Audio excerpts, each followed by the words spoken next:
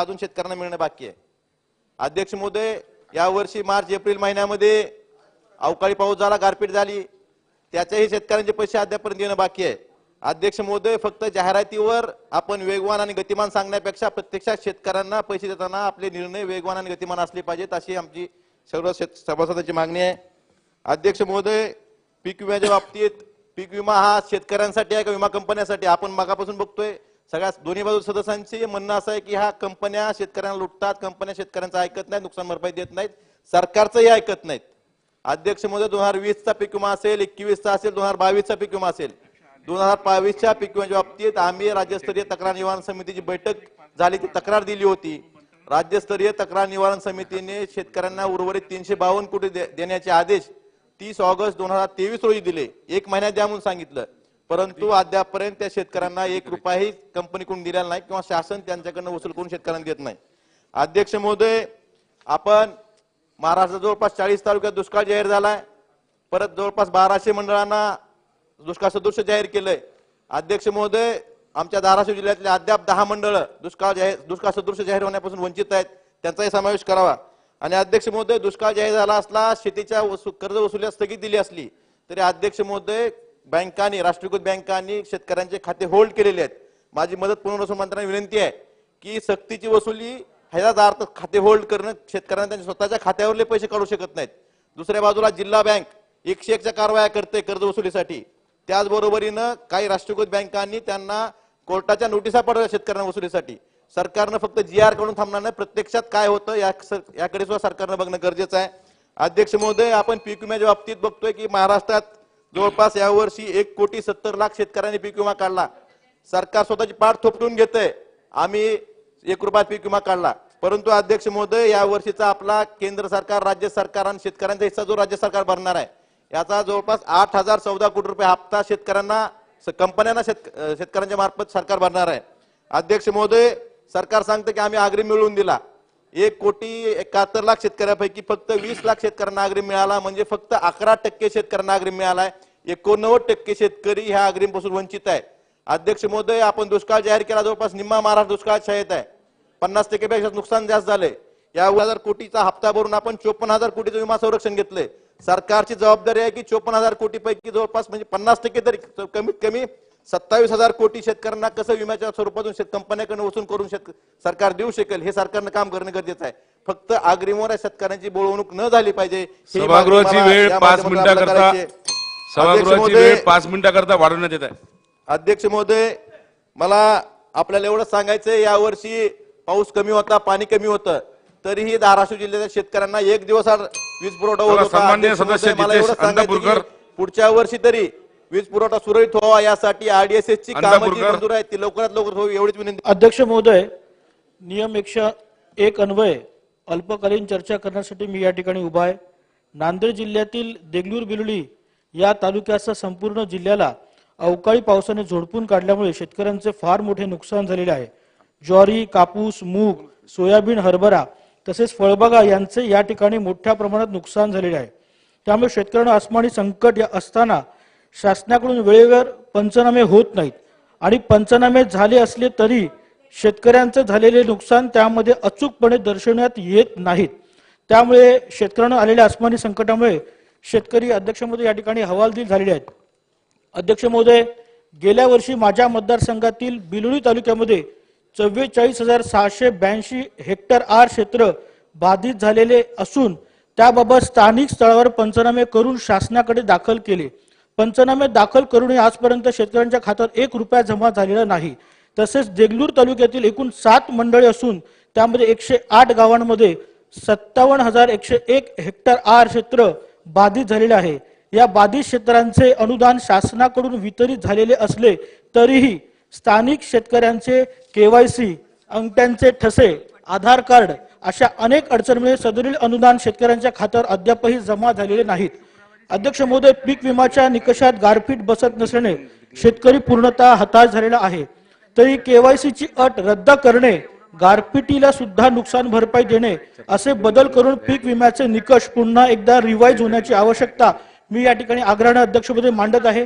अध्यक्ष महोदय, दावणीला चारा व शेतकऱ्यांचा सातबारा कोरा ही फक्त घोषणाच राहू नये तरी आपण या दृष्टीने कोणते पाऊल उचलली आहेत हे जरा सभागृहाच्या माध्यमातून शासनाने जाहीर करावे अशी माझी या ठिकाणी मागणी आहे.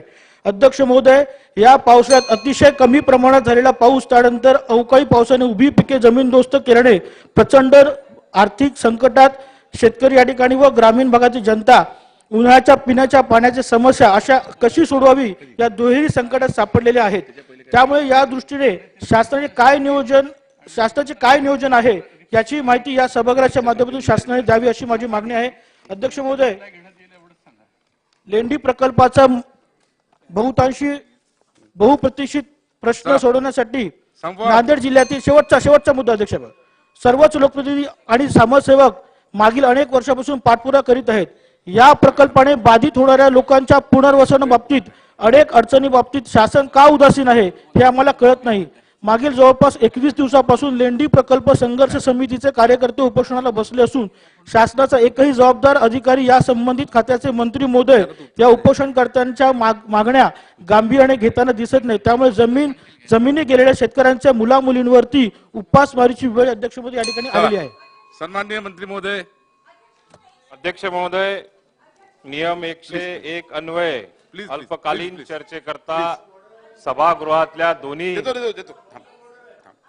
सत्ताधारी पक्षाचे आमदार असतील, विरोधी पक्षाचे नेते असतील, आमदार असतील, वेळ बघा, वेळेची यांनी मर्यादा आहे हो. अतिशय संवेदनशील अशी हा. ऐकू द्या या मंत्री ठिकाणी महोदय. चर्चा केली. राज्याच्या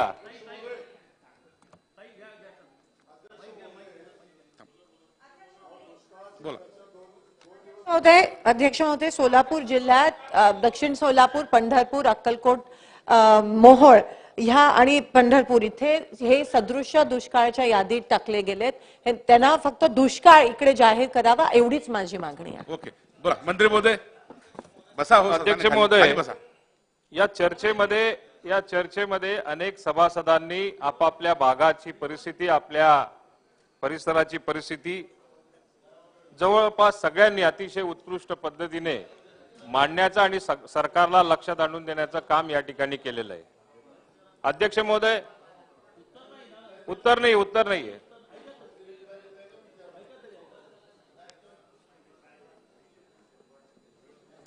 अध्यक्ष महोदय, याच्यामध्ये शासनाच्या वर्गे सरकारच्या वतीने ज्या वेळा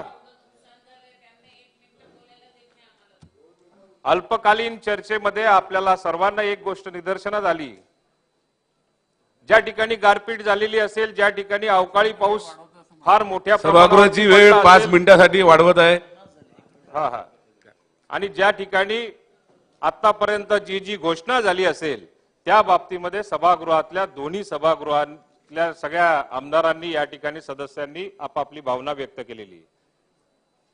नाना भाऊ, मी आपल्याला दाव्यानिशी सांगतो, याचा रिप्लाय जो असेल आणि सरकारकडनं घोषणा जी असेल ती मुख्यमंत्री महोदयांकडनं शुक्रवारी ही केली जाईल. आणि ती घोषणा अशी असेल की या राज्यामध्ये विरोधी पक्षाच्या नेत्यांना सुद्धा आश्चर्याचा धक्का बसेल, तोंडात बोट घालतील अशी घोषणा असेल. कारण मुख्यमंत्री ज्या पद्धतीने संवेदनशील आहेत, या राज्याचे मुख्यमंत्री ज्या पद्धतीने संवेदनशील आहेत, मुख्यमंत्री स्वतः बांधावर जाऊन, उपमुख्यमंत्री स्वतः बांधावर जाऊन त्या बाबतीमध्ये संपूर्ण पंचनामे आपल्याकडे प्राप्त, आता जे पंचनामे चालले ते पंचनामे प्राप्त झाल्यानंतर अध्यक्ष महोदय ते या ठिकाणी शुक्रवारी घोषणा करतील. धन्यवाद. बोला, काय हरकत आहे? आज माझी हरकत अशी आहे, मंत्री मला असं वाटलं की ज्या काही त्रुट्या आहेत त्यांच्या मतदारसंघातल्या मांडत असतील. त्यांच्या मतदारसंघातही खूप प्रॉब्लेम आहेत माझ्याजवळ. अजूनही कापसाच्या शेतकऱ्यांना अजूनही विमा मिळाला नाही. त्यांच्या मतदारसंघातले मला खूप प्रश्न माहिती आहे, त्याच्यामुळे मला तिकडे जायचं नाही. अध्यक्ष महाराज, पावसाळी अधिवेशनात मुख्यमंत्र्यांनी इथूनच घोषणा केली होती अध्यक्ष महाराज, ती अजूनही मदत मिळाली नाही.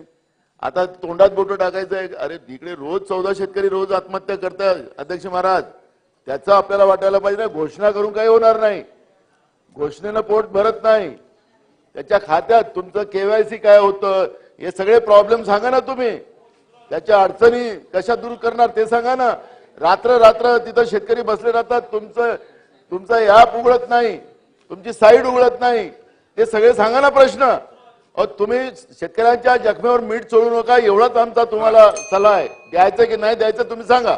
चला शुक्रवारी अध्यक्ष महोदय या सगळ्या गोष्टींचा खुलासा मुख्यमंत्री स्वतः करतील आणि घोषणा सुद्धा करतील. या राज्याच्या शेतकऱ्याच्या हिताच्या दृष्टिकोनातून ती घोषणा असेल. चला सन्मान्य सदस्य जयकुमार गोरे थोडक्यात अगदी थोडक्यात दुष्काळ चर्चा सभागृहामध्ये अध्यक्ष महोदय अल्पकालीन चर्चेच्या अन्वये होत आहे. ही चर्चा होत असताना अध्यक्ष महोदय दुष्काळ जाहीर करण्याचे निकष आता खूप चर्चा झालेली आहे, पण मंत्री महोदय येत आहेत. मंत्री महोदयांच्याकडे मी पण दुष्काळाच्या जाहीर करण्यासंदर्भात गेलतो. मंत्री महोदय या राज्यामध्ये दुष्काळात फक्त 40 तालुके सहभागी होण्याचं कारण या राज्यातली प्रशासकीय व्यवस्था आहे. या राज्यातले अधिकारी आहेत. दुष्काळाचे निकष ठरवण्यासाठी ज्या समित्या बनवल्या खरीपाच्या हंगामामध्ये दुष्काळ जाहीर करण्यासाठी त्या समित्यांच्या बैठका झाल्या नाहीत. त्या समित्यांनी जे निकष आहेत मला नाही वाटत एकाही सदस्याला निकष काय आहेत माहिती आहेत. त्यामुळं आज जी परिस्थिती निर्माण झाली आपण ठीक आहे आपण राज्याचे पैसे देऊन दुष्काळ जाहीर कराल हे सगळं मला मान्य आहे, परंतु या दुष्काळासाठी राज्याला केंद्राचे प्रचंड मोठ्या प्रमाणात मदत झाली असती, पैसे आले असते. याला कारण कोण आहे तर ही प्रशासकीय व्यवस्था आहे. मंत्री महोदय या बाबतीत शासन सुद्धा उदासीन होतं. पाऊस कमी पडला शासनाला माहिती होतं. त्या अनुषंगाने दुष्काळ जाहीर करण्याची मुदत 30 ऑक्टोबर पर्यंत हे माहिती होतं. असं असताना शासनाच्या मंत्र्यापासून सगळ्यांनी किती बैठका घेतल्या, किती तालुक्याचा माहिती घेतली, किती त्या संदर्भातील चर्चा झाल्या, काही नाही झालं. अध्यक्ष महोदय ही सगळी परिस्थिती निर्माण होण्यासाठी ही सगळी व्यवस्था जबाबदार आहे. आणि आज आपण ठीक आहे आपण जाहीर करू, मुख्यमंत्री उपमुख्यमंत्री संवेदनशील आहेत, शासन संवेदनशील आहे, पैसे देतील, दुष्काळाला मदत होईल, पण त्याने काही सगळे प्रश्न सुटणार नाहीत. त्याच्या पूर्वतयारीच्या ज्या बैठका व्हायला पाहिजे होत्या त्या मंत्री महोदय झाल्या नाहीत. आणि ना तुम्हाला अधिकाऱ्यांनी तुम्हाला विश्वासात घेतलं, चला अधिकाऱ्यांनी तुम्हाला सुद्धा विश्वासात घेतलं मंत्री महोदयांना. चर्चेवर नंतर उत्तर देण्यात येईल. सभागृहाची विशेष बैठक आता स्थगित होत आहे. सभागृहाची नियमित बैठक सकाळी 11 वाजता भरेल.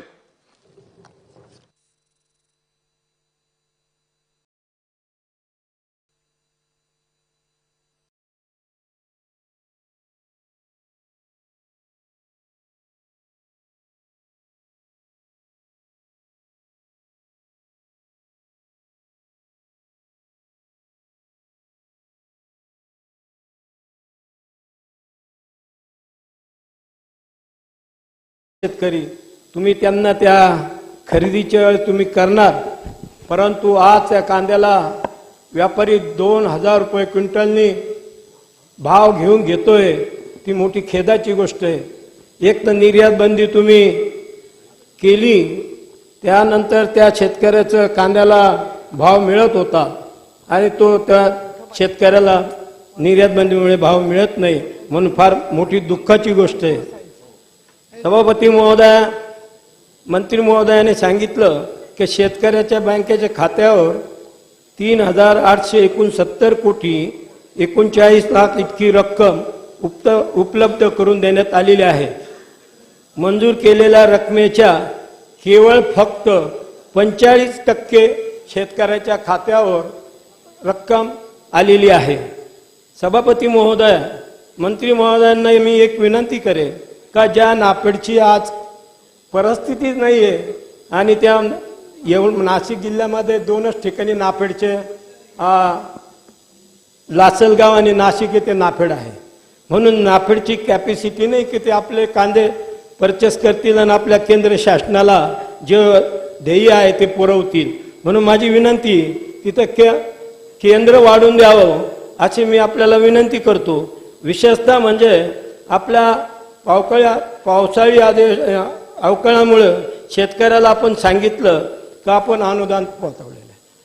आम्ही आपल्याला सांगू इच्छितो का शेतकऱ्याला आता अवकाळी पावसाचे पंचनामे सुद्धा अजून काही ठिकाणी झालेले नाही आहे आणि जिथं झालेले तिथं अत्यंत आवश्यकता आहे की त्यांच्या खात्यावर आपण सकाळीच मीडिया पुढे सांगितलं की किती 22 का काहीतरी कोटी हजार आपण शेतकऱ्याच्या अनुदान म्हणून दिलेले आहे, परंतु जोपर्यंत येत नाही तोपर्यंत आम्ही ते काय ग्राह्य धरणार नाही. म्हणून त्याला आपल्या शेतकऱ्याच्या खात्यावर येण्यासाठी लवकरात लवकर आपण पाठवा अशी मी नम्र विनंती करतो. सभापती महोदया, 23 सप्टेंबर रोजी नैसर्गिक आपत्तीमुळे नुकसान झालेल्या क्षेत्राकरिता म्हणून 1630 कोटी 12 लाख रुपये मान्यता देण्यात आलेली आहे. त्यापैकी 1 रुपयाही शेतकऱ्याला उपलब्ध करून देण्यात आलेला नाही. शासन केवळ शेतकऱ्याच्या मदतीची घोषणा करतं, परंतु शेतकऱ्याच्या पदरात काही पडत नाही. ही फार खेदाची गोष्ट आहे. सभापती महोदया, मी आपणास सांगू इच्छितो आपल्या मार्फत मंत्री महोदयांना, तर ज्या ज्या वेळेस आपल्या शेतकऱ्याच्या बाबतीमध्ये आपण घोषणा केल्या त्या वेळेवर काही पोहोचत नाही. त्या विशेषतः म्हणजे कांद्याच्या अनुदानाच्या बाबतीमध्ये म्हटलं तर कृषी उत्पादन बाजार समित्या, खाजगी बाजार, थेट अनुमतीधारक नाफेड आणि खरेदी केंद्राकडे 1/2/23 ते 31/3/23 कालावधीमध्ये खरीप लाल कांदा विक्री केलेला प्रति क्विंटलला 350 रुपये, जास्तीत जास्त 200 क्विंटलला शेतकऱ्याला आपण अनुदान मंजूर केलेलं आहे. परंतु त्यांच्या खात्यावर अजून 200 तर नाही, परंतु ज्या 200च्या वर खरेदी झालेल्या कांद्यावाल्यांना तर नाही, परंतु ज्यांनी 200 केले त्यांच्या खात्यावर अजून 350 रुपयाचं अनुदान अजून मिळालं नाही. म्हणून मी आपल्याला विनंती करू इच्छितो की त्यांच्या खात्यावर पैसे लवकरच टाकून द्यावं. विशेषतः म्हणजे अनुदान मागणीच्या कालावधीत 33 दिवसाचा ठेवला होता. ते असल्याने ते संगणकीकरण किंवा त्याच्या सध्याच्या गतीने काम करत नव्हतं. असे अनेक शेतकऱ्याच्या अनुदानाची मागणी आहे, ती आपण दिली तर बरं होईल. सभापती महोदया, या शेतकऱ्याच्या बाबतीमध्ये 23 आणि 25 तारखेला अवकाळी पाऊस झाला.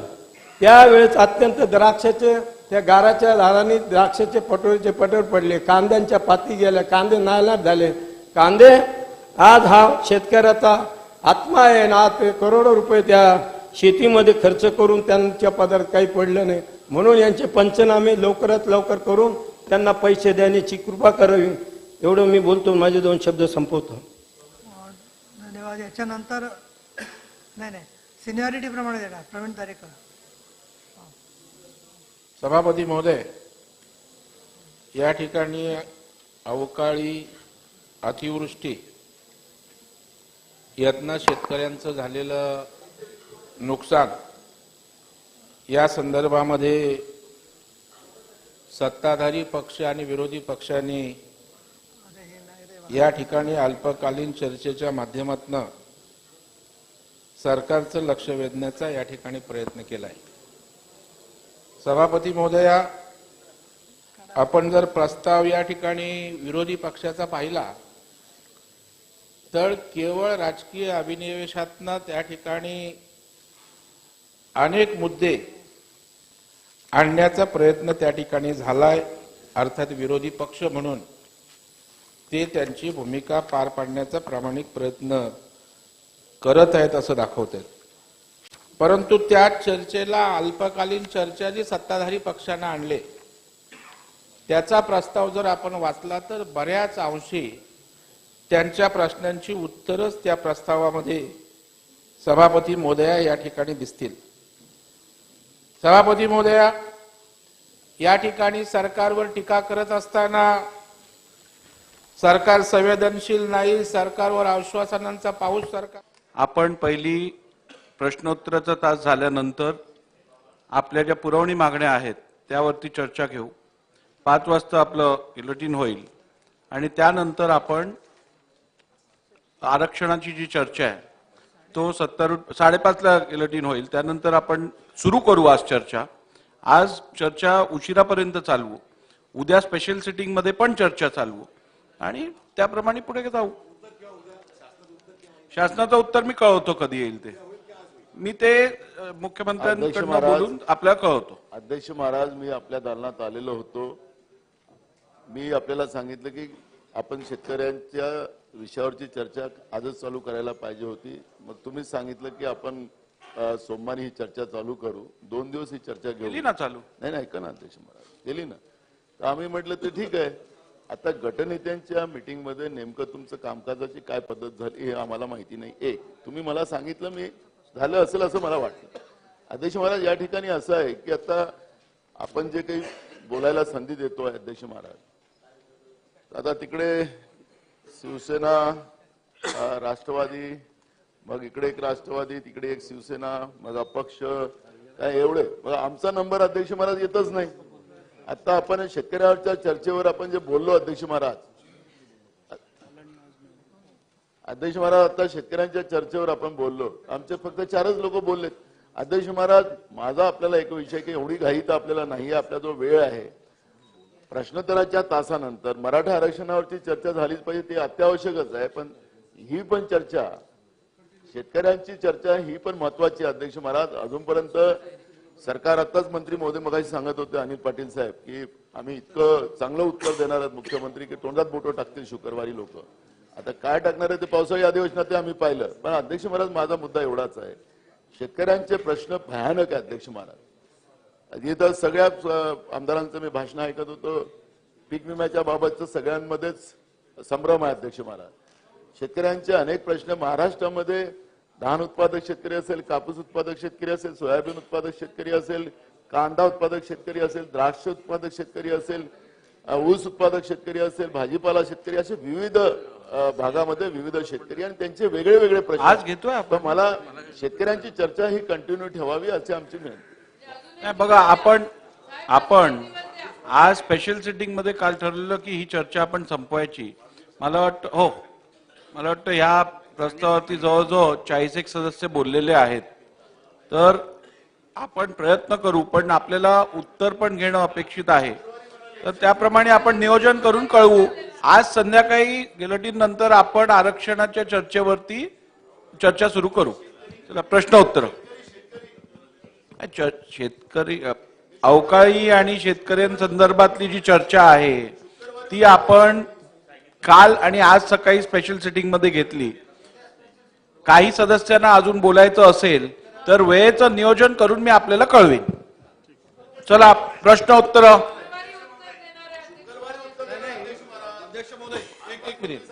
नाही, अध्यक्ष महोदय, मला विनंती आहे आपल्याला की आज चर्चा संपूर्ण, आज आम्हाला, मी सकाळी पण म्हणालो, मी पळत आलो खरं म्हणजे 10 वाजता 10:30ला 10:15ला उत्तर सुरू करू अशी मला माहिती मिळाली. एखाद्या चर्चेची, अल्पकालीन चर्चेची उत्तर आपण 4-4 दिवसानंतर देतो का?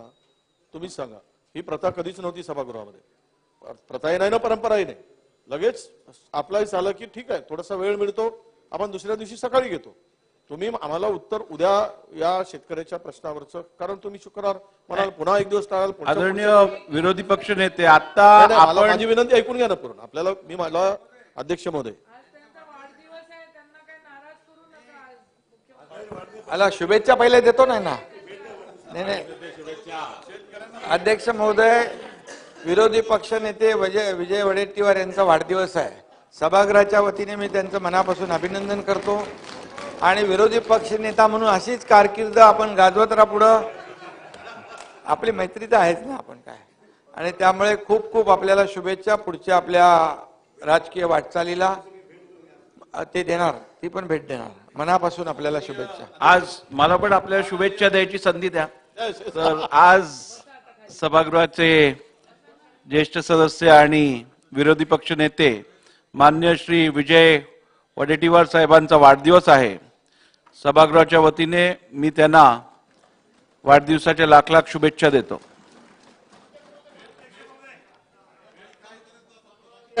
सन्माननीय अध्यक्ष महोदय, आजचा सभागृहासमोरचा कामकाजाचा एकंदरीत कशा पद्धतीनं कामकाज होईल हे आपण सांगितलं.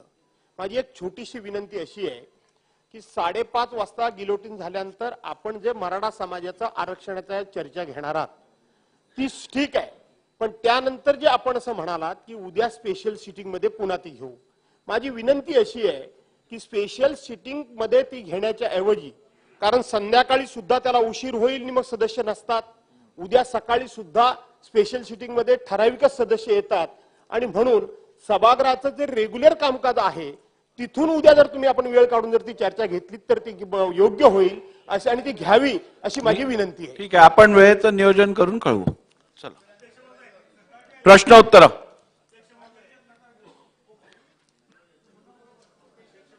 आपल्याकडं नियम 48/98 स्पष्टीकरण देण्याच्या बद्दल मी आपल्याकडे विनंती केली होती आणि आज आपण संधी देतो असं मला म्हणलं होतं. ठीक आहे, प्रश्नोत्तरानंतर. अध्यक्ष महोदय, प्रश्नोत्तरानंतर प्रश्न क्रमांक 1. प्रश्न क्रमांक 74/895. अध्यक्ष महोदय, पिंपरी चिंचवड मनपाच्या अध्यक्ष महोदय, छापल्याप्रमाणे. अध्यक्ष महोदय, पिंपरी चिंचवड मनपाच्या अनियोजित बद्ध कारभारामुळे गेल्या 7 वर्षापासून 19 कोटी रुपये खर्च करूनही नागरिकांसाठी प्राणी संग्रहालय बंद असल्याने प्राणीप्रेमी नागरिक संताप व्यक्त करीत आहेत. मागील 7 वर्षात अनेक वेळा ठेकेदाराला काम करण्याची मुदतवाढ देऊनही प्राणी संग्रहालय पर्यटनास खुले करण्यात मनपाला अपयश आले आहे. असतानाही सदर ठेकेदारावर कोणतीही कारवाई करण्यात आलेली नाही. वेळेत काम पूर्ण न झाल्याने परिणामी दाटीवाटीत अधिक वास करीत असल्यामुळे 36 प्राणी मृत्युमुखी पडले आहेत. परंतु सल्लागार व ठेकेदार मनपा अधिकारी पाठीशी घालत आहेत. अध्यक्ष महोदय, माझे स्पेसिफिक प्रश्न आहेत की प्रश्न क्रमांक 1, प्राणी संग्रहालयात मृत पडलेल्या 36 प्राणी व निकृष्ट दर्जाचे काम करणाऱ्या ठेकेदार व त्यांना पाठीशी घालणाऱ्या मनपा अधिकाऱ्यांची केंद्रीय प्राणी संग्रहालय प्राधिकरणाच्या सक्षम अधिकाऱ्यांमार्फत चौकशी करून दोषींवर कारवाई करणार का?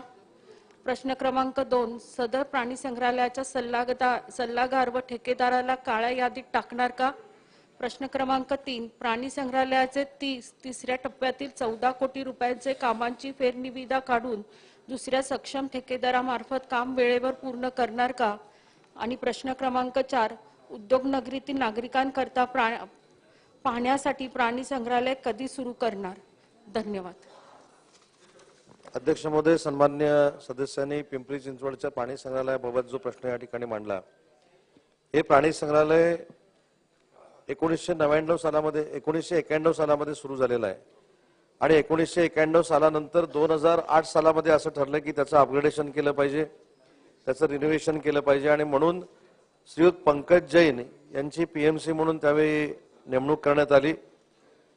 24/6/2006 CZAनं त्याला परवानगी दिली. त्यावेळेचा आराखडा 24.95 कोटीचा होता. DPRला CZAनं 2/6/2016 मान्यता दिली आणि टप्पा 1 आणि टप्पा 2 मध्ये या प्राणी संग्रहालयाचं काम करायचं ठरलं. टप्पा 1 मध्ये 13,74,05,377 रुपये खर्च करण्याचा निर्णय घेण्यात आला होता आणि दुसऱ्या टप्प्यामध्ये 6,23,92,469 रुपये खर्च करण्याचा निर्णय घेण्यात आला होता. सन्मान्य सदस्यांनी जे सांगितलं की पीएमसीला रद्द करण्यात यावं, पीएमसी ऑलरेडी रद्द केलेली आहे. त्याच्यानंतर नवीन पीएमसी नेमण्यात आली, ती देखील रद्द केलेली आहे आणि त्याच्यानंतरच अध्यक्ष महोदय CZAचे सगळे अधिकारी हे पिंपरी चिंचवड महानगरपालिकेमध्ये आले. त्यांनी प्राणी संग्रहालयाची पाहणी केली आणि त्याच्यानंतर त्यांनी रचनात्मक बदल करावे प्राणी संग्रहालयामध्ये अशा पद्धतीच्या सूचना केल्यामुळं नव्यानं 19 कोटी रुपयाचं टेंडर हे काढण्यात आलेलं आहे आणि लवकरात लवकर प्राणी संग्रहालय लोकांना पाहण्यासाठी खुलं करण्याच्या दृष्टीनं पिंपरी चिंचवड महानगरपालिका ही कार्यवाही करणार आहे. आणि 36 प्राण्यांचा जो मृत्यू झाला त्याच्यामध्ये तो नैसर्गिक मृत्यू आहे. काही प्राणी हे कात्रजच्या प्राणी संग्रहालयामध्ये देखील शिफ्ट केलेले आहेत आणि म्हणून मला असं वाटतं की दोन्ही कन्सल्टंटवर कारवाई करण्यात आलेली आहे, नव्यानं टेंडर काढण्यात आलेलं आहे. परंतु रचनात्मक जे बदल केले पाहिजेत हे करणं आवश्यकच आहे. प्राण्यांना जर तिथे ठेवायचं आहे असं CZAचं म्हणणं असल्यामुळं काही कालावधी याच्यामध्ये जाईल, परंतु लवकरात लवकर हे काम पूर्ण करण्यात येईल. विरोधी पक्षनेते.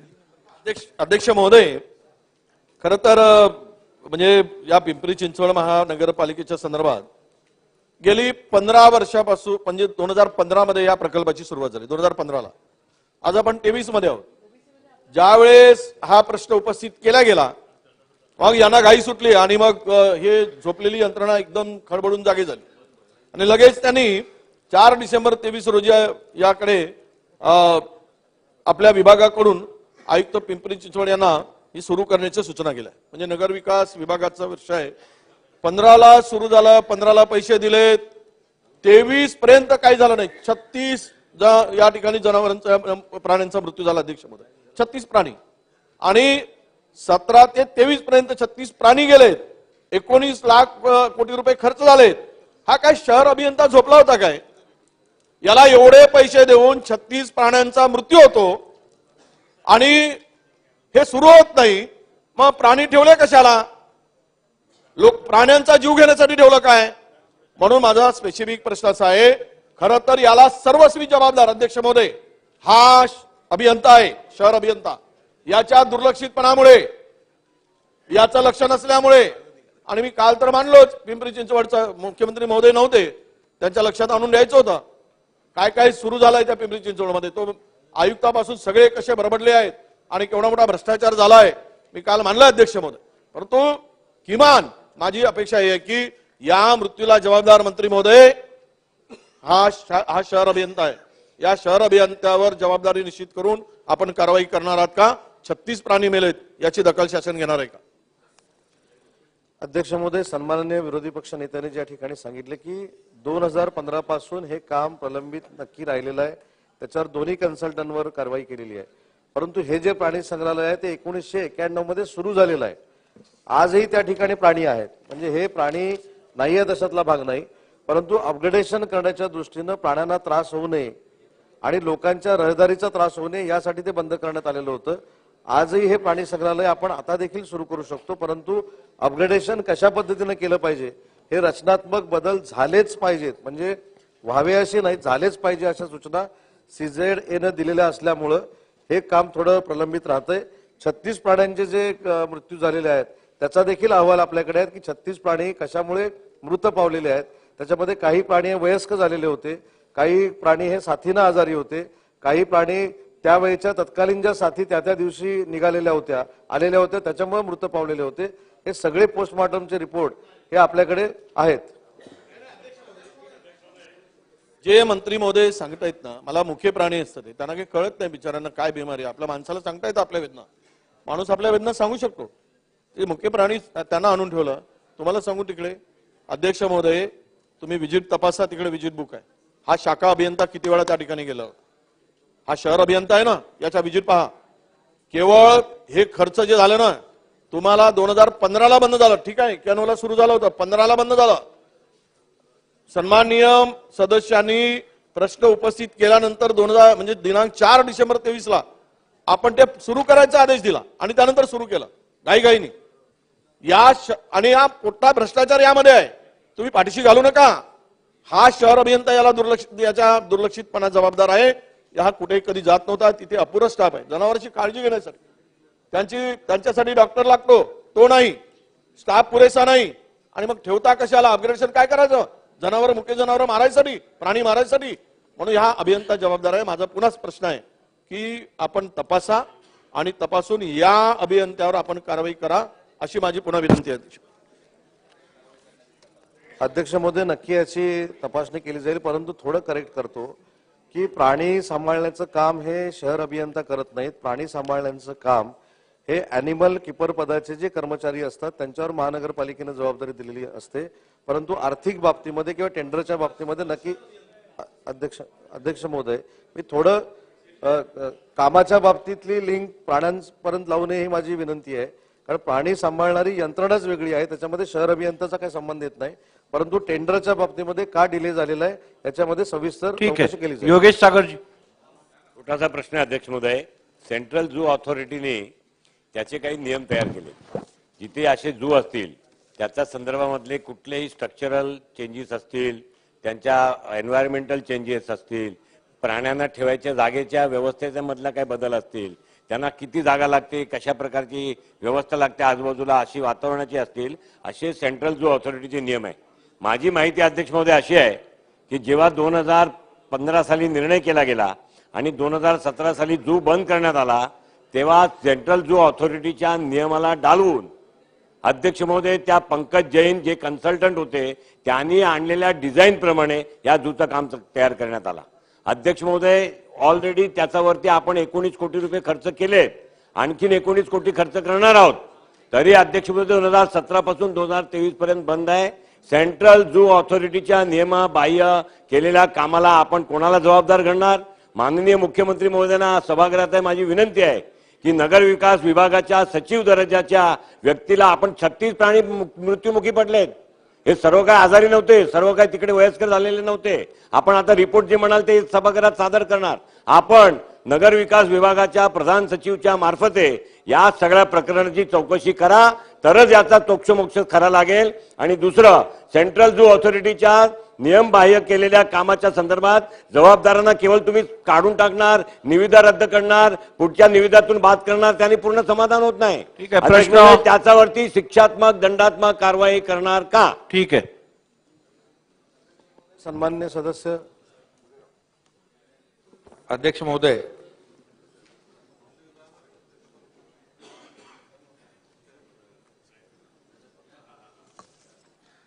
सन्माननीय विरोधी पक्ष नेत्यांनी या संदर्भात प्रश्न उपस्थित केला. आता योगेश सागरजींनी पण त्याच्यावर भाष्य केलंय. 36 प्राणी जे आहेत त्यांचा मृत्यू 10 वर्षामध्ये गेल्या 10 वर्षात झालेला आहे. त्याच्यामध्ये पोस्टमॉर्टम रिपोर्टमध्ये काही नॅचरल डेथ होतं, काही हवामान बदलामुळे काही मृत्यू झालेले आहेत. आणि जो अहवाल आहे औंध वेटरनरी हॉस्पिटलच्या मार्फत आपण सेंट्रल झू अथॉरिटीला देखील हा पाठवलेला होता. आणि त्यामध्ये त्यांनी देखील त्या अहवालावर असं काही आक्षेप घेतलेला नाही. परंतु तरी सुद्धा 36 जनावरांचा मृत्यू होणं ही देखील एक गंभीर बाब आहे. आणि म्हणून जसं आपण प्रधान सचिव नगर विकासच्या माध्यमातून ज्या संबंधित अधिकाऱ्याची किंवा जे कोणी याच्यामध्ये चौकशी केल्यानंतर दोषी आढळतील त्यांच्यावर आपण चौकशी करून कारवाई करू. चला पुढे घेऊ. अध्यक्ष महाराज, माननीय मुख्यमंत्री महोदयांनी या विषयाचं उत्तर दिलं, पण जो मूळ मुद्दा अध्यक्ष महाराज आहे त्याच्यावर पैसे खर्च केले जातात. मी आपल्याला अध्यक्ष महाराज सांगतो की जसं महाराष्ट्र भ्रष्टाचारामध्ये 1 नंबर आला पूर्ण देशात, तसं हे पिंपरी चिंचवड महानगरपालिका जी आहे ती 1 नंबर भ्रष्टाचारी आहे. आणि तिथल्या आयुक्ताची त्याच्यामध्ये मोठी भूमिका त्या ठिकाणी निभवतात आहेत. माझं माननीय मुख्यमंत्र्यांना एवढाच प्रश्न आहे की हे पैसे खर्च झालेत काय? म्हणजे अनेक पिंपरी चिंचवडमध्ये अध्यक्ष महाराज तिथं आपले कॅमेरे सीसीटीव्ही कॅमेरे लावले, त्याला खाली वायरच नाही लावले, त्याचं पूर्ण त्या पद्धतीची व्यवस्था केलेली आहे. अजित दादा आमच्याबरोबर होते, त्यांच्याबरोबर मी प्रचाराला गेलो होतो तिथं बाय इलेक्शनमध्ये, त्यावेळेस मी हा मुद्दा उपस्थित केला. आता ते सरकारमध्ये गेले. पण अध्यक्ष महाराज मी आपल्याला सांगतो की पिंपरी चिंचवड हे भ्रष्टाचाराचं मोठं केंद्र आहे महानगरपालिका. आता परवा तिथं जळून लोक मरण पावली, ते एका कारखान्यामध्ये आग लागली मेणबत्तीच्या. अध्यक्ष महाराज थोडंसं, कारण की भयानक आहे अध्यक्ष महाराज. आणि त्या ठिकाणी अध्यक्ष महाराज साधं बर्निंग झालेल्या पेशंटचं सुद्धा त्या हॉस्पिटलमध्ये काही व्यवस्था नाही, त्या ससूनमध्ये न्यावं लागतं. अध्यक्ष महाराज होरपडून महिला मेल्यात त्या ठिकाणी. ते परवाची घटना आपल्या अधिवेशन चालू असताना झालेली घटना अध्यक्ष महाराज. आणि म्हणून माझं मुख्यमंत्री महोदयांना मान्य आहे, आम्ही लगेच पत्र देतो, त्याच्यात काय काय भ्रष्टाचार आहे त्याचं एक डिटेल पत्रही देतो आम्ही अध्यक्ष महाराज. आणि मुख्यमंत्री महोदय याच्यावर कारवाई करेल का एवढीच भूमिका आमची आहे. त्याला आयुक्तापासूनच सगळं आहे अध्यक्ष महाराज. अध्यक्ष महोदय, या बाबतीमध्ये नानाभाऊंनी जो मुद्दा मांडलेला आहे, आता हा मी तर अगोदर उत्तर दिलं की याच्या बाबतीत चौकशी आपण करू. जे प्राण्यांचा मृत्यू झालाय तो सेंट्रल झू अथॉरिटीला पण पाठवला आपण. आणखी आपण नाही ऐका ना, अरे बाबा ऐकतो मी. आणि त्याचबरोबर हे जे आता हे देखील आपण एक निर्णय या ठिकाणी घेऊ की PCMCने ही झू जे आहे प्राणी संग्रहालय स्वतःकडे न ठेवता फॉरेस्ट डेव्हलपमेंट कॉर्पोरेशन महाराष्ट्राकडे आपण ते हँडओव्हर करा, जेणेकरून त्यांना त्याच्यातलं सगळी भ्रष्टाचार काय झालं त्याचं तर तुम्ही पत्र द्या, मला पत्र द्या. नाही कुणाला, मग त्यांना पत्र द्या आणि मलाही दोघांनाही पत्र द्या. पत्र दिल्याशिवाय कसं कळणार? तर त्यामुळे पत्र द्या. आणि कुठेही भ्रष्टाचाराला पाठीशी हे सरकार घालणार नाही बिलकुल. आणि आपण दिलेल्या पत्राचं गांभीर्याने आम्ही पुढची चौकशी करू. चला प्रश्न क्रमांक 2. अध्यक्ष महोदय, प्रश्न क्रमांक 73,738. महोदय छापल्याप्रमाणे. अध्यक्ष महोदय, हा प्रश्न मी अंबाजोगाई नगर परिषद जे कर्मचारी आहेत जे दिवस रात्र अंबाजोगाई शहरासाठी काम करतात त्यांच्यासाठी इकडे लावलेला आहे.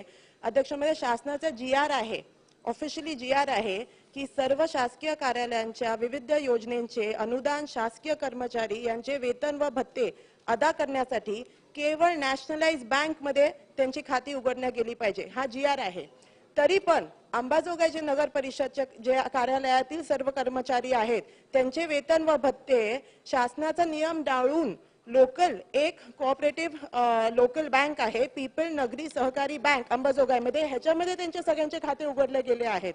आणि सरप्राइझिंग गोष्ट ही अशी आहे इकडे जी शासनाने नोंद घ्यावी की हे जे आहे पीपल नगरी सहकारी बँक, ह्या बँकचे जे ओनर आहेत ते तात्कालीन त्यावेळेसचे जे नगराध्यक्ष उपनगराध्यक्ष आहेत तेच ते बँकेचे ओनर आहेत. तर त्यांनी स्वतःचा पदाचा दुरुपयोग करून त्यांनी सगळ्या लोकांचं अकाउंट या बँकेमध्ये उघडलेले गेले आहे. आणि गेल्या 3 वर्षामध्ये अध्यक्षमध्ये 2-3 अंबाजोगाई नगर परिषदचे कर्मचारी ते वारले, पण त्यांचे सॅलरी अकाउंट कोऑपरेटिव्ह बँकमध्ये असल्यामुळे नॅशनलाइज बँकमध्ये असल्यामुळे नाही, त्यांना काहीही ऍक्सिडेंटल इन्शुरन्स का सॅलरी इन्शुरन्स बेनिफिट त्यांच्या परिवाराला भेटले नाही. म्हणून माझ्या शासनाला 2च प्रश्न आहेत अध्यक्ष महोदय. ते आहे की त्यावेळेचे जे नगराध्यक्ष व CEO होते ज्यांनी हे सर्व केलं आपल्या स्वतःच्या भल्यासाठी स्वतःच्या हितासाठी हे जे गोष्टी केल्या त्यांच्यावरती शासन काय गुन्हा दाखल करणार का? आणि दुसरा प्रश्न आहे की आपण जे उत्तर आहे त्याच्यामध्ये लिहिलेलं की कलेक्टर बीड यांच्या मार्फत एक रिपोर्ट मागवण्यात येणार आहे या सगळ्या प्रकरणाचा, कारण हे उत्तरामध्ये आलं आहे की हे सगळं असंख्य खरं आहे. तर त्या रिपोर्टचं काही टाइमलाईन आहे का? एवढेच माझे 2 प्रश्न आहे. धन्यवाद. अध्यक्ष महोदय, सन्मान्य सदस्यांनी अंबाजोगाई नगर परिषदेच्या बाबतीतला खात्याचा जो विषय सांगितला त्याच्यामध्ये सहाय्यक अनुदानाचं जे खातं आहे ते SBI मध्येच आहे. आणि ज्यावेळी अंबाजोगाई पीपल्स कोऑपरेटिव्ह बँकेमध्ये ही खाती उघडली गेली त्यावेळी हा आपल्याकडे नियम नव्हता की ते राष्ट्रीयकृत बँकांमध्ये असलं पाहिजे. परंतु ज्यावेळी नियम झाला त्याच्यानंतर काही कालावधीमध्ये नक्की ही खाती जी आहेत ही कोऑपरेटिव्ह बँकेमध्ये होती. परंतु त्याच्यानंतर पुन्हा एकदा निर्णय झाला 20/5/2021 ला की ही खाती कोऑपरेटिव्ह बँकेमध्ये असली तरी चालतील. परंतु याच्यामध्ये जर काय अनियमितता झाली असेल तर ऑलरेडी जिल्हाधिकारी याचा तपास करतायत. जिल्हाधिकाऱ्यांकडनं हा अहवाल आल्यानंतर त्याच्यामध्ये जर कोण समावेश असेल तर त्याच्यावर देखील कार्यवाही करण्यात येईल. परंतु सध्या 20/5/2021च्या GR प्रमाणे पूर्ण कार्यवाही सुरू आहे. अशोक चव्हाण साहेब. अध्यक्ष महोदय, हा निर्णय मंत्रिमंडळाच्या स्तरावर घेण्यात आला होता की राज्यामध्ये ज्या संस्थांचे अवर्ग ऑडिट नाहीयेत किंबहुना ज्यांची परिस्थिती बरोबर नाहीये, मिसमॅनेजमेंट आहे आणि लोकांच्या पैशाचा अपहार होऊ नये किंबहुना शासनाचे पैसे याच्यामध्ये अडकू नयेत अशा पतसंस्था असतील, सहकारी बँका असतील, ज्या चांगल्या पद्धतीने चालत नाहीत, यांच्यावर थोडंसं जोपर्यंत ते सुधारत नाहीत किंबहुना प्रशासन त्यांचं योग्य पद्धतीने काम करून ते जोपर्यंत नफ्यात येत नाही तोपर्यंत शासनाचे अकाउंट्स त्याच्यामध्ये उघडू नयेत. हा मागच्या सरकारच्या वेळेस दादा त्यावेळेस वित्तमंत्री होते त्यावेळेस आपण हा निर्णय घेतला होता. अध्यक्ष महोदय, विषय एवढाच आहे, याचं गांभीर्य यासाठी आहे कारण की अनेक वेळा आपण पाहतो की अशा पतसंस्था किंवा सहकारी बँकेमध्ये किंवा राष्ट्रीयकृत बँकेमध्ये सुद्धा ज्याचं प्रशासन बरोबर नाहीये, अडचणीमध्ये आहेत, ते पैसे अडकून बसतात, नंतर शासनाचे पैसे अडकतात, लोकांचे पैसे देणं होत नाही, अशा अनेक गोष्टी घडलेल्या आहेत. पण आर्थिक त्याच्यामध्ये कुठला फ्रॉड होऊ नये ही काळजी घेतली जाते. पण तो हल्लीच्या काळात मध्यंतरी मी ऐकतो की काही बँकांना सुद्धा आपण शिथिलता देऊन ते आपण केलेलं आहे. तर शासन अपवादात्मक केसेसमध्ये असं काय करत आहे का, हा माझा पहिला प्रश्न आहे. आणि देत असताना मग असे कुठले निकष आहेत जे लक्षात घेऊन ती शिथिलता दिली जाते हे मला समजून घ्यायचं आहे. अध्यक्ष महोदय, सन्मान्य सदस्य अशोक चव्हाण साहेबांनी जो मुद्दा मांडला तो खरा आहे की ज्यावेळी आपण आता ही खाती परत द्यायचा निर्णय घेतलाय त्यावेळी त्या बँकांची, सहकारी बँकांची किंवा पतसंस्था असतील त्यांची पूर्ण आर्थिक परिस्थिती बघूनच त्या ठिकाणी ती अकाउंट द्यावी अशा पद्धतीचा निर्णय घेण्यात आलेला आहे. ठीक आहे. प्रश्न क्रमांक 3. माननीय अध्यक्ष महोदय, प्रश्न क्रमांक 74-954 भिवंडी मनपा प्रभाग. अध्यक्ष महोदय, छापल्याप्रमाणे भिवंडी मनपा प्रभाग समिती क्रमांक 5चे 6 सहाय्यक आयुक्त यांच्या गैरकारभाराविरोधात श्री धुमाळ यांनी पुराव्यासह केलेल्या तक्रारी तत्कालीन मनपा आयुक्त व अन्य अधिकारी यांना देऊन वारंवार स्मरणपत्र देऊनही त्याची वेळीच चौकशी न करता हेतुता विलंब करणाऱ्या अधिकाऱ्यांविरोधात काय कारवाई करण्यात आली नसल्यास का नाही?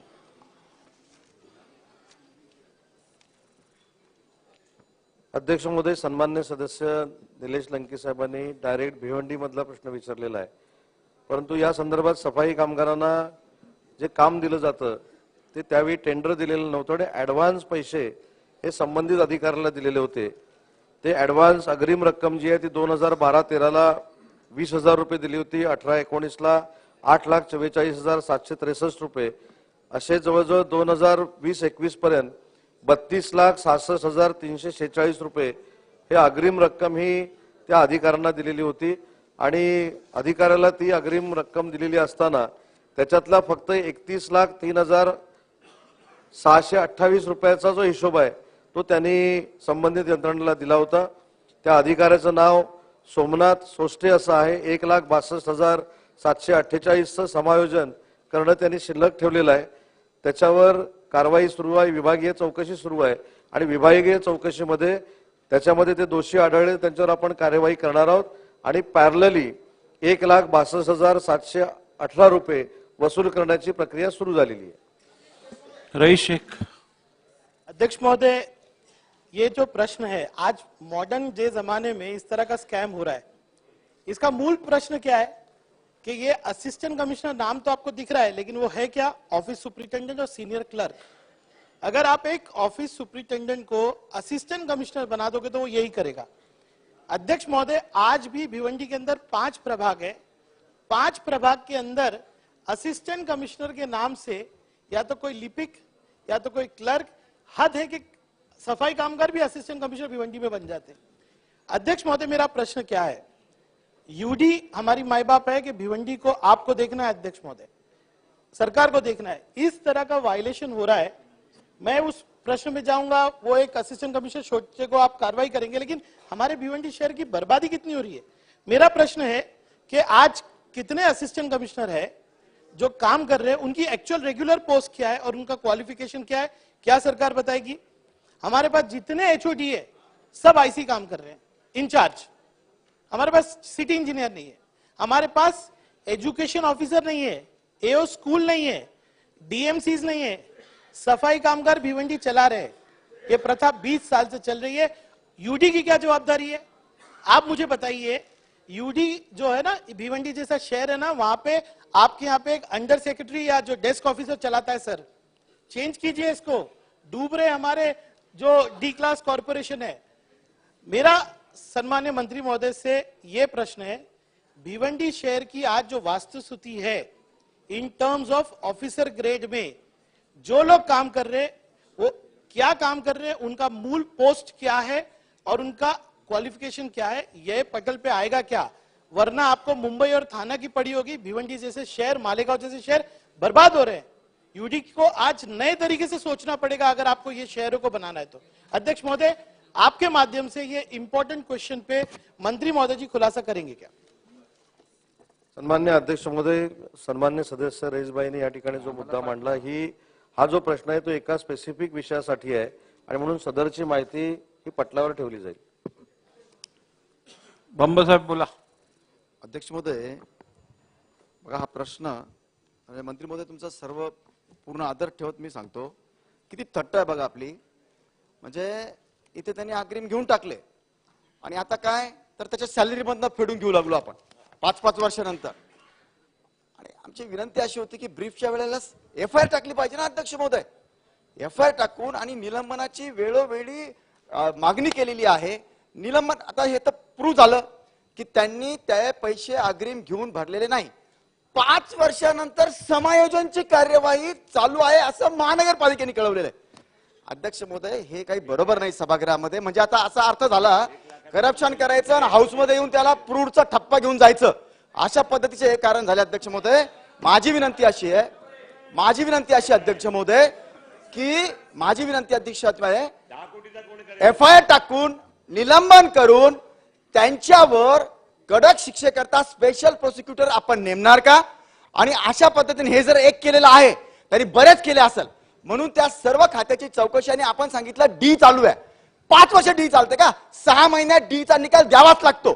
म्हणून आता डी चा निकाल तुम्ही किती दिवसात देणार आणि हे सभागृहातला तुम्ही कधी कळवणार? सन्मान्य अध्यक्ष महोदय, 30 दिवसाच्या आत जी विभागीय चौकशी आहे त्याचा अहवाल घेतला जाईल. त्याच्यामध्ये ते दोषी आढळले तर त्यांच्यावर सन्मान्य सदस्य सांगतात तर त्याच्यावर कारवाई केली जाईल.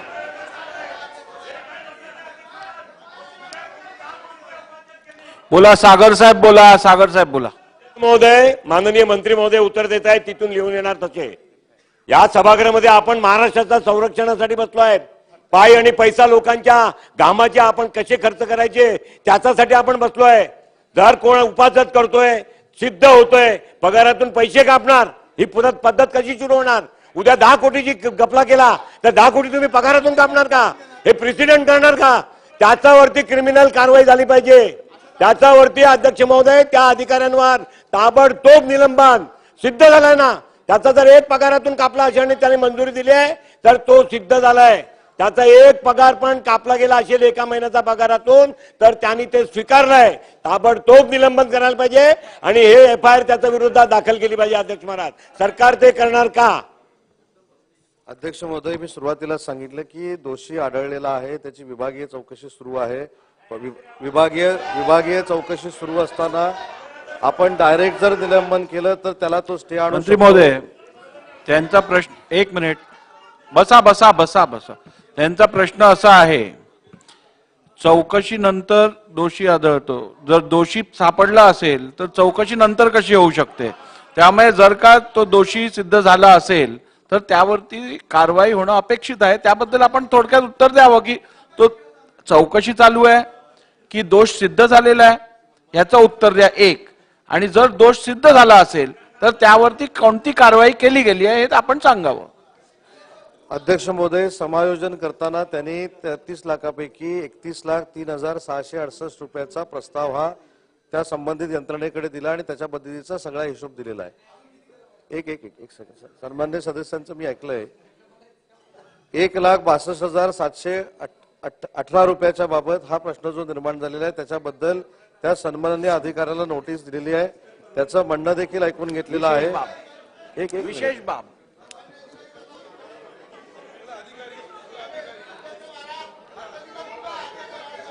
हा सन्मान, बसा, त्यांचं उत्तर होऊ दे. बसा बसा, उत्तर होऊ दे. बसा. मी सन्माननीय सदस्यांनी सांगितलेली जी भूमिका आहे त्याच्यावर बोलतोय. तसेच बंग साहेब इथं 3-4 वेळा निवडून आलेले आहेत, तसं मी देखील निवडून आलेले आहे, त्यांचा देखील मला सन्मान आहे. माझं फक्त एवढंच म्हणणं आहे की समायोजनाच्या बाबतीमधली कारवाई ही त्या यंत्रणेनं सुरू केलेली आहे. 1,62,000 रुपयाचा जो विषय आहे त्याच्यामध्ये त्यांनी भरलेले नाही, हे साबित झालेलं आहे आणि त्यांची विभागीय चौकशी सुरू आहे. विभागीय चौकशीचा अहवाल हा 30 दिवसात नाही 15 दिवसामध्ये आणण्याच्या सूचना आपण देऊ आणि त्याच्यानंतर त्यांच्यावर कारवाई करू. नाही झालं, आता सांगितलं. प्रश्न क्रमांक 4.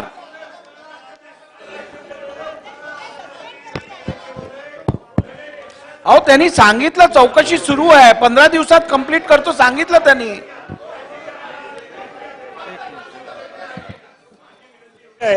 की आपण जर निर्णय केला असेल प्रशासकीय लेवलवरती की त्याचा पगारातून समायोजन ती रक्कम जी बाकी आहे ती करून घ्यायची. जर ते समायोजनची रक्कम त्याचा एकाही पगारातून गेली आहे म्हणजे त्यांनी स्वीकारलं आहे की त्याही असं नाही चालत. सागर साहेब, मंत्री महोदयांनी स्पष्टपणे सांगितलंय की चौकशी चालू आहे, 15 दिवसात चौकशी पूर्ण करणार आहेत. अजून काय सांगणार ते? तुम्हाला काय चौकशीच्या आधीच निलंबन पाहिजे का? असं नाही चालणार. बोला, प्रश्न क्रमांक 4. अध्यक्ष महोदय, प्रश्न क्रमांक 4. अध्यक्ष महोदय, छापल्याप्रमाणे.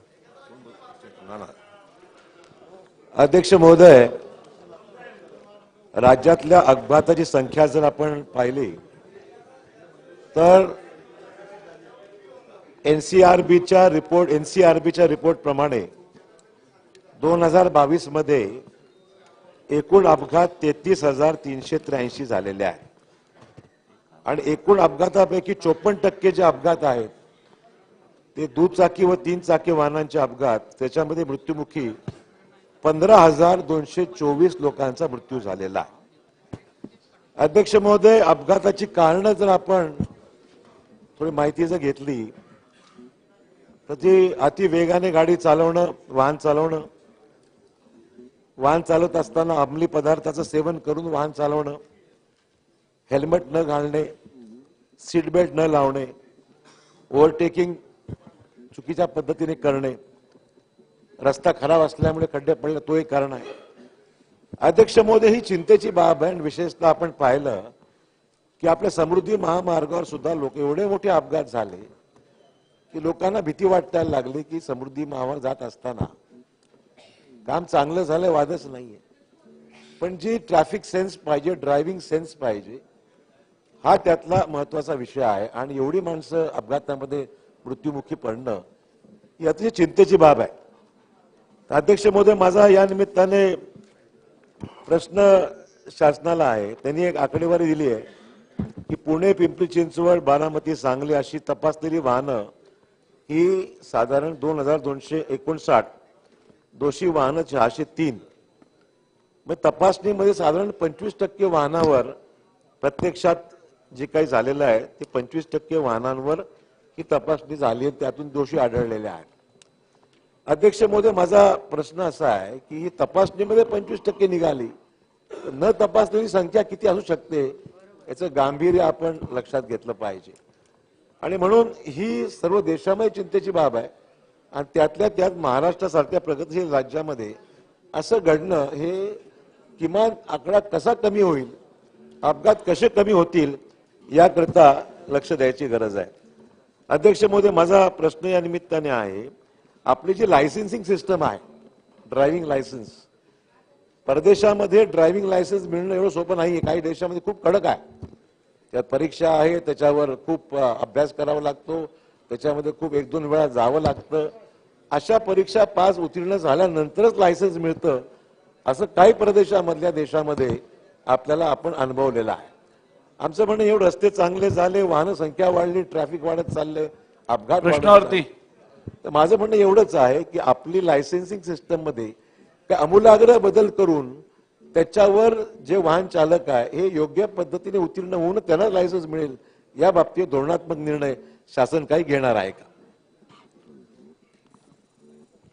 अध्यक्ष महोदय, सन्मान्य ज्येष्ठ नेते अशोकराव चव्हाण साहेबांनी जी या ठिकाणी चिंता व्यक्त केली, अपघात, मग राज्याच्या प्रामुख्याने हा विषय होता मुंबई पुरता आणि तदनंतर सांगली आणि पुणे जिल्ह्याच्यासाठी, परंतु संपूर्ण राज्य पातळीवर जर आपण विचार केला तर निश्चितपणे अपघात ही आपल्या सर्वांच्यासाठी चिंतेची बाब आहे. आणि या संदर्भामध्ये वाहनांची जी काही रुटीन तपासणी केली जाते, साधारणतः 1 एप्रिल 2023 ते 31 नोव्हेंबर 2023 या काळामध्ये 25,334 वाहनांची तपासणी झाली. त्याच्यामध्ये 3,051 वाहनं दोषी आढळली आणि त्यांच्यावर साधारणतः 226 लाख रुपयाचा तडजोड शुल्काची पण वसुली करण्यात आलेली आहे. अध्यक्ष महोदय, अपघात टाळण्याच्या दृष्टिकोनातून शासन पातळीवर अनेक प्रयत्न त्या ठिकाणी केले जात आहेत. त्याच्यामध्ये प्रामुख्याने हा मूळ विषय होता की विद्यार्थ्यांची जी वाहतूक केली जाते त्या संदर्भातला प्रमुख विषय प्रश्नामध्ये होता आणि त्या संदर्भामध्ये जिल्हा पातळीवर एक समिती गठीत असते आणि त्या समितीचे अध्यक्ष SP असतात. प्रत्येक शाळेच्याही पातळीवर परिवहनची समिती असते आणि त्या समितीच्या माध्यमातून बैठका घेणं, त्याच्यामध्ये ज्या काही सूचना येतील त्यांची अंमलबजावणी करणं ही त्या ठिकाणी अपेक्षित आहे. या प्रश्नाचा आढावा घेत असताना हे पण लक्षात आलं की या बैठका जिल्हा पातळीवरच्या कमी घेण्यात आलेल्या आहेत आणि म्हणून प्रत्येक जिल्ह्याच्या SP महोदयांना या संदर्भातल्या बैठका घेण्याची सूचना त्या ठिकाणी करण्यात आलेली आहे. उपाययोजनेच्या संदर्भांमध्ये उत्तर देतील अध्यक्ष महोदय, त्यांचं उत्तर घेऊया पहिले. उपाय योजनेच्या संदर्भामध्ये जर आपण विचार केला तर साधारणतः 74% प्रश्न स्पेसिफिक आहे. माझी विनंती सन्माननीय मुख्यमंत्र्यांना, त्यांच्या विभागाशी प्रश्न संबंधित आहे. मुद्दा एवढाच, लायसेन्सिंग सिस्टम जी आपल्या राज्यातली आहे त्याच्यामध्ये दादा सांगतात ठीक आहे, पण मी कालच म्हणालो ज्यांच्याकडे डिपार्टमेंट नाही ते उत्तर देऊन राहिल्यामुळे हा अडचण निर्माण होऊ लागली. माझं म्हणणंच आहे काल त्यांच्याकडे, बरं ठीक आहे, चांगलं नाही रस्ते नाही झाला, लायसन्सिंग आरटीओचा प्रश्न आहे, आरटीओ परिवहनचा विषय आहे. मग परिवहन म्हणून मुख्यमंत्री, पण माझं चुकलं असेल तर मी मागे घेतो. पण माझा मुद्दा एवढाच आहे, लायसन्सिंग सिस्टम या राज्यातली आमूलाग्र बदल करून ती अधिक कडक करून अपघात होतात, कारण की बेफिक्रीने चालवतात गाड्या, अनेक गोष्टी आहेत त्याच्यामध्ये. लायसन्सिंग सिस्टम आपल्या राज्यातली बदल करण्याच्या बाबतीमध्ये आमूलाग्र बदल करणं अपेक्षित आहे. विषय फार गंभीर आहे, दादा भुसेंना दोष देत नाही, त्यांचा विषयच नाही तो. म्हणून माझी विनंती मुख्यमंत्री सभागृहात आहे, त्यांनी हो म्हणलं संपलं विषय, 5 मिनिट हो म्हणलं संपलं विषय, आहे काय विषय त्यामध्ये. मंत्री महोदय.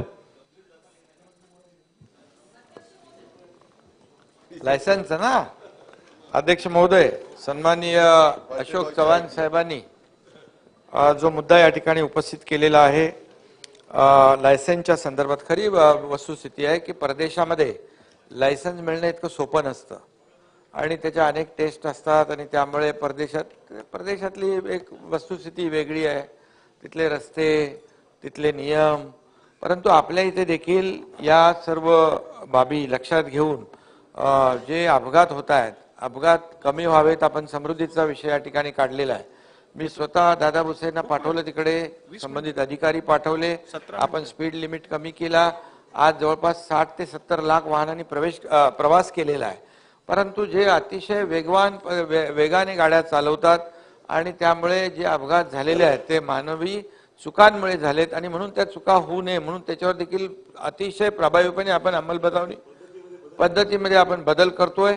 त्यामध्ये जे काही रंबलर आपण 10 किलोमीटरमध्ये टाकले, जेणेकरून माणसाला कधी रात्री पहाटे डुलकी लागते, त्या पद्धतीने देखील दुसरं आपण आर्टिफिशियल इंटेलिजन्स जे आहे त्या सर्व जे काही आपण त्या महामार्गावर अपघात कमी करण्यासाठी ज्या ज्या उपाययोजना करण्यासंदर्भातला बिलकुल प्रभावीपणे अंमलबजावणी आपण करतोय.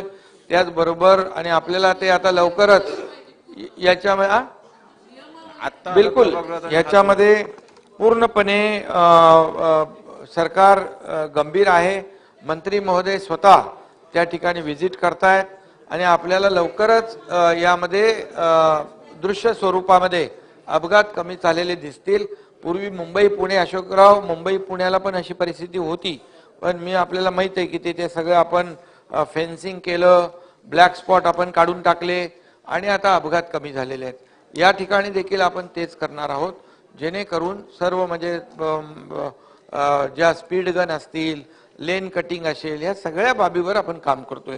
त्याचबरोबर लायसन्सिंगचा जो विषय आपण या ठिकाणी मांडलेला आहे, तर त्यामध्ये ऑटोमॅटिक ड्रायव्हिंग टेस्ट ट्रॅक बाबत, ऑटोमॅटिक ड्रायव्हिंग टेस्ट ट्रॅक आज 17 ठिकाणी आपण त्या उपलब्ध करतोय.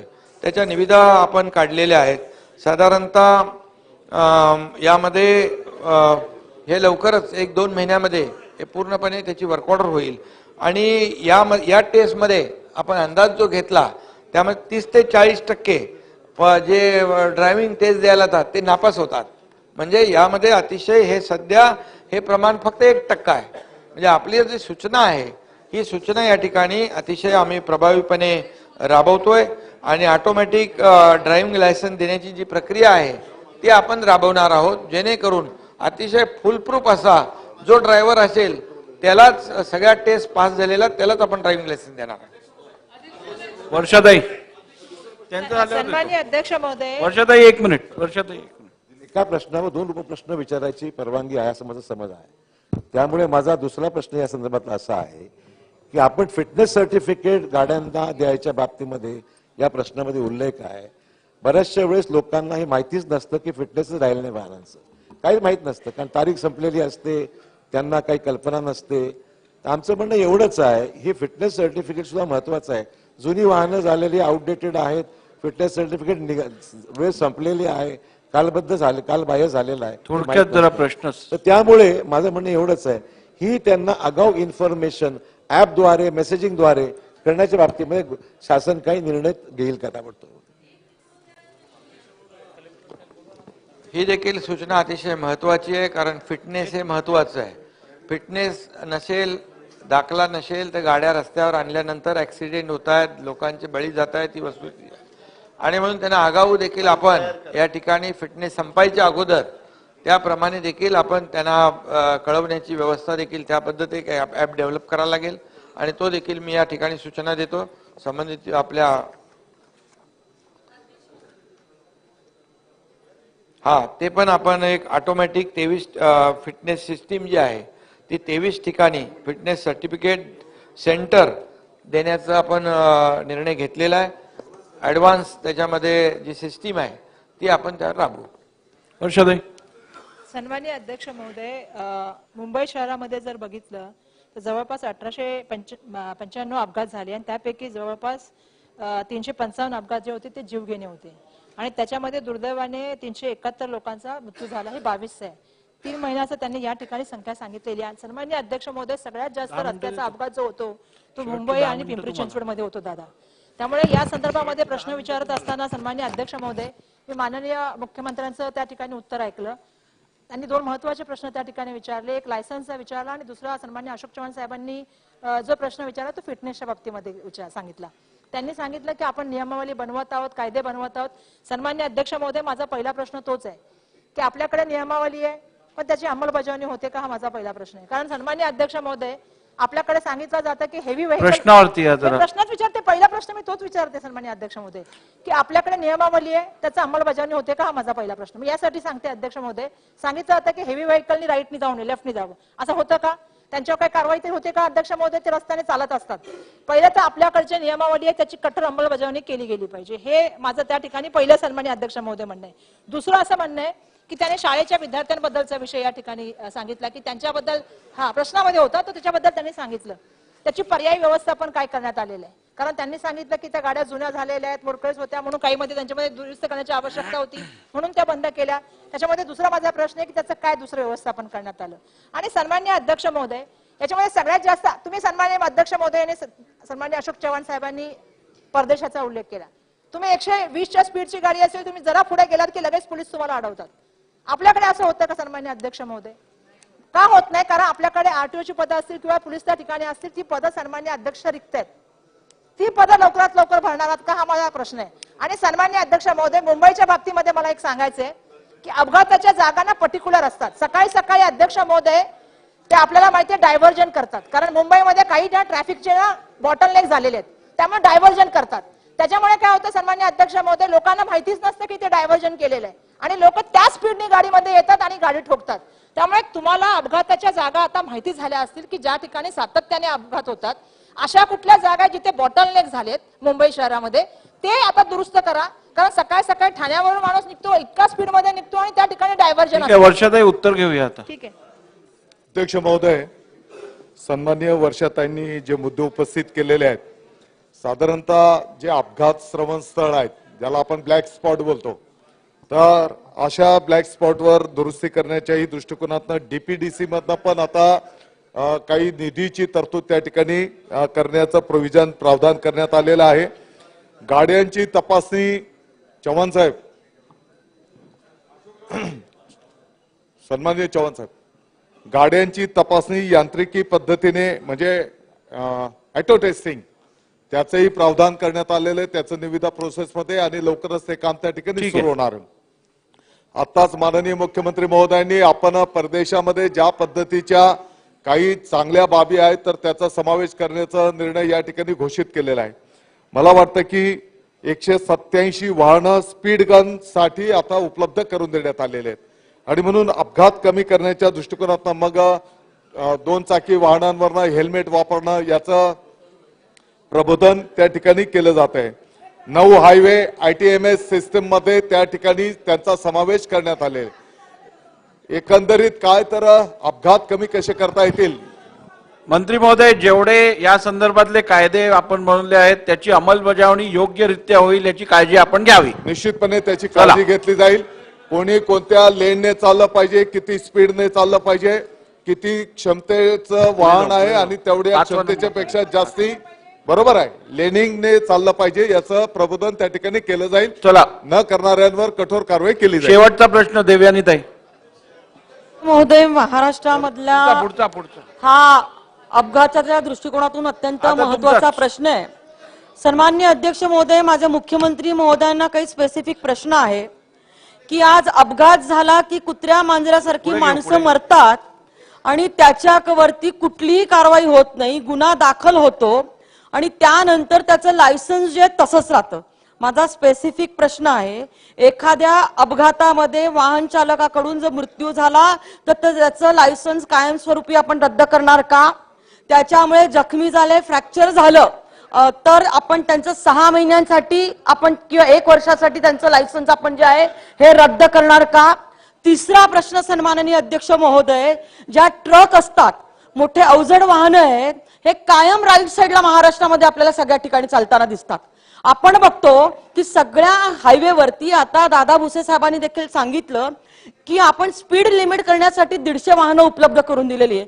सन्माननीय अध्यक्ष महोदय, माझा स्पेसिफिक प्रश्न आहे की अशा पद्धतीचे अवजड वाहनं जी लेफ्ट साइडने चालायला पाहिजे परंतु ती राईट साइडनेच कायम चालतात, त्याच्यामुळे ट्रॅफिकचा देखील खोळंबा होतो, अपघात मोठ्या प्रमाणामध्ये होतो.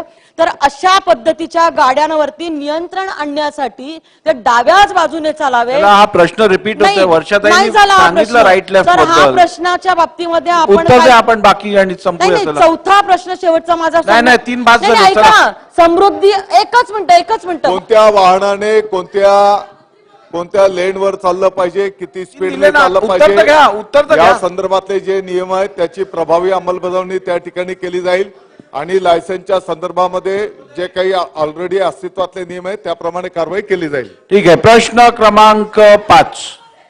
प्रश्न क्रमांक 5 अध्यक्ष. अध्यक्ष महोदय छापल्याप्रमाणे. अध्यक्ष महोदय, प्रश्न हा यवतमाळ शहरातील घनकचरा व्यवस्थापनासाठी विचारला गेला. प्रश्नामध्ये उत्तरामध्ये आपण जे सांगितलं आपल्याला काही दुरुस्ती करायची आहे का, मी मुद्दाम विचारतो, कारण तुम्ही जे म्हणालात त्यामध्ये हे खरे नाही, याचं उत्तर आहे खरे आहे माझ्याकडे आहे म्हणून काही दुरुस्ती असेल सांगा. दुसरा, आपण म्हणालात यवतमाळ नगर परिषदेने घनकचरा व्यवस्थापनावर निविदान प्रक्रिया राबवून डीएम एनप्रदेश यांना निवड केली असून त्याबाबत करारनामा 16/3/23 रोजी केलेल्या दरम्यान उपकंत्राटदार नेमल्याबाबत कोणतीही बाब नगर परिषदेच्या निदर्शनास नाही, आपण असं म्हणाल. याच्या दुरुस्ती नाही ना? तुम्हाला मी हे पत्र पाठवतो नगर परिषदेच्या टिप्पणीचं, नगर परिषदेच्या सीओचं. त्यांनी स्वतः, अध्यक्ष महोदय, त्यांनी स्वतः हे कंत्राट सबलेट केलेलं आहे. त्याचं उत्तर आहे, तुम्हाला पाठवतो, तुम्हाला कारवाई करावी लागेल. मूळ प्रश्न असा आहे अध्यक्ष महोदय, यांनी पूर्णतः निविदेमध्ये यामध्ये 12 कोटीची ही निविदा होती, 12 कोटी 28 लाखाची. पूर्वी त्यांनी निविदेची अट घातली 40 कोटी 1 वर्षाचा अनुभव. नंतर ती निविदा रद्द केली, 40 कोटी 3 वर्षासाठी घातली. अध्यक्ष महोदय, कारण वेळेचं बंधन आहे मला लक्षात आहे, आपण 54 मिनिट झालेत. तुम्ही मगानी प्रश्नाचं उत्तर देत असताना सांगितलं होता की चौकशी झाल्यावर कारवाई करू. चौकशी अहवाल याच मुख्याधिकाऱ्याच्या संदर्भात विभागीय आयुक्ताने आपल्याकडे पाठवून, सरकारकडे पाठवून, अध्यक्ष महोदय, आज हे पाठवून म्हणजे तुम्हाला निधी पांडे, विभागीय आयुक्त डॉक्टर निधी पांडे यांचा अहवाल शासनाकडे प्राप्त आहे आणि हा अहवाल देऊन आज 17/4/2023 ला अहवाल गेलाय. आज आपण कोणत्या महिन्यात आहोत? आणि याला इथे सेवेत ठेवणं हे उचित होणार नाही. यांनी भ्रष्टाचार केलाय, सिद्ध झालाय, हा अहवाल आहे, तुमच्याकडे पाठवतो मी. तुम्ही यावर आत्ताच्या आत्ता निलंबनाची कारवाई करणार आहात का? याला 3 पत्र 1/3/23 ला विभागीय आयुक्तांनी दिलं, 15/3/23 ला दिलं, 31/3/23 ला दिलं. हे पत्र देऊन यांनी उत्तर दिलं नाही. मग विभागीय आयुक्तांनी चौकशी स्वतः अधिकारी पाठवून केली, यामध्ये हा दोषी आढळलाय आणि याला निलंबित करा अशी कारवाईचा अहवाल विभागीय आयुक्तांनी दिल्यानंतर आज 17/4 ला दिला. माझा स्पेसिफिक प्रश्न आहे, या अहवालाच्या आधारे तो दोषी आहे, तो भ्रष्टाचारी आहे, तो 3 ठिकाणी नगर म्हणजे आपल्याला सांगतो मुख्याधिकारी होता, 3ही ठिकाणी त्याच्यावर विभागीय चौकशी झालेली आहे. आणि माझा प्रश्न स्पेसिफिक एवढाच आहे अध्यक्ष महोदय की विभागीय आयुक्ताच्या अहवालानुसार त्यांना आपण निलंबित करणार आहात का?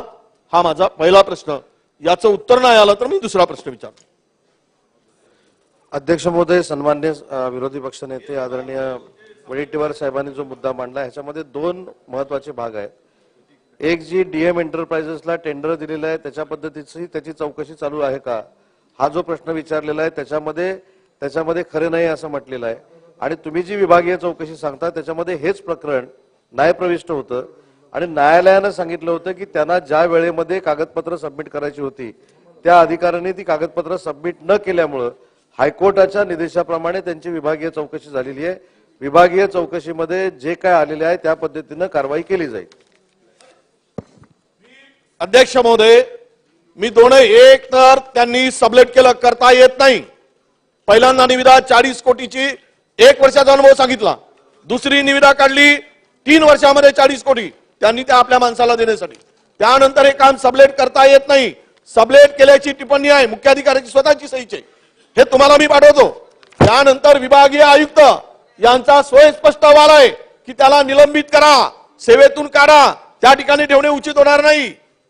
तरी तो तिथे आहे 4थ्या महिन्यापासून. आज आपण 12वा महिना, 8 महिने झालेत. 3 अस्थी नगर विकास खात्याकडे आहे. अध्यक्ष महोदय, एवढं असू नाही, त्याला निलंबित करणार असाल म्हणजे तर भ्रष्टाचाराला तुम्ही चालना देताय. हे दोन्ही पत्र बघा, पुरावे देतो मी. पुरावे देऊन एखादा अधिकारी त्या नगर परिषदेची वाट लावत असेल, 12 कोटीचा भ्रष्टाचार केलाय त्यांनी केलेल्या सर्व कामं निकृष्ट आहेत हे सुद्धा सांगितलंय चौकशीमध्ये, तरी कारवाई होत नाही. आणि म्हणजे विभागीय आयुक्ताचा अहवाल बघून कारवाई करू. 8 महिन्यापासून माननीय मुख्यमंत्री महोदय तुमच्याकडे ती नसती आहे. मी मुख्यमंत्री महोदयाकडे पाठवतो, हे घेऊन घ्या आणि आपण बघा खरं आहे की खोटं आहे. मी जर असत्य बोललो माफी मागतो सभागृहाची, पण हे चुकीचं उत्तर देऊन सभागृहाची दिशाभूल करता कामा नये. कारवाई व्हावी, त्याला आता निलंबित करावं ही माझी मागणी. अध्यक्ष महोदय, आवश्यकता असेल आपल्याकडे हे पुरावा पाठवतो, आपण तिथून निर्देश द्या, पण चुकीच्या वर पांघरून घालू नका, त्याला सपोर्ट करू नका, अशी माझी मागणी. अध्यक्ष महोदय. नाही अध्यक्ष महोदय, मी काही चुकीचं उत्तर दिलं नाही. विरोधी पक्ष नेत्यांनी असं सांगितलं की विभागीय आयुक्तांच्या चौकशीमध्ये काही गोष्टी आलेल्या आहेत. मी स्पष्ट असं सांगितलं की विभागीय आयुक्तांचा जो अहवाल आलेला आहे त्यावर तातडीनं कार्यवाही केली जाईल. 15 दिवसात कारवाई केली जाईल. ठीक आहे. यालाच कनेक्टिंग एक माझा छोटासा प्रश्न आहे. एक मिनिट अध्यक्ष महोदय, नगरपालिका, महानगरपालिका, नगरपंचायती यांच्यामधले जे सॉलिड वेस्ट मॅनेजमेंट च्या सगळ्या टेंडर्स असतात त्याच्यामध्ये सातत्याने सबलेट केलेले जातात आणि त्याच्यामुळे त्या नगरपालिकामध्ये, त्या नगरपंचायतीमध्ये स्वच्छता राहत नाही, ही वास्तविकता आहे. तर याला कंट्रोल करण्यासाठी अर्बन डेव्हलपमेंट डिपार्टमेंट काय करणार आहे? सन्माननीय मुख्यमंत्री साहेब, आपल्याकडे ते डिपार्टमेंट आहे आणि आपल्याकडनं ते अपेक्षित आहे. प्रश्न उत्तराचा तास संपला आहे. एवढं संपू देत ना. तर संपलं. पॉलिसी मेकिंग आहे साहेब, आपण पॉलिसी मेकिंग साठी इथे बसतोय. नगरपंचायत, महानगरपालिका आणि नगरपालिका इथे जे सबलेट जे टेंडर्स होतात त्याच्यामध्ये वेगळी व्यवस्था करण्याची गरज आहे. म्हणजे फॉर एक्झाम्पल तिवसा नगरपंचायतीचा ग्रामपंचायतची नगरपंचायत झाली, नगरपंचायत ती डेव्हलप करण्यासाठी मग सगळा सपोर्ट जर सिस्टम मिळाला तर ती डेव्हलप होते, नाही तर नाही होत. कागदपत्रे सभागृहाच्या पटलावर ठेवणे माननीय संसदीय कार्यमंत्री. ताईंनी ज्या सूचना केलेल्या आहेत त्या संदर्भामध्ये मी संबंधित आपल्या प्रधान सचिवांना निर्देश देईन आणि आपल्या सूचना ज्या आहेत त्याप्रमाणे आपण नगर विकास विभागाकडून ज्या काही त्रुटी असतील त्या आपण दूर करून एक पॉलिसी धोरण आपल्याला निश्चित करायला लागेल. नक्की करू. माननीय अध्यक्ष महोदय, मी आपल्या अनुमतीने विधानसभेच्या सन 2023 दुसऱ्या पावसाळी अधिवेशनात 17 जुलै 2023 ते दिनांक 4 ऑगस्ट 2023 या कालावधीमध्ये माननीय मंत्री महोदयांनी विधानसभा सभागृहात दिलेल्या एकूण 720 आश्वासनांची यादी तसेच सन 2023 दुसरे पावसाळी अधिवेशन संस्थापित झाल्यानंतर पूर्तता करण्यात आलेल्या एकूण 201 आश्वासनांच्या पूर्ततेची विवरणपत्र यादीसह सभागृहाच्या पटलावर ठेवतो. मी आपल्याला माहिती देताना मला आनंद होईल की एकूण आश्वासनं 32,752, 29,599 पूर्ण झाली, 90% पूर्ण झाली. एकूण 201 आश्वासनांच्या पूर्तीची विवरणपत्रे यादीसह सभागृहाच्या पटलावर ठेवण्यात आली. माननीय कृषी मंत्री.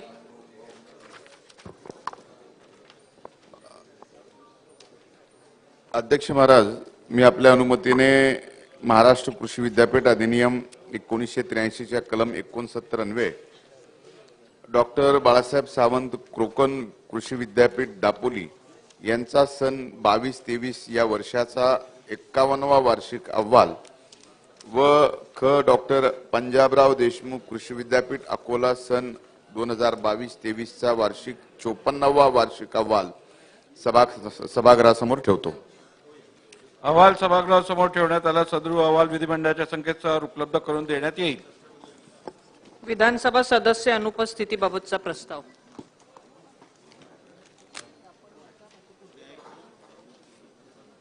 विधानसभा सदस्य अनुपस्थिती समिती गठीत करण्याची प्रक्रिया सुरू असल्याने विधानसभा सदस्यांच्या अनुपस्थितीबाबतचा प्रस्ताव माननीय संसदीय कार्यमंत्री महोदयांनी मांडावा. अध्यक्ष महोदय. अध्यक्ष महाराज, माझा पॉइंट ऑफ ऑर्डर असा आहे की आता आपण उपस्थित समितीचे अध्यक्ष कोण आहेत त्याचा आपण इथं आपोआप चर्चा झाली. अध्यक्ष महाराज, समित्यांचा हा विषय गंभीर आहे. अध्यक्ष महाराज, आपल्या या विधानसभेच्या बरोबर हे विधानसभा संपलं की मग आपल्या विधिमंडळाच्या कमिट्या सुरू होतात. पण यावेळेस अध्यक्ष महाराज हे विधिमंडळाच्या कमिट्याचं कामच नाही. अध्यक्ष महाराज, आपण त्याला रक्षण करतात अध्यक्ष महाराज. आणि ह्या कमिट्या केव्हा होणार? आता वेळ राहिला का अध्यक्ष महाराज? आता फरवरीमध्ये पुन्हा लोकसभेची आचारसंहिता लागेल. अजूनपर्यंत तुमच्या कुठल्या समित्या तयार नाहीत अध्यक्ष महाराज. हे 5 वर्ष असंच वाया गेलं, कोरोनाचे 2.5 वर्ष. आणि हे आता तुम्ही मला उत्तर असंच द्याल, कारण मी होतो त्या चेअरला, मला माहिती आहे की आम्हाला नावं आली नाहीत, आम्हाला हे नाही. तर मी काय केलं होतं अध्यक्ष महाराज, या सगळ्यांना आम्ही पत्र दिलं होतं. आम्ही पत्र नावं आली, पण राजकीय परिस्थिती अनुसार ती परत आता बदलायची गरज असल्यामुळे वाट पाहतोय. असं नाही ना अध्यक्ष महाराज. अध्यक्ष महाराज, आपला जॉब यांचा नाही, आपला जॉब आपला आहे. काय व्हायचं ते होईल अध्यक्ष महाराज. आपण त्या दिवशी चर्चा केल्यानुसार आपण ह्या अधिवेशनापर्यंत जी नावं येतील ती समिती गठीत करून घोषित करू. ठीक आहे, अधिवेशन संपण्याआधी. एक अत्यंत महत्वाचा विषय अध्यक्ष महोदय पॉइंट ऑफ इन्फॉर्मेशनच्या माध्यमातून आपल्या पुढे ठेवतोय. लिंक पूर्ण करूया ना, पहिले लिंक पूर्ण करूया मग आपण. अध्यक्ष महोदय, मी आपल्या अनुमतीने विधानसभा सदस्यांच्या अनुपस्थितीबाबतचा प्रस्ताव सभागृहात मांडतो. सर्वश्री नवाब मलिक 19 दिवस, चेतन विठ्ठल तुपे पाटील 19 दिवस, 20 यांचे सन 2023 चे दुसरे पावसाळी अधिवेशनाच्या कालावधीत रजेचे अर्ज प्राप्त झाले आहेत. उपरोक्त सन्माननीय सदस्यांनी विधानसभेच्या बैठकांना अनुपस्थित राहिल्याबाबत रजेच्या अर्जात नमूद केलेली कारणे विहित निकषांची पूर्तता करीत आहेत. आता उपरोक्त सर्व सदस्यांना उक्त कालावधीत विधानसभेच्या बैठकांना अनुपस्थित राहण्याची अनुमती देण्याबाबतचा प्रस्ताव माननीय अध्यक्ष महोदयांच्या निर्देशानुसार मी सभागृहासमोर मांडतो. विधानसभा सदस्य सर्वश्री नवाब मलिक 19 दिवस, चेतन विठ्ठल तुपे पाटील 19 दिवस, विधानसभा सदस्य यांना सन 2023 चे दुसरे पावसाळी अधिवेशनाच्या कालावधीतील विधानसभेच्या बैठकांना अनुपस्थित राहण्याची अनुमती देण्यात यावी. काय अनुकूल असतील त्यांनी होय म्हणावे, प्रतिकूल असतील त्यांनी नाही म्हणावे. होयचे बहुमत आहे, होयचे बहुमत आहे. अनुमती दिल्याबाबत संबंधित सदस्यांना कळविण्यात येईल. अध्यक्ष महोदय, कार्तिकी एकादशीच्या निमित्तानं जी संत श्रेष्ठ ज्ञानेश्वर माऊलींना भेटायला शिर्डीचे वारकरी चाललेले होते, त्या वारकऱ्यांच्या दिंडीमध्ये एक ट्रक घुसली आणि त्यामध्ये काही वारकऱ्यांचं निधन झालं. 4 वारकरी मृत्युमुखी पडले, 10हून अधिक जखमी झाले. अध्यक्ष महोदय, आम्ही आपल्या कक्षाबरोबर संपर्क साधलेला आहे आणि त्यांनी सांगितलं तर लवकर आम्ही जाहीर करतो. त्या वारकरी अत्यंत गरीब परिस्थिती, मी स्वतः घरी जाऊन आलो त्यांच्या, अत्यंत गरीब परिस्थितीतले वारकरी कार्तिकी एकादशीच्या वेळेस माझ्या तालुक्यामध्ये झाले. शिर्डीचे जात होते वारकरी त्या भागातून, 4 जण मृत्युमुखी पडले आणि 10 जण जखमी झाले. मी कुटुंबांमध्ये गेलो, अत्यंत किवलानी परिस्थितीमध्ये ते सगळे कुटुंब आहेत. तर अध्यक्ष महोदय, आपण मुख्यमंत्री महोदय आहे, तर त्यांनी आज ती घोषणा त्यांची आता केली तर ती पोहोचून जाईल सभा पूर्णपणे गावापर्यंत आणि त्या कुटुंबापर्यंत. ठीक, आपण आता 12:15 अध्यक्ष महोदय, बाळासाहेब थोरात यांनी जो मुद्दा या ठिकाणी मांडला आहे अतिशय गंभीर आहे आणि यामध्ये जे वारकरी आहेत ते त्याच्या वारकरी पायी चालत असताना दिंडीमध्ये त्यांची गाडी ट्रक घुसून 4 लोकांचा मृत्यू झालेला आहे. आपण त्यांना मदत देतोच, तर त्यांना प्रत्येकी 5 लाख रुपये आपण वारकऱ्यांना देऊ आणि जखमींचा उपचार आपण जो खर्च आहे तो शासन करेल. 12:07 झाली आहेत. आपण पॉइंट ऑफ इन्फॉर्मेशन 12:20 घेणार आहोत. त्यानंतर पुरवणी मागण्यांवरती चर्चा होईल. एवढी अध्यक्ष महोदय, महाराष्ट्रामध्ये संविधानिक अधिकार असलेला मागासवर्गीय आयोग याचं गठन केलं जातं. हे मागासवर्गीय आयोग ओबीसीच्या वैधानिक आणि संविधानिक त्यांच्या रक्षणासाठी आहे. ओबीसी मध्ये या संपूर्ण आयोगाची रचना ही स्वायत्त अशी रचना आहे. अध्यक्ष महोदय, 4 तारखेला माजी न्यायमूर्ती उच्च न्यायालयाचे निरगुळे यांनी राजीनामा दिला आणि तो 9 तारखेला म्हणजे परवाच्या दिवशी अध्यक्ष महोदय स्वीकारला गेला. अध्यक्ष महोदय, मला विनंती करायची आहे, एखाद्या स्वायत्त आयोगाचा आणि आत्ताच्या परिस्थितीमध्ये तो राजीनामा, त्यापूर्वी 4 सदस्यांनी राजीनामा दिला. त्यांनी सांगितलं आमच्यावर शासनाचा दबाव आहे, आम्हाला शोकास दिले जातात आणि आम्हाला काढून टाकायची धमकी, त्यापेक्षा आम्हीच बाहेर पडतो आणि आमच्याकडून दबाव टाकून आमच्याकडून वेगळ्या पद्धतीचं काम करून घेतले जातात असं त्या सदस्यांनी म्हणून त्यांचा राजीनामा घेण्याचं काम झालं. आणि माझा प्रश्न असा आहे अध्यक्ष महोदय, या पॉइंट ऑफ इन्फॉर्मेशनच्या माध्यमातून शासनाने हे अधिवेशन सुरू आहे, त्या अध्यक्षांनी राजीनामा देण्यामागची कारण काय? त्यांनी कुठल्या दबावामुळे तो राजीनामा दिलाय? मागासवर्गीयांचं ओबीसीच्या हक्काचं संरक्षण करणारे आयोग 3 वर्षासाठी असतं आणि त्यांनी जर राजीनामा दिला असेल तर तो कसल्या कारणाने दिला? कारण काय? दबावामुळे दिला का किंवा स्वेच्छेने दिला का आणि कोणी दबाव आणला त्यामुळे त्यांनी राजीनामा दिला? याचं उत्तर खऱ्या अर्थानं महाराष्ट्रातील जनतेला कळलं पाहिजे. अध्यक्ष महोदय, 52% ओबीसी या राज्यामध्ये आहेत, त्यांच्या संरक्षणाचं हक्काचं संरक्षण करणाऱ्या जर एक स्वतः म्हणजे संविधानिक अधिकार असणाऱ्या मंडळाने राजीनामा द्यायचा अध्यक्षांनी, हे दुर्दैव आहे. म्हणून याचा खुलासा शासनाने करावा अशी माझी मागणी आहे. अध्यक्ष महोदय. टोपे साहेब बोला. अध्यक्ष महोदय, नाही ठीक आहे ना, ठीक आहे, त्याची नोंद घेतली. ठीक आहे. सन्मान्य विरोधी पक्ष नेत्यांनी जी माहिती सभागृहासमोर मांडली आहे त्या माहितीची गंभीर नोंद शासनाने घ्यावी. टोपे साहेब बोला. अध्यक्ष महोदय, बसा. 6 असं ऑगस्ट नाही चालत. अध्यक्ष महोदय, चला, 6 टोपे ऑगस्ट साहेब बोला. 2023. गंभीर विषयाची गंभीर दखल घ्यायला सांगितली आपण. बसा, बोला. अध्यक्ष महोदय म्हणाले ना ते. ठीक आहे, बोला टोपे साहेब बोला. अध्यक्ष महोदय, 6 ऑगस्ट 2023 या दिवशी या ठिकाणी मराठवाडा व्यापारी परिषद एकूण सर्व मराठवाड्याचे. बोला, आपण बोला, नाही तर मला पुढे जायला लागेल. अध्यक्ष बोला, महोदय, मला मी ऐकतोय. संरक्षण द्या, मग मी असं म्हणेन. मी ऐकतोय, बोला तुम्ही. अध्यक्ष महोदय, व्यापारी महासंघाने मराठवाडा स्तरावरील एक अध्यक्ष महोदय व्यापाऱ्यांची परिषद घेतली होती.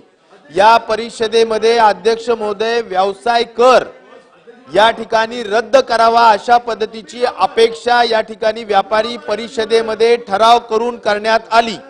अध्यक्ष महोदय, मी या निमित्ताने आपल्याला विनंती करेल की होऊ दे त्यांचं, होऊ दे, मग तुम्ही बोला. बोला टोपे साहेब. अध्यक्ष महोदय, एक देश एक कर अध्यक्ष महोदय जीएसटी लागू करताना सुद्धा अध्यक्ष महोदय हे तत्व ठेवलं आणि त्यामुळं एक देश एक कर असताना सुद्धा फक्त एकमेव महाराष्ट्र राज्य असं आहे अध्यक्ष महोदय की ज्या ठिकाणी व्यवसाय कर प्रोफेशनल टॅक्स घेतला जातो व्यापाऱ्यांकडून. आणि त्यामुळं व्यापारी जे काही मराठवाड्याचे एकत्र येऊन त्यांनी जी परिषद घेतली त्यामध्ये ठराव पारित केला की हा जो काही कर लावण्यात आलेला आहे अध्यक्ष महोदय तो 1972ला ज्यावेळी शंकरराव चव्हाण साहेब मुख्यमंत्री होते आणि दुष्काळ पडला होता त्यावेळी लावण्यात आलेला होता. तो आता कुठल्याही परिस्थितीत एक अत्यंत प्रोग्रेसिव्ह स्टेट म्हणून आपलं महाराष्ट्र असताना हा कर रद्द करावा अशी त्यांची मागणी आहे आणि एकमेव राज्य असल्यामुळे निश्चित प्रकारे यावर शासनाने तातडीनं कारवाई करावी अशी आमची विनंती. माननीय अध्यक्ष महोदय, सन्मान्य विरोधी पक्ष नेते वडेट्टीवार साहेबांनी, सन्मान्य नानाभाऊंनी, राज्य मागास आयोगाचे अध्यक्ष यांनी जो राजीनामा दिला त्याच्याबद्दलचं काही मत या ठिकाणी व्यक्त केलं. ही आत्ताच आपण या ठिकाणी बाब नमूद केलेली आहे. या सगळ्या प्रकरणाची सविस्तर माहिती या ठिकाणी घेतली जाईल, कारण आम्ही जरी शासनामध्ये असलो किंवा मंत्री असलो तरी असं कुठेही माननीय अध्यक्ष जे राज्य आयोगाचे होते त्यांनी कुठे असं स्टेटमेंट दिलेलं नाही की माझ्यावर दबाव आला. मी नाही स्वतः माननीय अध्यक्ष जे आहेत त्या आयोगाचे जस्टिस निरगुडकर साहेब त्यांनी स्वतः असं स्टेटमेंट कुठेही केलेलं नाही, वर्तमानपत्रात कुठं आलेलं नाही. तरी सुद्धा आम्ही त्यांच्याशी संपर्क साधू, त्यांच्याशी चर्चा करू, त्यांच्या राजीनाम्याचं काय कारण आहे या बाबतीतली माहिती घेऊ आणि माहिती घेतल्यानंतर माननीय अध्यक्ष महोदयांना अवगत करू. हा गंभीर विषय आहे, मी आपल्याला सांगतो. बोला पृथ्वीराज चव्हाण नवीन साहेब. अध्यक्ष नेमणार आहे का? तो अध्यक्षांनी राजीनामा स्वीकारलाय का? काहीतरी माहिती आली पाहिजे ना. कसं आहे, आता ही काही चर्चा होऊ शकत नाही. आपण एक समजून घ्या, नाही तर मला पॉइंट ऑफ इन्फॉर्मेशन असे मांडायला देताच येणार नाही. काहीतरी नियम या सभागृहात आपल्या पाळायला पाहिजेत. तुम्ही माहिती दिलीत, त्यावरती शासनाने निवेदन केलं, विषय संपलाय, आपण पुढे जाऊ. नाही हे बरोबर नाही. बोला निवेदन केलं, अध्यक्ष आता काय महोदय, करणार?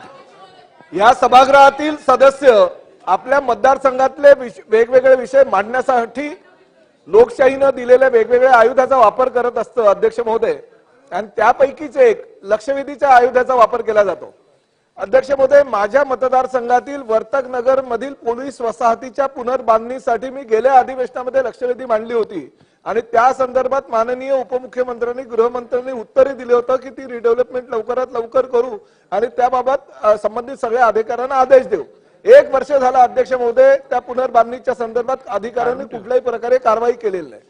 अध्यक्ष महोदय, गेल्या अधिवेशनामध्ये मुंबई येथे मी दुसरा प्रश्न मांडला होता की माझ्या मतदारसंघातील बीएसईपीच्या योजनेमध्ये अनेक लाभार्थी जे आहेत ते आपल्या लाभापासून वंचित आहेत, 15 वर्षापासून घराचे ते बाहेर आहेत आणि त्या संदर्भात निर्णय घेण्यासाठी राज्य शासनाने काहीतरी निर्णय घ्यावा.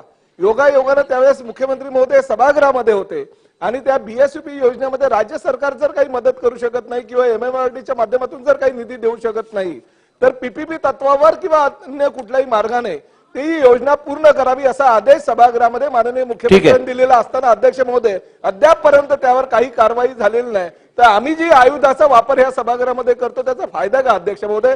ह्या सभागृहाचे सार्वभौम आपण आहात, त्यामुळे अशा प्रकारे जर मुख्यमंत्री, उपमुख्यमंत्री आणि संबंधित खात्याच्या मंत्र्यांनी उत्तरे दिल्यानंतर जर कारवाई होत नसेल तर त्याबाबत आपण गंभीर ह्या गोष्टीचा विचार करावा अशी विनंती आहे. सन्मान्य सदस्यांनी दिलेल्या माहितीची आपण नोंद घेऊन उचित कारवाई करावी.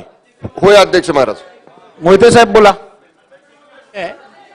देतो अध्यक्ष महोदय, मी पॉइंट ऑफ इन्फॉर्मेशनच्या माध्यमातून राज्याच्या मुख्यमंत्र्यांसमोर एक बाब लक्षात आणू इच्छितो. माझ्याकडे भीमाशंकरच्या शेजारी पठारावर पदरवाडी नावाचं आदिवासी गाव आहे. तिथं 6 फूट लांबीची भेग पडलेली आहे. कुठल्याही क्षणी माळीसारखा प्रकार होईल. तिथले सगळे आदिवासी बांधव गेली 3 दिवस तहसील कार्यालयाच्या समोर उपोषणाला बसलेले आहेत. त्यांना आश्वासन केलेलं आहे गेली 4-5 वर्ष की तुमचं आम्ही पुनर्वसन करू, परंतु अभयारण्याच्या नावाखाली त्यांचं पुनर्वसन केलं जात नाही. तिथं त्यांची शेती आहे. जवळपास त्यांना कायद्याच्या कचड्यामध्ये बसून किंवा कायद्याच्या अनुषंगानं त्यांना त्या ठिकाणी तातडीने त्यांचं पुनर्वसन करावं आणि ते उपोषण सोडवावं अशी माझी शासनाला विनंती. धन्यवाद. ठीक आहे, चला प्रणितीताई बोला. अध्यक्ष महोदय, 9 मार्च 2023च्या बजेटमध्ये फायनान्स मिनिस्टरनी अनाउन्स केलेलं की सोलापूर जिल्ह्यात श्री अन्न उत्कृष्टता केंद्र मिलेट सेंटर हे सुरू होणार आहे आणि आता 4 महिन्यात त्याची ते संपणार होतं, ते उभारण्यास हे होणार होतं आणि आता GR आला लगेच की ते सोलापूरला होणारं जे मिलेट सेंटर आहे ते रद्द होऊन बारामतीला शिफ्ट होणार आहे. बारामतीला मिलेट सेंटर सुरू करण्यात आमचा विरोध नाही आहे, पण सोलापूरचं पळून बारामतीला नेण्याच्या मागचं लॉजिक अजून आम्हाला ह्या ठिकाणी कळलं नाहीये. तर ह्यामुळे जवळजवळ 200 कोटीची गुंतवणूक होणार होती आणि हजारो लोकांना त्या ठिकाणी रोजगार उपलब्ध होणार होता. सोलापूर हे पीक जिल्हा, हा ज्वारीचा जिल्हा असताना सुद्धा बजेटमध्ये म्हणजे सर्वात सार्वभौम असणारं बजेटमध्ये तुम्ही हे अनाऊन्स करता आणि त्याचं काही गांभीर्य राहिलं नाहीये सरकारला आणि मग ते तुम्ही शिफ्ट करता हळूच कुठेतरी मध्ये वेगळं GR काढून. हे कुठेतरी ही चुकीची प्रथा सुरू होते आणि म्हणून मला आदरणीय मुख्यमंत्र्यांना जोडून विनंती करायची आहे की सोलापूरला जे मंजूर झालेलं मान्य झालेलं जे अन्नक्षेत्र श्री अन्नक्षेत्र आहे मिलेट सेंटर ते ताबडतोब पुन्हा एकदा सोलापूरलाच झालं पाहिजे आणि ते कृपया दुसरीकडे शिफ्ट करू नका. ठीक आहे. अमित देशमुख जी. अध्यक्ष महोदय, लातूर जिल्ह्यामध्ये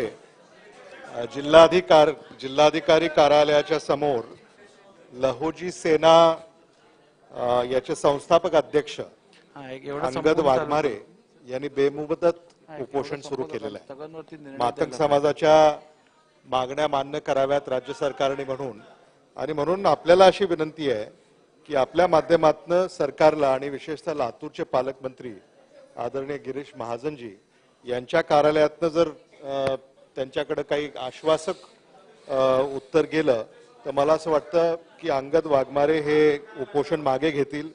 जिल्हाधिकारी यांच्याशी देखील मी संपर्क केलेला आहे, पण सरकारकडनं जर संदेश गेला तर मला असं वाटतं की ते उपोषण मागे घेतील. त्यांची प्रकृती आज खालावलेली, आज 4था दिवस या उपोषणाचा आहे. अध्यक्ष महोदय. देशमुख साहेब. धन्यवाद अध्यक्ष महोदय. सन्माननीय सदस्य प्रणितीताई शिंदेनी जो विषय मांडलेला आहे तो विषय माननीय देवेंद्र फडणवीसांनी अर्थसंकल्पामध्ये सादर केलेल्या ह्याच्यात सोलापूरला केंद्र व्हावं, श्री अन्न उत्कृष्टता केंद्र सोलापूरला व्हावं म्हणून मान्यता दिली. परंतु नोव्हेंबर 23ला आता नवीन एक परिपत्रक काढून परिपत्रकामध्ये असं बाहेर चर्चा झाली की प्रशिक्षण म्हणून, पण परिपत्रकामध्ये प्रशिक्षण नाही. परिपत्रकामध्ये स्पष्ट लिहिलेलं आहे की श्री अन्न उत्कृष्टता केंद्र हे सोलापूर ऐवजी बारामतीला स्थापन करावे असं स्पष्ट लिहिलेलं आहे. अध्यक्ष महोदय, आपल्या मार्फत माझी मुख्यमंत्री महोदय आणि उपमुख्यमंत्री महोदयांना सुद्धा विनंती आहे. माननीय उपमुख्यमंत्री महोदय अजितदादा हे राज्याचे उपमुख्यमंत्री आहेत. ते बारामती विधानसभेचे सदस्य नक्की आहेत. बारामती विधानसभेसाठी जास्तीत जास्त निधी, जास्तीत जास्त योजना राबवाव्यात, परंतु सोलापूरला स्थापित झालेलं केंद्र हे सोलापूरलाच व्हायला पाहिजे. मी काल अजितदादांशी सुद्धा चर्चा केली, माननीय मुख्यमंत्री साहेबांशी चर्चा केली. माझी आपल्याला नम्र विनंती आहे, हे परिपत्रक बदल करून तात्काळ सोलापूरला होतं ते केंद्र स्थापन करण्यासाठी राज्य सरकार सूचना द्याव्यात. साहेब, या लक्षवेधीच्या माध्यमातून नेक्स्ट माझ्या उरण मतदारसंघातील खाडीला लागून असलेली गावं आहेत. कोपरोली ते पिरकोन या इथल्या खाडी लगत असलेल्या खाडीचे बंधारे तुटल्यामुळे त्या ठिकाणी 2 ते 3 हजार एकर जमीन ही नापिकीकडे चालली आहे. त्याच्यामुळे ही बंदस्ती शासनाने लवकरात लवकर करावी ही आपल्या माध्यमातून विनंती आहे. चला रामभाऊ बोला. धन्यवाद अध्यक्ष महोदय. अध्यक्ष महोदय, आमचा सोलापूर जिल्हा प्रामुख्यानं माळशिरस किंवा परिसरामध्ये मोठ्या प्रमाणामध्ये दूध उत्पादन होतं, परंतु अध्यक्ष महोदय खासगी दूध संघाची याच्यामध्ये मोनोपॉली झाली आहे. त्या ठिकाणी कोल्हापूरमध्ये किंवा वेगवेगळ्या भागामध्ये त्या ठिकाणी 34 रुपये लिटर दुधाला भाव मिळतो. आमचा शेतकरी पहाटे 4ला उठून त्या ठिकाणी गाईचं संवर्धन करतो, त्या ठिकाणी गाईची सेवा करतो आणि त्यानंतर मोठ्या प्रमाणामध्ये दूध उत्पादन करतो. आज जर पाहिलं तर पशुखाद्याचं त्या ठिकाणी रेट जे आहेत ते त्या ठिकाणी पर लिटर जवळजवळ 26 रुपये खर्च होतो अध्यक्ष महोदय. आणि या असणाऱ्या खाजगी दूध संघाच्या मोनोपॉलीमुळे आम्हाला त्या ठिकाणी 26 रुपये लिटर भाव मिळतो अध्यक्ष महोदय. 1 लिटर ऐका अध्यक्ष महोदय, 1 लिटर दुधाला त्या ठिकाणी पाण्याची बाटली ज्या पद्धतीने असे अशा पद्धतीचा दुधाचा रेट आहे अध्यक्ष महोदय. सरकारला विनंती आहे की दुधाचे दर वाढले पाहिजे आणि त्या ठिकाणी तुम्ही माहिती देताय की वॉर्निंग देताय? 34 रुपये हमी भाव भेटला पाहिजे अशा पद्धतीचा दुधाला भाव. अध्यक्ष महोदय, बुलढाणा जिल्ह्यातील सिंदखेडराजा तालुक्यातील साखरखेरडा हे गाव अलीकडच्या काळामध्ये ड्रग्जनं व्यापलं गेलेलं आहे. मागील 5 वर्षापासून साखरखेडा परिसरामध्ये विशेष लक्ष आहे. ताडीच्या नावावर ड्रग्ज विक्री त्या ठिकाणी होऊन राहिलेली आहे आणि मोठ्या प्रमाणावर तरुण त्याला बळी पडून राहिलेले आहेत. मागच्या 5 वर्षामध्ये अध्यक्ष महोदय जवळपास 7 तरुणांचा बळी या ताडीच्यामुळे त्या ठिकाणी गेलेला आहे. वारंवार जिल्हा पोलीस अधीक्षक, स्थानिक PSI यांना निवेदन सुद्धा त्याच्यामध्ये कारवाई होत नाही, तरी शासनाने याची गंभीर नोंद घ्यावी. जयकुमार रावलजी. अध्यक्ष महोदय, धुळे नंदुरबार जिल्हा हा कायमस्वरूपी मागासलेला जिल्हा अध्यक्ष महोदय, आणि दरवर्षी तिथे सातत्याने दुष्काळ होत असतो. अध्यक्ष महोदय, हा वर्ष सुद्धा काही वेगळा नाही. या वर्षी सुद्धा भयानक दुष्काळ आहे. पण हा दुष्काळापासून आम्हाला मुक्त व्हायचं असेल तर तापीमधनं जी बुराई योजना आहे 25 वर्षापूर्वी जी मंजूर झाली ती मागच्या 5-6 वर्षापासून बंद पडली. अध्यक्ष महोदय, 100 शेतकरी आता नागपूरला आले, तिथे ते लोक उपोषण करतात. माझी आपल्या माध्यमातून राज्याचे उपमुख्यमंत्री आणि जलसंपदा मंत्री यांना विनंती आहे की ही जी तापी बुराई योजना आहे, ज्या माध्यमातून शिंदखेडा तालुका, नंदुरबार तालुका याचा विकास होणार आहे, ही योजना तात्काळ सुरू करावी, त्याची सुधारित प्रशासकीय मान्यता द्यावी आणि त्या संदर्भात तात्काळ इथे बैठक घ्यावी आणि उपोषणार्थी आहेत यांचं उपोषण सोडवावं ही विनंती करतो. सरोजताई.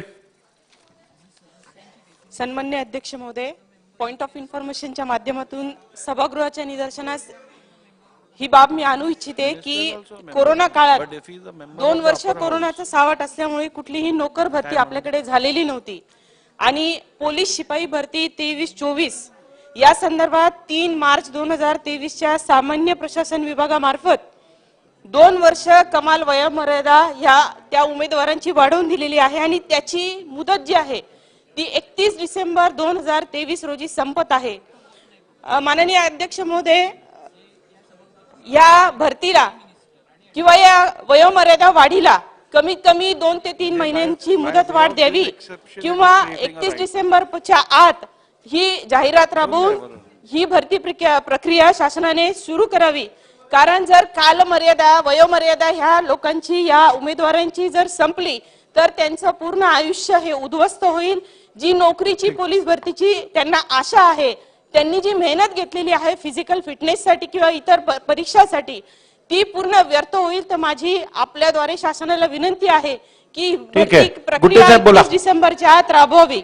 धन्यवाद. अध्यक्ष महोदय, माझ्या मतदारसंघामध्ये परभणी जिल्ह्यामध्ये सगळीकडे दुष्काळ जाहीर झाला, पण माझ्या मतदारसंघामध्ये 4 मंडळ दुष्काळ जाहीर झालेले नाहीत. त्यामध्ये पिंपळदरी तालुका गंगाखेड, पालममध्ये बनवस व रावराजूर आणि पूर्णामध्ये कावलगाव असे 4 महामंडळ माझ्या मतदारसंघामध्ये दुष्काळ जाहीर झालेले नाहीत. तरी शासनाला आपल्या वतीने मला विनंती करायची आहे, हे 4ही मंडळ दुष्काळ जाहीर करावा ही विनंती. धन्यवाद. यशोमतीताई. एक अतिशय महत्वाच्या विषयावर या ठिकाणी मी पॉइंट ऑफ इन्फॉर्मेशन मांडते. हर्मन फिनोलेक्स फिनोकेम कंपनी ही महाविकास आघाडीच्या दरम्यान तिने भूमिपूजन केलेलं होतं आणि मग त्यावेळेला देखील काही लोकांनी दावे केले होते की आम्ही आणले. आता ती कंपनी रामराम ठोकते MIDC नांदगाव पेठला. अध्यक्ष महोदय, विदर्भामध्ये आपण अधिवेशन घेतो आहे. विदर्भामध्ये आणि नागपूर डिव्हिजन मध्ये आणि अमरावती डिव्हिजन मध्ये कंपॅरेटिव्हली कमी कंपन्या येतात. माहिती द्या. तीच माहिती देते अध्यक्ष महोदय. ऍडव्हान्टेज विदर्भ झालं होतं त्यावेळेला इथे मोठ्या कंपन्या आल्या आणि नांदगाव पेठ MIDC मध्ये कंपन्या आल्या. त्याच्यानंतर महाविकास आघाडीच्या दरम्यान ही कंपनी आली. आता ही कंपनी रामराम ठोकतोय. नियम असा आहे अध्यक्ष महोदय की जर एखादी कंपनी जात असेल, काय कारणाने जाते आहे, कोणी त्या कंपनीवाल्यांना त्रास दिला का, 118 एकर जागा 2,500 कोटीचं त्या ठिकाणी इन्व्हेस्टमेंट, हे सगळं त्या अमरावतीमधनं बाहेर निघतंय. अध्यक्ष महोदय, नियम असा आहे की एक कंपनी जात असेल तर दुसरी कंपनी त्या ठिकाणी आली पाहिजे. अध्यक्ष महोदय, कुठेतरी ते डेव्हलपिंग स्टेजवर आलं. आता जर असं निराशा त्या ठिकाणी व्यक्त झाली तर माझी आपल्या मार्फत सरकारला विनंती आहे की आपणही तिथे निर्देश द्यावे आणि ती कंपनी आम्हाला दुसरी कंपनी द्या. ती कंपनी का जाते ह्याच्यावर माहितीची शासनाने नोंद घ्यावी. अशोक चव्हाण साहेब बोला. अध्यक्ष महोदय, राज्य शासनाच्या सामान्य प्रशासन विभागाने त्यांच्या निर्णयानुसार शासन सेवेत सरळ सेवेने नियुक्तीसाठी कमाल मर्यादा शिथिलता देण्याच्या बाबतीमध्ये निर्णय घेतलेला आहे आणि या निर्णयाप्रमाणे कमाल मर्यादेपेक्षा 2 वर्षाची शिथिलता देण्याच्या बाबतीमध्ये निर्णय हा घेतला आहे लोकसेवा तुमच्या GADने. माझा अध्यक्ष मग त्यांनी काही एक त्याच्यामध्ये अट घातलेली आहे की त्यांनी एक वेळापत्रक जाहीर केलेलं आहे की सरळ सेवा भरतीचे अंदाजित वेळापत्रक त्यांनी जे जाहीर केलं आहे तर महाराष्ट्र राज्यपत्रित नागरी सेवा संयुक्त पूर्व परीक्षा 2024 संदर्भामध्ये जानेवारी 2024 मध्ये जाहिरात प्रसिद्ध करण्यात सांगितलं. म्हणजे ही जाहिरात सेवा सरळ भरतीची आहे ती 2024 मध्ये त्यांनी देण्याचं मान्य केलंय. आमची विनंती एवढी आहे तुम्ही 2 वर्ष एक्सटेन्शन दिलेलं आहे पण हे जर डिसेंबर मध्ये जाहिरात काढली तर त्यांना बेनिफिट मिळेल मुलांना. ही जाहिरात जर जानेवारीमध्ये गेली तर बेनिफिट मिळत नाही. आमची विनंती शासनाला एवढीच आहे GADला सांगून ही जाहिरात जी द्यायची सरळ सेवा भरतीची डिसेंबर मध्ये दिली तर मुलांना ते ऍडव्हान्टेज 2 वर्ष शिथिलता दिली तर ऍडव्हान्टेज मिळेल. नाहीतर जानेवारीत दिली तर त्याला फायदा घेता येत नाही. हे तातडीने होणं आवश्यक आहे आणि मुलांना बेरोजगारीचा प्रश्न आहे. मुलांना जानेवारीची जायला फायदा होत नाही. शासनाने उचित कारवाई करावी. भारतीताई. अध्यक्ष महोदय, माझ्या मतदारसंघामध्ये आरामनगर ही 12:30 थांबवायलाच लागेल. एकरची जागा आहे. गिलोटीन पर्यंत होणार नाही चर्चा नाही तर. या वसाहतीमध्ये BMC कडून म्हणजे मुंबई महानगरपालिकेकडून कुठलीही व्यवस्था मिळत नाही. त्या ठिकाणी पाण्याची व्यवस्था असो, कचऱ्याची व्यवस्था असो किंवा लाईटची व्यवस्था असो BMC करत नाही. परंतु अचानकपणाने आता BMC कडून हे पत्रक आलेलं आहे आणि सगळ्या आरामनगर मधल्या रहिवाशांना त्यांनी कळवलंय की 15 दिवसाच्या आत तुमचा एरिया किती, तुम्ही कसे राहता, किती जागा आहे, केवढा गाळा आहे, जी म्हाडाची प्रॉपर्टी आहे त्याबद्दल त्यांनी माहिती घेतलेली आहे, माहिती विचारत आहेत. अध्यक्ष महोदय, माझी इथं आपल्याकडे मागणी आहे की जी BMC कुठलीही व्यवस्था करून देत नाही त्या आरामनगरच्या म्हाडाच्या वसाहतीमध्ये, लाईट सुद्धा देत नाही, अशा ठिकाणी असेसमेंट वाढवण्यासाठी त्या ठिकाणी जर ते मागणी करत असतील तर म्हाडानी या ठिकाणी दखल घ्यावी आणि हे रोखण्यात यावं. कारण की व्यवस्था मागा. अध्यक्ष महोदय धन्यवाद. महाराष्ट्रातील अनेक बेरोजगार तरुणांची मागणी मी पॉइंट ऑफ रिपोर्टच्या माध्यमातून सरकारकडे करतोय. अध्यक्ष महोदय, महाराष्ट्र नगर परिषद राज्यसेवा गट क परीक्षा 2023 याची जाहिरात 11 जुलै 2023 आलेली आहे. या जाहिरातीच्या माध्यमातून अनेक पदं भरण्यात येत आहेत. स्थापत्य अभियंता, संगणक अभियंता, विद्युत अभियंता, पाणी पुरवठा मलनिस्तारण अभियंता, अग्निसेवा, अग्निशमन सेवा, स्वच्छता निरीक्षक, नगररचनाकार, कर निर्धारण प्रशासकीय अधिकारी, लेखापाल व लेखापरीक्षण. अध्यक्ष महोदय, इतक्या जागा अनेक माहिती झाली. आता ऐका ना, या संवर्गामध्ये अनेक जागा रिकाम्या असताना केवळ निवडक जागा भरल्या चालल्या. अध्यक्ष महोदय, उदाहरणार्थ तुम्हाला देतो, लेखपालच्या जागा आहेत 357 जागा आपण भरतोय 247. कर निर्धारणच्या जागा आहेत 984 आपण भरतोय 579. अध्यक्ष जागा रिक्त असताना एवढी महाराष्ट्रात बेरोजगारी आहे, अनेक तरुण वाट बघतात परीक्षेची. त्यामुळे माझी विनंती सरकारला आहे की या सगळ्या जागा, जितक्या काही रिक्त जागा आहेत, या सगळ्या रिक्त जागा भराव्यात. अध्यक्ष महोदय, 2018 नंतर पहिल्यांदा जाहिरात आली आहे. यामुळे आज तरुण महाराष्ट्रातला वाट बघतोय या परीक्षेची आणि आपण पूर्ण पदाच्या परीक्षा या निमित्तानं घ्याव्या. कारण शासन निर्णय जो आहे 30/9/2022 या निर्णयानुसार 100% जागा भरण्याची मुभा सरकारला आहे. ठीक आहे. म्हणून सरकारला पूर्ण जागा भराव्या. सिंधुदुर्ग जिल्ह्यामध्ये मोठ्या प्रमाणात अवैधरित्या LED आणि पर्सेनेटची मासेमारी सुरू आहे. या संदर्भात पारंपरिक मच्छीमारांनी अनेक आंदोलनं केली, परंतु या आंदोलनाला यश मिळालं नाही. तर माझी आपल्या मार्फत सरकारला विनंती आहे की ही अवैधरित्या मासेमारी बंद व्हावी आणि त्या मच्छीमारांवर, पारंपरिक मच्छीमारांवर जे गुन्हे नोंद केले ते गुन्हे या ठिकाणी मागे घ्यावे. हा मुद्दा जो आदरणीय सदस्य वैभव नाईकांनी प्रस्तुत केलाय सभागृहात, तो अत्यंत महत्वाचा मुद्दा आहे. गेल्या 3 अधिवेशनात सातत्याने या विषयावरती चर्चा होऊनही कारवाई झाली नाहीये. त्यामुळे पर्सिस्टंट फिशिंगमुळे आणि LED लाईटमुळे जे नुकसान पारंपरिक मच्छीमारांचं होत आहे ते थांबवण्यासाठी शासनाने त्वरित या अधिवेशनातच कारवाई करावी असे मी निर्देश देत आहे. होय अध्यक्ष महाराज. अमीन पटेल जी. महोदय, एक बहुत ही महत्वपूर्ण इश्यू माडा के अध्यक्ष महोदय, मुंबई में 16,000 से ज्यादा सेस का बिल्डिंग है. कोलाबा में है, मुंबा देवी में है, मलबा रिल में, वर्ली चूड़ी 16,000 बिल्डिंगें हैं माडा की, जो सेस की है, PMG की बिल्डिंग है. अध्यक्ष महोदय, उनके पास स्टाफ नहीं है माडा के पास और उनके पास फंड नहीं है वो बिल्डिंग बनाने के लिए. मेरी आपके माध्यम से मंत्री महोदय से रिक्वेस्ट है कि माडा की बिल्डिंग के रिपेयरिंग के लिए जो खास करके दक्षिण मुंबई और साउथ सेंट्रल मुंबई उसके लिए फंड देना चाहिए और उसके स्टाफ की भर्ती होना चाहिए। अध्यक्ष महोदय, ट्रांजिट कैंप नहीं है। आज हमारे इलाके में बिल्डिंग रिपेयरिंग में इसलिए नहीं जा पाती है कि वहां पे उनका ट्रांजिट कैंप नहीं। अर्जेंटली माडा को सिटी के अंदर ट्रांजिट कैंप का प्रोविजन करना चाहिए। अध्यक्ष महोदय। वर्षाताई देतो तुम्हाला, सन्माननीय देतो। अध्यक्ष महोदय, महिला व बाल विकास मंत्री होत्या म्हणून मी तुम्हाला खूप याची विनंती करत होते त्याच्यासमोर बोलण्यासाठी की कुठल्याही शहरासाठी आणि गावासाठी सर्वात महत्त्वाची जर सेवा असते, अत्यावश्यक सेवा, तर ती अग्निशामक दलाची असते। राज्यातील सर्वच महानगरपालिकेमध्ये सन्माननीय अध्यक्ष महोदय स्वतःचं स्वतंत्र अग्निशामक दल आहे, पण मुंबईच्या बाबतीमध्ये एक गोष्ट वेगळी आहे की मुंबईमध्ये त्या ठिकाणी महिला अग्निशामक दलामध्ये कार्यरत आहेत। आणि अध्यक्ष महोदय, आता आपण नवी मुंबई आणि कल्याण डोंबिवली महानगरपालिकेमध्ये सुद्धा महिला अग्निशामकच्या त्याची नियुक्ती करण्यासाठी भरती प्रक्रिया सुरू केलेली, जी 2018 पासून आपण राबवली जात आहे। यासाठी मी हा प्रश्न विचारला सन्माननीय अध्यक्ष महोदय की मी काही दिवसापूर्वी त्या महिलांना भेटले नवरात्रीमध्ये। सन्माननीय अध्यक्ष महोदय, मुंबई अग्निशामक दलात 116 महिला कार्यरत आहेत आणि सन्माननीय अध्यक्ष महोदय, त्या मुंबई शहर आणि उपनगरातील 33 केंद्रावर कार्यरत आहेत। या महिला अग्निशामक दलामध्ये आपल्या राज्याचं स्वतंत्र धोरण नाही, म्हणजे आपल्याला जे पुरुषांना नियम आहेत तेच नियम महिलांसाठी त्या ठिकाणी करण्याचं काम झालेलं सन्माननीय अध्यक्ष महोदय। त्यामुळे या महिलांसाठी स्वतंत्र कुठलीही नियमावली नाही। सन्माननीय मंत्री महोदय, मी आपल्याला सांगू इच्छिते, जेव्हा मी त्यांना भेटले तेव्हा त्यांनी मला सांगितलं की अग्निशामक दलासाठी त्यांना जे आहे ते मानसिक पाळीच्या काळामधली वेगळी नियमावली नाही। सन्माननीय अध्यक्ष महोदय, प्रत्येक अग्निशामक दलावर केंद्रित असलेल्या महिलांसाठी वेगळे स्वच्छतागृह नाहीये सन्माननीय अध्यक्ष महोदय, त्यांना त्या पुरुषांच्या स्वच्छतागृहामध्ये जावं लागतं दुर्दैवाने।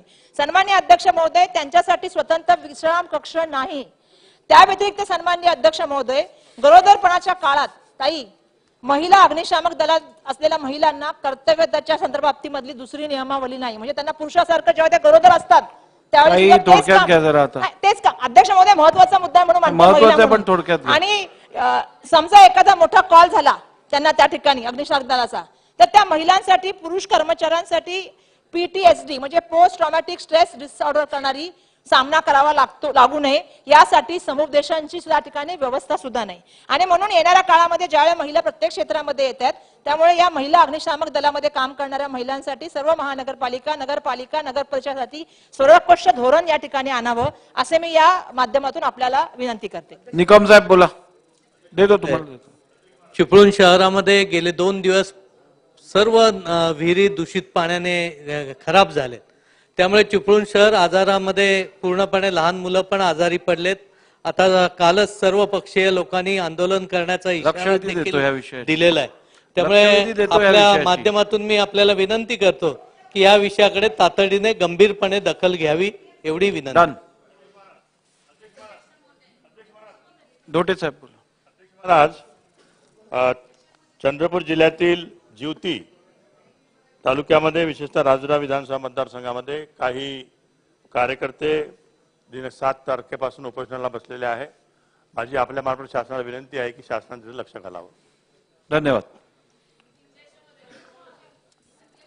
केचे साहेब। अध्यक्ष महोदय, काल 101 अन्वे अल्पकालीन चर्चेमध्ये काल भाग घेता आला नाही। वर्धा जिल्हा हा आत्महत्याग्रस्त जिल्हा आहे। या जिल्ह्यामध्येच आर्वी आष्टी कारंजा हा माझा मतदारसंघ आहे। त्या ठिकाणी 27/11/23 पासून सतत होत असलेल्या अवकाळी पावसानं आर्वी आष्टी कारंजा तालुक्यातील कापूस, तूर, चणा, गहू पिकाचे मोठ्या प्रमाणामध्ये नुकसान झाले। व्यस्तीत आलेला पूर्ण कापूस जमिनीवर आलेला आहे। सतत बोंडे सुद्धा सडलेले आहेत। तुरीला आलेला फुलर गळून पडलेला आहे। शेंगा येणार की नाही असा शेतकरी विवंचनेत आहे। अशा परिस्थितीमध्ये गहू, चणा पिकाची निश्चितच सर्वे करून त्याला हेक्टरी 50,000 रुपयाची मदत शेतकऱ्यांना द्यावी ही आग्रहाची आणि कळकळीची विनंती करतोय। धन्यवाद।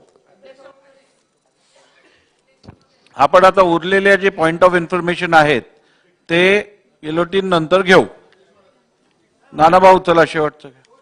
अध्यक्ष महाराज, अधिवेशन चाललेलं आहे आणि महाराष्ट्रामध्ये कालच जालन्यामध्ये गजानन तोर नावाच्या एका व्यक्तीवर दिवसाढवळ्या गोळ्या टाकण्यात आल्या।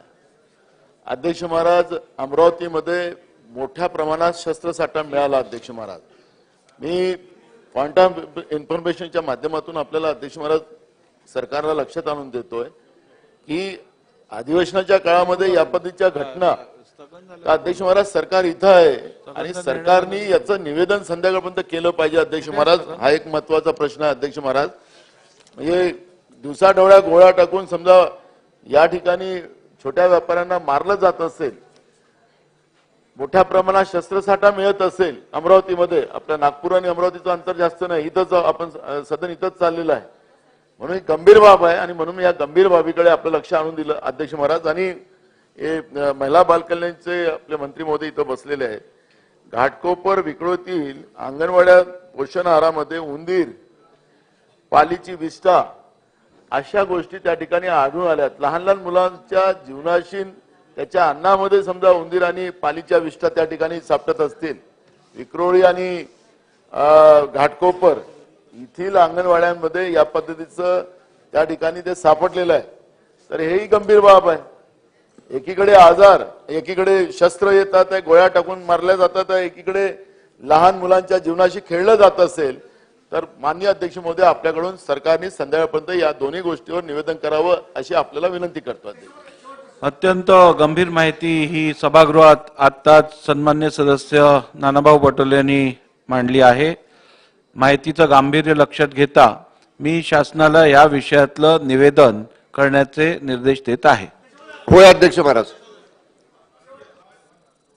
महत्वाचा विषय आहे का शुक्रवारी चिंचवड पिंपरी परिसरामध्ये जे फटाक्याची दारू असते त्याच्यापासून मेणबत्त्या बनवण्याचं अशा पद्धतीचा एक कारखाना सुरू होता, त्याचा स्फोट झाला आणि त्यामध्ये 9 कामगार मयत झाले. आतापर्यंतची संख्या वाढती आहे, सतत संख्या वाढते आहे. जखमींची संख्या प्रचंड आहे आणि त्याकडं अद्याप शासनानं लक्ष नाही. एकतर ते बेकायदेशीर आहे, त्याकडे कोणाचं लक्ष कसं गेलं नाही, चाललंय काय हे समजायला तयार नाही, हीच सगळी अवस्था. आणि अशा वेळेस शासन म्हणून काही तिथं पाहिजे नियंत्रण, ते दुर्दैवानं दिसत नाही. 9 कामगार मयत झालेले आहेत. एक तर शासनानं यावर निवेदन करणं आवश्यक आहे. त्या कामगारांना मदत केली पाहिजे. ती गरीब माणसं आहे, जे फटाक्याच्या याच्यात काम करणारे कामगार असती काय परिस्थिती त्याची, त्याचं जीवन कठीण आहे, त्या कुटुंबांचं जीवन कठीण झालंय. अध्यक्ष महोदय यावर सुद्धा त्वरित निवेदन करण्याच्या संदर्भातल्या सूचना आणि मदत जाहीर करण्याच्या संदर्भातल्या सूचना आपण द्याव्यात. आज आहेत कामगारांच्या मागण्या आहेत, त्यावेळेला बोला, आपण उत्तर मिळेल ना आपल्याला. नाही, आज चर्चा आहे, आज पुरवणी मागण्यांच्या वेळेला चर्चा आहे, त्यामुळे विस्तृत माहिती आपण त्यावेळेला देऊन आपण शासनाकडनं उत्तर पण घेऊ. अध्यक्ष महोदय, अत्यंत गंभीर विषय आहे.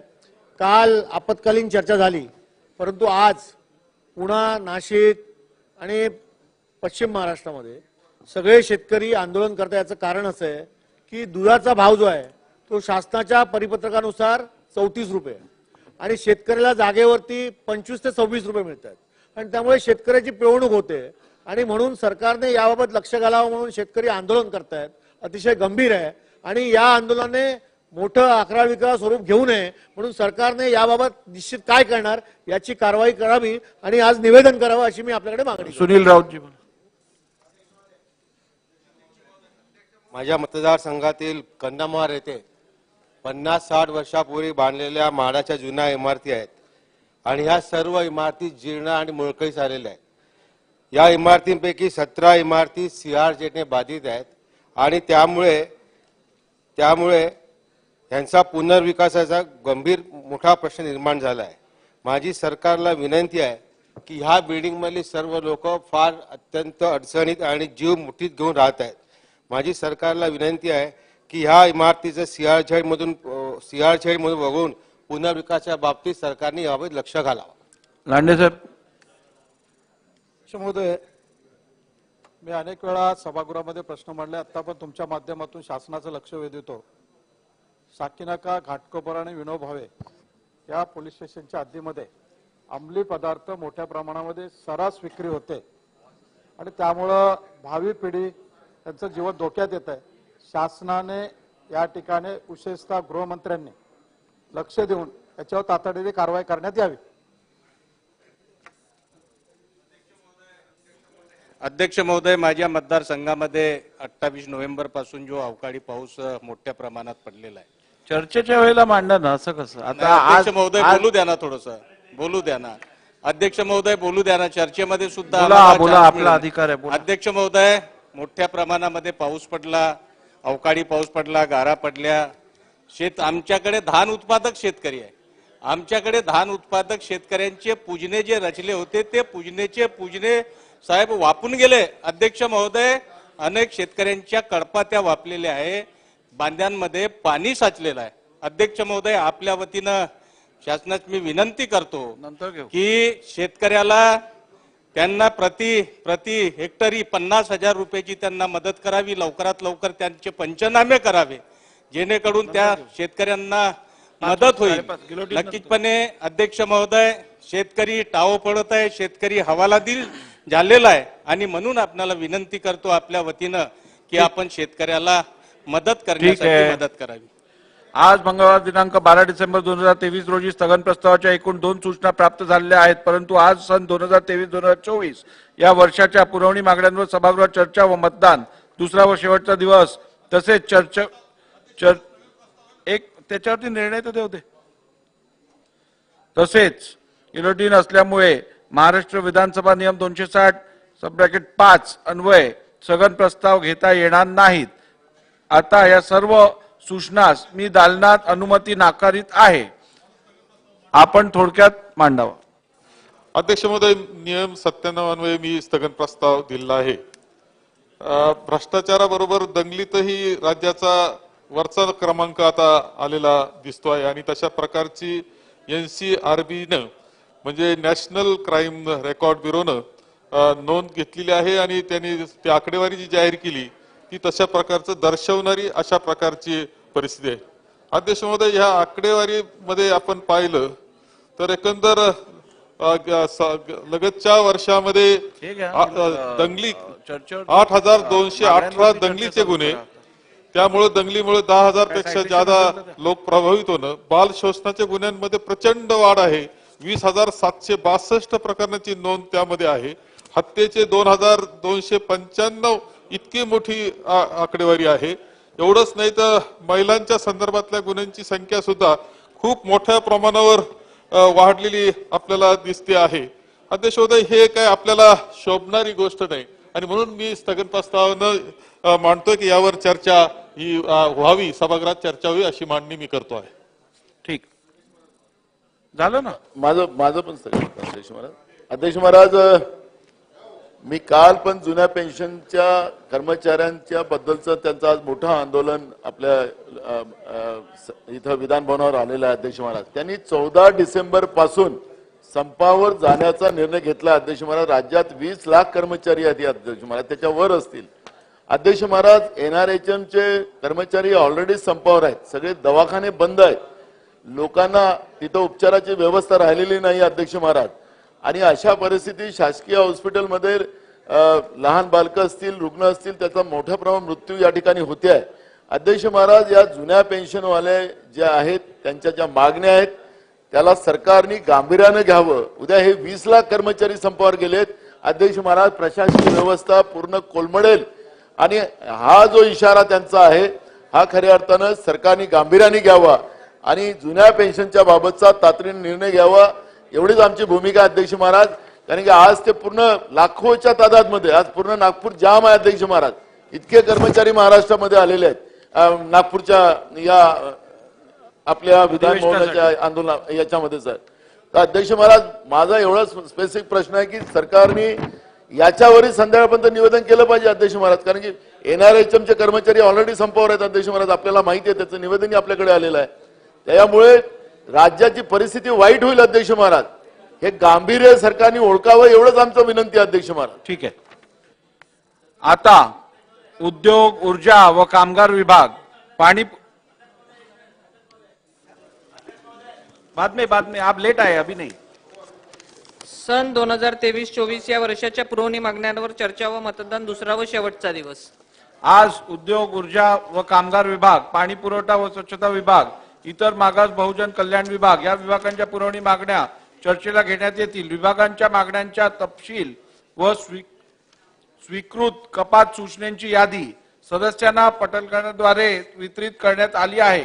कपात सूचना न मांडता मान्य करण्यात आलेल्या कपात सूचनांची उत्तरे माननीय मंत्री महोदयांच्या स्वाक्षरीने 30 दिवसाच्या कालावधीत सदस्यांना पाठवण्याची प्रथा जुलै 2010 पासून मान्य झाली असल्यामुळे आता कोणीही कपात सूचना मांडणार नाही असे मी गृहीत धरतो. या चर्चेसाठी चर्चापर्यंत वेळ उपलब्ध आहे. यापैकी सत्तारूढ पक्षास संबंधित मंत्र्यांच्या उत्तरासह निम्मा वेळ आणि विरोधी पक्षास निम्मा वेळ देण्यात येईल. सदस्य वेळेचे बंधन पाळून मला सहकार्य करतील अशी मी अपेक्षा व्यक्त करतो. प्रत्येक सदस्याने भाषण सुरू करण्याच्या वेळी विभाग त्याबरोबरच बाब क्रमांक व पूरक विवरणपत्रातील पृष्ठ क्रमांक याचा उल्लेख करावा. पुरवणी मागण्यांवरील चर्चा संबंधित बाबींपुरतीच मर्यादित असल्यामुळे सदस्यांना मूळ अनुदान अथवा मूळ मागणी यावर चर्चा करता येणार नाही.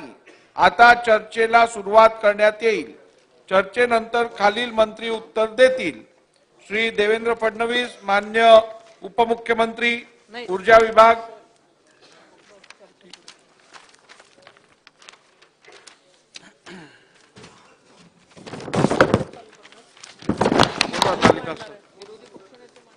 कोण सुरू करते? धोटे साहेब, तुमचं नाव आहे पहिलं.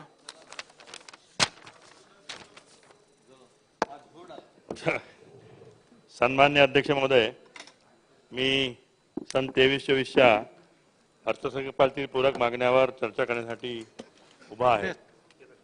अध्यक्ष महाराज, उद्योग, ऊर्जा व कामगार विभाग बाब क्रमांक 225 ते 236 या विभागाच्या 4,878 कोटीच्या मागण्या संबंधामध्ये अध्यक्ष महाराज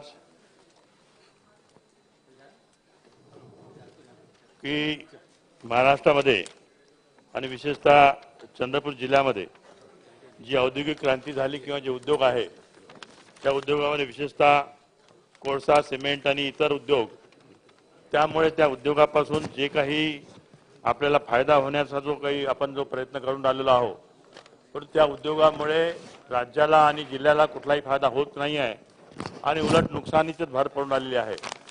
अनेक शेतकरी, अनेक कामगार मृत्युमुखी पडून आलेले आहे. आपलं धोरण आहे की आपण कुठेतरी स्थानिक लोकांना नोकऱ्या दिल्या पाहिजे. स्थानिक लोकांना नोकऱ्या मिळत नाही. आणि अध्यक्ष महाराज, आमच्या त्या जिल्ह्यामध्ये कोळशाचं फार मोठं प्रमाणात उत्पन्न होतो.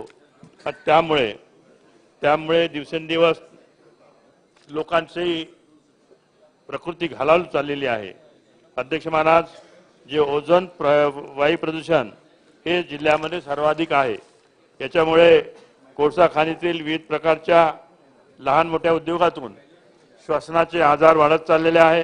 त्यामध्ये दमा, ब्रँकायटिस, हृदयरोगाची संख्या वाढलेली आहे. कार्बन मोनॉक्साईड वायू हा कार्बनजन्य व थकवा आणणारा वायू असल्यामुळे याच्यामुळे ऑक्सिजनची कमतरता व मानसिक समस्या निर्माण होत आहे. अध्यक्ष महोदय, हा ब्राझीन वायू हा सुद्धा प्रदूषणासाठी आणि विविध प्रकारचे रोग आणण्यासाठी कारणीभूत ठरलेला आहे. या वायूमुळे कॅन्सर, बोनमेरो क्षती, ल्युकेमिया, एनिमिया, लिव्हर, किडनी आणि लंग आणि हार्ट सारखे बिमाऱ्या लोकांना होऊ घातलेल्या आहे. अध्यक्ष महोदय, माझी आपल्याला विनंती आहे की या सगळ्या प्रदूषित आणि धूळ करण्याच्या कारखान्याची जी संख्या वाढलेली आहे त्यावर कुठेतरी नियंत्रण शासनाने ठेवलं पाहिजे. प्रदूषणाचं नियंत्रण होत चाललेलं आहे. प्रदूषणामुळे लोकांमध्ये रोग वाढत चाललेले आहे आणि हे कारखानदार कुठेही लक्ष घालत नाही आहे. अध्यक्ष महोदय, माझी शासनाकडे मागणी आहे की आमच्याकडे जो कोल माइन्स आणि पॉवर प्लांट आहे त्या कोल माइन्स आणि पॉवर प्लांटमध्ये सुद्धा जे काही एन्व्हायरमेंटल प्रोटेक्शन ऍक्ट 86 आणि कलम 15(2) प्रमाणे ज्या काही नियम आणि अटी असते त्या नियम आणि अटीचं सुद्धा कुठेही पालन होत नाही आहे. कुठेही त्याच्याकडे लक्ष कोणी दिलं जात नाही आहे. अध्यक्ष महोदय, महाराष्ट्र राज्यामध्ये उद्योगामध्ये स्थानिकांना 80% नोकऱ्या मिळायला पाहिजे, परंतु शासनाचा 2008चा असा निर्णय असून सुद्धा त्या निर्णयाची अंमलबजावणी कुठेही करताना दिसत नाही आहे. अध्यक्ष महोदय, अनेक सिमेंट कारखान्यामध्ये, अनेक अशा कोल माइन्समध्ये किंवा अनेक अशा कोल वाशरीमध्ये जे काही मजूर काम करतात ते संपूर्ण मजूर हे बाहेर देशातून आणि बाहेर परप्रांतातून आले असल्यामुळे स्थानिक लोकांना कुठेही काम मिळत नाही आहे. त्यामुळे स्थानिक लोक हवालदिल झालेले आहे. अध्यक्ष महोदय, मला आपल्याला विनंती करावीच वाटते की आपण प्रत्येक जिल्ह्याच्या जिल्हाधिकाऱ्याकडे ही जबाबदारी दिली पाहिजे आणि तिथं जे कोलवासीज आणि बाकीच्या जे गोष्टी निर्माण झालेल्या आहेत त्या गोष्टीमध्ये कुठतरी कमीत कमी स्थानिक लोक 80% हा स्थानिकता असला पाहिजे. परंतु कुठलाही जिल्हाधिकारी, कुठलाही डेप्युटी कलेक्टर, कुठलाही लेबर ऑफिसर, कुठलाही पर्यावरण ऑफिसर हा जाऊन तपासणी करत नाही आणि तपासणी केली तरी थातूरमातूर रकान्याची पूर्तता करतो. त्यामुळे अनेक उद्योगावर त्याच्यामुळे त्रास होऊन आलेला आहे.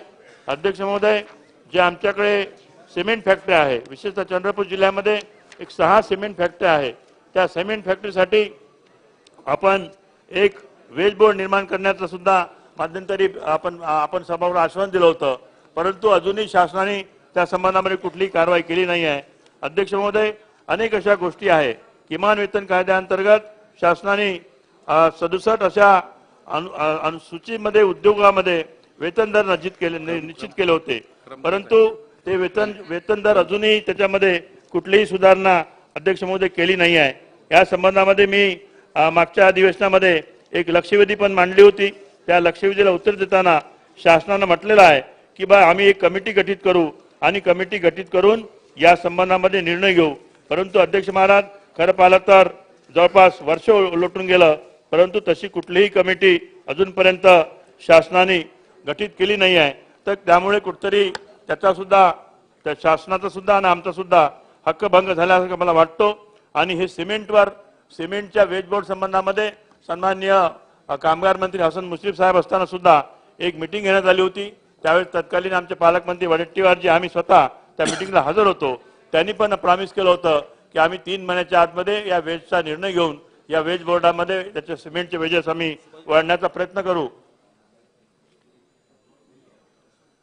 अध्यक्ष महोदय, 2023च्या अधिवेशनामध्ये नियम 105 अन्वये आम्ही एक लक्षवेधी आणली होती. त्या लक्षवेधीवर कुशल, अर्धकुशल आणि अकुशल या कामगारांचे पगार वाढण्यासंबंधामध्ये सुद्धा निर्णय करण्यात आला होता, परंतु अजूनपर्यंत शासनाने निर्णय केला नाही आणि कुठलीही कमिटी बसवली नाही. तर मला आपल्या मार्फतीनं माझी विनंती आहे की या सगळ्या गोष्टीची खरपालत शासनानं दखल घेतली पाहिजे आणि हे जे विदर्भामध्ये किंवा राज्यामध्ये असलेले जे उद्योग आहे त्या उद्योगासंबंधामध्ये कुठतरी एक ठोस भूमिका घेतली पाहिजे. आपण विचार करतो की उद्योग आल्यामुळे उत्पन्न वाढेल, आपला राज्याचा विकास होईल, परंतु विकास आणि जे काही नोकरीच्या गोष्टी असतात त्या संबंधामध्ये खरं पाहिलं तर नियम एक आणि काम एक वेगळे प्रकार असल्यामुळे कुठतरी आपल्या मार्फतीनं शासनाने जे काही स्थानिक कामगार असतात त्या स्थानिक कामगारांचा सहभाग जास्त असला पाहिजे. या संबंधामध्ये सुद्धा आपण लक्ष घालावं अशी आपल्याला विनंती करतो. आणि राज्यातील जे कामगार आहे त्या कामगारासाठी किमान वेतन सल्लागार मंडळाची तातडीने निर्मिती करावी अशी आपल्या मार्फतीनं विनंती करतो. अध्यक्ष महाराज, या संबंधामध्ये जे ऊर्जा विभागाचा जो विषय आहे, अध्यक्ष महाराज, जे ऊर्जा विभागामध्ये आपल्या राज्यामध्ये आणि विशेषतः आमच्या चंद्रपूर जिल्ह्यामध्ये एक थर्मल पॉवर स्टेशन आहे. ते थर्मल पॉवर स्टेशन जवळपास आशिया खंडातील सगळ्यात मोठं थर्मल पॉवर स्टेशन आहे, परंतु थर्मल पॉवर स्टेशन आमच्या विदर्भामध्ये आहे आणि चंद्रपूर जिल्ह्यामध्ये आहे. परंतु आमच्या जिल्ह्यामध्ये असलं थर्मल पॉवर स्टेशन, परंतु आम्हाला सुद्धा थर्मल पॉवर स्टेशन असून सुद्धा आम्हाला त्या थर्मल पॉवर स्टेशनचा कुठलाही उपयोग होत नाही. आम्हाला अजूनही भारनियमाचा सामना करावा लागत आहे. अध्यक्ष महाराज, आमच्या जिल्ह्यामध्ये विशेषतः आम्ही लोक सरकारमध्ये असताना 31 मार्च 2019 पर्यंत पेंडिंगच्या संपूर्ण कृषी पंपात जोडण्या या पूर्ण करण्यात येईल असं आश्वासन दिलं होतं. नंतर या सरकारने 31 मार्च 22 पर्यंतच्या वीज जोडण्या या सुद्धा आम्ही पूर्ण करू. परंतु अध्यक्ष महाराज, अनेक ठिकाणी विशेषतः माझ्या मतदारसंघामध्ये जिल्ह्यामध्ये जे आश्वासन दिलं त्या कृषी पंपाच्या वीज जोडण्या अजूनपर्यंत पूर्ण झाल्या नाही. राज्य शासनाची आणि केंद्र शासनाची योजना जी डॉक्टर बाबासाहेब आंबेडकर स्वावलंबन योजना, त्या योजनेनंतर ज्या शेतकऱ्यांनी विहिरी घेतल्या किंवा भगवान बिरसा मुंडा या योजनेनंतर ज्या शेतकऱ्यांनी विहिरी घेतल्या त्या शेतकऱ्याला सुद्धा कृषी पंपाच्या जोडण्या अजूनपर्यंत दिल्या गेल्या नाही. माझी आपल्या मार्फत विनंती आहे की वीज आपण निर्माण करतो, परंतु आपल्या भागातच विजेचा पुरवठा होत नसेल तर ही फार मोठी शोकांतिका आहे. त्यामुळे अध्यक्ष महाराज, या सगळ्या बाबीवर आपण लक्ष घालावं अशी मी आपल्याला विनंती करतो. अध्यक्ष महाराज, आपण एक शासनाने निर्णय घेतला आहे की ग्रामपंचायतीला वाढीव पोल आता देण्यात येणार नाही, परंतु अनेक वस्त्या अनेक पाड्या आता निर्माण झालेल्या आहे आणि वाढीव पोलची अत्यंत आवश्यकता असल्यामुळे वाढीव पोल शासनाने खरं नियम आपला बदलून ज्या ज्या ठिकाणी आवश्यकता आहे त्या त्या ठिकाणी वाढीव पोल दिले पाहिजे. अध्यक्ष महाराज, शेतकऱ्याच्या वीज मीटर बद्दल आपण आता बोललो, परंतु जे काही ट्रान्सफॉर्मर ज्या रोहित्र म्हणतो आपण, तुमच्या मतदारसंघामध्ये तो सुद्धा प्रश्न असेल की जेव्हा जेव्हा इलेक्ट्रिसिटीचा शॉर्टेज असतो किंवा जेव्हा जेव्हा पाऊस कमी पडून शेतकरी वीज घेण्यासाठी प्रयत्न करतात त्यावेळेस नेमकं ट्रान्सफॉर्मर जळल्या जाते आणि ट्रान्सफॉर्मर जळल्यानंतर मग ते ट्रान्सफॉर्मर लवकर उपलब्ध होत नाही. शेतकरी वारंवार MSEBच्या ऑफिसमध्ये जाऊन खेटा घालतात आणि तरीपर्यंत MSEBचे अधिकारी दाद देत नाही. अध्यक्ष महाराज, मध्यंतरी एक डायरेक्टर जनरल आले होते पाठक नावाचे, त्यांच्यासमोर सुद्धा आम्ही काही समस्या मांडल्या.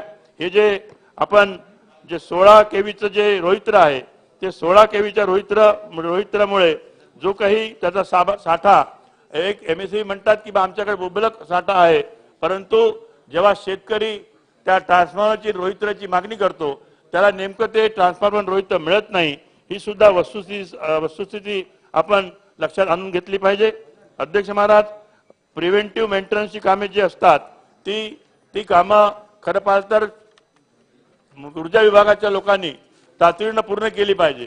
अध्यक्ष महाराज, अनेक ठिकाणी गावामध्ये, अनेक ठिकाणी सडकेवर, अनेक ठिकाणी ज्या विद्युतच्या तारा आहे त्या अशा लोंबकळत पडत असतात आणि लोंबकळत पडत असल्यामुळे अनेक ठिकाणी मनुष्यहानी पण झालेली आहे, परंतु कॉम्पन्सेशन मिळत नाही आणि त्याच्यामध्ये अनेक ठिकाणी लोकांना त्रास होऊन राहिलेला आहे. माझी आपल्या मार्फत विनंती आहे की हा जो मेंटेनन्सचा जो काळ असतो त्या काळामध्ये संपूर्ण ज्या काही तारा लोंबकळत ज्या आहे त्या लोंबकळणाऱ्या तारा आपण दूर केल्या पाहिजे आणि ट्रान्सफॉर्मर सुद्धा जे लागलेले आहे ते ट्रान्सफॉर्मर सुद्धा शाळेच्या जवळ किंवा लहान मुलाचा हात लागेल नाही अशा ठिकाणी लावण्याचा प्रयत्न केला पाहिजे. अध्यक्ष महाराज, आपण जो मध्यंतरी जो कृषी पंपाच्या सोलार पंपाचं जो आपण पुरवठा करण्यात आला होता, अनेक ठिकाणी हे सोलार पंप बंद पडलेले आहे आणि मग आपण वारंवार विनंती करून सुद्धा तो सोलार पंपाचा जो काही तंत्रज्ञ असतो तो येत नाही आणि ते रिपेअर होत नाही. माझी आपल्या मार्फतीने शासनाला विनंती आहे की त्या संबंधामध्ये सुद्धा उचित कारवाई करावी आणि ते सुद्धा सोलार पंप तातडीनं दुरुस्त कसे होतील त्या संबंधामध्ये सुद्धा विचार करावा अशी आपल्याला विनंती करतो. अध्यक्ष महाराज, अरे मी पहिल्यांदाच बोलतो आणि पुन्हा घंटी मारायला लागले. रात्री 11 वाजता बोललो सर, ठीक आहे, ओपनिंग बॅट्समन आहे ना, काहीतरी रद्द करू द्या. नावं खूप आहेत, सर्वांना संधी मिळाली पाहिजे. नाही अध्यक्ष महाराज, संधी मिळावी. ओबीसीचे आमचे मंत्री बसलेले आहे. ओबीसीच्या मंत्रिमंडळाला विनंती करतो की बाबा ज्या वसतिगृहाच्या बद्दल आपण बोलले अनेकदा की 72 वसतिगृह आपण सुरू करण्याचा प्रयत्न करू, तुम्ही आश्वासन दिलं होतं. आमच्या वडेट्टीवार साहेबांची आमची लक्षवेधी होती मागच्या अधिवेशनात नागपूरच्या आणि त्या लक्षवेधीची कॉपी माझ्यापाशी आहे, परंतु अध्यक्ष महाराज अजूनही आमच्या ओबीसी मंत्र्यांनी एक पण वसतिगृह सुरू केलं नाही. आमच्याकडे केलं नाही, तुमच्या हिंगणघाटला पण सुरू केलं नाही. तुमची ना आमची परिस्थिती सारखी आहे. जरी तुम्ही खुर्चीवर बसले असला तरी आपली समस्या दोघांची सारखी असल्यामुळे माझी आपल्या मार्फतीने विनंती आहे की त्यांनी ओबीसीच्या त्या 72 वसतिगृहासंबंधामध्ये निर्णय घेण्यात यावा. अनुसूचित जाती जमातीच्या विद्यार्थ्यांप्रमाणे ग्रामीण भागातील इतर मागास व भटकविमुख जातीच्या लोकांसाठी जी आपण जी योजना म्हणतो आहोत त्या योजनेसाठी संबंधामध्ये आपण सुद्धा प्रयत्न केला पाहिजे. अध्यक्ष महाराज, जी 21,600 विद्यार्थ्यांसाठी जी स्वाधार योजना सुरू करण्याची आपण घोषणा केली होती, ती स्वाधार योजना सुद्धा मान्य साहेब अजूनपर्यंत सुरू झाली नाही आहे. ती पण आपण ताबडतोब सुरू करावी अशी आपल्याला विनंती करतो. आम्ही वडेट्टीवार साहेब, मी, सुनील केदार आणि नानाभाऊ पटोले आम्ही 4 लोकांनी मध्यंतरी मागच्या नागपूरच्या अधिवेशनामध्ये, मुंबईच्या अधिवेशनामध्ये आम्ही तुम्हाला एक आम्ही हे दिलं होतं. त्यामध्ये तुम्ही आश्वासन दिलं होतं की विशेषतः इतर मागास प्रवर्ग आणि विमुक्त जाती या भागात याच्यातील लोकांना घरकुल देण्यासंबंध विषय होता, पण ते सुद्धा आश्वासन यशवंतराव चव्हाण वसतिगृहाच्या घरकुल देण्याचा विषय होता, पण ते सुद्धा आमचे घरकुलाचे प्रस्ताव आपल्या अधिकाऱ्याकडे तयार आहे, परंतु आपण सभागृहात आश्वासन देऊन सुद्धा त्याला निधी दिला नाही. फक्त निधी काही विशिष्ट मतदारसंघापुरता दिला.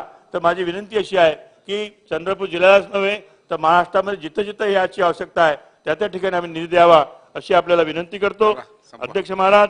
त्याचप्रमाणे जे वसतिगृहाचा जो विषय आहे त्याचप्रमाणे अध्यक्ष महाराज अजूनही काही गोष्टीच्या संबंधामध्ये ज्या खासगी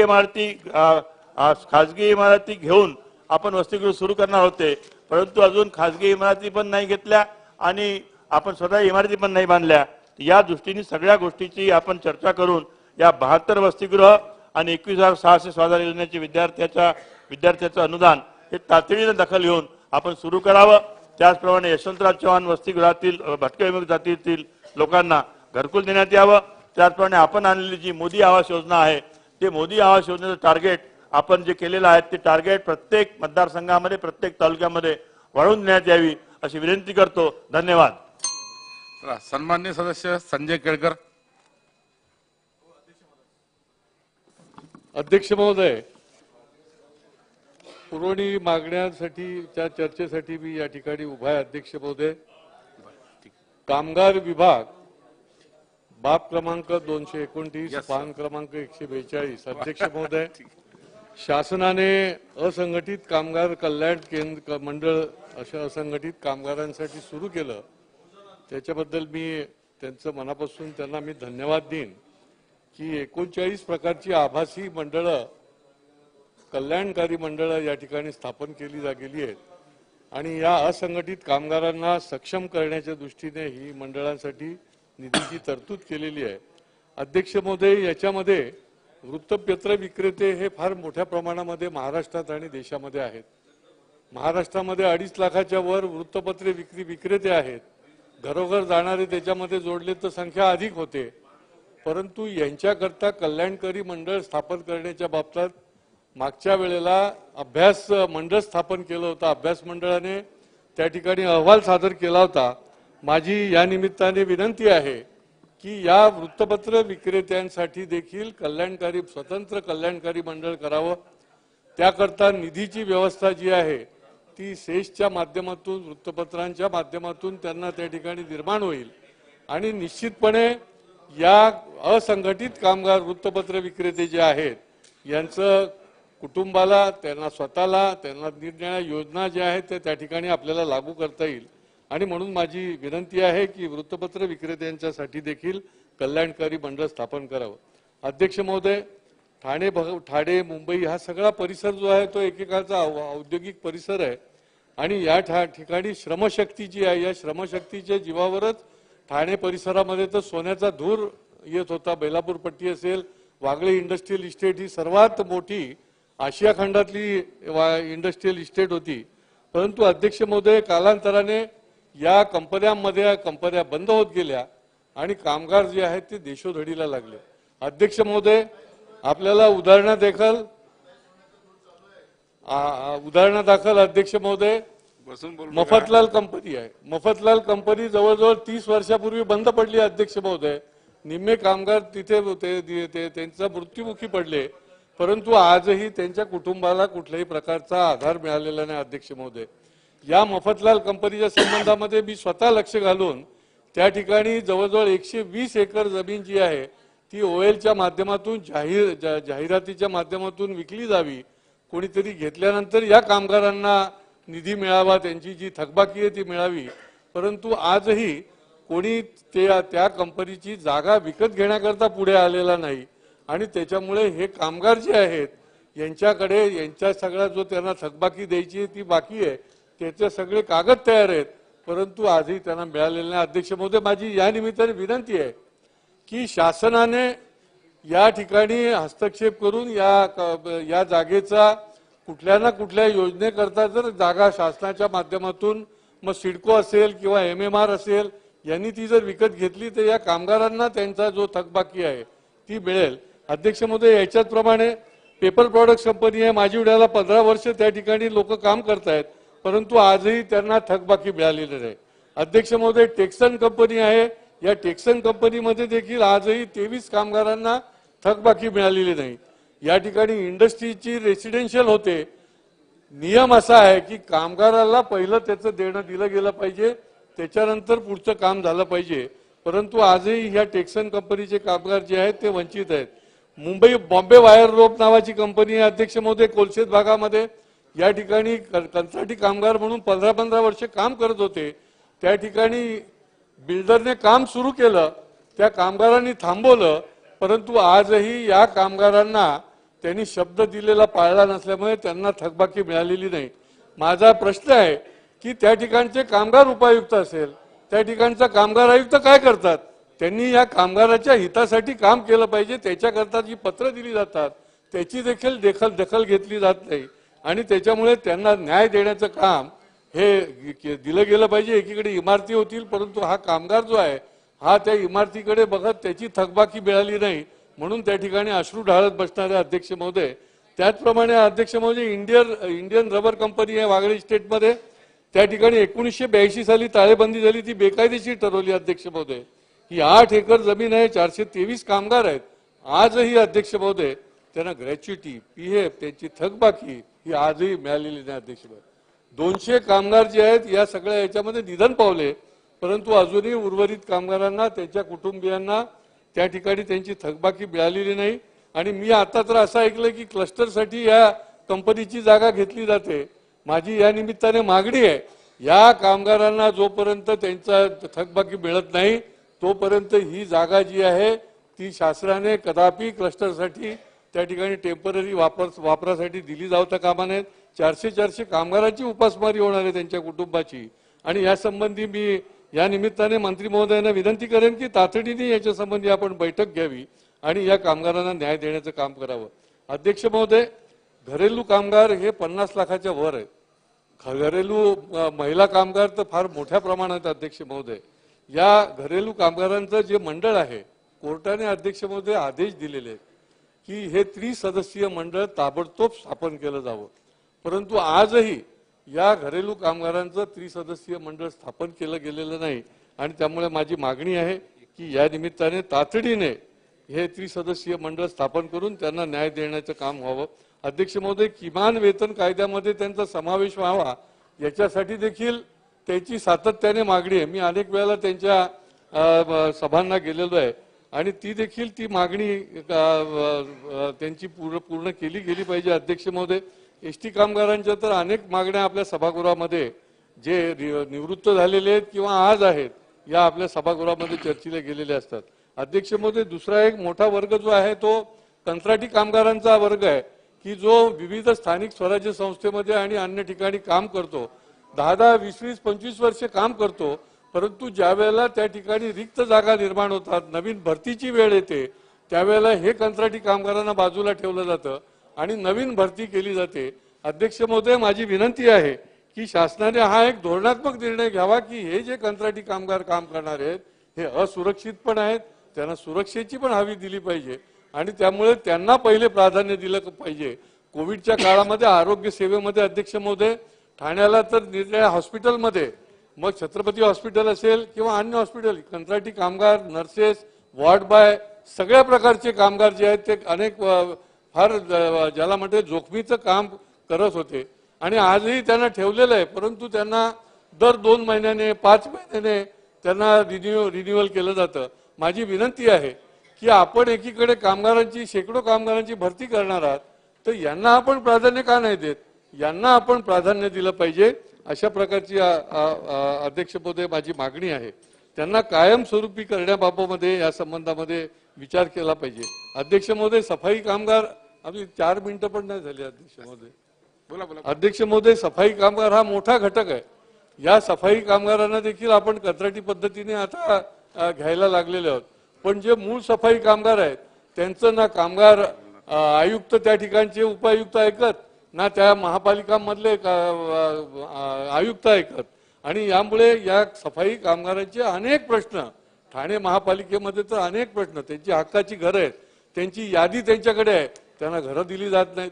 त्यांना त्या ठिकाणी ते मागणी करायला गेलं तर त्यांना विचारलं जात नाही. अध्यक्ष महोदय, वारसा हक्काचा तर विषय लाडेपाके समितीचा तर मागच्या वेळेला सभागृहामध्ये आला होता.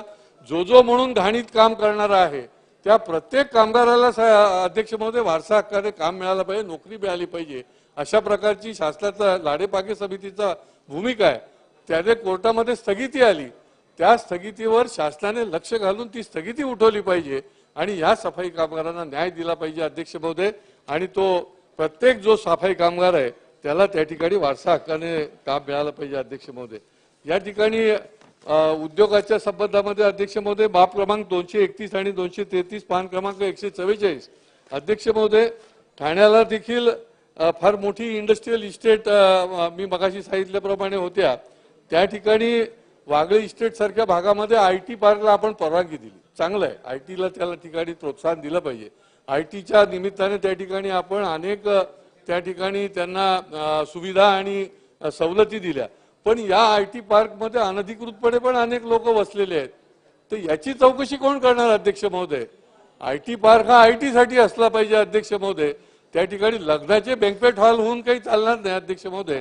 आणि त्याच्यामुळे या संबंधामधल्या शासनाने तातडीने यावर या संबंधात कारवाई करावी.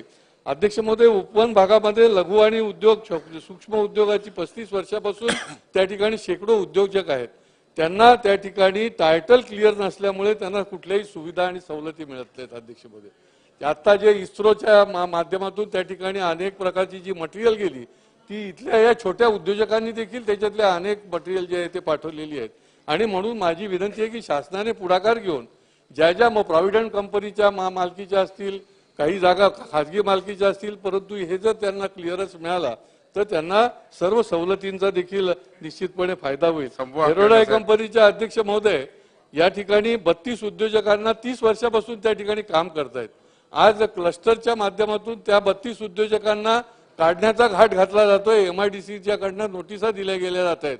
महापालिकेकडनं या 32 उद्योजक जे छोटे आहेत तिथे शेकडो लोक काम करतात. करोडो रुपये या ठिकाणी खर्च झालेले आहेत. तर यांना कोण वाचवणार? आणि म्हणून शासनाने हे लघु असतील, सूक्ष्म असतील, छोटे उद्योग त्यांना देखील आपण वाचवावं आणि लघु उद्योजकांना प्रोत्साहन देण्याचं जे काम आहे केंद्र शासनाचं आहे, राज्य शासनाचं आहे, तर त्याच्या संबंधी देखील अध्यक्ष महोदय एक धोरण निश्चित करावं अशा प्रकारची मी विनंती करतो. धन्यवाद. सन्मान्य सदस्य प्राध्यापक तनपुरे.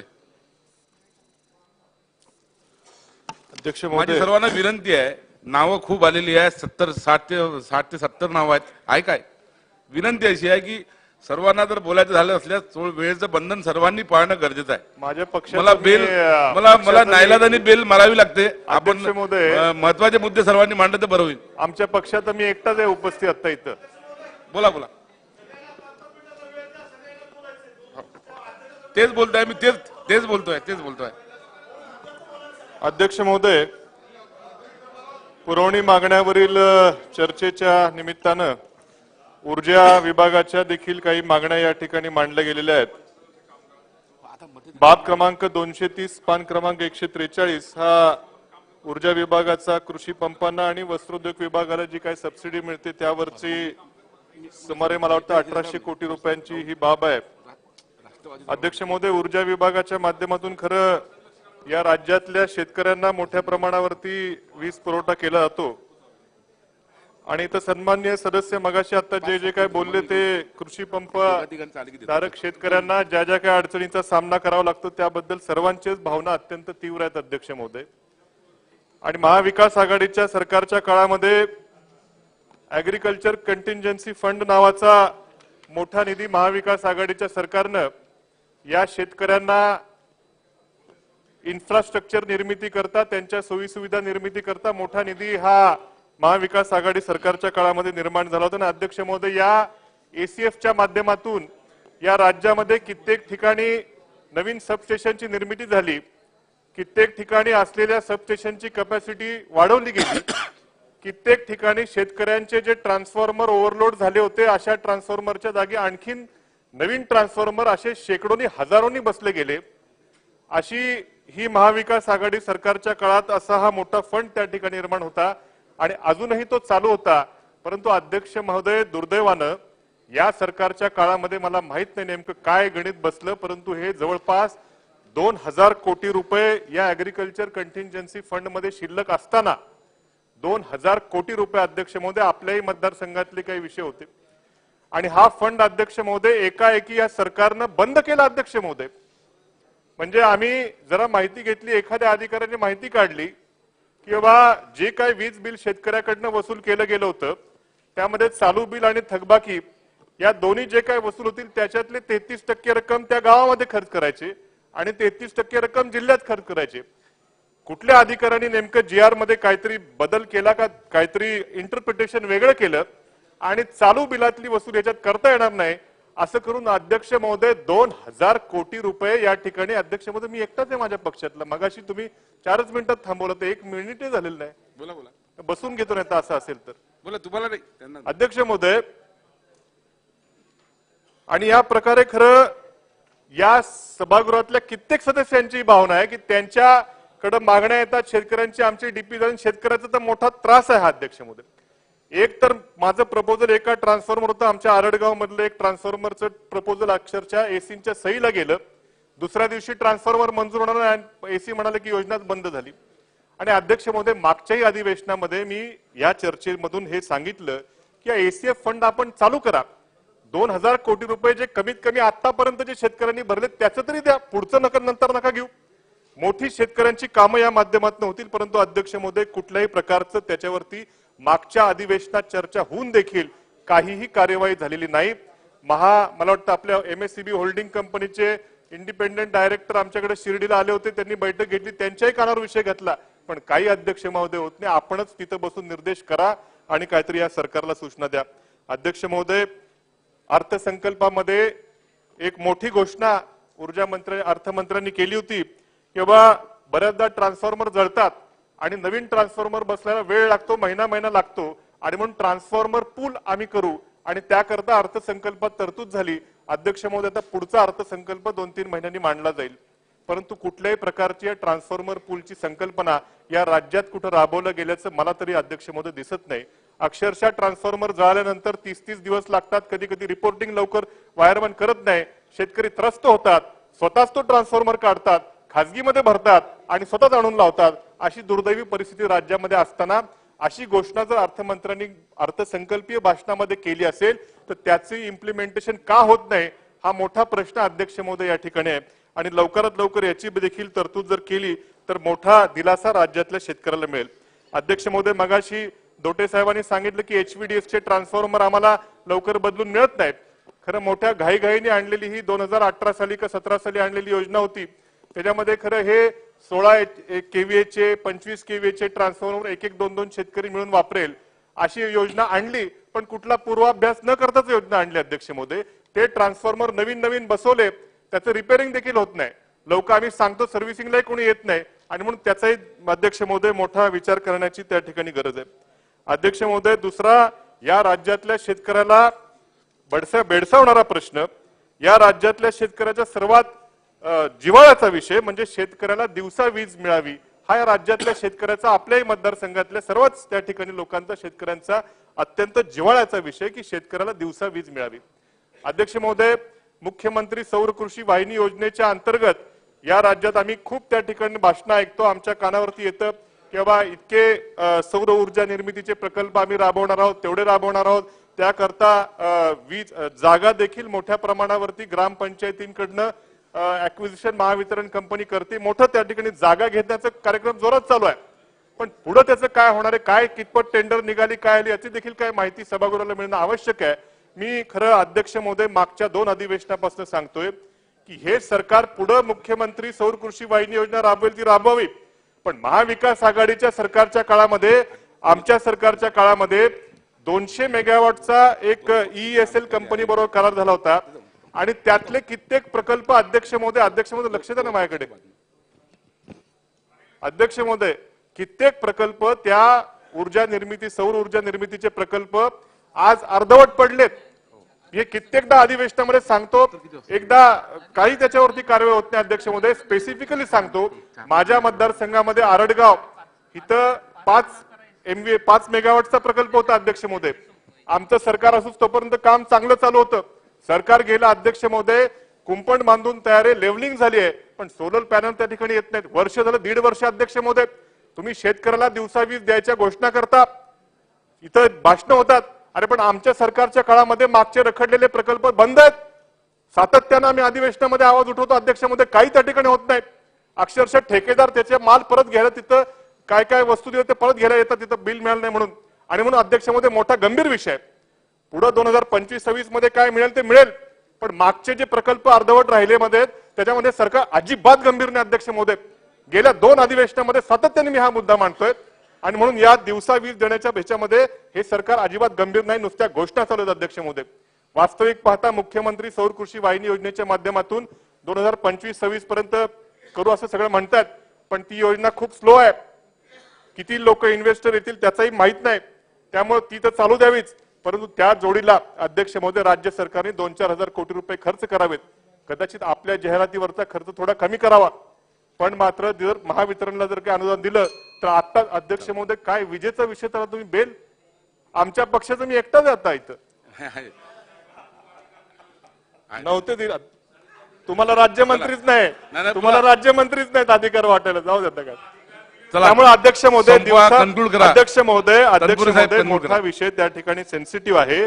या मुख्यमंत्री सौर ऊर्जा वाहिनीच्या व्यतिरिक्त महावितरणला शासनानं पैसे देऊन आता एका दिवसात आपण लगेच त्या ठिकाणी दिवसा वीज त्या ठिकाणी देण्याचं देखील करावं. आणि प्रिव्हेंटिव्ह मेंटेनन्सचा अध्यक्ष महोदय इथं आमदारांनी विषय काढला. एक धक्कादायक मला जी माहिती मिळाली अध्यक्ष महोदय की प्रिव्हेंटिव्ह मेंटेनन्स करता 0 रुपये तरतूद आहे. 1ही रुपयाची तरतूद महावितरणनी यंदाच्या वर्षी प्रिव्हेंटिव्ह मेंटेनन्सला केलेली नाही अशी माहिती आम्हाला त्या ठिकाणी मिळालेली आहे. खोटी असावी असं वाटतं, पण खरं असेल तर दुर्दैवी बाब आहे अध्यक्ष महोदय. कित्येक ठिकाणी आमच्याकडे तर माझ्या मतदारसंघामध्ये मुळा प्रवरा वीज सहकारी सोसायटी होती, त्यांनी बसवलेल्या तारा अजून आहेत आणि 70 साली बसवलेल्या तारा आहेत अध्यक्ष महोदय. काही तुटतात, ऊस जळतो, अपघात होतात काही, आणि अशा गोष्टीवर जर आपण 0 प्रयोजन करणार असतो तर ही मोठी गंभीर बाब आहे. सरकारचं महावितरण कंपनीकडे काही लक्ष आहे का नाही अध्यक्ष महोदय, याची गंभीर दखल सरकारनं त्या ठिकाणी घ्यावी. आणि या विषयावरती खरं हे मांडलेलं आम्ही एवढ्या तळतळीने विषय मांडलेले आहेत त्याच्यावरती उत्तर देखील उत्तरामध्ये मिळावं अशी अपेक्षा अध्यक्ष महोदय करतो. आणि फक्त आता बाब क्रमांक दुसरी अध्यक्ष महोदय मी एकटाच मांडणार आहे. अरे एकटाच आमचं कोण सगळं रिकाम आहे, मलाही जायचंय. अध्यक्ष महोदय शेवटचा मुद्दा पाणी पुरवठा विभागाचा शेवटचा मुद्दा एवढा मांडतो. बाब क्रमांक 459 पान क्रमांक 296 अध्यक्ष महोदय पाणी पुरवठा मंत्री तर काही इथं दिसत नाहीत, परंतु बोला ठीक नोंद घेत आहे ठीक आहे. परंतु अध्यक्ष महोदय ह्या जलजीवन मिशन योजनेची जी कामं मोठ्या प्रमाणावरती चालू आहेत अध्यक्ष महोदय, आम्ही गावोगावच्या त्या ठिकाणी ह्या योजना करायला सांगितल्या. त्याचा सर्वे अध्यक्ष महोदय इतका चुकीचा झालेला आहे की प्रत्येक गावामध्ये अक्षरशः निम्म गाव सोडून दिलेलं आहे. माझी आता जास्त मी वेळ त्या ठिकाणी घेणार नाही. माझ्या मतदारसंघामध्ये मिरी तिसगाव मोठी योजना आहे, वांबोरी सारखं मोठं गाव आहे, असे बरेच त्या ठिकाणी योजना आहेत अध्यक्ष महोदय. मंत्री महोदय देखील येते, मगाशी मी त्यांना सांगितलं खूप साऱ्या वाड्या वस्त्या याच्यावरनं आलेल्याच नाही त्याच्यामध्ये, त्याचा पुन्हा सर्वे करावा किंवा त्याच्यामध्ये आणखीन पैसे प्रत्येक गावाला आणखीन पैशाची गरज पडणार आहे ती मंत्री महोदयांनी द्यावी आणि ही योजना पूर्ण होऊन या योजनेचं खरं त्या ठिकाणी फलस्वरूप प्रत्येक गावस्थांना मिळावं हीच या ठिकाणी मंत्री महोदयांना विनंती करतो आणि थांबतो. चला नाही थोडस क्रमामध्ये येऊ द्या ना, क्रम मागे पुढे होऊन द्याल ना साहेब. नाही आता आता शिवसेना आता नाही मग एक क्रम चुकला की सर्व मग चला घ्या बोला सन्माननीय विरोधी पक्षनेते बोला. अध्यक्ष महोदय बहुजन कल्याण विकास बाब क्रमांक 478 पृष्ठ क्रमांक 309 ओबीसीच्या आरक्षणाला धक्का लागू नये म्हणून आपण नेहमीच म्हणत असतो आणि सर्व दोनही पक्षाचे नेते किंवा सत्तेतील नेते विरोधातले नेते आरक्षणाला धक्का लागू देणार नाही, आरक्षणाला कमी होणार नाही पण नेहमी म्हणतो.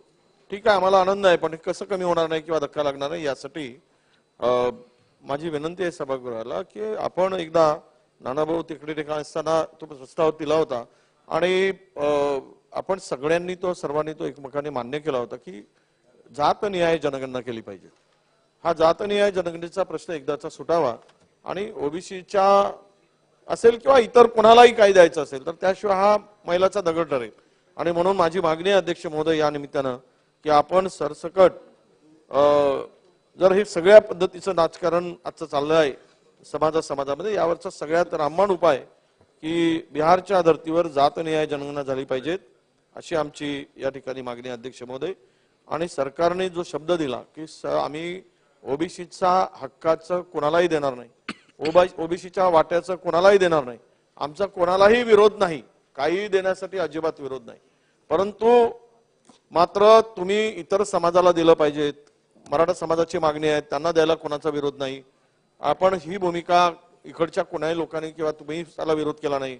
मुख्यमंत्री वारंवार सांगतात, उपमुख्यमंत्री वारंवार सांगतात, आणि अशा स्थितीमध्ये माझी विनंती आहे की या संदर्भात शासनाने ठोस भूमिका या निमित्तानं थोडीशी विशद केली तर मला आनंद होईल. अध्यक्ष महोदय, काल बोलताना बहुजन खात्याच्या मंत्र्यांनी वसतिगृह आम्ही सुरू करू पुढच्या सत्रापासून म्हणून सांगितलं. ठीक आहे, आता 4 महिने आहेत, पण स्वाधार योजना आपण म्हणालात कधीपासून सुरू करणार आहात? प्रत्येक जिल्ह्यात 600 हे सप्लिमेंटरी संपल्यापासून जर सुरू करत असाल, कारण फार अवस्था वाईट आहे या पोरांची. कुठेच हॉस्टेल नाही हो. आज सगळ्या समाजाला हॉस्टेल मिळतात. या पोरांनी शिकावं की नाही ओबीसींच्या, हा खरा प्रश्न येतो. म्हणून तुम्हाला आमची तुमच्याकडे मागणी आहे, हे हॉस्टेल हे वसतिगृह लवकरात लवकर सुरू करा. केंद्र सरकारकडे आम्ही 2-3दा मी मंत्री असताना हे प्रस्ताव मांडला. केंद्रावर राहून हे वसतिगृह कधीही सुरू होऊ शकत नाही. केंद्राचा निधी कधीही येऊ शकत नाही. ते राज्याच्या तिजोरीमधूनच आपल्याला खर्च करून हे वसतिगृह सुरू करावे लागतील आणि आपल्याकडून त्या पद्धतीनं सुरू होईल. पुढचा सत्र म्हणजे आत्तापासून तयारी कराल तर पुढच्या सत्रामध्ये सुरू होईल. आणि रेंटनी घ्या, काय घ्यायचं ते घ्या, पण करा, अशी आमची आपल्याला अध्यक्ष महोदय या निमित्तानं मागणी आहे. आणि विशेष करून ग्रामीण विद्यार्थी हे सगळे जे यामध्ये त्यांना अडचण होते, त्यातून मार्ग नक्की निघेल अशी मला अपेक्षा. अध्यक्ष महोदय, अध्यक्ष महोदय, मागाने मी मांडताना एक विषय मांडला होता की आज मागासवर्गीय आयोगाचे अध्यक्ष निरगुळे साहेब जे आहेत, माजी न्यायमूर्ती हायकोर्टाचे, त्यांनी राजीनामा दिला. 4 तारखेला राजीनामा दिला आणि 4 तारखेला राजीनामा दिल्यानंतर 9 तारखेपर्यंत तुम्ही सभागृह सुरू झाला. खरं तर अशी कुठलीही बाब असेल तरी ती सभागृहाच्या निदर्शनास आणून दिली पाहिजे, पण तो तसंच दाबून ठेवला. का दाबला मला काही माहित नाही, म्हणजे छुपवून का ठेवला, लपवून का ठेवला, पण आज सभागृहामध्ये विषय आला असता. कारण हे जे आयोग आहे मागासवर्गीय आयोग, हे समस्त 52% ओबीसीच्या हिताचं रक्षण करणार मगानी पण मी मांडलं. त्याबरोबरच लक्ष्मण हाके नावाचे सदस्य होते, त्यांनी राजीनामा दिला. आमचे डॉक्टर आपले सोनमाने होते, त्यांनी राजीनामा दिला. एक मला वाटतं दुसरे एक संचालक होते, आम्ही ते त्यांनी राजीनामा दिला. मेश्रामनी अजून दिला नाही. मेश्रामलाही शोकास दिला गेला. आता प्रत्येकाला शोकास देऊन ते राजीनामा घेण्याचं दबाव तंत्र चालला गेला, मी तुम्हाला क्लिअर सांगतो. आणि कल्याणकर की काहीतरी असे ते आहेत, ते पण हायकोर्टाचे प्रॅक्टिशनर होते संभाजीनगरच्या, त्यांनी राजीनामा दिला. 4 सदस्यांनी राजीनामा दिला. राजीनामा देण्याचं कारण काय? म्हणजे एकतर मनामध्ये असा विषय आला होता की आम्ही या ठिकाणी पुन्हा एकदा मांडतो, त्यावर चर्चा होणार आहे. तुम्ही ओबीसी आहात, मी ओबीसी आहे, मी मायक्रो याच्यातला आहे, आम्ही भटक्या विमुक्त जातीमधले समाजातून ओबीसी मध्ये काम करणारे कार्यकर्ते आहोत. आपण सगळ्यांनी आमच्या हिताचं रक्षण करणं सभागृहाचं काम आहे. मला आपली एवढीच विनंती आहे या निमित्तानं की आपण जे संरक्षण आता या आयोगामध्ये अनेक लोक आता भरले जाणार, हे मागासवर्गीय आयोग राहणार आहे की नाही मला शंका आहे. हे मागासवर्गीयाचा आयोग राहणार आहे. मी 2 जातीमध्ये वितुष्ट होईल अशा प्रकारची कुठली भाषा करणार नाही. 2 जातीमध्ये संघर्ष होईल अशा प्रकारचं याचा वापर होता कामा नये. अध्यक्ष महोदय, सर्वोच्च स्थानी आपण आहात. फार गंभीर विषय महाराष्ट्रासाठी होत चाललाय. कोणाची एकमेकाची उणीधुनी काढून काही प्रश्न सुटत नाही. म्हणून मी माझी भूमिका स्पष्टपणे मांडलेली आहे अध्यक्ष महोदय. पण मला एवढी विनंती आहे की त्या ठिकाणी जी चर्चा झाली त्यामध्ये एवढीच मागणी होती या 4ही सदस्यांची की आपण हे जे काही आता मागासलेपणा सिद्ध करायसाठी जे हे होणार आहे, त्यामध्ये केवळ मराठा समाजाचंच न करता सर्व समाजाचं मागासलेपणा सिद्ध करण्यासाठी सर्वेक्षण व्हावं, एवढी या लोकांची मागणी होती. मला वाटतं ती रास्त आहे. आपण महाराष्ट्रातील सर्व जातींचं मागासलेपण सिद्ध करायसाठी ओबीसी मध्ये असतील तर मराठा समाजाने ओबीसीच्या जाती त्याचा समावेश करा आणि एकत्र त्याचं सर्वेक्षण करा आणि मग ठरवा. कारण गायकवाड आयोगाने यापूर्वी त्यांची भूमिका विशद केली, ते काय झालं या खोलवर मी जात नाही, तो मोठा विषय होणार आहे. परंतु आमची विनंती अशी आहे की सभागृहाला मंत्री महोदय इथे ठोसपणे सांगा या पुरवणीवर. खरं म्हणजे फार गंभीर विषय महाराष्ट्रापुढे, आम्ही सर्वांचं संरक्षण करू. सर्वांचं हे जे सर्वेक्षण होईल त्यामध्ये खरं कोण आहे याच्यातून मागासलेपणा सिद्ध करायचा आहे, तो शैक्षणिक असेल, सामाजिक असेल. हा मागासलेपणा सिद्ध करताना सर्व जातींचा समावेश करा. गायकवाड आयोगाने चूक केली. 7 जाती, 7 ओबीसीतल्या 6 जाती त्यामध्ये समावेश करून त्यावेळेचं सर्वेक्षण झालेलं होतं. त्यामध्ये लेवा कुणबी होता, कुणबी मराठा होता, मराठा कुणबी होता, कुणबी होता, असे सगळे कुणबी आणले आणि त्यातून सर्वेक्षण झालं आणि ती संख्या त्यावेळेसची जे काही आली ती सर्वोच्च न्यायालयामध्ये ते प्रकरण गेलं. माझी विनंती आहे अध्यक्ष महोदय, जातनीय जनगणनेचा आणि त्याच्यासाठी स्वाधार योजनेचा मी विषय काढला. त्या पोरांना न्याय मिळाला पाहिजेत आणि मी 10 वरून 50 मुलांची सबसिडी फॉरेन शिष्यवृत्तीचा विषय मंजूर करून घेतला होता ते आता सुरू आहे. पण आपल्याकडून अशी अपेक्षा आहे, मराठवाड्यातली ओबीसीचं दारिद्र्य आपल्या सगळ्यांच्या लक्षात आहे, विदर्भातला, म्हणून ही मी त्यावेळेस माझी इच्छा होती की 100 करावी, पण पहिल्यांदा 50 करून घेतली मंत्री असताना. आता 100 करावी. किमान 52% ओबीसी आहेत. फॉरेन स्कॉलरशिपसाठी शिष्यवृत्तीसाठी 100 विद्यार्थ्यांचा यामध्ये समावेश करावा. पीएचडी साठी मंत्री महोदय मी 1256 मुलांना मी मंत्री असताना त्यावेळेस फेलोशिप दिली, म्हणजे संशोधनासाठी 1256. आम्ही केलं नाही. आता तुम्ही जो विचार मांडलात की सर्व ह्या ज्या काही स्वायत्त संस्था आहेत या संस्थांचं 1256 विद्यार्थ्यांना आम्ही फेलोशिप दिली. तुम्ही म्हणजे आता फक्त आपण 50वर आणलंय. माझी इच्छा मला आणि त्यातून आता 200 करायचा आपला विचार सुरू आहे. पण आपण जे ठरवलंय की सर्व या समिती म्हणजे स्वायत्त संस्था आहेत या ओबीसी साठी, महाज्योती असेल, बार्टी असेल, तार्टी असेल, सारथी असेल, हे एकत्र आपण यांचं समान धोरण नाही करू शकत. तुम्ही लोकसंख्येवर जाणं, 52%लाही 200, 16%लाही 200, 60%लाही 200, 13%लाही 200, हे कसं होणार? म्हणजे आदिवासी 60% आहेत त्यांनाही 200 विद्यार्थी, सर्व कास्ट 13% आहेत त्यांनाही 200 विद्यार्थी, आपण मराठा गृहीत धरला 16% आहेत त्यांनाही 200, 52% ओबीसी आहेत त्यांनाही 200. या पोरांचं कसं बोलू? लोकसंख्येवर निकष लावा आणि तो निधी द्या. सर्व संस्थांना समान निधी वाटवून या राज्यातील 52% लोकांचं नुकसान करू नका, ही माझी या निमित्तानं आपल्याकडे मागणी आहे. तशी प्रोव्हिजन करावी, कारण शेवट तुम्ही ओबीसी आहात. तुमचं आमचं रक्षण आपण सर्व लोकांना घेऊन चालतो, पण एका घटकावर अन्याय होऊ नये, त्या समाजावर अन्याय होऊ नये, तुमची आमची भावना अध्यक्ष महोदय. आणि म्हणून आपल्याला आपली या ठिकाणी अशा प्रकारची आमच्याकडे आपली विनंती अध्यक्ष महोदय. या ठिकाणी सरकार दुजाभाव करणार नाही अशी आमची आपल्याकडे विनंती. अध्यक्ष महोदय, आपण सगळ्यांचा पाहतोय. आपण तार्टी केली, बार्टी केली, आदिवासीसाठी केली, दलित समाजासाठी केली, ओबीसी साठी केलं, मराठा समाजासाठी केलं. या राज्यातील आपण हे पुरोगामी राज्य, फुले शाहू आंबेडकरांचं राज्य, छत्रपती शिवरायांचं राज्य म्हणतो. त्यांच्या आरमाराचा प्रमुख मुसलमान होता अध्यक्ष महोदय. मग एकाच समाजासाठी आपण का त्यांच्यासाठी वेगळ्या भावनेने बघतो? म्हणून मला विनंती आहे की या निमित्तानं मौलाना आझाद आर्थिक विकास महामंडळाचा जाणीवपूर्वक सरकारने भेदभाव करून याला महामंडळाबाबत सरकारचा निर्णय झालेला नाही. याच धर्तीवर आपण मारपीट करून या मुस्लिम समाजाच्या शिक्षण, कुठल्याही समाजामध्ये शिक्षणाचं प्रमाण वाढलं तर त्यामध्ये नक्कीच आपल्या सगळ्याचं संरक्षण आहे की गुन्हेगारी प्रवृत्ती सुद्धा कमी होते.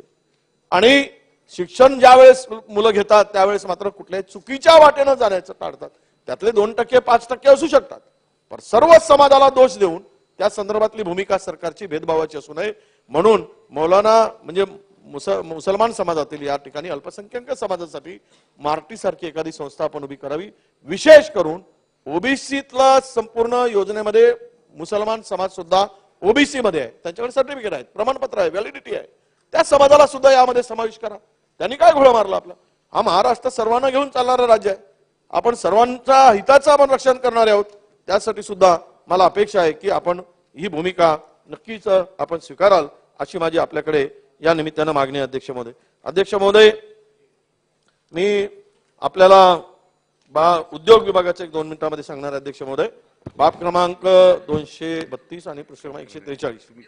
अध्यक्ष महोदय, आपल्या राज्यातून अनेक प्रकल्प गेले, फॉक्सकॉन सारखे प्रकल्प गेले, अनेक 4 कोटी रुपयाचा हा प्रकल्प होता.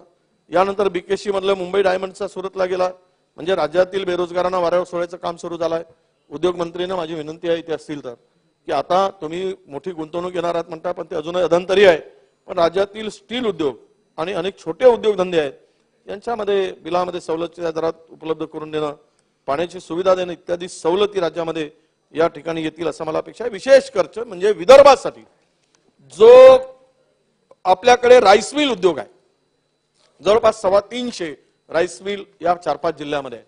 यामध्ये आपल्या लक्षात आणून देतो की साधारणतः 5 लाख लोक या उद्योगाच्या मध्ये रोजगारावर पोट भरतात. परंतु याला उद्योगाचा दर्जा आहे, पण याला कृषी उद्योगाचा जर दर्जा दिला तर यामध्ये त्याच उद्योगांना सवलती मिळतील, शेतकऱ्यालाही त्याचा मोठा फायदा होईल. म्हणून उद्योग मंत्री इथे जर असतील तर त्यांना माझी विनंती आहे की या कृषी उद्योगाचा दर्जा या सर्व राईस मिलला आपण दिला पाहिजेत अशी माझी अपेक्षा आहे. आपल्याकडे मंत्री महोदय नाहीत वाटते, फार महत्वाचा विषय मी त्यांच्यापुढे मांडणार होतो MIDC ब्रह्मपुरी MIDCचा माझ्या मतदारसंघातला विषय निर्माण करण्याचा नवीन प्रस्ताव शासनाकडे आहे.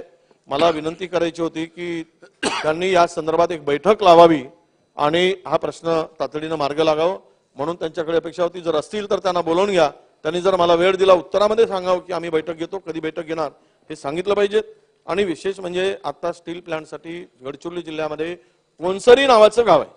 इथे नव्यानं MIDC सुरू करण्याबाबतचा प्रस्ताव आहे. 1000 हेक्टर जमीन त्या 8-10 गावातील ॲक्विजिशन करायसाठी अधिग्रहित करायसाठी आपण नोटीस जिल्हाधिकाऱ्यांनी काढलेली आहे. त्यांना दर, कारण तो आदिवासी उपेक्षित माणूस आहे, तिकडे कधी खरेदी विक्रीचे व्यवहार झाले नाही. तुम्ही 5 पट देतो म्हणाल तरी त्यांच्या रेडी रेकनरचा दर 1.25 लाख 1.5 लाख रुपये आहे आणि आत्ताचा बाजारभाव किमान 20 लाखाच्या वर आहे. अशा परिस्थितीमध्ये ॲक्विजिशनचा आधार घेऊन त्या शेतकऱ्यांना संपवू नका. बेचारा गरीब शेतकरी कुठे जाईल? तुम्ही 5-7 लाख 10 लाख रुपये देणार, त्यामध्ये त्याचं काही भलं होणार नाही. हा किमान 5 ग्रामपंचायतीमधल्या 10 गावं हा विषय आहे. यामध्ये आपण त्या सगळ्यांना विश्वासात घेऊन हे लँड ॲक्विजिशन करावी आणि MIDC करावी अशी माझी अपेक्षा आहे. नाहीतर MIDCनी उद्योग वाढीसाठी थोडासा भार सहन करावा, पण शेतकऱ्याचं नुकसान करू नये. किमान 25 लाख रुपये तरी त्यांना ते मिळाले पाहिजेत अशी माझी मागणी या निमित्तानं आहे. आपल्याला या निमित्तानं ही माझी मागणी आपण आपल्या पुढे ठेवतोय. अध्यक्ष महोदय, ऊर्जा विभागाच्या संदर्भात बाब क्रमांक 230 आणि पृष्ठ क्रमांक 143 उद्योग विस्तारीकरण सवलतीद्वारे कशा प्रकारे सरकारच्या डोळ्यादेखत कोट्यावधीचा घोटाळा झालाय. कारण खाली पूर्णतः यंत्रणा एकदम मस्तपैकी काम करते आणि कोणाचंही लक्ष सरकार म्हणून आपल्या त्याच्याकडे नाही. एक आपल्या लक्षात बाब आणून देतो की राज्यात आपल्या गुंतवणूक व्हावी, उद्योग व्हावेत, उद्योग वाढावेत आणि यासाठी आपण विजयमध्ये सवलती देण्याचं धोरण आणलं, 2007 मध्येच आणलं. आणि त्यानंतर 1 एप्रिल 2016 नंतर ज्या उद्योगांनी विस्तार केलाय त्याला आपण सबसिडी देतो 2016 मध्ये आणि ते सबसिडीसाठी पात्र ठरतो. अध्यक्ष महोदय, पण आपला उदाहरण म्हणून एक देतो. माझ्याकडे 200 उदाहरण आहेत. इथे आपल्याला नोट करून घ्या. 200 उदाहरण आहेत. मी रेकॉर्डवर आणतो. 200 उदाहरणाचे माझ्याकडे आहेत. पण एक उदाहरण मी आपल्याला सांगतो. अध्यक्ष महोदय, काय झालं की मेसर्स SRJ पिट्टी या कंपनीकडे एलिजिबिलिटीचं सर्टिफिकेट नसल्यामुळं तो एलिजिबल होत नव्हता. त्यामुळे त्यांना सबसिडी देऊ नये असा निर्णय मुख्य अभियंता बनसोडे, त्या काळचा बनसोडे यांनी घेतला. ज्या दिवशी हे मुख्यमंत्री रजेवर गेलेत त्याच दिवशी मनीष वट नावाचा मुख्य अभियंत्याकडे हा चार्ज दिला. या महाशयानी त्याची एलिजिबिलिटी बघितली नाही, पात्रता बघितली नाही आणि त्या कंपनीला सबसिडी देण्याचा प्रस्ताव पाठवून दिला. यापुढं आणि यानंतर पुढे योगेश गडकरी नावाच्या एक्झिक्युटिव्ह डायरेक्टर यांनी या बोगस प्रस्तावाची शिफारस केली. अध्यक्ष महोदय, आणि त्यानंतर या 22/12/2020 ला DIC जालना यांनी ही सबसिडी रद्द करण्याचा आदेश काढला. त्याची प्रतही माझ्याकडे आहे आणि ती सुद्धा आपल्याकडे आहे. अध्यक्ष महोदय, आणि मग MSCDCL ला म्हणजे MSCB ला यांनी रद्द करण्याच्या पत्रावर उद्योगाला उद्योग विस्ताराची सबसिडी मंजूर केली. तत्कालीन CMD जे होते 2020 ला त्यांनी हे संपूर्ण न बघता सदर प्रस्तावाला मान्यता दिली आणि 28 कोटी रुपयाची सबसिडी चुकीच्या पद्धतीनं या उद्योगाला दिली. अशा प्रकारे 4000 कोटी रुपयाची जुना कारखाना आहे, नवीन मीटर लावला आणि आतापर्यंत ते सुरू आहे. काही आमच्या काळात सुरू असेल मी म्हणत नाही, अजूनही ते सुरू आहे. आपण सर्वांचा आपला पैसा गरिबाचा पैसा आहे, शासनाचा पैसा आहे, त्याचा विनियोग अशा पद्धतीनं खर्च म्हणजे भ्रष्टाचाराच्या रूपानं याची विल्हेवाट लावू नये म्हणून या संदर्भात एक चौकशी SIT मार्फत करण्याची आवश्यकता आहे. 4000 कोटी रुपये सरकारचे आपण वाचवू शकाल. चुकीच्या पद्धतीने ही सबसिडी घेत आहे उद्योग. सर्व पुरावे आहेत, पुराव्याचे काही कमी नाही. तुम्ही त्या दिवशी मी सर्व पुरावे पाठवणार आहे, परंतु माननीय उपमुख्यमंत्री महोदयांना त्यांच्याकडे भार मोठा आहे, राज्याचा भार आहे. हे सगळं खाली फार पुरण चरत चाललेलं आहे, वाढत चाललेलं आहे आणि त्याकडे लक्ष द्यायला वेळ नाही आणि हे सगळं होत आहे राजरोसपणे. म्हणून मला त्यांना विनंती आहे अध्यक्ष महोदय की आपण याची सर्वकष चौकशी करावी आणि सबसिडीच्या संदर्भात चुकीच्या पद्धतीनं उद्योगाला मिळालं पाहिजेत, उद्योग वाढले पाहिजेत, पण चुकीच्या पद्धतीनं त्याचा फायदा घेऊ नये ही काळजी सरकारने घ्यावी अशी माझी मागणी आहे. अध्यक्ष महोदय, मागणी क्रमांक 200 बाब क्रमांक 230 पृष्ठ क्रमांक 143 मला एक विनंती आहे की भिवंडी तालुक्या शहरातील 2007 पूर्वी महाराष्ट्र राज्य विद्युत मंडळ MSCB ने जे नंतर तथा महावितरण MSEDCL ह्या कंपनीला वीज पुरवठा करीत होत्या 7 पूर्वी, परंतु राज्य सरकारने यामध्ये निविदा प्रक्रिया न राबवता एका कंपनीला मेंटेनन्ससाठी आणि देखभालीसाठी पहिले फ्रँचायझी दिली. 2007 मध्ये फ्रँचायझी दिल्यानंतर टोरेंटो कंपनीकडून ग्राहकांना वाढीव बिल देण्यात येत होतं. आजही ते सुरू आहे. आणि हा कंपनीचा इतका मनमानी कारभार आहे अध्यक्ष महोदय की 2007 ते 23 पर्यंत या कंपनीनं हजारो कोटी रुपये धाक दकड देऊन, वाढीव बिल देऊन, अतिरिक्त कर लावून साधारणतः या सगळ्यांनी मोठ्या प्रमाणात साधारण 30,000 कोटी रुपये वसूल केलेत अध्यक्ष महोदय. MSEBला 30,000 कोटी रुपये भरायचे होते, त्यांनी केवळ 24,000 कोटी भरलेत आणि 6,000 कोटी रुपये या कंपनीने अद्यापही थकबाकी आहे. आणि ही कंपनी त्या भिवंडीतील रहिवासी मीटरची 2,90,000 संख्या आहे, वाणिज्याची 1,40,000 संख्या आहे. यांना इतका त्रास आहे अध्यक्ष महोदय की हे सगळ्यांना वेटीस धरण्याचं काम ही कंपनी करत आहे. अवाच्या सवा मीटर रिडिंग न करता बिल देते आणि सरास कापून टाकते एक दिवस जरी लेट झाला तरी, आणि त्याला कुठल्याही प्रकारची चौकशी नाही, कुठल्याही प्रकारची सुनावणी नाही. आणि हुकुमशाही पद्धतीनं या भिवंडी शहरामध्ये सर्व ग्राहकाचं वाटोळं करण्याचं काम सुरू आहे. अनैतिक प्रकारे हे भ्रष्टाचार मोठ्या प्रमाणात करून हे पैशाचं गबन सुरू आहे. यामुळे हलगर्जीपणामुळं साहेब अध्यक्ष महोदय त्या ठिकाणी अनेक महिलांचा मृत्यू झाला, लहान मुलांचा मृत्यू झाला, ज्येष्ठ नागरिकांचा मृत्यू झाला. या संदर्भातले 7 केसेस पोलीस स्टेशनला या शॉर्ट सर्किटमुळे मृत्यू झाल्यानंतर त्यांना मोबदला मिळाला नाही, अजूनही ते पेंडिंग आहेत. आणि या संदर्भात सरकारने निश्चितपणे लक्ष देण्याची आवश्यकता आहे असं मला वाटतं. एक मुळानी अत्यंत महत्वाची मागणी की आपण PM कुसुम योजनेद्वारे शेतकऱ्यांना जास्तीत जास्त तातडीने लाभ देण्यासाठी ही योजना राबवली. केंद्र सरकारने PM कुसुम योजनेसाठी 9,46,741 पंप बसवण्यासाठी मान्यता दिली. राज्याला 8,74,000 प्राप्तही झालेत, पण आजपर्यंत ही योजना सुरू होऊन केवळ 1,04,832 जणांना मान्यता देण्यात आली, म्हणजे मंजुरी देण्यात आली. आणि प्रत्यक्ष 71,000 अध्यक्ष महोदय 71,958 सौर पंप आतापर्यंत प्रस्थापित झाले फक्त, म्हणजे किती पैकी 8 लाख अर्जापैकी. म्हणून या योजनांची व्याप्ती वाढवण्याची गरज आहे. या योजनेचे 5 वर्षामध्ये 5 लाखाचं उद्दिष्ट होतं, पण या उद्दिष्टापुढे पैकी केंद्र सरकारने उद्दिष्ट दिलं आणि 1,80,000 सौर पंपाच्या अधिक उद्दिष्टाची मागणी सुद्धा केलेली आहे.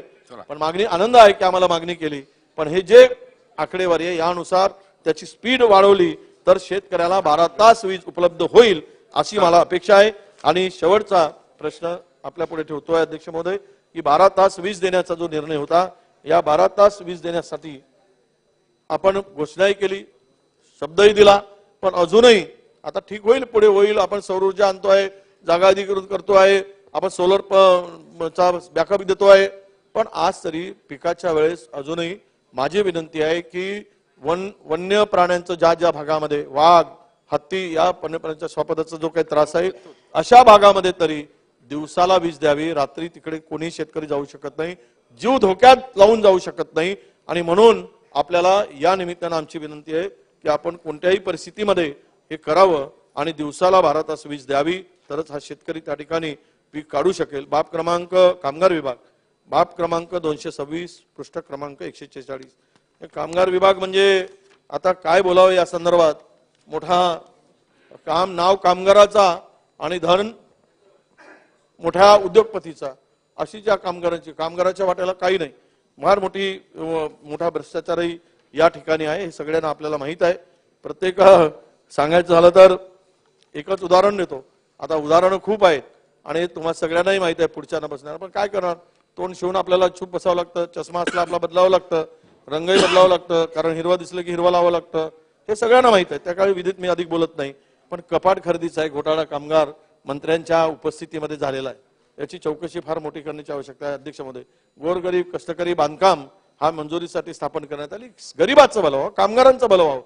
अनेक विषय झाले, त्यामध्ये मी अधिक विषय बोलणार नाही, वेळेचं बंधन आहे, पुरवणीवर किती बोलावं. म्हणून हे कपाट खरेदी केली अध्यक्ष महोदय. या 2.5 लाख रुपये किमतीचं कपाट आणि 15 लाखापेक्षा अधिक किमतीमध्ये खरेदी करण्यात आलंय. 2.5 लाखाचं एक कपाट आहे, 15 लाख रुपयांनी घेतलंय आणि याची किंमत जवळपास 350 कोटी रुपयाचे कपाट खरेदी केले. तुम्ही कुठल्याही ठिकाणी चौकशी करा माननीय बसलेल्या मंत्री महोदयांनी. आणि थोडा गरीबाचा पैसा ठीक आहे, 2.5 चे 5 लाख करावं, 15 लाख म्हणजे काय, आयला मुळात सकट खाऊन टाकायची जी पद्धत आहे मुळे ठेवायचं नाही, मुळात सकट म्हणजे मुळे ठेवायचं नाही. इतका मोठा भ्रष्टाचार या राज्यामध्ये जर डोळ्यात देखत होत असेल तर मुख्यमंत्री उपमुख्यमंत्र्यांनी दोन आहेत, हे संरक्षण करते आहेत की हे त्यांना सपोर्ट करणारे आहेत, हा खरा प्रश्न उपस्थित होतो. हे अत्यंत गंभीर विषय हा कपाट खरेदीचा अध्यक्ष महोदय या संदर्भात म्हणजे आपल्याला विनंती आहे की ह्या सुद्धा घोटाळ्याची चौकशी आपण करावी अशी आमची मागणी आहे. आणि या संपूर्ण लक्ष या बाबीकडे शासन आपण लक्ष द्याल. पाणी पुरवठा योजनेचा शेवटचा प्रश्न, गुलाबरावजी इथे आहेत, आपण मंत्री म्हणून जलजीवन मिशन मध्ये एकच आपल्या पुढे लागतोय की आपल्याला या योजनेवर 2019 ते 24 मध्ये जवळपास अध्यक्ष महोदय आणि आज आता 31/10/23 पर्यंत 16,950 कोटी रुपये इतका निधी खर्च करण्यात आला. अजून 3,753 कोटीचं खर्च करणं प्रलंबित आहे. अध्यक्ष महोदय, या योजनेमध्ये मोठ्या प्रमाणामध्ये काही जिल्ह्यामध्ये भ्रष्टाचार झालाय. गुलाबरावजी आपण त्या ठिकाणी लक्ष द्या. आणि विषय म्हणजे तुम्हाला या ठिकाणी अध्यक्ष म्हणून सांगतो, बीड जिल्हा परिषदच्या पाणी पुरवठा विभागामार्फत 1300 गावामध्ये तत्कालीन कार्यकारी अभियंता, प्रकल्प संचालक आणि अधिकारी कर्मचारी यांनी मर्जीतील लोकांना टेंडर संपूर्ण मॅनेज करून दिलेत आणि यामध्ये कोट्यावधी रुपयाचा भ्रष्टाचार केला. अध्यक्ष महोदय, या प्रकरणात अधिकाऱ्यांनी ठराविक ठेकेदारांना व नातेवाईकांना लाभ व्हावा म्हणून वारंवार 2 वेळा नाही, 1 वेळा नाही, 2 वेळा नाही, 3 वेळा त्यामध्ये बदल केला आणि पोस्टपोन करत गेलेत आणि आपल्या पद्धतीनं त्या टेंडरला त्या ठिकाणी या अधिकाऱ्यांनी मॅनेज करून दिलं. या संदर्भात नेमलेल्या श्री प्रवीण पुरी हा IAS अधिकारी यांच्या अध्यक्षतेखालील समितीचा अहवाल शासनाकडे आता प्राप्त झालेला आहे, शासनाकडे पाठवला आहे आणि त्यातील निष्कर्ष सुद्धा IAS अधिकाऱ्यांनी नोंदवले आहेत. या योजनेमधील निविदा प्रक्रिया राबविताना अनियमितता जी झाली ती बीड जिल्हा परिषद बीड यांच्या मार्फत संबंधितावर सुरू असलेली कारवाई अत्यंत धीम्या गतीने सुरू आहे. अध्यक्ष महोदय, या समितीच्या शिफारशी अशा आहेत, यामध्ये अनियमितता करणाऱ्या सर्व संबंधितावर जबाबदारी निश्चित करून त्यांच्यावर प्रशासकीय शिस्तभंग विषयक कारवाई करण्यात यावी.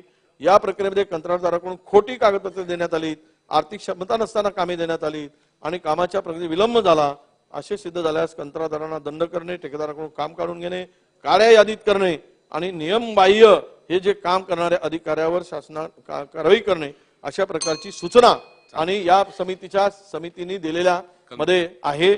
या संदर्भात गुलाबरावजी आपण चौकशी करावी माननीय मंत्री महोदयांनी आणि कारवाई करावी अशी मागणी मी करतो आहे. आपण मला बोलण्याची संधी दिली त्याबद्दल आपला आभार, धन्यवाद. जय हिंद, जय महाराष्ट्र. एक मिनिट बसा, आपण तुम्हाला पुकारतो. सन्मान्य सदस्य प्रताप सरनाईक, आंबेडकर, श्री संजय गायकवाड. पण तत्पूर्वी गायकवाडजी तुमचा महत्वाचा पॉइंट आहे, काय सांगा एक थोडक्यात. अध्यक्ष महोदय, पॉइंट ऑफ इन्फॉर्मेशनच्या माध्यमातून मी शासनाचं या सभागृहाच्या माध्यमातून लक्ष वेधतो. कामगार मंत्री इथं हजर आहेत. माझ्या इंदापूर तालुक्यातील जी वालचंदनगर इंडस्ट्री आहे तिथल्या कामगारांचा गेली 21 दिवस संप चालू आहे. त्यांच्या न्याय मागण्यासाठी पूर्वी व्यवस्थापन कामगार मंत्री त्यांची बैठक झाली, ती बैठक निष्फळ झाली. मला आपल्या माध्यमातून एवढंच कामगार मंत्र्यांना सांगायचं की आपण ताबडतोब, हा कामगारांचा संपाचा 21वा दिवस आहे, त्या कामगारांना निश्चित प्रकारे त्यांच्या कुटुंबाला आर्थिक परिस्थितीला त्याला सामोरं जावं लागतंय. आपण त्यांना न्याय देण्यासाठी लवकरात लवकर आपण व्यवस्थापन कंपनीचे मालक, कामगार मंत्री आणि पुणे जिल्ह्याचे पालकमंत्री अजितदादा पवार साहेबांच्या माध्यमातून बैठक आयोजित करावी अशी मी कामगार मंत्र्यांना आपल्या माध्यमातून त्यांना विनंती करतो. चला गायकवाड साहेब बोला. अध्यक्ष महोदय, ऊर्जा आणि उद्योग या विषय बाब क्रमांक 229 आणि पान क्रमांक 142. अध्यक्ष महोदय, मोठ्या प्रमाणामध्ये शेतकऱ्यांकडून विजेची मागणी सारखी होत असते आणि वेळेवर डीपीआय मिळत नाहीत. डीपीची क्षमता 63ची असेल, 100ची असेल, पण कनेक्शन त्याच्यापेक्षा दुप्पट असतात आणि मोठ्या प्रमाणात डिप्या जळायचे, स्फोट व्हायचे घटना घडतात आणि अनेक दिवस त्या डिप्या शेतकऱ्यांना मिळत नाहीत आणि मग कोमजलेलं पीक शेतकरी त्या ठिकाणी पाहू शकत नाही आणि म्हणून शासनाने सौर कृषी वाहिनी योजना जी या ठिकाणी सुरू केली, ह्या योजना ताबडतोबीने जर पुढच्या पेरणीच्या जर पूर्णत्वास जर नेल्या तर मोठ्या प्रमाणामध्ये शेतकऱ्यांना सौर कृषी वाहिनीची वीज या ठिकाणी मिळून 12 तास सकाळी 6 ते संध्याकाळी तास त्याला विजेची गरज पडणार नाही. सौर ऊर्जेवर तो आपले पंप चालू शकतो आणि शेतीला पाणी त्या ठिकाणी देऊ शकतो. अनेक ठिकाणच्या डिप्या 63च्या आहेत, त्याची क्षमता वाढून त्या 100च्या करणं आवश्यक आहेत. कृषी पंपांचे कनेक्शनचे अर्ज 4-4, 5-5 वर्षापासून संबंधित विभागाकडे पडून आहेत, परंतु त्यांना त्याची परवानगी मिळत नाही आणि म्हणून अनेक ठिकाणी शेती सिंचनाखाली येत नाही. अवकाळी पाऊस असेल, वारं वधन असेल, याने शेतामधली पोल पडतात, ती लवकर MSCB कडे उचलल्या जात नाही, सरळ केली जात नाही. अनेक दिवस विजेचा पुरवठा खंडित त्या ठिकाणी असतो आणि म्हणून या संदर्भात संबंधित विभागाने अशा घटना घडल्यानंतर तातडीने कारवाई करण्याची आवश्यकता अध्यक्ष महोदय या ठिकाणी आहे. उद्योगाच्या संदर्भामध्ये आमच्या दोन्ही तालुक्याला MIDCचं क्षेत्र अतिशय म्हणजे बुलढाण्याला 25 एकर आणि मोतळ्याला 0 एकर. आता मात्र शासनाने जवळपास मोतळ्याला 250 एकर जमीन आणि बुलढाण्याला देखील 650 एकर जमीन देण्यासंदर्भात कारवाई चालू केली. संबंधित विभागाकडे गेल्या अनेक वर्षापासून ते प्रस्ताव पडून आहेत, परंतु अद्यापर्यंत त्याची मान्यता झालेली नाहीये. त्या मान्यता जर झाल्या तर निश्चितपणे MIDCचं क्षेत्र वाढेल, बेरोजगारांना रोजगार त्या ठिकाणी मिळेल, औद्योगिक वसाहत उभी राहील आणि मोठ्या प्रमाणामध्ये लोकांना रोजगार त्या ठिकाणी उपलब्ध होईल आणि म्हणून ह्या MIDCच्या मान्यता ताबडतोब शासनाने संबंधित विभागांना मिळवून घ्याव्या ही देखील विनंती माझी आहे. पाणी पुरवठा आणि स्वच्छता विभाग बाब क्रमांक 459 आणि पान क्रमांक 296. अध्यक्ष महोदय की ग्रामीण भागामध्ये संपूर्ण गावामध्ये पाणी पुरवठ्याच्या योजना शासनाच्या आहेत, परंतु लोकांकडनं टॅक्सची वसुली होत नाही, MSCBचं देणं दिलं जात नाही आणि अनेक वेळेस त्या ठिकाणचा वीज पुरवठा हा खंडित केला जातो. अनेक योजना ह्या एकत्रित आहेत, कुठे 10 गावची आहे, कुठे 5 गावची आहे, कुठे 15 गावची आहे. काही लोक पैसे देत नाहीत, काही देतात आणि त्याच्यामुळे सारखं ह्या विजेची कनेक्शन कट झाल्यामुळे लोकांना पाणी वेळेवर मिळत नाही आणि म्हणून ह्या सगळ्या योजना जर आपण सौर ऊर्जा जर घेऊ शकलो तर वीज बिल भरण्याचा प्रश्न त्या ठिकाणी राहणार नाही आणि म्हणून या सगळ्या योजना सौर ऊर्जेवर घेण्याबाबत माझी शासनाला या ठिकाणी विनंती आहे. आमच्या शहरामध्ये 119 कोटी रुपयाची पाणी पुरवठा योजना मंजूर झाली, ती आता अंतिम टप्प्यामध्ये आहे. पाण्याचे लॉसेस टाळण्याकरता कारण यावर्षी आमच्याकडे पाऊस खूप कमी पडलेला आहे, 65% पाऊस त्या ठिकाणी पडला आहे, पिण्याच्या पाण्याचे देखील प्रश्न निर्माण झाले आहेत आणि म्हणून या सगळ्या वॉटर सप्लाय स्कीमवर जर आपण राहुल साहेब तर पाण्याचे लॉसेस त्या ठिकाणी मोठ्या प्रमाणामध्ये आपल्याला टाळता येतात आणि कमी वेळेमध्ये म्हणजे थोड्या पाण्यामध्ये जास्त लोकांचं नियोजन त्या ठिकाणी करता येऊ शकते आणि म्हणून या सगळ्या योजनेवर वॉटर मीटर बसण्यासंदर्भातची विनंती मी शासनाच्या ठिकाणी करत आहे. आपण मला संधी दिली, धन्यवाद अध्यक्ष महोदय. नाही काय हो थांबा देतोय बसा. अरे हो, अरे मग तुमचा क्रमच यायचा आहे पूर्ण. मोहिते साहेब अजून आता त्याच्यानंतर BJP आहे, BJPच्या नंतर मग तुम्ही बसा. तुमचा काहीतरी गैरसमज होत आहे कालपासून. मोहिते साहेब बसा आपण खाली.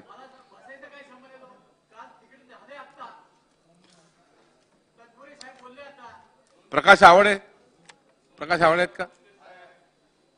प्रकाश आवाडे, बबनराव लोणीकर, अभिमन्यू पवार. मी प्रकाश आवाडे आहे साहेब इथे. सन्माननीय अध्यक्ष प्रकाश आवाडेजी बोला. आज उद्योग, ऊर्जा, कामगार या सगळ्या मागण्याच्या विषयी, त्याचबरोबर पाणी पुरवठा या सगळ्या मागण्याच्या संबंधीच्या वर मी माझे मत मांडण्याच्यासाठी या ठिकाणी उभा आहे. सन्माननीय अध्यक्ष महाराज, उद्योग, कामगार आणि ऊर्जा हा एक अतिशय महत्वाचा असा हा विभाग आहे आणि या विभागाच्या मागण्याच्या संबंधीच्या पुरवणी मागण्याच्या संबंधीच्या चर्चा आज या ठिकाणी आहेत. त्याच्यावर मी आपल्या अनुमतीनं बोलतोय. मागणी क्रमांक K4 बाब क्रमांक 229 पान क्रमांक 142, मागणी क्रमांक K6 बाब क्रमांक 230 पान क्रमांक 143, मागणी क्रमांक K7 बाब क्रमांक 231 पान क्रमांक 144, त्याचबरोबर मागणी क्रमांक Y2 बाब क्रमांक 559 पान क्रमांक 296 आणि मागणी क्रमांक Z3 बाब क्रमांक 486 आणि पान क्रमांक 312 या संबंधामध्ये मी माझी मतं मांडण्यासाठी उभा आहे. सन्माननीय अध्यक्ष महाराज, उद्योग ऊर्जा आणि कामगार विभागाच्या माध्यमातून खऱ्या अर्थानं राज्याची प्रगती किती वेगानं आणि गतीनं होतं यासाठी हा विभाग अत्यंत महत्वाचा आहे. आणि राज्यातला उद्योग हा वाढायच्यासाठी उद्योग असेल, त्याच्याबरोबर उद्योगातला दुसरा घटक वस्त्रोद्योग असेल, हा राज्याचा कणा आहे. शेती खालोखाल असलेला सगळ्यात महत्वाचा वस्त्रोद्योग विभाग असेल किंवा गावागावामध्ये पसरलेला उद्योग विभाग असेल, या उद्योगाच्या माध्यमातून ग्रामीण भागामध्ये जी प्रचंड अशा पद्धतीची औद्योगिक क्रांती महाराष्ट्रामध्ये झाली, अध्यक्ष महाराज, ती फक्त कॉर्पोरेट क्षेत्रापुरती मर्यादित असता कामा नये. ती फक्त NRI ची इन्व्हेस्टमेंट इथं आणायला, फॉरेन इन्व्हेस्टमेंट कशी आणायची यासाठी ती मर्यादित असता कामा नये. त्या उद्योगामध्ये आपला स्थानिक उद्योजक कसं बनवता येईल याला प्राधान्य द्यायला पाहिजे आणि ते जर राज्य सरकारनं जर ठरवलं तर होऊ शकतं. अध्यक्ष महाराज, 2004ला माझ्याकडे वस्त्रोद्योग मंत्रिपदाची जबाबदारी होती. त्यावेळी आम्ही काही योजना राज्यातल्या उद्योजकांच्यासाठी दिल्या. त्याचा फायदा असा झाला की राज्यात हजारो कोट्याधीश आम्ही तयार केले त्या योजनेच्या माध्यमातून आणि वेळच्या वेळी ते फायदे त्या उद्योगाला द्यायचे. या उद्योगातलं सगळ्यात मोठं गमक काय असेल तर त्यांना जो बेनिफिट द्यायचा आहे, त्यांना जो लाभ द्यायचा आहे तो वेळच्या वेळी आम्ही देणार आहे की नाही याला जास्त महत्व आहे. आणि ते जर त्यांना मिळाले तर आपला उद्योजक अतिशय वेगानं पुढे गेल्याशिवाय राहणार नाही आणि भूमिपुत्राला मोठं करायचं, त्याला उद्योजक बनवण्याचं काम या राज्यामध्ये एक आदर्श पद्धतीने उभं राहिल्याशिवाय राहत नाही. साहेब, देशातल्या सन्माननीय पंतप्रधानांच्या माध्यमातून मेक इन इंडियाचं असेल, मेक इन महाराष्ट्र का करत नाही? महाराष्ट्रातल्या उद्योजकाला मोठं करायसाठी आपण का प्रयत्न करत नाही? महिलांना उद्योजक बनवायसाठी वेगळ्या योजना आपण का देत नाही? साहेब, आम्ही केलं. इचलकरंजीमध्ये गारमेंट ट्रेनिंग सेंटर पासून सुरुवात केली. 4,500 हजार महिलांना आम्ही स्टॅपेंड देऊन ट्रेनिंग दिलं. आज 15,000 महिला माझ्या गावात गारमेंटमध्ये काम करतात. हे शक्य आहे. अध्यक्ष महाराज, याच्यासाठी राज्य सरकारची इच्छाशक्ती लागते. त्यासाठी आवश्यक ते मदत करायच्या संबंधीचं त्या पद्धतीनं नियोजन लागतं. अध्यक्ष महाराज, काही दिवसाच्या पूर्वी गुजरात आणि महाराष्ट्र आपण तुलना करतो. गुजरात राज्यानं नवीन त्यांची इंडस्ट्रियल पॉलिसी आणली. त्याच्यामध्ये 30% पॅकेज इन्सेंटिव्हचा डायरेक्ट लाभ त्यांनी उद्योगाला द्यायच्या संबंधीचा निर्णय झाला. आम्ही का आणत नाही आमच्या राज्यामध्ये? पॅकेज इन्सेंटिव्ह आम्ही देत होतो ते बंद केलंय. आमच्या राज्यामध्ये आम्ही पॅकेज इन्सेंटिव्हच्या योजना राबवायला पाहिजे ही आग्रही भूमिका आम्ही घेतली होती. त्या पद्धतीने आम्ही उद्योगाला देत होतो ते बंद करण्याचं काम झालंय.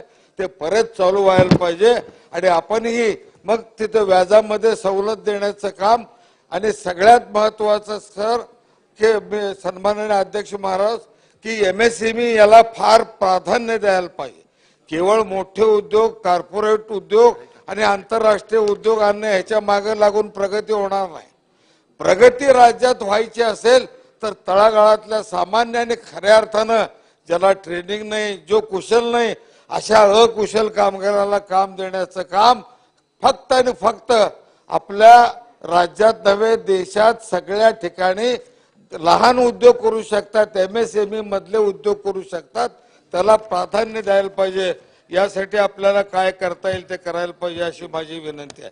साहेब, दुसरा एक विषय आहे, इथं ऊर्जेच्या निमित्तानं आज इथं तोही विषय आहे आणि ऊर्जामध्ये जे काही सबसिडी द्यायच्या संबंधीचं धोरण राज्य सरकारनं स्वीकारलं ते ज्या त्यावेळी आपण का स्वीकारत नाही आणि देत नाही. मी मगाशी म्हणालो तसं केवळ घोषणा करून उद्योग कधी वाढणार नाही, त्याला लाभ होणार नाही. याच राज्य सरकारच्या सन्माननीय मंत्री महोदयांनी यापूर्वी उद्योगाला लाभ देण्याच्या संबंधीचा निर्णय घेतला होता. इचलकरंजीला त्यावेळेचे भारतीय जनता पक्षाचे मंत्री माननीय सुभाषजी देशमुख वस्त्रोद्योग मंत्री असताना इचलकरंजीला एका आंदोलनाच्या निमित्तानं आले होते. त्यांनी 27 हॉर्सपॉवरच्या आतल्या यंत्रमागांना ₹1 विजेमध्ये अतिरिक्त सवलत देण्याचा निर्णय जाहीर केला होता. त्याच्याशिवाय 5% व्याजाची सवलत देऊ म्हणून जाहीर केलं होतं. काय अंमलात आलं नाही. त्याला 7-8 वर्षे झाली. आम्ही सातत्यानं पाठपुरावा करायला लागलोय, अजूनही तो निर्णय होत नाही.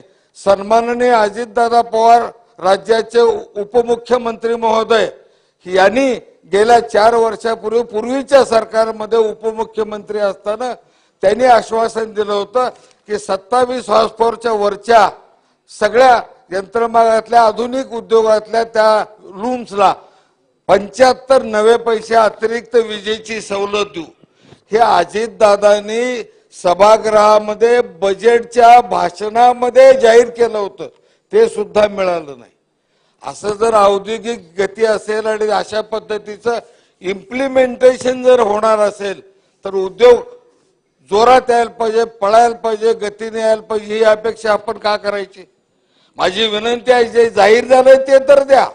नवीन आम्ही मागतोय ते कधी द्यायचं बघू, त्याच्या संबंधीचा संघर्ष काय असेल ते होईल, तुम्ही जाहीर करा. पण जे मागतोय आम्ही, जे जाहीर झालं 5% सुभाषराव देशमुख साहेब वस्त्रोद्योग मंत्री असताना जाहीर केलेली ती व्याजाची सवलत, ₹1 विजेची साध्या लूमसाठी 27 हॉर्सपॉवरच्या आतली सवलत, 27 हॉर्सपॉवरच्या वरची अजितदादांनी स्वतः सभागृहामध्ये बजेटच्या भाषणात जाहीर केलेली सवलत, या सगळ्या सवलती मिळायला पाहिजेत. साहेब, कामगारांचा विषय आहे.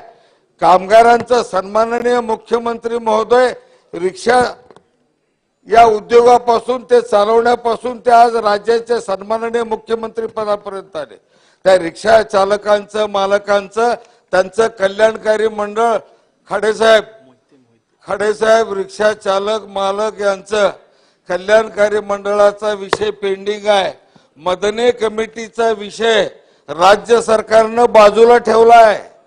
नवीन काय तर एक निर्णय घेऊया म्हणून या रिक्षा चालक मालकांच्यासाठी नवीन कल्याणकारी योजना आणतो अशा पद्धतीची भूमिका घेऊन ते पुढे चाललंय.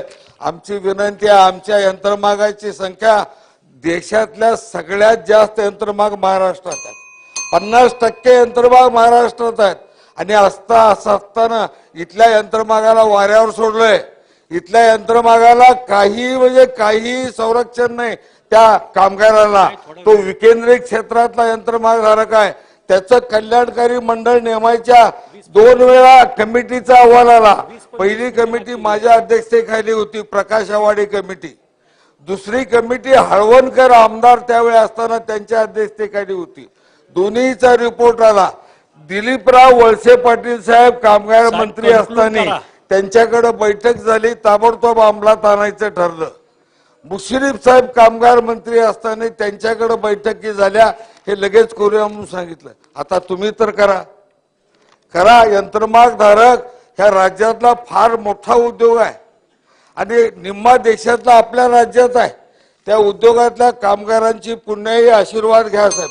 ते काय मागत नाही, तो फक्त योजना करून द्या. माथाडी कामगारांसाठी मंडळ करा, पैसे राज्य सरकारने घालायचे नाहीत.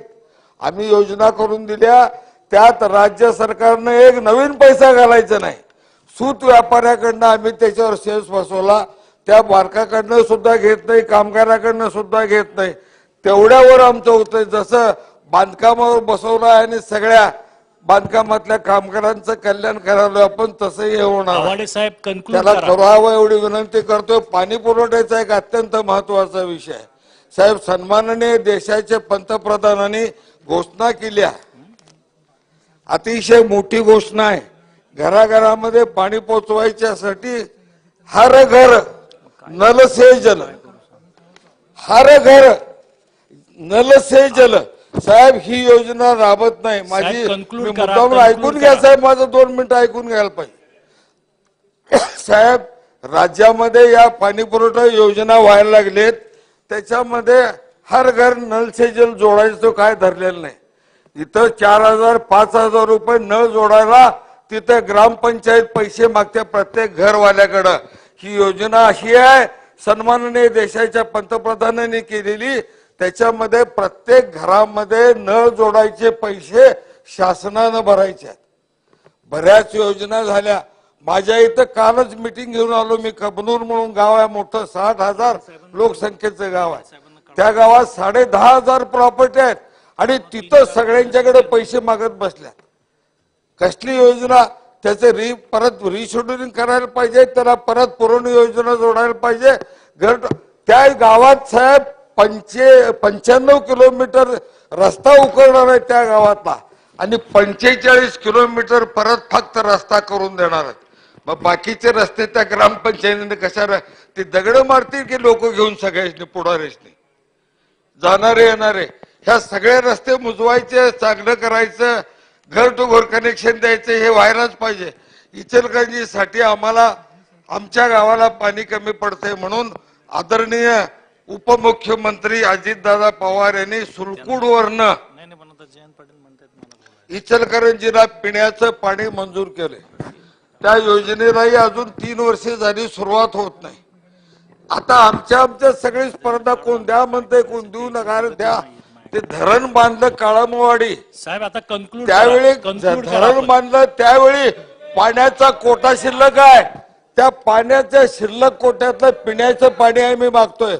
ते धरण बांधलं त्यावेळी पाणी शिल्लक होतं, धरणातलं पिण्याला पाणी ठेवलेलं पाणी आम्ही मागतोय, तरी आम्हाला मिळत नाही. त्यालाही ताबडतोब त्याला मान्यता देऊन काम सुरू व्हावं एवढी विनंती करतोय. साहेब खूप बोलता येत आहे, बोलायची आहे, सरकार आमचं आहे, त्यामुळं आम्ही सगळे मिळून लवकर करूया एवढीच अपेक्षा करतोय.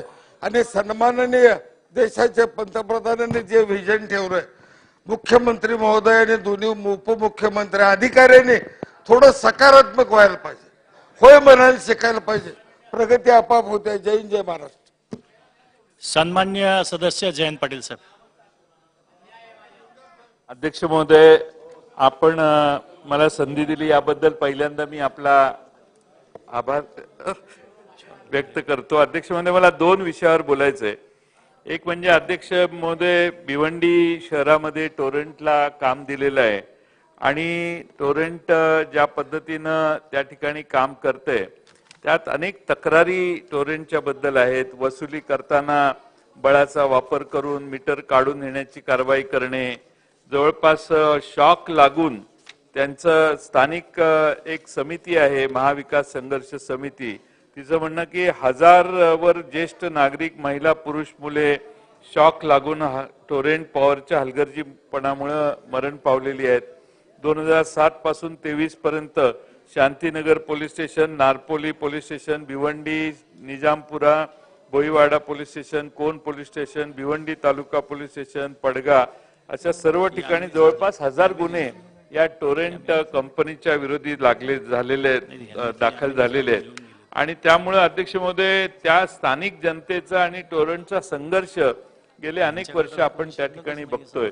त्यामुळे टोरेंटच्या जबाबदाऱ्या पारदर्शीपणानं शासनानं निश्चित केल्या पाहिजेत आणि टोरेंट त्या पद्धतीनं वागतंय की नाही हे बघण्याची जबाबदारी वीज मंडळाने काही ना काही विशेष अधिकारी नेमून करणं आवश्यक आहे. स्थानिक लोकांचा आणि टोरेंटचा काही पटतंय असं दिसत नाही आणि त्यामुळे यातही शासनानं लक्ष घालावं असं मंत्री महोदयांना विनंती आहे. दुसरी वीज मंत्र्यांना माझी विनंती आहे की 20 मार्च 2023 रोजी ट्रान्सफॉर्मर रिपेअरिंग साठी निविदा काढल्या.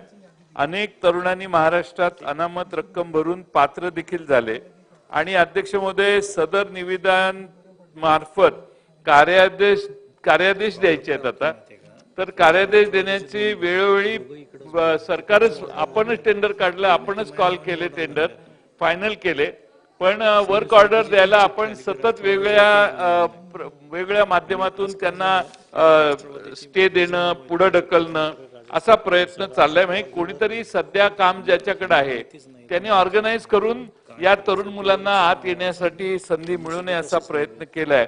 जवळपास 49 एजन्सीज महावितरणच्या विभागीय मंडळ व परिमंडळ कार्यालयामार्फत मागणी करणारे प्रस्ताव मुख्य कार्यालयाकडे 10 ऑक्टोबर 2023च्या दरम्यान पाठवण्यात आलेले आहेत.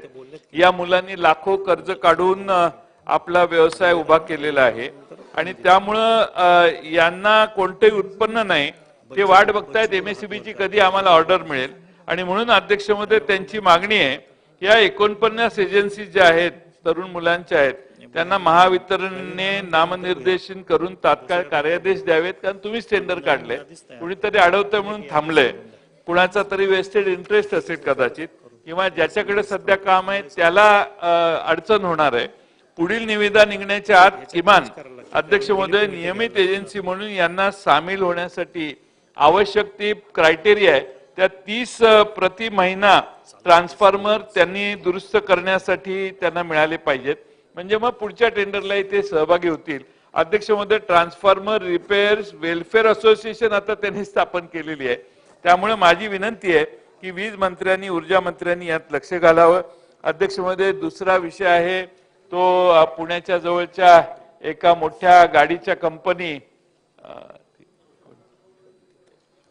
जनरल मोटर्सचे संप चालू आहे, बरेच दिवस संप चालू आहे.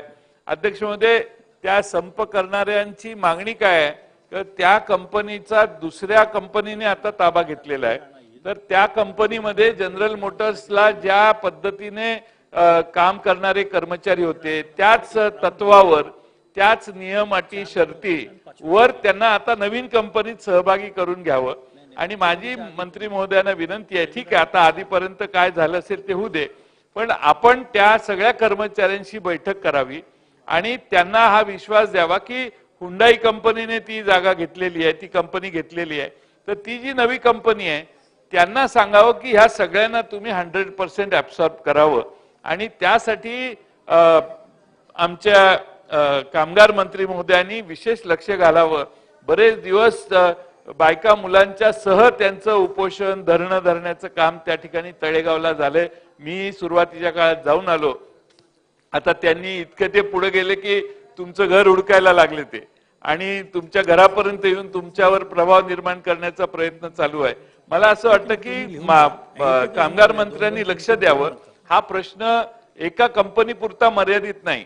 आता अनेक कंपन्या एवढं जगात परिवर्तन होते की अनेक कंपन्या बंद पडतात. जनरल मोटरने आता ते प्लांट बंद केला असेल आणि दुसऱ्याला विकला असेल तर जो घेणार आहे त्याच्याकडे आपल्याकडून जर योग्य त्या कामगारांना न्याय देण्यासाठी सरकारने आग्रह धरला तर मला खात्री आहे की नवीन येणारी कंपनी देखील त्या कामगारांना ऍब्सॉर्ब करेल. मला या ठिकाणी आपण बोलण्याची संधी दिली, काय बोलण्याची संधी दिली याबद्दल मी आपले आभार मानतो. पण वीज मंडळाचं आणि कामगार मंत्र्यांचं म्हणजे MSEBच्या आणि कामगार क्षेत्रातले हे 2 प्रश्न हे आपण ढसाला लावावेत एवढीच विनंती करतो आणि माझे 2 शब्द पूर्ण करतो. सन्मान्य सदस्य यामिनीताई जाधव. अध्यक्ष महोदय धन्यवाद. आपण मला पुरवणी मागण्यावर बोलण्याची संधी दिलीत. अध्यक्ष महोदय उद्योग विभाग बाब क्रमांक 225 पृष्ठ क्रमांक 140 शिकाऊ उमेदवार अधिनियम 1961 अंतर्गत शासनाच्या विविध मुद्रणालयामध्ये शिकाऊ कामगारांना प्रशिक्षण दिलं जातं. अध्यक्ष महोदय हे प्रशिक्षण पूर्ण झाल्यानंतर भाऊ हे प्रशिक्षण पूर्ण झाल्यानंतर यांना कुठल्याही सेवेमध्ये जे प्रशिक्षित उमेदवार असतात यांना कुठल्याही सेवेमध्ये सामावून घेतलं जात नाही.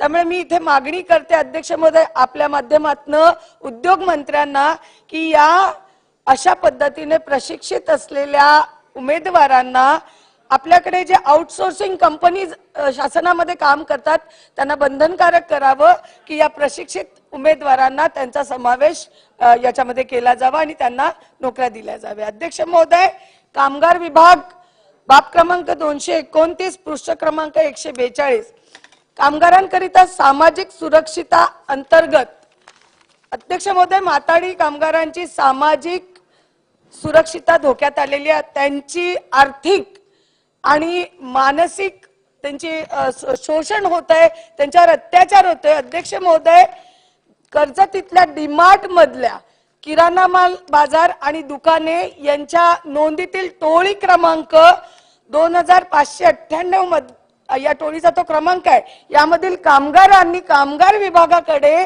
त्यांच्यावर होत असलेल्या आर्थिक आणि मानसिक छळाची तक्रार केलेली आहे आणि ही तक्रार केलेली असताना सुद्धा या विभागाकडनं कुठलीही कारवाई त्याच्या बाबतीत केली जात नाही. अध्यक्ष महोदय, चेंबूर स्थित Shri CNGC gas filling pump मधील कामगारांनी 7/11/2023 रोजी याच आपल्या कामगार विभागाकडे तक्रार केलेली आहे आणि या तक्रारीच्या चौकशीमध्ये असं निदर्शनास आलेलं आहे की परवाना नसलेले ठेकेदार इथे काम करत आहेत आणि हे निदर्शनास येऊन सुद्धा याच्यावर कुठलीही कारवाई होत नाही.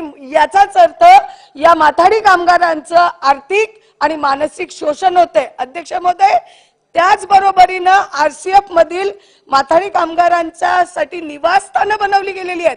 तो त्यांचा अधिकार आहे आणि त्यांची बांधलेली निवासस्थानं आजही त्यांना उपलब्ध करून दिली जात नाही.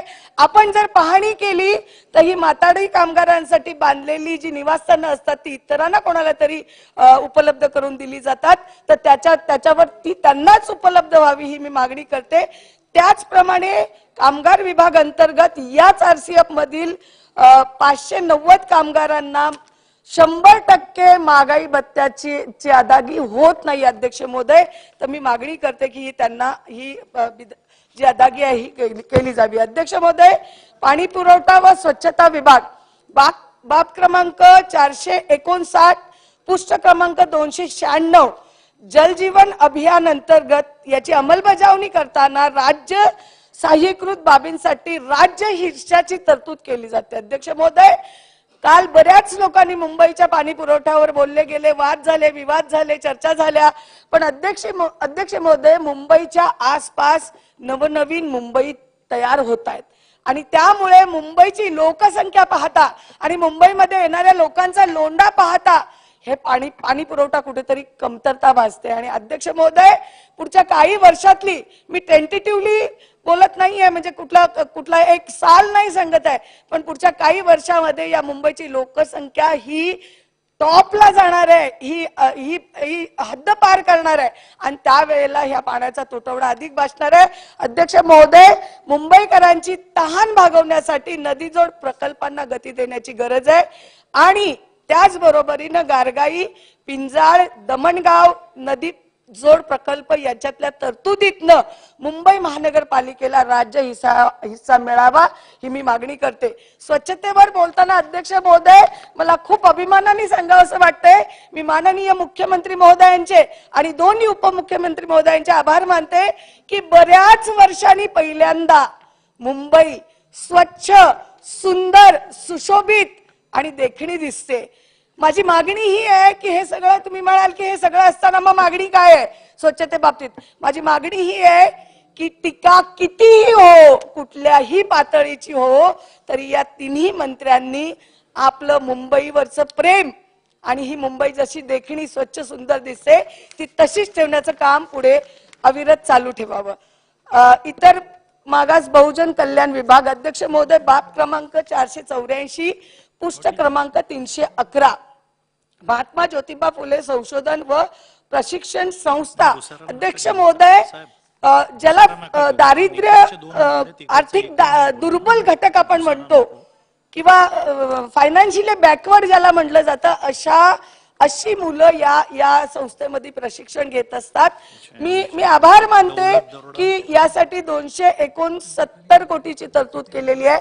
पण मागासवर्गीयांचा जो आकडा आपण पाहतो त्या आकड्यानुसार मी इथे 300 कोटीची मागणी या संस्थेसाठी करत आहे. अध्यक्ष महोदय, याच अंतर्गत बाब क्रमांक 491 पृष्ठ क्रमांक 314 औद्योगिक प्रशिक्षण संस्थांमधील दोनच मुद्दे साहेब.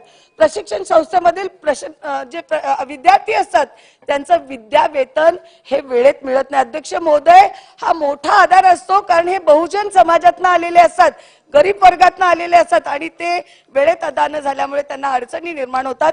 त्या वेळेत अदा व्हावे. अध्यक्ष महोदय, बाब क्रमांक 494 495 इतर मागास प्रवर्ग शिक्षण शुल्क व परीक्षा शुल्क आणि शिष्यवृत्ती या सुद्धा वेळेत मिळत नाही आणि यांना अडचणी निर्माण होतात, त्यामुळे तेही वेळेत मिळावे. अध्यक्ष क्रमांक शेवटचं एकदम बाब क्रमांक 496 पृष्ठ क्रमांक 316 इतर मागासवर्गीय विमुक्त जाती आणि भटक्या जमाती आणि विशेष मागास प्रवर्ग यांच्यासाठी भाड्याने निवासाची व्यवस्था केली गेलेली आहे. मी सरकारचे त्या बाबतीत आभार मानते.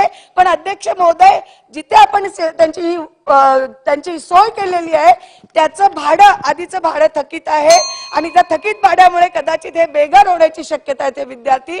तर ते भाडं भरलं जावं आणि त्यांची सेवा ही अशीच त्यांना उपलब्ध करण्यात यावी, ही मागणी मी करते. धन्यवाद. जय हिंद. सन्मान्य सदस्य रवी राणा.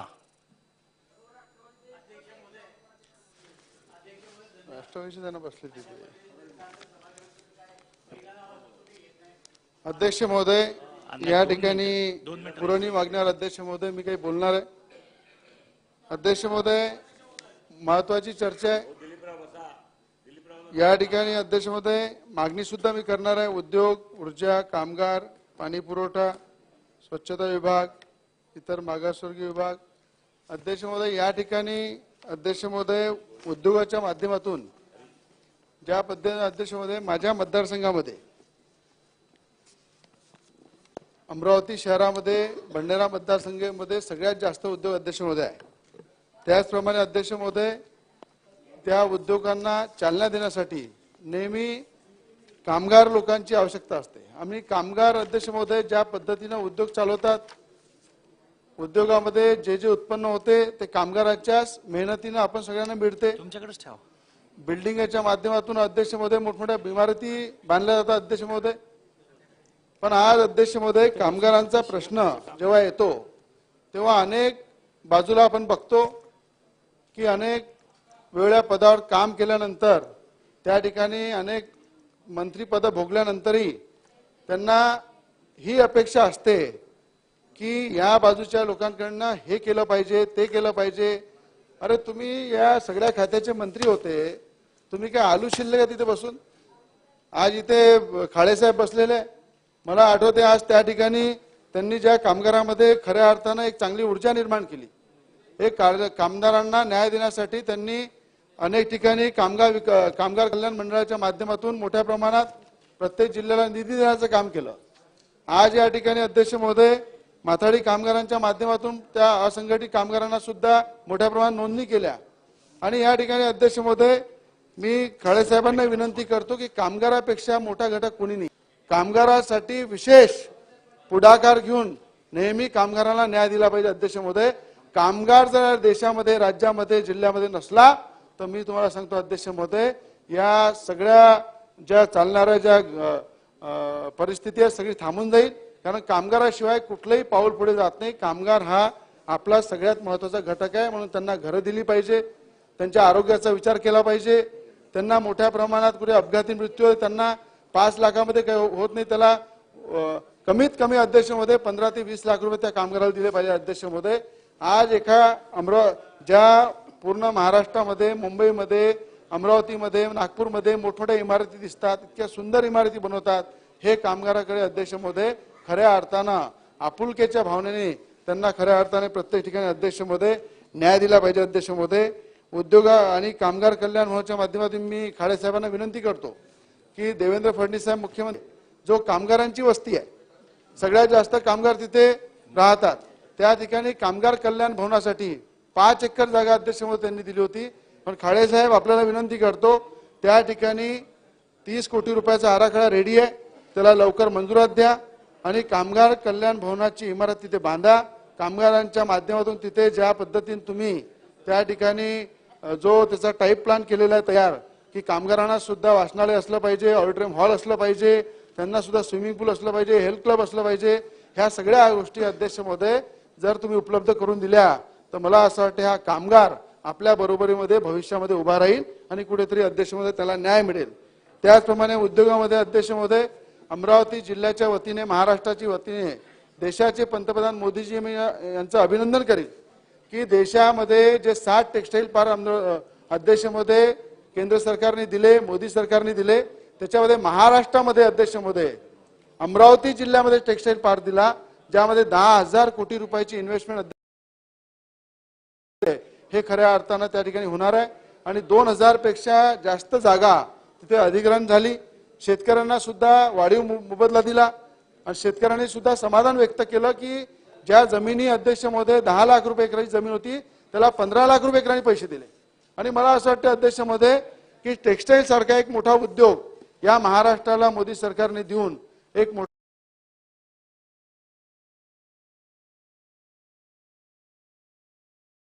उपकार महाराष्ट्रावर केला अध्यक्ष महोदय. कारण टेक्सटाईल पार्कच्या माध्यमातून अध्यक्ष महोदय मोठ्या प्रमाणात त्या ठिकाणी रोजगार मिळेल. कापूस मोठ्या प्रमाणात अध्यक्ष महोदय विदर्भामध्ये होते, शेतकऱ्याला मोठ्या प्रमाणात कापसाला भाव मिळेल.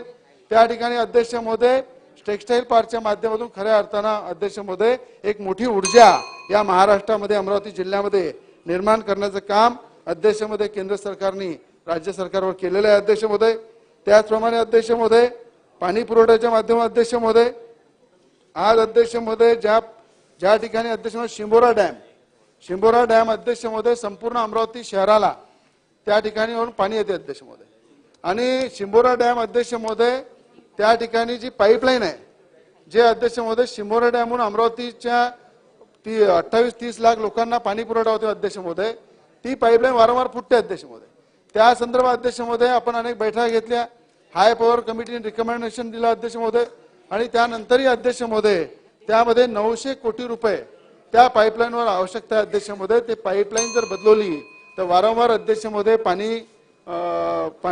पाण्यापासून टंचाई भासणार नाही अमरावतीमध्ये अध्यक्ष महोदय.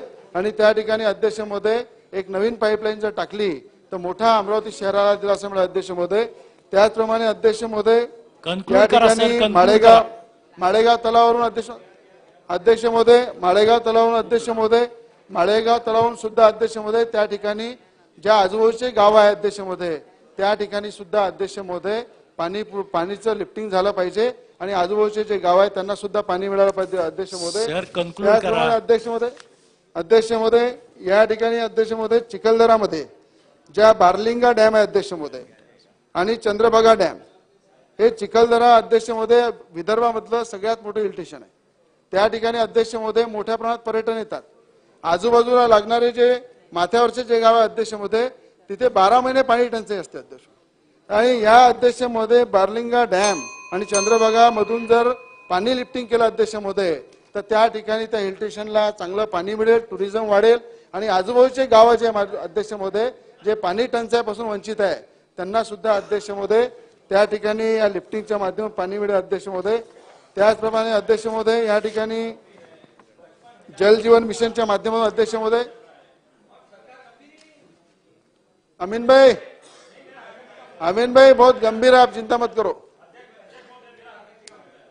अध्यक्ष महोदय.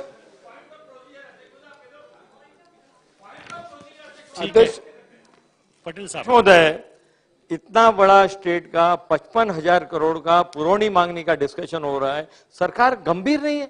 एक मंत्री है वो भी देखे आराम से 56 करोड़ अब तक 56 वाला हिसाब चल रहा है. सर आप 10 मिनट के लिए हाउस को एडजॉर्न करो और सम्मान्य मंत्री महोदय को बुलाइए, कोई डिस्कशन है कि नहीं, उत्तर क्या मिलने वाला है. पटेल साहेब मिनिस्टर साहेब बसलेले आहेत आणि आजचा खूप महत्वाचा विषय याच्यापूर्वी सुद्धा अनेकदा चर्चा अशा झालेल्या आहेत. तुम्ही कंटिन्यू करा. राणा साहेब कंटिन्यू करा. या ठिकाणी अध्यक्ष महोदय मी कामगार मंत्र्यांना विनंती करेन अध्यक्ष महोदय की वाल्मिकी समाजाचं एक आर्थिक विकास मंडळ त्यांनी माध्यम स्थापन केलं पाहिजे, कारण की वाल्मिकी समाज अध्यक्ष महोदय हा सफाई कामगार अध्यक्ष महोदय, आणि त्या ठिकाणी अध्यक्ष महोदय वाल्मिकी समाजाचे जे सफाई कामगार अध्यक्ष महोदय हे सकाळी उठून महानगरपालिका, नगरपालिका, नगरपंचायत या ठिकाणी पूर्ण परिसरामध्ये अध्यक्ष महोदय सगळ्या साफसफाईची जबाबदारी त्यांच्याकडे अध्यक्ष महोदय, आणि 1 लाखापेक्षा जास्त पद महाराष्ट्रामध्ये अध्यक्ष महोदय खाली आहे. ते वाल्मिकी समाज सफाई कामगारांचे पद अध्यक्ष महोदय भरल्या गेले पाहिजे अध्यक्ष महोदय. हे सुद्धा मी आपल्यामधून मागणी करणार अध्यक्ष महोदय. या ठिकाणी अध्यक्ष महोदय जल जीवन मिशनच्या अध्यक्ष महाराज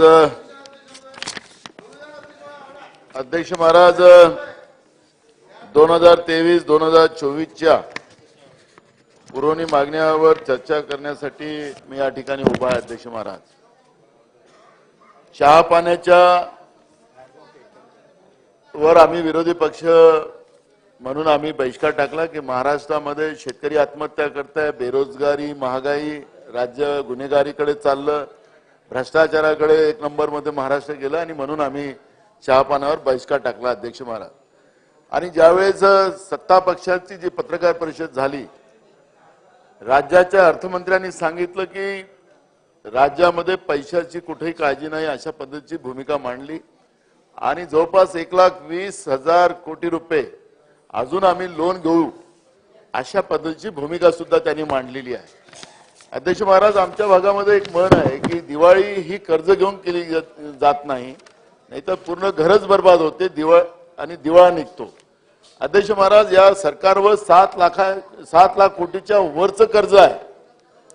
पावसाळी अधिवेशनामध्ये जवळपास 94 लाख कोटीच्या पुरवणी मागण्या या सरकारने केल्यात, आणि अध्यक्ष महाराज आता पुन्हा 56 कोटीच्या पुरवणी मागण्या करतात. हे सरकारचं दिवाळं निघालेलं आहे का, हा प्रश्न कुठलाही अर्थतज्ञ असो किंवा सामान्य माणूस असो त्याच्या समोर पडलेला. अध्यक्ष महाराज, जेवढं आमचं राज्याचं बजेट असतं अध्यक्ष महाराज, त्या बजेटच्या बरोबरीनं हे राज्य सरकार पुरवणी मागण्या 2 महिन्याच्या पहिले 96 लाख आणि आता 56 लाखाच्या जवळजवळ या ठिकाणी पुरवणी मागण्या आणतात आहे. अध्यक्ष महाराज, ही गंभीर बाब या ठिकाणी मी या सदनाच्या माध्यमातून राज्याच्या जनतेला सांगू इच्छितो.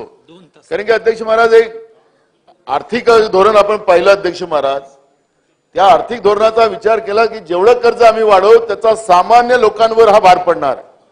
काही हे सरकार काही कर्ज वापस करून देणार नाहीये. आखरी जेवढं कर्ज आम्ही वाढवू तेवढे टॅक्सेस आम्हाला वाढवा लागतील, आणि तेवढे टॅक्सेस वाढवले तर सर्वसामान्य लोकांवर महागाईचं ओझं जाईल आणि त्याचा परिणाम सामान्य जनतेवर जाईल. लोकांनी तुम्हाला सरकार बनवायला संधी दिली, याचा अर्थ राज्याच्या जनतेला कर्जामध्ये डुबवायसाठी नाही दिलेली आहे. आणि म्हणून सरकारने जेव्हा या रिप्लाय मध्ये उत्तर देत असताना आता नोंद करायला तर नाहीच अध्यक्ष महाराज, बहुमताच्या आधारावर हे लोक या पुरवणी मागण्या मंजूर करून घेतील. पण अध्यक्ष महाराज, यांना राज्याच्या जनतेला हिशोब देण्याचं दायित्व यांचं अध्यक्ष महाराज. आणि या ठिकाणी 56 लाख हजार कोटीच्या या पुरवणी मागण्यामध्ये सुद्धा आता आमचे गावित साहेब आलेत, आमचे ते बघा कसे हसतात आहेत आमचे कामगार मंत्री. नको आता रडायचीच वेळ आलेली आहे. 56,000 कोटीचं पुरवणी मागणी आपण घेतात आहेत, काही छोटी रक्कम नाही, आणि 96,000 कोटीच्या पावसाळीत घेतल्या. त्याच्यामुळे माझा अध्यक्ष महाराज या ठिकाणी उद्योग, ऊर्जा व कामगार आपलं अधिवेशन चालू झालं अध्यक्ष महाराज, तर पिंपरी चिंचवड मध्ये तुमच्या हाकेच्या आवाजावर कामगार जळून मेलेत. त्याच्यामध्ये महिलांची संख्या जास्त होती अध्यक्ष महाराज, आपल्याला जास्त माहिती असेल तिथली घटना. अध्यक्ष महाराज, 2014चं जे सरकार आलं आदरणीय फडणवीस साहेबांचं, आमच्या मित्राचं, त्यावेळेस या कारखान्यांचं इन्स्पेक्शन जे आपण करतो होतो त्याच्या सेफ्टीच्या बाबत या सरकारने धोरण बनवलं, त्या फडणवीस साहेबांच्या सरकारने, की आता इन्स्पेक्शन बंद. मग ह्या गरीब कामगार लोकांना तिथं सेफ्टीची व्यवस्था नाही. आपण आपल्याला लक्षात असेल की आपल्याजवळ आलं असेल तिथे कामगार जळलेत म्हणून. महिला कशा जळल्यात हे आपण पाहिलं, पिंपरी नाही पाहिलं, तुम्हाला माहिती नाही आली. अध्यक्ष महाराज, मी मगाशी सकाळी सांगत होतो की पिंपरी चिंचवडचं जे हॉस्पिटल आहे आमचं महानगरपालिकेचं, इथं बर्निंग झालेले जे पेशंट आहेत त्याच्यासाठी कुठलीही व्यवस्था नाही. ससून हॉस्पिटलमध्ये पुण्यात न्यावं लागतं. तिथं पहिलेच पेशंट होते, हे सगळे तडफडून मेलेत अध्यक्ष महाराज. जवळपास 50चा आकडा त्या ठिकाणी जवळपास मजूर त्या ठिकाणी जळलेले आहेत. आणि सेफ्टीच्या बाबतची कुठलीही कारवाई केली जात नाही. या कारखानदारांना, गरीब माणसाला आपल्या पोटाची खडकी भरण्यासाठी त्या कारखान्यामध्ये काम करणाऱ्या मजुरांना अगर सेफ्टी नसेल आणि ते असे होरपडून मरत असतील, आणि आपण एकीकडे छत्रपती शिवाजी महाराजांचं नाव घेऊन आपण या राज्यामध्ये राज्य करत असू, तर हे कुठलं भूषणाव आहे अध्यक्ष महाराज? त्याचं उत्तर आपल्याला द्यावं लागेल. नेमकं महाराष्ट्रातलं आता तुमचं कामगार धोरण, हे जे कारखाने आहेत त्याच्यासाठी सेफ्टीच्या दृष्टिकोनातलं तुमचं काय प्रयत्न करतात, काय धोरण आहे, हे राज्याच्या जनतेला समजलं पाहिजे. नाहीतर आपण शेवटच्या काळात बोलाल आणि मंजूर करून टाकाल, बहुमताच्या आधार मंजूर करून टाकाल, पण ह्या सामान्य लोकांच्या जळण्यामध्ये त्यांची सेफ्टी नसल्यामुळे झालेलं नुकसान, गेलेला जीव काही वापस येणार नाही, त्यांच्या मुलाबाळांची काय अवस्था असेल हाही प्रश्न भयानक आहे. आणि म्हणून त्याचं उत्तर आपल्याला या ठिकाणी द्यावं लागेल. या ठिकाणी मी सांगेल अध्यक्ष महाराज, मी अध्यक्ष महाराज विशेष करून ऊर्जा विभागाच्या बद्दल बोलतो. महाराष्ट्रामध्ये आपण आता जसं मोबाईल आपण रिचार्ज करतो तशासारखे आता मीटर रिचार्जचे आपण लावणार. आता मीटर रिचार्जचे तुम्ही लावलेत तर अध्यक्ष महाराज, गरीब माणूस, हातावर कमवणारा खाणारा माणूस 1-2 दिवस बिल मागं होऊ शकतं घरातलं अध्यक्ष महाराज. पण रात्रीच तुमचा रिचार्ज संपला आणि रात्रीच तुमची लाईन बंद झाली तर त्याच्यासाठी पर्याय काय? तुम्ही उज्ज्वला गॅसच्या माध्यमातून गरीब लोकांना गॅस सिलेंडर दिले, पण त्याच्या घरचं रॉकेलचं तेल आपण काढून घेतलं. ते झाले श्रीमंत सगळे. आज महाराष्ट्रातला आपण माहिती घेतली, सगळेजण आपण सत्ता पक्षातले आमदार बसले इथं, मंत्री आहेत, आपण माहिती घेतली तर आज रिफिलिंग जे होतं या उज्ज्वला गॅस मधलं 80% रिफिलिंगच होत नाही. लोक त्याच शेगडीवर काड्यांनी गोऱ्यांनी आपला स्वयंपाक करतात. कसं उदरनिर्वाह, पोट भरायलाच व्यवस्था नाही, तर तो एवढा महागडा गॅस घ्यायला लोकांजवळ पैसे कुठं येईल? त्याचे आकडे तुम्ही मागून घ्या सरकार म्हणून. आज राज्यामध्ये 80% लोक उज्ज्वला गॅसमध्ये रिफिलिंग करत नाही. इतका महाग. बाकीच्या राज्यामध्ये आपण निवडणुकीत घोषणा केल्या 500-450 रुपयाला, पण महाराष्ट्रात आपण करणार नाही. निवडणुकीच्या वेळेस करणार आपण घोषणा. आणि म्हणून या विषयावर हे जे तुम्ही रिचार्जचे मीटर लावणार आहात, तर त्या रिचार्जच्या मीटरच्या मागचा नेमका उद्देश काय? महाराष्ट्र तसंही घरगुती लाईनच्या याच्यामध्ये महाराष्ट्रामध्ये विद्युत बिल मिळतं, लोक वेळेवर भरतात. मागं पुढं होतं तर त्याच्यावर तुम्ही दंड करून तुम्ही ते तरी भरतो.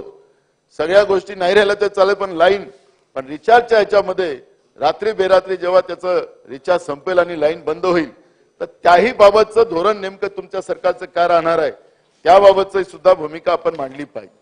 उद्योगामध्ये अध्यक्ष महाराज, मी गडचिरोलीचंच उदाहरण सांगेल अध्यक्ष महाराज. तो पेसा त्या ठिकाणी कायदा लागू आहे. आता उद्योग विभागाने अध्यक्ष महाराज तिथं नोटिफिकेशन काढलं. मी कलेक्टरला बोललो काल, तिथले गडचिरोलीतले आदिवासी लोक आली होती, सरपंच आली होती त्या भागातली. आपल्या उद्योगासाठी जागा संपादित करण्याचे अधिकार सरकारजवळ आहे, ते करू शकतात, पण पेसा कायद्याच्या अंतर्गत त्या गावकऱ्यांची संमतीशिवाय आपल्याला करताच येत नाही अध्यक्ष महाराज. घटनात्मक अधिकार त्यांना आम्ही दिलेले आहेत, पण आमच्या जिल्हाधिकाऱ्यांनी त्या ठिकाणी नोटिफिकेशन काढलं. त्यांना मी काल बोललो, ते म्हणाले की उद्योग विभागाने आम्हाला त्या पद्धतीचं नोटिफिकेशन आम्हाला आलं आणि म्हणून आता आम्ही जमिनी संपादित करतो अध्यक्ष महाराज.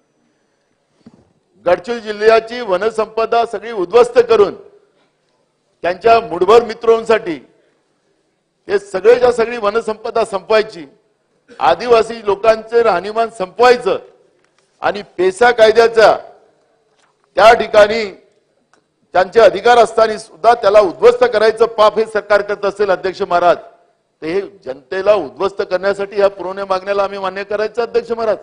त्याचं उत्तर सरकारने द्यावं, ही आमची भूमिका या ठिकाणी अध्यक्ष महाराज आहे. हर घर में जल, हर घर में नल, नल में जल. आता मी तुम्हाला सांगतो, कोण पाणी पुरवठा बघतो इथं, कोण आहेत मंत्री? गुलाबराव. मी अध्यक्ष महाराज सांगतो की महाराष्ट्रामध्ये पाण्याची आणीबाणी सुरू होणार आहे या वर्षाला. ते विसरता येणार नाही अध्यक्ष महाराज, कारण की सरळ आता आपण मार्च मध्ये भेटू या अधिवेशन झाल्यानंतर. पण हे माझं शब्द लक्षात ठेवलं पाहिजे की महाराष्ट्रामध्ये यावेळेस पाण्याची आणीबाणी लागणार. तुम्ही घोषणा काही करू शकता, घर घर में नल, नल में जल, हे सगळ्या घोषणा करू शकता. पाणी कुठून आणणार आहे? पाण्याचे प्रश्न मोठ्या प्रमाणात निर्माण झालेले आहेत आणि पाण्याची आणीबाणी महाराष्ट्रामध्ये सुरू होणार आहे अध्यक्ष महाराज. म्हणून एक घोषणा राहता कामा नये आणि त्या दृष्टिकोनातून प्रत्येक गावामध्ये, आणि अध्यक्ष महाराज या ठिकाणी केवढा मोठा भ्रष्टाचार आहे. अध्यक्ष महाराज या ठिकाणी आपण आता या नळ योजनेची कामं घेतलेली आहे, संपूर्ण गावच्या गाव खोदून टाकलेले. त्या पाणी पुरवठा विभागाला सांगितलं, त्या जिल्हा परिषदला विचारलं, ते म्हणतात की नाही आम्ही जिथून खोदलं तेवढंच आम्ही करू, नाही तर पूर्ण करणार नाही. गावातले पूर्ण रस्ते खोदलेत, त्याही धोरणाच्या बाबतचं स्पष्टता या ठिकाणी व्हावी. पाण्याचे सोर्स हे प्रॉपर ठिकाणून घेतले पाहिजेत अध्यक्ष महाराज, नाही तर कोट्यावधी जनतेच्या पैशाचा खर्च करून आपण जेव्हा ह्या नळ योजना तयार करतो अध्यक्ष महाराज, त्या फुलप्रूफ असल्या पाहिजेत, लोकांना शुद्ध पाणी मिळालं पाहिजे आणि सस्त्या दरात मिळालं पाहिजे. त्याला हे सौर ऊर्जेच्या सोबत, कारण की आता लाईनचं बिल भरणं कठीण आहे अध्यक्ष महाराज.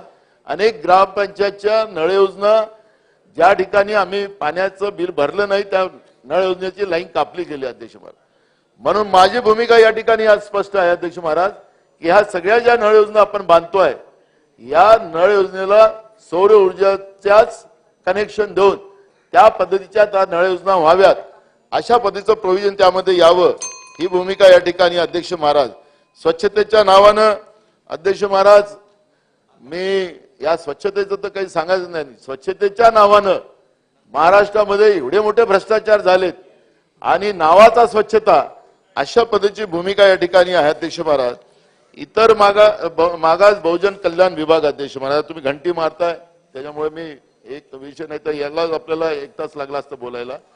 पण इतर मागास बहुजन कल्याण विभाग अध्यक्ष महाराज, 5 दिवसाच्या पहिले राज्यातल्या मागासवर्गीय आयोगाच्या अध्यक्षांनी राजीनामा दिला. अध्यक्ष पहिले तर एक सदस्यांनी राजीनामा दिला. तो कशासाठी दिला? आता जेव्हा त्यांच्या मागासवर्गीय आयोगाच्या अध्यक्षांनीच जस्टिस निरगुडेजींनी त्याचा राजीनामा दिल्यानंतर ही गोष्ट आज पुढे आली आणि सकाळी सरकारला आम्ही विचारलं. सरकार म्हणतं की आम्हाला माहिती नाही, माहिती घ्यावं लागेल. अध्यक्ष महाराज, माझा प्रश्न या ठिकाणी एवढाच आहे अध्यक्ष महाराज, जे काही आता आम्हाला माहिती मिळते आहे ते सरकारने त्याची वास्तविकता राज्याच्या जनते, कारण की राज्याचं मागासवर्गीय आयोग, कारण की एकीकडे महाराष्ट्रामध्ये आता आपली चर्चा पण होणार आहे, त्याच्यामध्ये मराठा ओबीसी जो वाद या सरकारने निर्माण करून ठेवलेला आहे त्याच्यावरची चर्चा होणारच आहे अध्यक्ष महाराज. पण अशा वेळेस आज मागासवर्गीय आयोगाच्या अध्यक्षांनी आणि त्यांच्या सदस्यांनी राजीनामा द्यावा. आपण जवळपास 360 कोटी रुपये मागासवर्गीय आयोगाला देतो आहे. हे कोणत्या आयोगाला देणार आहात? जे तुम्ही निर्माण केलेला शिंदे आयोग, की आमचा जो संविधानिक आयोग होता निरगुडे आयोग, त्याला देणार होता? हे कशामुळे हे लोक या लोकांनी राजीनामा दिलेला आहे, हाही आम्हाला कळावं आणि राज्याची जनता या सगळ्या घटनेकडे लक्ष देऊ नये अध्यक्ष महाराज. आणि त्याच्यामुळे या प्रश्नाकडे प्रामुख्यानं, कारण की महाराष्ट्रातली परिस्थिती फार चांगली नाही अध्यक्ष महाराज. मराठा ओबीसी मध्ये भांडण करून ठेवलं, आदिवासी धनगरामध्ये भांडण करून ठेवलं आणि या पद्धतीचं हे शाहू फुले आंबेडकरांच्या महाराष्ट्रामध्ये, छत्रपती शिवाजी महाराजांच्या महाराष्ट्रामध्ये या पद्धतीचा हा आपसातले मतभेद, कारण की अध्यक्ष महाराज मी आपल्याला सांगतोय की एकदा ही जी गॅप पडली, मराठा आणि ओबीसी समाजाची लोक एकत्रित राहतात अध्यक्ष महाराज, पण आज जी काही महाराष्ट्रामध्ये गॅप पडलेली आहे ही गॅप न भरून निघणारी अध्यक्ष महाराज. ही गोष्ट तेवढीच गांभीर्याने आम्ही राज्यकर्त्यांनी समजली पाहिजे अध्यक्ष महाराज. आणि हे नाही समजत असेल अध्यक्ष महाराज, याच पद्धतीनं राज्याला पेटवून पुढे नेण्याचा संकल्प सरकारचा असेल, विकासाच्या नावानं हे आपलीच पाठ आपल्या हाताने ठोपटत असेल, बेरोजगारांचा महाराष्ट्र, शेतकऱ्यांच्या आत्महत्यांचा महाराष्ट्र, महागाईचा आगडंब उठलेला महाराष्ट्र, या महाराष्ट्राचा आणि भ्रष्टाचाराचा महाराष्ट्र, गुन्हेगारांचा महाराष्ट्र, अशा या महाराष्ट्राला नाव मिळत असेल अध्यक्ष महाराज, मी ते सांगत आहे ना तर अध्यक्ष महाराज, ही उपाधी आम्हाला नको अध्यक्ष महाराज. हा छत्रपती शिवाजी महाराजांचा महाराष्ट्र, शाहू फुले आंबेडकर विचाराचा महाराष्ट्र, ही याची गरिमा सरकारने ठेवली पाहिजे, एवढीच भूमिका आमची अध्यक्ष महाराज आहे. पण ह्या जे 56,000 कोटीची जी पुरवणी मागणी आहे त्याला विरोध माझा आहे अध्यक्ष महाराज. हे राज्य कर्जबाजारी करण्याचं पाप हे सरकार करते आहे आणि म्हणून आमचं या पुरवणी मागण्याला विरोध आहे. एवढंच मी या ठिकाणी सांगतो. सन्मान्य सदस्य बबनराव लोणीकर.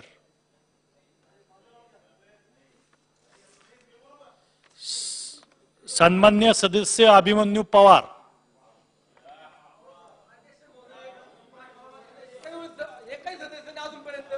याच्यानंतर तू. सुनील बस खाली. माननीय अध्यक्ष महोदय, सन 2023-24च्या पुरवणी मागण्यावर मी चर्चा करण्यासाठी उभा आहे. उद्योग, ऊर्जा व कामगार विभाग, पाणी पुरवठा स्वच्छता विभाग या विषयावर मी माझं मत मांडणार आहे. अध्यक्ष महोदय, उद्योग विभागाच्या प्रश्न क्रमांक 11 आणि बाब क्रमांक 236. अध्यक्ष महोदय, तत्कालीन मुख्यमंत्री माननीय कैलासवासी विलासरावजी देशमुख यांनी शिंदाळा टेंबी गावामध्ये जमीन संपादन केली. 2010 मध्ये बेलचा प्रोजेक्ट आणणार होते, परंतु तो आला नाही. त्यामुळे तिथल्या शेतकऱ्यांनी जी जमीन दिली ती जमीन केवळ त्या प्रकल्पासाठी दिली होती, ऊर्जा निर्मितीच्या. आता 60 मेगावॅटचा सौर ऊर्जा प्रकल्प तिथं मंजूर झाला आहे, पण स्थानिक लोकांचा त्याला विरोध आहे. कारण काय तर रोजगार निर्माण होईल या हेतूने जमिनी दिल्या होत्या लोकांनी. आज या विषयामध्ये मान्य जिल्हाधिकाऱ्यांच्या दालनामध्ये 2दा चर्चा झाली. मेडाचे अधिकारी, मी स्वतः मध्यस्थी केली, कलेक्टर होते, परंतु तिथले शेतकरी ऐकायला तयार नाहीत. त्यामुळे माझी मागणी आहे की तो सौर ऊर्जा प्रकल्प रद्द करावा आणि ही जमीन औसा एमआयडीसीला वर्ग करावी, कारण औसाला एमआयडीसीच नाही अवेलेबल. अध्यक्ष महोदय, मी गेल्या वर्षी मागणी केलेली या विषयामध्ये. म्हणून हा जो जवळपास 134.61 हेक्टर जमीन जी आहे ही जमीन औसा एमआयडीसीकडे वर्ग करावी अशी मागणी मी या निमित्तानं करतोय. आणि स्थानिकांचा विरोध पाहता आपण यामध्ये सौर प्रकल्पासाठी जबरदस्ती करणं उचित नाही, ही माझी या निमित्तानं मागणी आहे. अध्यक्ष महोदय, नुकतंच आता मी उद्योगमंत्र्यांकडे मागणी केलेली आहे की औसा एमआयडीसीसाठी बिलकुल सोनचिंचोली या भागामध्ये जमीन संपादन करायची, त्यासाठी बैठक लावायची विनंती केली आहे. त्यांनी विनंती मान्य केली आहे आणि बहुतेक उद्या परवा बैठक होईल अशी मला अपेक्षा आहे. अध्यक्ष महोदय, ऊर्जा विभागाच्या पेज क्रमांक 143 बाब क्रमांक 230 मध्ये अध्यक्ष महोदय, गेल्या 3 वर्षापासून मी या विषयावर बोलतोय. जिल्हा परिषद शिओ पासून सचिवापर्यंत विधानसभेत पण 2दा विषय हा मी रेज केलाय. अध्यक्ष महोदय, ग्रामीण भागामध्ये किंवा शहरी भागामध्ये क वर्ग नगरपालिकेच्या भागामध्ये जे काही पथदिवे आहेत हे दिवे दिवस रात्रच चालू आहेत. अध्यक्ष महोदय, एकीकडे विजेचा तुटवडा आहे आणि असं असताना अध्यक्ष महोदय वीज किती वाया जाते. आज लाखो युनिट वीज आज वाया जाते. कुठल्याही खेडेगावात जाऊन बघा, कुठल्याही नगरपालिकेत जाऊन बघा, हायमास सारखे मोठे मोठे दिवे आज दिवसासुद्धा लागलेले आहेत. 24 तास लाईट चालू आहे. त्यामुळे विजेचं होणारं नुकसान ह्याची भरपाई करण्यासाठी अध्यक्ष महोदय याच्यावर 4थी तार ओढून किंवा एक स्विच तयार करून हे पथदिवे बंद करण्याची व्यवस्था या निमित्तानं करण्याची आवश्यकता आहे, ही या निमित्तानं मी सांगू इच्छितो. दुसरीकडे वीज चोरीचे प्रमाण मोठ्या प्रमाणावर आहे. अध्यक्ष महोदय, केबलिंगला जास्तीत जास्त निधी द्यावा ही मागणी या निमित्तानं करणार आहे. कारण गावागावामध्ये केबलद्वारे जर वीज दिली तर चोरी होणार नाही आणि शासनाचं नुकसान कमी होईल असंही मी या निमित्तानं आवर्जून सांगतो. अध्यक्ष महोदय, या सरकारचं मी अभिनंदन करेल की मागच्या आघाडी सरकारमध्ये सरकारच्याच माध्यमातून सक्तीनं वीज बिल चालू केली होती. बरोबर वीज तोडायची रुपये नाही भरलं की, पण आमचं सरकार आल्यानंतर आमच्या सरकारने कधीही वीज तोडली नाही, आजपर्यंत एकदाही वीज तोडली गेली नाही. यामुळे सरकारचं मी या निमित्तानं मागणी करताना अभिनंदन करेल. दुसरीकडे अध्यक्ष महोदय, नवीन उपकेंद्राची आवश्यकता आहे. माझ्या मतदारसंघाचा विषय नाही आहे, सगळीकडे ओव्हरऑलच, पण माझ्या मतदारसंघामध्ये मी नवीन वीज केंद्राची मागणी केलेली आहे. ते प्रस्तावित आहे. फिडर सेपरेशनचं काम चालू आहे, पण त्याला गती देण्याची आवश्यकता आहे. अध्यक्ष महोदय, पॉवर ट्रान्सफॉर्मरची जी क्षमता आहे ती वाढवली पाहिजे. अध्यक्ष महोदय, आणि जे 100चे डीपी आहेत हे 200चा केला पाहिजे. 63चे सगळे डीपी 100चा करण्याची आवश्यकता आहे, त्याशिवाय लोड डायव्हर्ट होणार नाही, हेही मी या निमित्तानं खऱ्या अर्थानं सांगतो. अध्यक्ष महोदय, याचबरोबर अध्यक्ष महोदय, शेतकऱ्यांना जे आपण माननीय देवेंद्रजींनी जी घोषणा केलेली आहे की 50,000 रुपये प्रति एकर देण्याची, शेतकरी अनेक शेतकरी आज जमीन द्यायला तयार आहेत, परंतु ते वेबसाईटवर ते चालू ऍक्सेप्टच होत नाही. त्यामुळे मी या निमित्ताने एमएससीबीच्या अधिकाऱ्यांना विनंती करतो की आपण यामध्ये सुधारणा करावी. ज्या शेतकऱ्यांची इच्छा आहे जमीन द्यायची, अनेक शेतकरी ज्या इच्छुक आहेत, अनेक शेतकऱ्यांनी अप्लाय केलेला आहे, पण त्याला रिस्पॉन्स डिपार्टमेंटकडून मिळत नाही. म्हणून याही विषयामध्ये आपण अध्यक्ष महोदय आपल्या माध्यमातून सरकारला विनंती करतो की या निमित्तानं आपण त्यात लक्ष घालावं. शासनानं मुख्यमंत्री सौर कृषी वाहिनी अंतर्गत जे भाडे दिलेले आहे ते भाडं घेण्यासाठी आणि त्या विषयातून शेतकऱ्याला उत्पन्न वाढण्यासाठी शेतकऱ्याची सुद्धा त्या निमित्तानं आर्थिक संपन्न होणार आहेत. म्हणून या निमित्तानं या विषयात लक्ष घालावं अशीही मागणी या निमित्तानं करतो अध्यक्ष महोदय. पाणी पुरवठ्याच्या विषयामध्ये बाब क्रमांक 459 अध्यक्ष महोदय जल जीवन मिशन अंतर्गत माननीय मोदीजींचं मी अभिनंदन करेल की प्रत्येक गावामध्ये हर घर नल से जल ही योजना राबवली गेलेली आहे. जवळपास आज महाराष्ट्रामध्ये विशेषतः आमच्या लातूर जिल्ह्यामध्ये 80% काम पूर्ण झालंय, 20% काम प्रलंबित आहे. पण काय झालं अध्यक्ष महोदय, एकाच कॉन्ट्रॅक्टरने अनेक कामं घेतलेली आहेत. त्यामुळे या कॉन्ट्रॅक्टरने कामं करावीत किंवा याला ब्लॅकलिस्ट करावं किंवा दुसऱ्यालाही काम द्यावं अशी मागणी या निमित्तानं मी करणार आहे. काही ठिकाणी गडबड झाली अध्यक्ष महोदय. माझ्या मतदारसंघामध्ये निलंगा तालुक्यामध्ये एक कलमुगुळी गाव आहे. त्या गावामध्ये पाणी जात नाही मंत्री महोदय, त्याला कारवाईची आवश्यकता आहे. कलमुगुळी गाव आहे, तालुका निलंगा, पूर्ण अंतरलेलं, पाईपलाईन केली, सगळं झालं. ज्यावेळेस पाणी आपण टेस्ट केलं, पाणी जात नाहीये, एकाही घराला पाणी येत नाही अध्यक्ष महोदय. हे आपण तपासून बघावं. माझं खोटं वाटत असेल तर आपण माझी विनंती करतो की अशा गावामध्ये आपण लक्ष घालावं आणि खऱ्या अर्थानं याची एक बैठक घेऊन खरोखरच ही योजना राबली आहे का, राबलेली आहे बऱ्यापैकी, पण काही ठिकाणी गडबड झाली आहे हेही नमूद मला या निमित्तानं करायचं आहे. अध्यक्ष महोदय माझ्याकडे 30 खेडी पाणी पुरवठा योजना आहे. त्यामध्ये मागच्या सरकारमध्ये बाबा लोणीकर साहेब असताना त्यांनी आम्हाला निधी दिला, ती योजना चालू पण झाली आहे. पण अजून सुद्धा 30 गावाला पाणी मिळत नाही. काही गावाला पाणी मिळतंय, काही गावाला पाणी मिळत नाही. त्याही विषयामध्ये माननीय आपल्या माध्यमातून पाटील साहेबांना विनंती करतो की आपण यात लक्ष घालावं. दुसरी योजना अध्यक्ष महोदय मातोळा 10 खेडी पाणी पुरवठा योजना आणि खरोसा 6 खेडी पाणी पुरवठा योजना, या दोन्ही योजना अध्यक्ष महोदय त्या काळामध्ये माननीय देवेंद्रजीच्या माध्यमातून आम्हाला निधी मिळाला आहे. 6.5 कोटी रुपये मातोळ्याला मिळाले, 3.5 कोटी रुपये खरोसाला मिळाले. आज योजना तयार आहे. पण माझी विनंती आहे मंत्री महोदयाला की केवळ लाईट बिलासाठी ते थांबलेलं आहे. लाईट बिल माफ करावं. आता तर बोलत आलं गेलोय, अरे बुडू दे ना, भाजपचा आहे मी, काँग्रेसचा नाही. सन्मान्य सदस्य अध्यक्ष महोदय या निमित्तानं आणि कन्क्लूड करा आता. तुमच्याकडे मागणी करतो की अध्यक्ष महोदय, मंत्री महोदयांनी माननीय लोणीकर साहेबांनी विनंती करावी देवेंद्रजींना आणि माथोळ्याची लाईट बिल, माथोळा 10 खेडी पाणी पुरवठा योजना आणि खरोसा 6 खेडी या दोन्ही योजनाचं लाईट बिल माफ केलं तर या लोकांना पाणी मिळेल.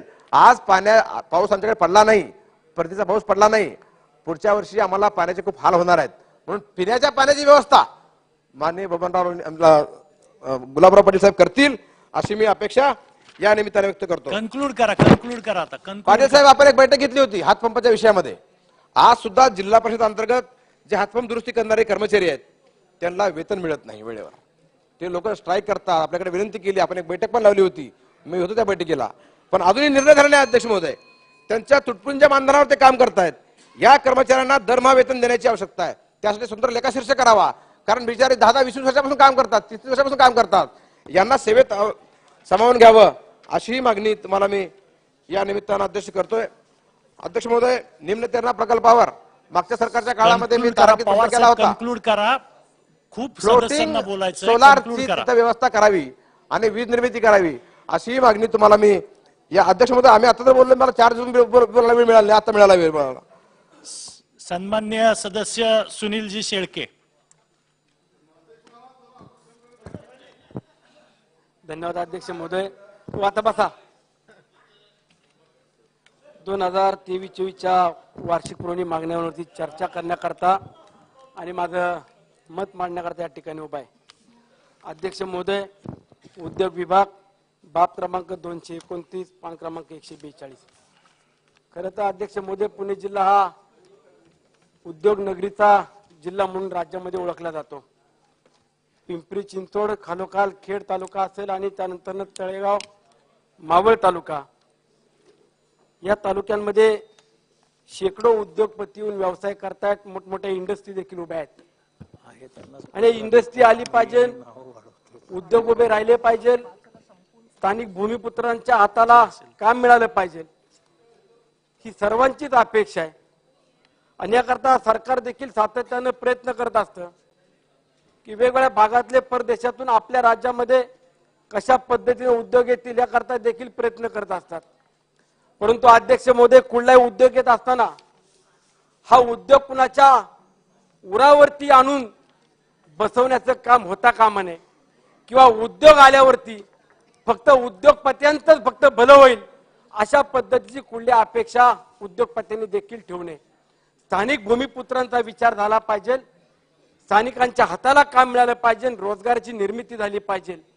आणि ह्या भावनेतून अध्यक्ष महोदय, माझी सरकारला विनंती आहे की गेल्या अनेक वर्षापासून माझ्या निगडे, कलाड, पोळेवाडी या भागातली इंडस्ट्री होणार, त्या ठिकाणी उद्योग येणार अशा पद्धतीने सांगितलं जातं. 2017 पूर्वी या भागातील जमिनीवरती MIDC ने शिक्के टाकण्याचं काम केलं आणि जवळपास आज 8-9 वर्ष होत आलेत की या भागामध्ये ना उद्योग येत आहेत, ना स्थानिक शेतकऱ्यांना त्यांच्या जमिनीवरती कुठला व्यवसाय देखील किंवा उद्योग करता येतोय. की ज्या भागामध्ये इको सेन्सिटिव्ह सारखा झोन केंद्राकडनं काही वर्षापूर्वी घालण्यात आला आणि अशा भागामध्ये इको सेन्सिटिव्ह आपल्या भागातला निघला जाईल आणि त्या ठिकाणी उद्योग येतील असं देखील सांगितलं जातं. मागच्या काळामध्ये आम्ही सांगायचो सरकार आपलं नाहीये, केंद्रामध्ये सरकार दुसरं आहे, राज्यात दुसरं आहे. आता राज्यातही आपलं सरकार, केंद्रातही आपलं सरकार आहे. मग आता आम्ही स्थानिक भूमिपुत्रांना काय उत्तर द्यायचं हा देखील प्रश्न आमच्या समोर उभा आहे. म्हणून अध्यक्ष महोदय, माझी मागणी आहे की येणाऱ्या काळामध्ये लवकरात लवकर निगडे, कलाट या भागातील इको सेन्सिटिव्ह निघण्याकरता राज्य सरकारने देखील पुढाकार घेतला पाहिजे, उद्योग विभागानं पुढाकार घेतला पाहिजे. अध्यक्ष महोदय, कामगार विभागाच्या बाबतीत बोलत असताना आपण देखील पाहतोय की गेल्या अनेक दिवसापासून माझे स्थानिक भूमिपुत्र म्हणत असताना फक्त मावळ तालुक्यातले नाही तर संपूर्ण राज्यभरातले आहेत. कोणी सांगलीचा आहे, कोणी सोलापूरचा आहे, कोणी कोकणातला आहे, कोणी विदर्भातला आहे. अशा स्थानिक भूमिपुत्रांपैकी जवळपास 882 भूमिपुत्र हे आम्हाला, जर जनरल मोटर कंपनी जाणार असेल आणि नव्यानं हुंदाई कंपनी येत असेल तर आमच्या हाताला काम द्या, आम्हाला रोजगार द्या. जवळपास अध्यक्ष महोदय, आज 71वा दिवस आहे की माझे स्थानिक भूमिपुत्र आंदोलन करतायत. मी सदनामध्ये सरकारचं अभिनंदन करत असताना ज्या ठिकाणी चांगलं आहे त्याचं कौतुक करेल, पण ज्या ठिकाणी आम्हाला विरोध वाटेल त्या ठिकाणी विरोध देखील करेल. परंतु आज मी उद्योग मंत्री आदरणीय उदयजी सामंत साहेबांचं अभिनंदन करेल की त्यांनी यामध्ये जातीने लक्ष घातलं, त्यांनी स्वतः येऊन आंदोलनकर्त्यांना भेट दिली, त्यांची बाजू ऐकून घेतली. परंतु अद्याप या कामगार बांधवांना न्याय मिळत नाही अशी त्यांची भावना आहे. उद्योग आला पाहिजे. आज 882 माझ्या कामगार बांधवांच्या व्यतिरिक्त 5000 कामगारांना किंवा स्थानिक भूमिपुत्रांना रोजगार मिळणार आहे. परंतु ज्यांनी गेले 3-4 वर्ष बाहेर मोलमजुरी केली, मुलांच्या शिक्षणाची फी भरायचं म्हणलं तर त्यांची अडचण त्यांना काय आहे ही त्यांनी सोचली. अक्षरशः इंग्लिश मीडियम मधले विद्यार्थी मराठी मीडियम मध्ये किंवा सरकारी शाळेमध्ये त्यांना घालण्याची वेळ आली. मला सांगण्याचा उद्देश एवढाच आहे अध्यक्ष महोदय की यावरती मार्ग काढा, यावरती निर्णय घ्या. स्थानिक भूमिपुत्र चुकले असतील, काही ठिकाणी आम्हाला देखील ऐकावं लागलं, परंतु त्यांच्या व्यथा, त्यांच्या अडचणी या आपल्याला जाणून घेतल्या पाहिजे.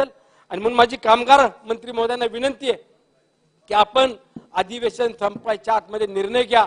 खूप अपेक्षेनं आपल्याकडे पाहतायत, रोज मोबाईल वरती पाहतायत, आज काही निर्णय येतो का, उद्या काही निर्णय येतो का. आणि म्हणून माझी विनंती आहे अध्यक्ष महोदय, कामगार मंत्री महोदयांनी यामध्ये उपमुख्यमंत्री देवेंद्र भाऊ असतील, अजितदादा असतील, मुख्यमंत्री शिंदे साहेबांनी देखील बैठक घेतली, परंतु याच्यावरती तोडगा काढा, हा विषय संपवा. सरकार 2 पाऊल पुढे येत असेल आणि येते तर त्याचबरोबर उद्योगांनी देखील किंवा जनरल मोटर कंपनी देखील 2 पाऊल पुढे आलं पाहिजे आणि कामगारांना न्याय दिला पाहिजे, एवढीच अपेक्षा व्यक्त करतो. अध्यक्ष महोदय, जल जीवन मिशन अंतर्गत बाब क्रमांक 459, पान क्रमांक 296, माझ्या अगोदर देखील अनेक सदस्यांनी आपल्या भावना व्यक्त केल्या. हर घर नल से जल, देशाचे प्रधानमंत्री आदरणीय नरेंद्रभाई मोदींनी ही योजना सुरू केली. मागील 3 वर्षापूर्वी या योजनेचा शुभारंभ झाला. राज्यामध्ये 50% राज्याचा आणि 50% केंद्राचा निधी अशा संकल्पनेतून ही योजना सुरू करण्यात आली. या योजनेतून खऱ्या अर्थानं जनतेला, स्थानिक नागरिकांना, कुटुंबांना काय दिलासा मिळणार आहे यावरती जर आपण अभ्यास केला एक लोकप्रतिनिधी म्हणून त्यामध्ये जातीने लक्ष घातलं तर मागील 25-50 वर्षामध्ये ज्यांना पाणी मिळालं नाही त्यांना पाणी अवघ्या वर्षा 2 वर्षामध्ये त्यांच्या दारापर्यंत त्यांच्या घरापर्यंत येणारी ही योजना होती आणि पुढच्या 25 ते 30 वर्षाचा विचार करून या योजनेला मान्यता दिली होती. अध्यक्ष महोदय, यामध्ये पाणी पुरवठा मंत्री महोदय गुलाबराव पाटील साहेब आपण उपस्थित आहात. माझी कळकळीनं तळमळीनं विनंती आहे की ज्या माय माऊलीनं आम्हाला निवडून दिलं, ज्या अपेक्षेनं आम्हाला या सदनामध्ये पाठवलं, त्यांची अपेक्षा एवढीच होती की आमच्या डोक्यावरचा हंडा उतरव, आमच्या दारात पाणी दे, एवढीच अपेक्षा.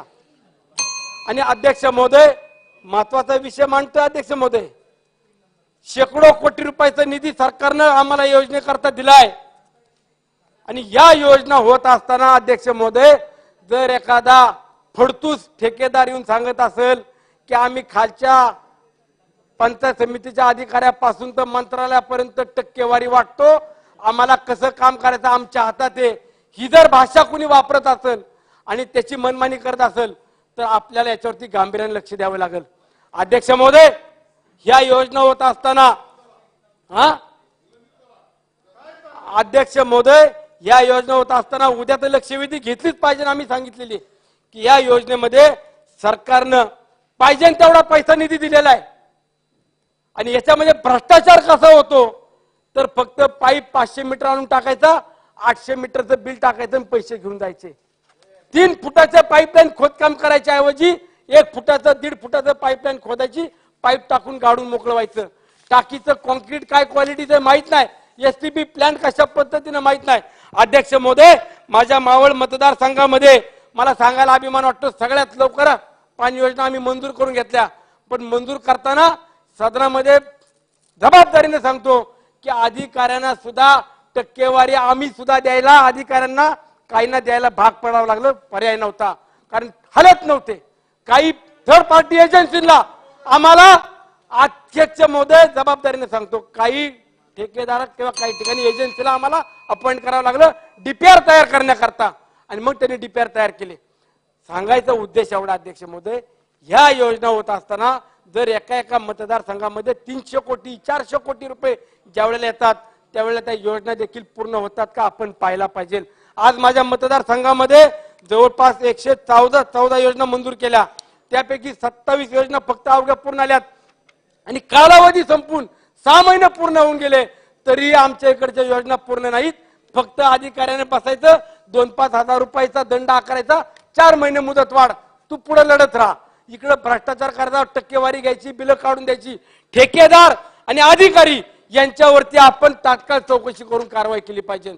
ही योजना पुढच्या 25-30 वर्षाचा विचार करून जर केंद्राने आणि राज्याने केली असेल तर त्यामध्ये आपण गांभीर्याने दखल घेतली पाहिजे. अध्यक्ष महोदय, यामध्ये सरकार किंवा लोकप्रतिनिधीचा दोष नाहीये, कारण आमच्या कुठे सह्याच नाहीयेत. जे सह्या करतात ते अधिकारी करतात आणि त्यामुळे अधिकाऱ्यांचं काय चाललंय कुणाला माहित नाही. उद्याच्या काळामध्ये अध्यक्ष महोदय या बाबतीत आपण गांभीर्याने लक्ष द्याल. मंत्री महोदय, आपण देखील यावरती थर्ड पार्टी ऑडिट करावं. प्रत्येक मतदारसंघातल्या पाणी योजनेवरती थर्ड पार्टी ऑडिट करा. तुम्हाला सत्यता काय आहे, दूध का दूध पाणी का पाणी होऊन जाईल.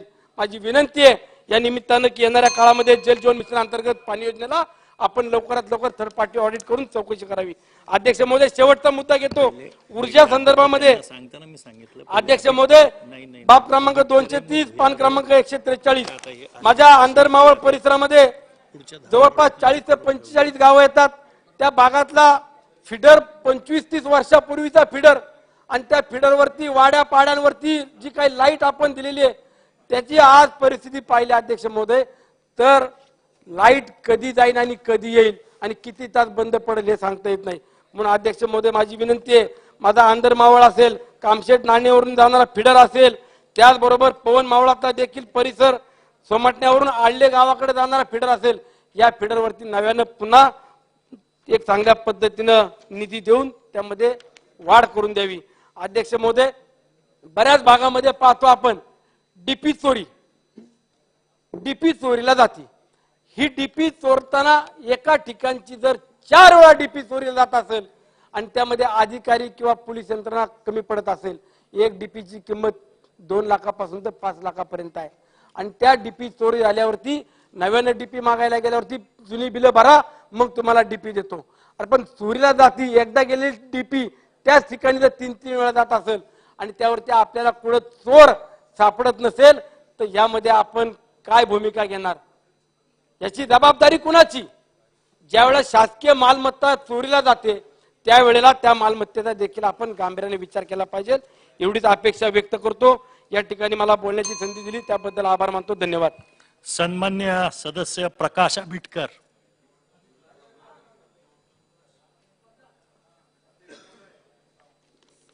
सन 2023-24च्या पुरवणी मागण्यांवरती बोलत असताना उद्योग विभागातल्या वेगवेगळ्या पद्धतीच्या सगळ्या मागण्यांवर बोलताना माझ्या मतदारसंघातील 2 MIDC जे आहेत ते अत्यंत महत्वपूर्ण पद्धतीने सन्मान्य उद्योग मंत्र्यांनी मार्गी लावलेत. आता मार्गी लावलेल्या एक कौलव तालुका राधानगरी इथल्या MIDCची फाईल अंतिम टप्प्यामध्ये आहे. सन्मान्य उद्योग मंत्र्यांना मी विनंती करतो की कोणत्याही परिस्थितीमध्ये याला अंतिम मान्यता देऊन प्रत्यक्ष कामाची सुरुवात करण्याबद्दल संबंधित अधिकाऱ्यांना योग्य त्या सूचना देऊन योग्य पद्धतीने राधानगरी तालुक्यातल्या सगळ्या लोकांचे आशीर्वाद घ्यावेत. आजरा तालुक्यामध्ये सद्यस्थितीमध्ये सुरू असणाऱ्या MIDCला अपुरी जागा पडत असल्यामुळे त्या ठिकाणी जी काही मागणी सातत्याने तिथल्या सगळ्या उद्योजकांची होती त्याप्रमाणे आम्ही पाठपुरावा केलाय आणि त्या पाठपुराव्यानंतर प्रत्यक्षामध्ये या सगळ्या गोष्टींना अंतिम मान्यता देण्याच्या दृष्टिकोनातून अधिकृत अशा पद्धतीची जमीन जी काय अपेक्षित होती ती जमीन उपलब्ध करून दिलेली आहे आणि त्याच्याबद्दलचा सुद्धा निर्णय घेणं आणि निश्चितपणाने जे उद्योजक अत्यंत चांगल्या पद्धतीने काम करतायत त्या सगळ्या काम करणाऱ्या सगळ्या उद्योजकांना अतिशय चांगल्या पद्धतीने निर्णय घेऊन आमच्या सगळ्या आजरा तालुक्यातल्या नवीन उद्योजकांना सुद्धा खूप चांगल्या पद्धतीने व्यवसाय उभा करण्याची संधी देण्यासंदर्भात सन्मान्य उद्योग मंत्र्यांनी आजच्या या पुरवणी मागण्यांच्या भाषणामध्ये घोषणा करावी अशा पद्धतीची अपेक्षा अतिशय आशेनं आणि खूप मोठ्या आश्वासक अशा पद्धतीने मी त्यांच्याकडे मांडतोय. खरं म्हणजे हे सगळं म्हणत असताना 2-3 गोष्टींसाठी सातत्यानं उद्योग मंत्र्यांच्याकडे आमचा पाठपुरावा असतोय. माझ्या मतदारसंघातलं पाडगाव हे मधाचं गाव म्हणून संपूर्ण महाराष्ट्रात प्रसिद्ध आहे. पूर्वीपासूनच प्रसिद्ध असणाऱ्या या सगळ्या एकूण यंत्रणेला KVICच्या माध्यमातून अतिशय चांगल्या पद्धतीनं पाठपुरावा सुरू आहे. 5 कोटीचा प्रस्ताव या मधाचं गाव पाडगाव याच्या विकासासाठी वेगवेगळे ट्रेनिंग असेल इन्फ्रास्ट्रक्चर असेल नवीन टुरिझमच्या ऍक्टिव्हिटीसाठी अतिशय चांगल्या पद्धतीनं संबंधित जिल्हाधिकाऱ्यांनी प्रस्ताव आपल्याकडे पाठवलेला आहे. आता उद्योग विभागानं हे सगळं काम करत असताना 5 कोटीच्या निधीला जर मान्यता दिली असती आणि पुरवणी मागण्यांमध्ये त्याचा जर उल्लेख झाला असता तर निश्चितपणे आमच्या सगळ्या एकूण कामाला खूप चांगली गती मिळाली असती. परंतु देर आहे दुरुस्त आहे जर आता सुद्धा 5 कोटी रुपये दिले तर निश्चितपणानं पूर्वीच्या काळामधलं असणारं पाडगाव आणि आता ज्या पद्धतीनं मधाचं गाव म्हणून त्याची प्रसिद्धी झाली त्यानंतर तिथे येणारा टुरिस्ट असेल तिथले व्यवसायामध्ये झालेली वृद्धी असेल आणि तिथं भविष्य काळामध्ये सुद्धा खूप चांगल्या पद्धतीनं उद्योजकांना चांगल्या पद्धतीच्या संधी उपलब्ध होणार आहेत. त्याच्यासाठी उद्योग विभागानं विशेषतः या KVICनं खूप चांगल्या पद्धतीचं एक अतिशय चांगलं काम केलं असं म्हणता येईल. त्या संबंधातली घोषणा सुद्धा संबंधित उद्योग मंत्र्यांनी करावी अशा पद्धतीची मागणी या निमित्ताने मी करतो. खरं म्हणजे ह्या 2-3 मागण्यांच्या बरोबर आणखीन एका प्रश्नाकडे निश्चितपणाने उद्योग मंत्र्यांचं मी लक्ष वेधू इच्छितो.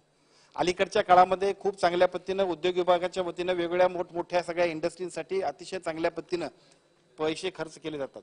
हजारो कोटी रुपयाच्या सबसिडीज आणि वेगवेगळ्या पद्धतीची अनुदानं सुद्धा आपण देत असतो. परंतु ही सगळी अनुदानं देत असताना 12 बलुतेदारांच्यासाठी अत्यंत महत्वपूर्ण असणाऱ्या खादी ग्रामोद्योगच्या जे काही अतिशय महत्वपूर्ण अशा पद्धतीनं गावागावातल्या ज्या काही KVICची युनिट्स होती तालुक्याच्या ठिकाणी खादी विकास महामंडळ जी होती ती सगळीच्या सगळी आता एका बाजूला कालबाह्य होतात की काय अशी परिस्थिती तयार झाली. खरं म्हणजे अनेक तालुक्याच्या ठिकाणी याला सचिव नाहीत अनेक तालुक्याच्या ठिकाणी याच्यासाठी निधी नाहीत आणि निधी नसल्यामुळं सचिव नसल्यामुळे ही सगळी यंत्रणा अत्यंत म्हणजे क्षीण होत चालली किंबहुना आता ती थांबली अशा ठप्प झाली म्हणायला काय हरकत नाही. सन्मान्य उद्योग मंत्री महोदयांना यापूर्वी सुद्धा 2 बैठकांच्या माध्यमातून आम्ही सगळ्यांनी मागणी केली होती. त्यांनी आम्हाला आश्वासित केलं होतं परंतु याच्यावरती अद्याप सुद्धा कारवाई झाली नाही. कुठल्याही परिस्थितीमध्ये गाव पातळीवरच्या एकूण सगळ्या 12 बलुतेदारीची जी काही पद्धत आहे त्या निमित्तानं जे काही व्यवसाय असतात त्या व्यवसायाला अत्यंत चांगल्या पद्धतीनं ऊर्जित अवस्था द्यायची असेल तर KVICचं पुनर्जीवितकरण केलं पाहिजे. अत्यंत चांगल्या पद्धतीनं तालुका पातळीवर चाललेल्या काय सहकारी तत्वावरच्या संस्था आहेत त्यांना अनुदान दिलं पाहिजे त्यांना स्टाफ दिला पाहिजे त्यांना इन्फ्रास्ट्रक्चर दिलं पाहिजे आणि अतिशय चांगल्या पद्धतीनं मोठमोठी युनिट्स तर आपण उभारलीच पाहिजेत. ती राज्याच्या आणि देशाच्या दृष्टीने अत्यंत आवश्यक आहेत. परंतु जी पूर्वापार परंपरा आहे ती परंपरा सुद्धा अधिक चांगल्या पद्धतीनं पुढे घेऊन जाण्याच्या दृष्टिकोनातून या KVICच्या युनिट्सना तालुक्यातल्या सगळ्या खादी ग्रामोद्योगच्या ज्या काही सहकारी संस्था आहेत त्या सगळ्या संस्थांना अधिक चांगल्या पद्धतीने पुढे नेण्याच्या दृष्टीनं अतिशय चांगल्या पद्धतीने काम करण्याच्या दृष्टीनं सुद्धा सन्माननीय मंत्री महोदयांनी घोषणा करावी अशा पद्धतीची अपेक्षा आजच्या या पुरवणी मागण्यांच्या निमित्ताने करतो. खरं म्हणजे उद्योग मंत्र्यांच्याकडे वेगवेगळ्या मागण्या ज्या वेळेला आम्ही करतोय त्यावेळेला या सगळ्या मागण्यांच्या अनुषंगानं काम करत असताना ऊर्जा विभागाचं सुद्धा काम अतिशय महत्वाचं आहे. ऊर्जा विभागामध्ये वेगवेगळ्या पद्धतीच्या सगळ्या पुरवणी मागण्यांमध्ये जे काही ज्याचा उल्लेख केलाय त्याच्या अनुषंगाने एक दोन गोष्टींकडे सन्माननीय उपमुख्यमंत्री महोदयांचं मी लक्ष वेधू इच्छितो. MERCचे फीडर्स या राज्यामध्ये ज्या पद्धतीने सुरू झाले आणि त्या MERCच्या फीडर्सचा जो काही फायदा तोटा होतोय त्याचा सगळ्यात मोठा फटका आमच्या तालुक्यातल्या दोन वेगवेगळ्या ठिकाणच्या यंत्रणांना होतोय. विशेषतः धामोड केळोशी परिसरात आणि हेदवडे मिंचे परिसरामध्ये सुद्धा MERCचे पूर्वीचे फीडर्स आहेत. एका कोणत्या हेतूने हे MERCचे फीडर्स चालू झाले मला कल्पना नाही, परंतु या MERCच्या फीडर्स मध्ये एका बाजूला जो वापरतो वीज त्यालाही तितकंच आणि जो वापरत नाही किंवा ज्याच्याकडे मीटर नाही किंवा प्रत्यक्षात त्याचा उपयोगी होत नाही अशा लोकांच्याकडून सुद्धा वीज आकारणी केली जाते, वीज बिल आकारणी केली जाते. शेकडो लोकांचा अगदी इतका प्रचंड लाखो रुपयाचं नुकसान झालंय. प्रत्येक वेळा ते सातत्यानं आंदोलन करतायत, मोर्चे करतायत, पण MERCकडे याच्याकडे जायला पाहिजे. दाद मागायची झाली तर वीज नियामक आयोगाकडे दाद मागायला पाहिजे. अशा पद्धतीच्या सातत्यानं या सगळ्या गोष्टींबद्दल संबंधित यंत्रणा आपल्याला सांगतायत. आता ह्या सगळ्या यंत्रणा ज्यावेळेला सांगतायत त्यावेळेला MERCकडे जाणार कोण? सामान्य शेतकऱ्याला MERC नावाचा विषयच माहित नाही आणि मग याच्याबद्दल सातत्यानं उपमुख्यमंत्री महोदयांच्याकडे आम्ही पत्रव्यवहार केलाय. माझी विनंती आहे की उत्तरामध्ये निश्चितपणाने या MERC फीडर्स मध्ये ज्या पद्धतीनं लोकांची लूट MSEBने केली ती थांबवायची असेल तर कोणत्याही परिस्थितीमध्ये जो ग्राहक वीज वापरतोय, जो शेतकरी वीज वापरतोय त्याला त्याच्या बदल्यात त्याचे पैसे मिळावे, त्याची वीज बिल घ्यावं. परंतु ज्यांचा काही दोष नाही, जे वापरत सुद्धा नाहीत अशा लोकांवरती सुद्धा सामुदायिक जे काही बिल बसवलं जाते ते रद्द व्हायला पाहिजे.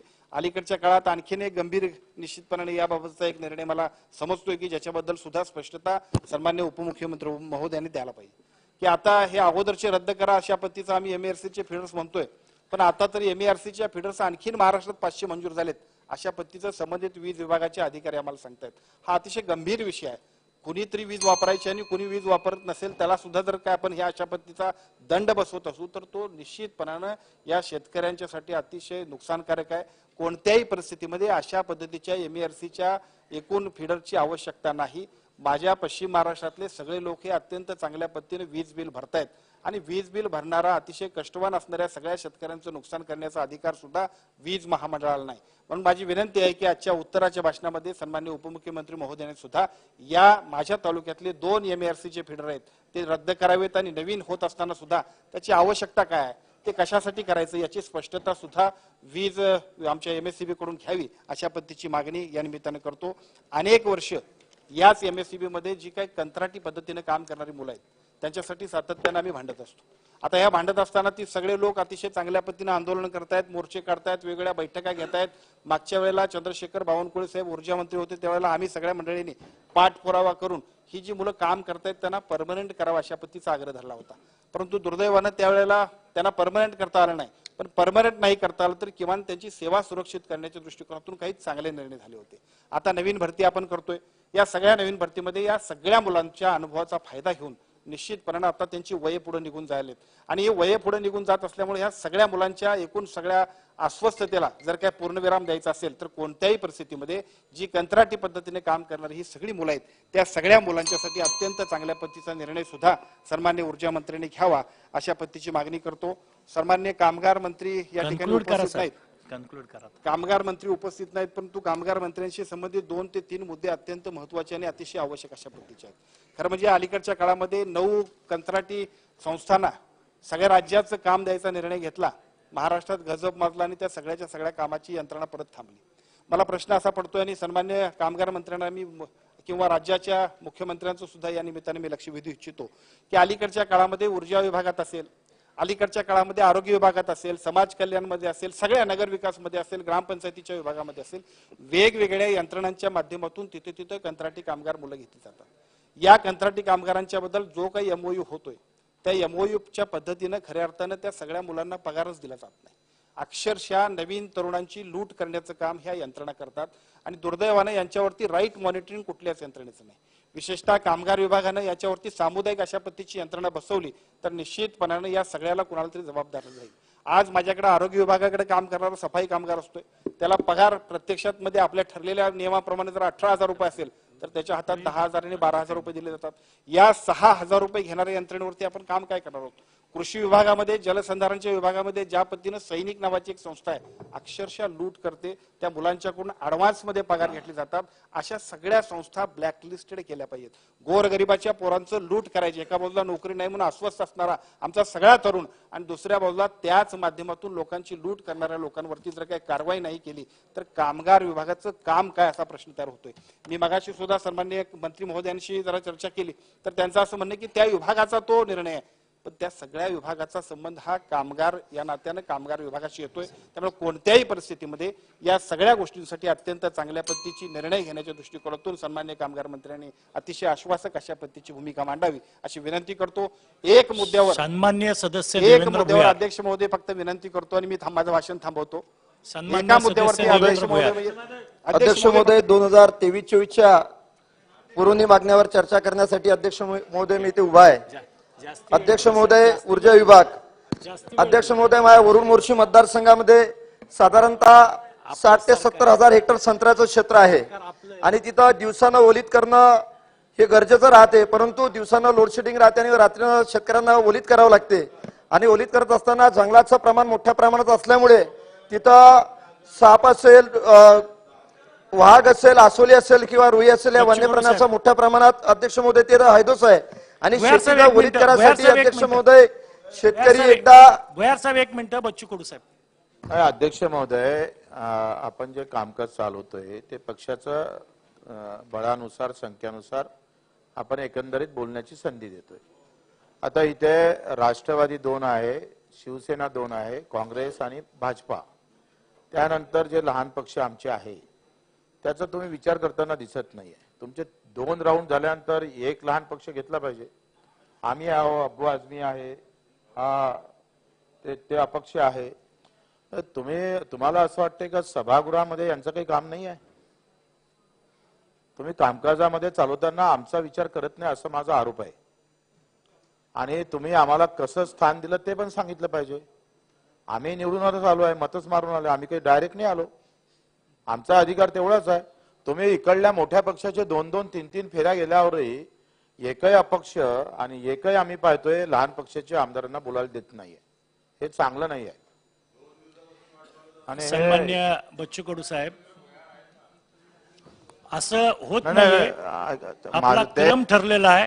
काँग्रेस नंतर भाजप, भाजप नंतर राष्ट्रवादी, राष्ट्रवादी नंतर शिवसेना आणि शिवसेनेनंतर अपक्ष असा आपला क्रम ठरलेला आहे.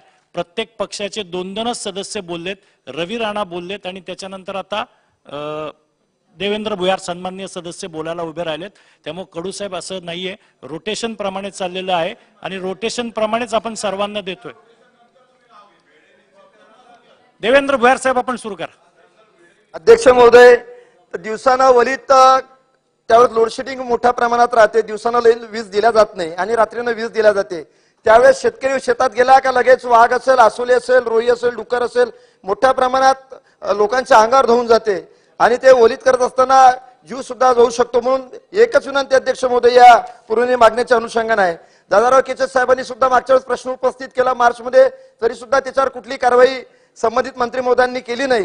म्हणून माझी मागणी अशी आहे की संत्रा उत्पादक शेतकऱ्यांना दिवसानं वीज पुरवठा करण्यात यावा. आणि अध्यक्ष महोदय, पिंपळगुटा, डोंगरेवली, उदापूर, करसगाव इथे 2022 मध्ये सबस्टेशन मंजूर झाले आणि 300 डीप्या नवीन 100 केवीच्या मंजूर झालेल्या आहे RDSS अंतर्गत. त्या सुद्धा अद्याप त्याची निविदा प्रक्रिया अध्यक्ष महोदय राबवण्यात आली नाही. अध्यक्ष महोदय, गणेशपूर, लिंगात, तिवसा घाट येथे 2023 मध्ये नवीन 2 सबस्टेशन मंजूर झाले, त्या सबस्टेशनच्या सुद्धा अद्याप निविदा प्रक्रिया पूर्ण झाल्या नाही. अध्यक्ष महोदय, वरुड येथे 50 हेक्टर जागेवर MIDC सध्या अस्तित्वात आहे, पण छोटे मोठे कुटीर उद्योग तिथे आहे. तर आम्ही नवीन प्रस्ताव शासनाकडे सादर केला. 500 हेक्टर विस्तारित अशी MIDC आणि त्या MIDC मध्ये मोठे उद्योग कसे आणता येईल, त्यासाठी नवीन कंपनींना प्रोत्साहित करता येईल याचं धोरण, ॲग्रो फूड कंपनी अंतर्गत एखादा प्रोजेक्ट चांगला देता येईल त्याचं सुद्धा नियोजन सरकारने अध्यक्ष महोदय केलं पाहिजे. अध्यक्ष महोदय, वरुड मोर्शी तालुक्यामध्ये 70 गाव पाणी पुरवठा योजना 2090 मध्ये उभी झाली. ती योजना 12 कोटी रुपये बिल असल्यामुळे ती शेवटात जाऊ शकली नाही. आज 70 गावांनी ती योजना पूर्णतः बंद केलेली आहे. अध्यक्ष महोदय, त्यामधून आम्ही 23 गाव नावाची एक स्वतंत्र पाणी पुरवठा योजना 2022 मध्ये सारगळ प्रकल्पाहून मंजूर केली. तो प्रकल्प सुद्धा बच्चूभाऊंच्या मतदारसंघामध्ये आहे. त्यांनी सुद्धा तिथं आता पाणी देण्याचं सुद्धा नियोजन करून दिलेलं आहे. हा, अटी शर्ती हरकत नाही, मान्य आहे. अध्यक्ष महोदय, त्या सारगळ प्रकल्पातून जर पाणी दिलं तर आम्हाला फुल ग्रॅव्हिटीनं पाणी त्या 23 गावासाठी मिळू शकते. आणि उर्वरित जे गावं अध्यक्ष महोदय 12 गावं राहिलेले आहेत, त्यामध्ये दुर्गुळा, पारडी, नशीदपूर, शिंबोरा, येवती, पिंपळकुटा, निंबी, लहान पिंपळकुटा, तळणी, येरला, इनापूर आणि आसोना या सगळ्या 12 गावामध्ये ग्रॅव्हिटीनं सुद्धा अध्यक्ष महोदय पाणी मिळू शकते. अध्यक्ष महोदय, वरुड तालुक्यातील पुसला, लोणी, धनोळी, जामगाव, उदापूर हे गाव सुद्धा ड्रायझोन असल्यामुळे पाण्याची भीषण पाणी टंचाई, 1200 फूट खोलवर पाण्याची पातळी गेल्यामुळे अडचण आहे. अध्यक्ष महोदय, मंत्री महोदयांना माझी विनंती आहे की नवीन प्रस्ताव माननीय अजित पवार साहेबांच्या बैठकीमध्ये आपली चर्चा झाली, त्या माध्यमातून त्या नवीन योजनेला आपण मान्यता द्यावी आणि नवीन सुधारित डीपीआर नुसार मान्यता द्यावी. कारण जुने जे डीपीआर तयार केले गेले ते कुठल्याही प्रकारच्या लोकप्रतिनिधींना विश्वासात न घेता तयार केले गेले. अध्यक्ष महोदय, जिल्हा परिषद अंतर्गत पाणी सोलर पंप पाणी पुरवठ्यावर बसवण्याकरता बैठकीमध्ये चर्चा झाली. मंत्री महोदय सुद्धा उपस्थित होते. पण माझ्या मतदारसंघामध्ये 82 गावं असे अध्यक्ष महोदय का ज्याच्यावर सोलर पंप लावले गेले नाही. या पुरवणी मागण्याच्या अनुषंगाने अध्यक्ष महोदय विनंती आहे की जे आपण योजना कार्यान्वित केली त्या सगळ्या 82 गावाच्या योजनेवर सोलर पंप आपण कार्यान्वित करावा.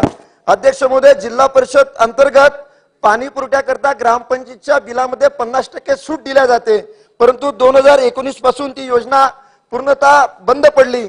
तर ती योजना नव्यानं चालू करून ग्रामपंचायतला आपण दिलासा द्यावा. अध्यक्ष महोदय, इतर मागास व बहुजन कल्याण विभागांतर्गत संत रूपलाल महाराज पानपिंपरी महामंडळ स्थापन करण्याची घोषणा मागच्या मार्च महिन्याच्या अधिवेशनामध्ये आदरणीय फडणवीस साहेबांनी केली होती, परंतु ती घोषणा अद्यापही अंमलात आली नाही. अध्यक्ष महोदय, माझ्या मतदारसंघात मोठ्या संख्येनं बारी समाज आहे आणि हा अतिशय कबाळ कष्ट करणारा हा बारी समाज आहे. पिढ्यानं पिढ्या पानपिपरीचा व्यवसाय करणार आहे. अध्यक्ष महोदय, वेलवर्गीय पीक जरी ते पानाचं असलं तर त्या पानाला त्याचं नवीन संशोधन करून चांगल्या जाती विकसित करून त्या पानपिंपरी व्यवसायाला राजश्रय देण्याचं काम आणि विदर्भातील पानपिंपरी व्यवसायाला GI नामांकन देण्याचा प्रस्ताव केंद्राकडे पाठवून त्याला सुद्धा अध्यक्ष महोदय मान्यता करून घ्यावी. अध्यक्ष महोदय, अंजनगाव येथे संत शिरोमणी रूपलाल महाराजांची समाधी आहे, त्या समाधीचा राष्ट्रीय स्मारक म्हणून घोषित करण्यात यावं आणि तिथे 10 कोटी रुपये निधी देऊन अतिशय चांगल्या दर्जाचं स्मारक इथं अध्यक्ष महोदय बांधता येईल. अध्यक्ष महोदय, बारी समाज शैक्षणिक दृष्ट्या, सामाजिक आर्थिक दृष्ट्या विकसित करण्याकरता तिथे रूपलाल महाराजांचं स्मारक आणि महामंडळ विकसित होणं हे फार काळाची गरज आहे. अध्यक्ष महोदय, अहिल्याताई होळकर घरकुल योजना आणि यशवंतराव चव्हाण मुक्त वसाहत योजना, भोई समाज आणि धनगर समाजाचे प्रस्ताव आम्ही आमच्या पूर्ण जिल्ह्याचे पर्यावरण वरुड मोर्शी तालुक्याचे साधारणतः 5000 प्रस्ताव आम्ही पाठवलेले आहे, परंतु निधी अभावी ते प्रस्ताव पूर्णतः थांबलेले आहे. मी शासनाच्या माध्यमातून विनंती करतो की आपण ते प्रस्ताव मागून शासनाने त्याच्यावर निधी उपलब्ध करून द्यावा, ही रास्त मागणी आहे. धन्यवाद. सन्मान्य सदस्य प्रणितीताई शिंदे. अध्यक्ष महोदय, पुरवणी मागण्यांवर बोलण्यासाठी या ठिकाणी मी उभी आहे. अध्यक्ष महोदय, ज्या घाई गडबड इथे सरकार स्थापन झालं होतं एका रात्रीत आणि जी अर्जन्सी त्यावेळेस दाखवली होती तीच अर्जन्सी आणि तीच घाई गडबड जर योजनेच्या अंमलबजावणीच्या वेळेस जर झाली असती किंवा जर होत असती तर थोड्या प्रकारची आम्ही काहीतरी आनंद किंवा खुशी व्यक्त केली असती. पण हे सरकार हे सर्वसामान्यांचं सरकार आहे का नाही हा मनात प्रश्न उद्भवतोय. आज केवळ इलेक्शनसाठी 1 वर्ष पण राहिला नाहीये, 1 वर्षापेक्षा कमी, आणि अशी मनात शंका उद्भवते की आत्ताच तुम्ही मग सगळ्या योजनांची अंमलबजावणी करणार आहात का पुढच्या बजेटमध्ये, आणि इलेक्शनच्या तोंडावर म्हणजे इलेक्शन पर्यंत शेतकरी असतील, कामगार असतील, त्यांचा अंत बघायचा आणि मग शेवटी घोषणाबाजी करायची, हे कुठेतरी हे कट कारस्थान चाललंय का, हे मनात प्रश्न उद्भवतो. कारण का आज महत्वाचा उद्योग कामगार व ऊर्जा विभाग आहे आणि महाराष्ट्रातले उद्योग जे आहेत, MIDC ज्या आहेत त्या ओस पडल्या आहेत, त्या वाऱ्यावर पडल्या आहेत. खास करून सोलापूरची जी MIDC आहे, ज्या MIDC महापालिकेच्या हद्दीत असतात तिथे ना उद्योग मंत्र्यांचं काही, उद्योग डिपार्टमेंटचं काही देखभाल असते, ना महापालिकेची देखभाल असते. MIDC चिंचोळी आणि MIDC अक्कलकोट ह्या सोलापुरातल्या 2 महत्वाच्या MIDCs आहेत. आणि तिथे रस्ते असतील, इतर इन्फ्रास्ट्रक्चर असेल, फायर स्टेशन असतील, कोणत्याही वारंवार अधिवेशनात आम्ही हे मांडतो, पण त्याचं काहीच होत नाही. आता खरं तर आम्ही हताश व्हायची पाळी आली किंवा जनता हताश व्हायची पाळी आली आहे, पण ह्या बाबतीत आपण काहीतरी लवकर करावं अशी मी आपल्याला हात जोडून विनंती करते. सोलापूर MIDC चिंचोळीमध्ये रस्ते नाही आहेत, तिथे ड्रेनेजची नीट सोय केली जात नाही, तिथे कामगारांसाठी नीट त्या ठिकाणी वॉशरूम्स असतील किंवा ह्या सगळ्या सुविधा असतील, बेसिक सुविधा नाही आहेत. आणि महापालिका हात वर करते. MIDC म्हणते आम्ही, इंडस्ट्रीज म्हणतात आम्ही महापालिकेला कर भरतो, पण महापालिका काही करा तयार नाही. वारंवार आम्ही त्या ठिकाणी मीटिंग्स घेतल्यात आणि MIDC आणि उद्योग विभागाला सांगितलं की थोडे फंड्स लागणार आहेत, एवढे काही जास्त फंड्स लागणार नाही आहेत, आपण त्या ठिकाणी फंड्स देऊन लवकरात लवकर. आणि महाराष्ट्रात सगळ्या MIDCत हा विषय आहे की तिथे मूलभूत सोयी सुविधा झाल्या नाही आहेत, तर आपण लवकरात लवकर तिथे फंड्स देऊन त्या सोयी सुविधा उपलब्ध करून द्याव्या. त्यानंतर हे सर्वसामान्यांचं सरकार आहे, हे खरं तर ही तुमच्याकडे गोल्डन ऑपॉर्च्युनिटी, हे संधी आहे, पण त्याचं सोनं तुम्ही का करत नाही यात मला माहित नाही. कौशल्य विकास मनमोहन सिंगजी पंतप्रधान असताना सगळ्या ITI बरोबर टायअप केलेलं आणि ITI बरोबर टायअप करून तिथे आपण कौशल्य विकास MIDC बरोबर PPP पब्लिक प्रायव्हेट पार्टनरशिपचं मॉड्यूल वापरून ITI मध्ये ट्रेनिंग देऊन मग MIDC मधल्या ज्या इंडस्ट्रीज असतात त्या त्यांना अब्झॉर्ब करायचं. आता तो प्रोग्राम डिस्कंटिन्यू झालाय आणि म्हणून MIDC मध्ये आपण बघतो की मोठ्या पोस्टवर तुटवडा आहे. तिथे म्हणतात की इथे गरज आहे, पण स्किल लेबर नसल्या कारण आणि त्यांना कुठे ट्रेनिंग दिलं जात नाही जे आपण ITI मध्ये करायचो, त्या कारण ती एक मोठी गॅप निर्माण झाली आणि बेरोजगारीचं तर तुम्हाला माहिती आहे आकडेवारी वाढत चालली आहे. सोलापूर ITI मध्ये वस्त्रनिर्माण कोर्स होता, त्यांचा वस्त्रनिर्माण अभ्यासक्रम तो अचानक बंद करण्यात आला कारण का ते म्हणतात ऍडमिशन्स नाही आहेत. पण तुम्ही जर पब्लिसिटीच केली नाही, तुम्ही जर ह्याचा प्रसार व प्रचारच केला नाही तर तुम्हाला ऍडमिशन्स कसे मिळतील. सोलापूर हे टेक्सटाईल हब आहे, तिकडे युवकांना हा अभ्यासक्रम मध्ये ऍडमिशन्स पाहिजेत आणि इंडस्ट्रीजना युवकांना अब्झॉर्ब पण करायचं आहे. पण सरकार ह्या बाबतीत काहीच करत नाहीये. उलट जिथे तुम्ही स्किल डेव्हलप करू शकता, कौशल्याचा विकास करू शकता, तिथे तुम्ही हा कोर्स बंद करून टाकता एका रात्रीत. आणि जे ऍडमिशन्स घेतलेले ते पण मुलं सगळे वाऱ्यावर आता त्या ठिकाणी आहेत. म्हणून सोलापूर ITI मध्ये हा जो कोर्स आहे वस्त्रनिर्माण अभ्यासक्रम तो ताबडतोब आपण सुरू करून ह्याचा प्रचार आणि प्रसार करणं हे सरकारचं दायित्व आहे. आणि MIDCच्या इंडस्ट्रीज मध्ये जे स्किल लेबर लागतं त्यासाठी आपण ITI बरोबर पार्टनरशिप करून किंवा ITI बरोबर एकंदरीत योजना करून आपण वेगवेगळ्या कोर्सेसमध्ये ट्रेनिंग द्यावं अशी मी आपल्याला विनंती करत आहे. त्यासोबत MIDC मध्ये जे लँड अलॉटमेंट होतं, मोठे मोठे कंपनीज आहेत त्यांना गुंतवणूक करायची इच्छा पण आहे, पण लँड अलॉटमेंट होतच नाही. कारण का तिकडे एकतर महाराष्ट्रामध्ये फक्त काही ठिकाणी तुमचे रिजनल ऑफिसेस आहेत. सोलापूर एवढं हब आहे तरी तिकडे रिजनल ऑफिस अजूनही सोलापुरात झालं नाहीये. अनेक वर्ष वेट लिस्टवर लँड अलॉटमेंट तुम्ही करत नाहीत का. एक कंपनी आहे जिला 500 कोटीची गुंतवणूक करायची आहे आणि त्यांना आतापर्यंत 80 कोटी फक्त कागदावर मंजूर आहे, पण अपोजिशन अजून मिळालं नाहीये. आणि हे मी एक उदाहरण दिलं, अशा अनेक कंपनीज. म्हणजे तुम्ही अँटी डेव्हलपमेंट आहात का तुम्हाला विकास काही ठराविक लोकांनाच तुम्हाला मदत करायची हे स्पष्ट त्यातून होत नाहीये. टेक्सटाईल्स बाबतीत कारण का आमच्या इथे हँडलूम आणि पॉवरलूम एवढ्या मोठ्या प्रमाणात आहेत, चायनावरून जे इम्पोर्ट होतंय जे टॉवेल आणि चादरी किंवा एकंदरीत टेक्सटाईल ते सगळे मॅनमेड फायबर्स आहेत आणि जे एन्व्हायरमेंटसाठी खूप हानिकारक किंवा डेंजरस ठरणारे आहेत. आणि त्याच्यामुळे आपले जे भारतात जे निर्माण होतात, मॅन्युफॅक्चर होत आहेत टॉवेल आणि फॅब्रिक किंवा चादर किंवा टेक्सटाईल्स, त्यांचं आता मार्केट जे आहे ते टोटली संपलंय आणि चायनावरून तुम्ही इम्पोर्ट करायला त्या ठिकाणी परवानगी देत आहात कारण का ते कस्टम ड्युटी इवेड करून. आणि म्हणून आपले जे लोकल मॅन्युफॅक्चरर्स आहेत त्यांना काही वाव मिळत नाहीये. उलट मुद्दाम त्यांना दाबलं जातं आणि चायना मध्ये जो मॅनमेड फायबर आहे म्हणजे आपल्या कामगारांना तुम्ही विसरून त्या कामगारांना त्या इंडस्ट्रीजना कुठेतरी भारत सरकार एनकरेज करते असं चित्र एकंदरीत निर्माण होताना दिसतंय. अध्यक्ष महोदय, अर्थात कामगार विभागाच्या बाब क्रमांक 229 आणि पृष्ठ क्रमांक 142 ह्यावर आता मी थोडक्यात मानते.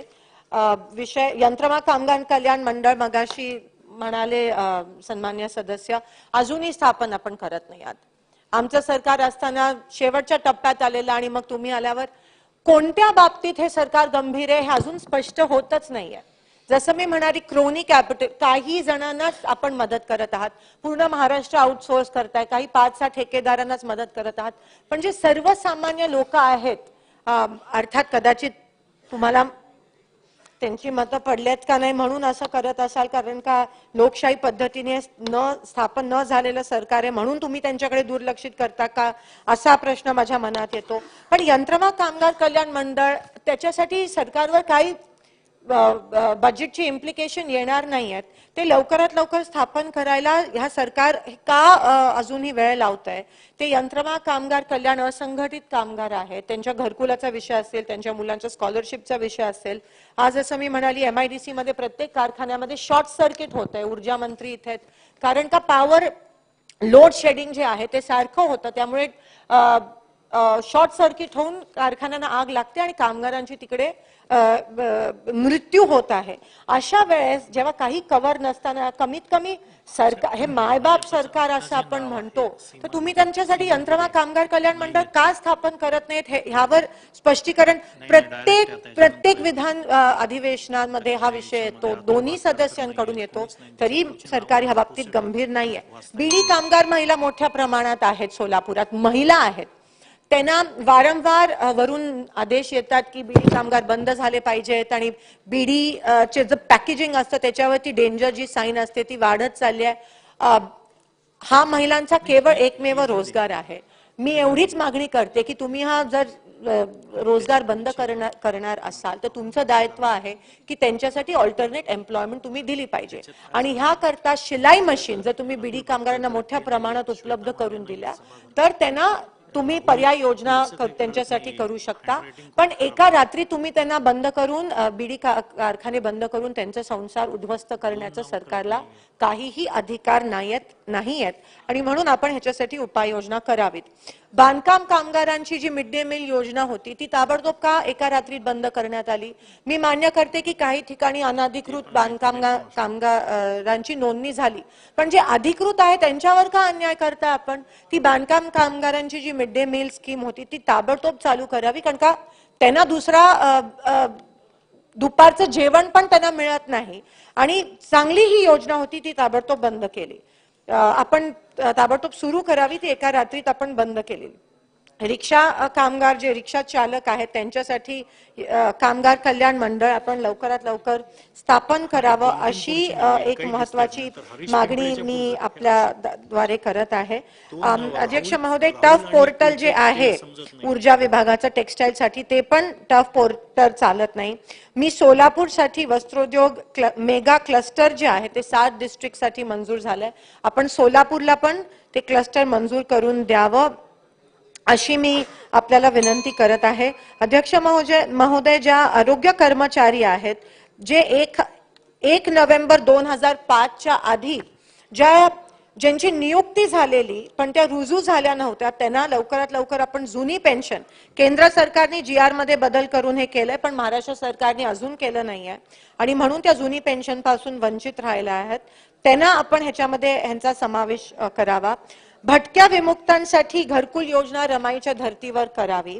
पद्मशाली आणि कोळी समाजाचे जे जातीचे दाखले आहेत त्यांना 1976 आणि 1950च्या आधीचे दाखले तुम्ही मागत असता, पण ते आंध्र प्रदेश आणि बाकीच्या ठिकाणून आल्यामुळे ते शक्य नाही. तर त्यासाठी आपण काहीतरी तरतूद करून त्यांना लवकरात लवकर दाखले देण्याची आपण सोय करावी. आणि पाणी पुरवठ्याचा शेवटचा प्रश्न या ठिकाणी मी अध्यक्ष महोदय मांडत आहे.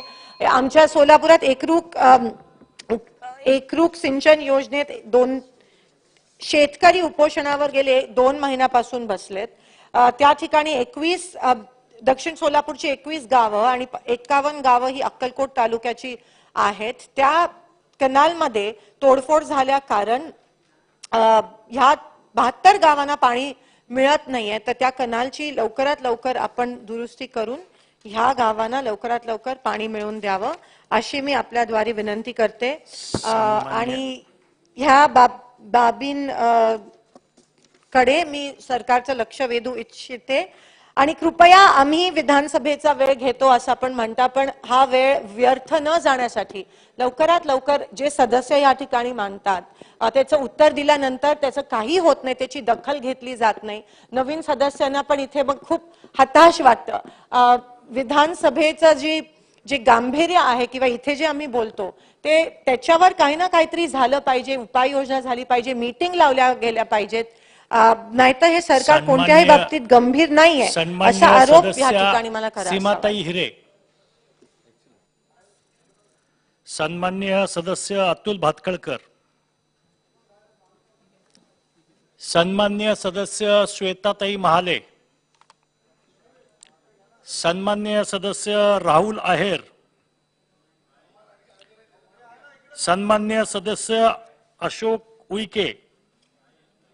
सन्माननीय सदस्य हरीश पिंपळे. सन्माननीय सदस्य मोनिका राजळे.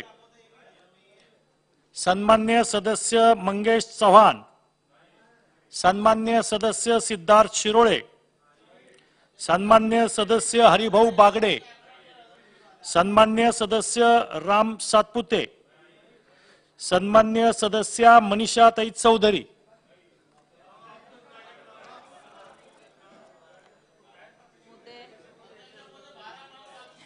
पुरवण्या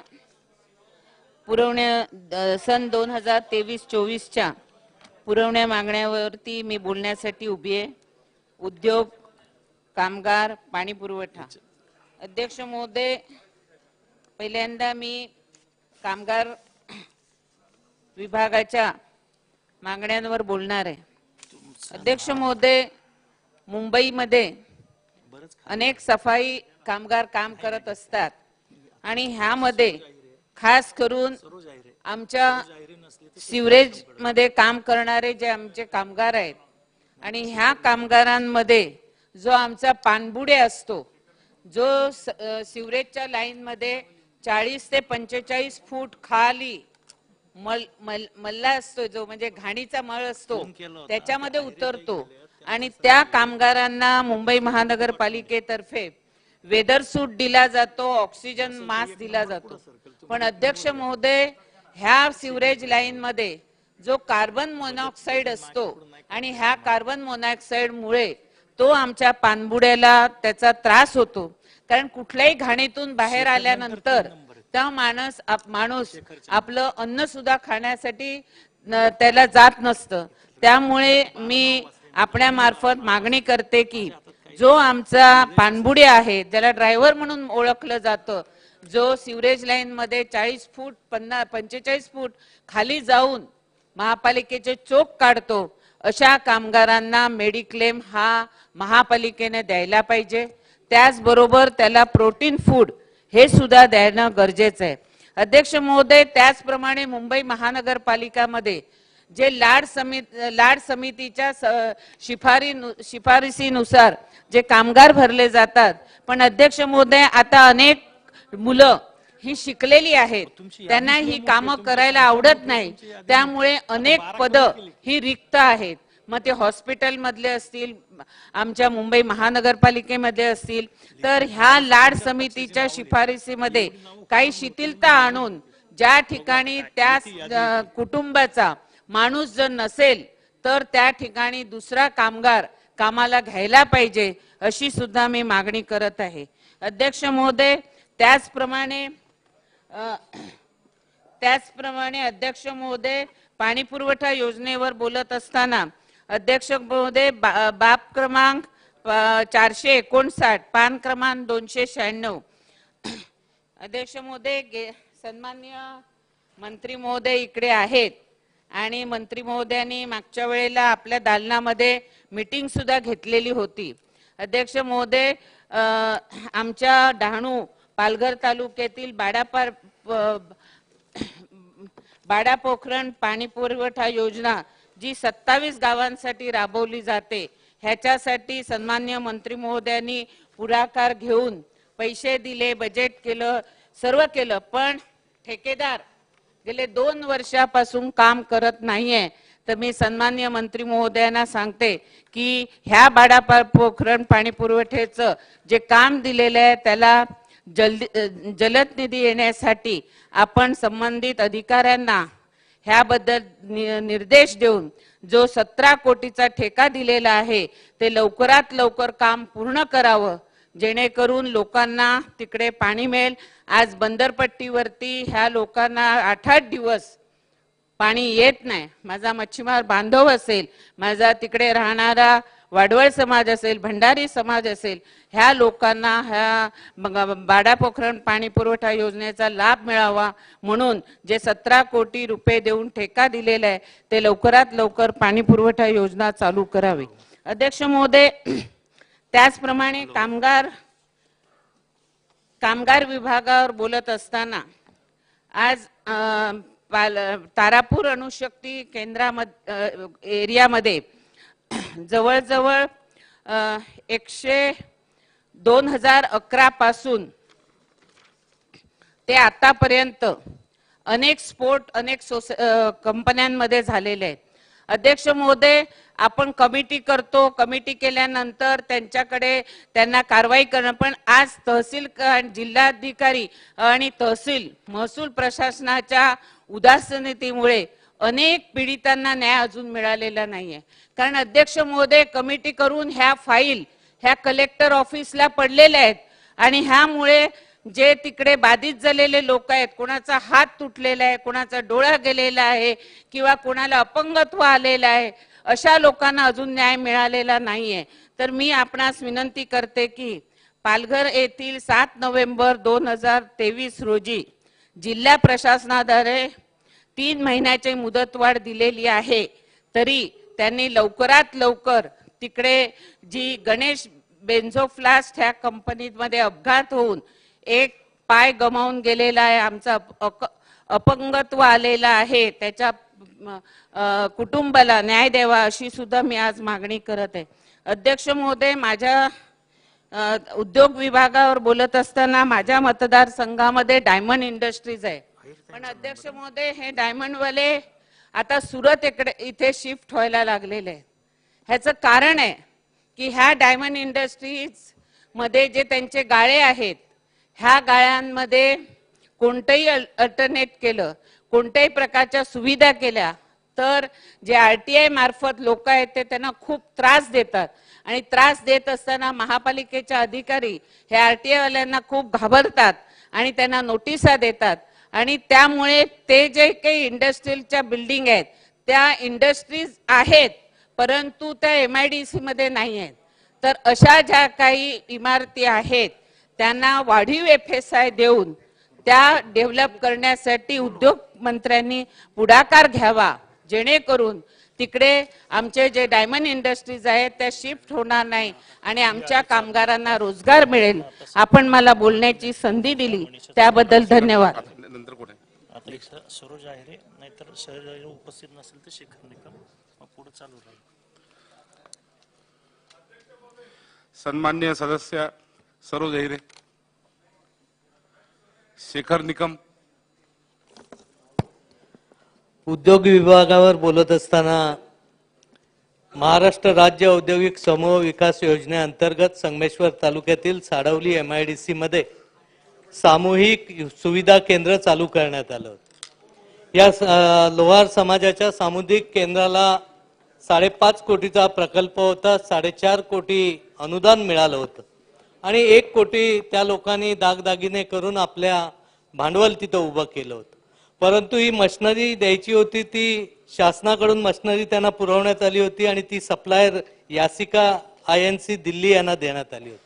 या एका मशीन चालू न झाल्यामुळे जवळजवळ हा प्रकल्प त्यांनी ट्रायल दिली नाही या कंपनीने, त्यामुळे हा प्रकल्प गेले 3 वर्ष चालू होऊ शकला नाही, त्यामुळे इथला रोजगार देखील उपलब्ध होत नाही आणि ह्या ट्रायल न दिल्यामुळे वीज वीज पण बिल खूप येतंय.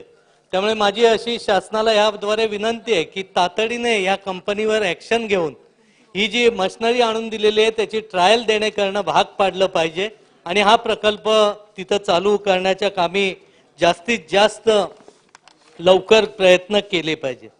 दुसरी माझी आग्रहाची मागणी आहे की अलोऱ्यासारख्या ठिकाणी चिपळूण तालुक्यामधील अलोरे गावामध्ये जलसंपदेची खूप मोठी जमीन खरेदी केलेली तशीच रिकामी पडून आहे. उद्योग मंत्री रत्नागिरी जिल्ह्याचे असल्यामुळे माझी त्यांना नम्रतेची विनंती आहे की या अलोरे गावामधली जमीन मिनी इंडस्ट्री उभारणी त्याचबरोबर रोजगार निर्मिती केंद्रासाठी जर वापरण्यात आली तर तिथल्या परिसरातील लोकांनी जी जागा दिली त्या जागेचा उपयोग निश्चितपणे त्या लोकांसाठी होऊ शकतो. त्यामुळे त्या बाबतीतलाही विचार व्हावा आणि खडपोली आणि खेर्डी MIDC मध्ये देखील प्रामुख्याने चांगल्या पद्धतीने त्याचा विचार व्हावा.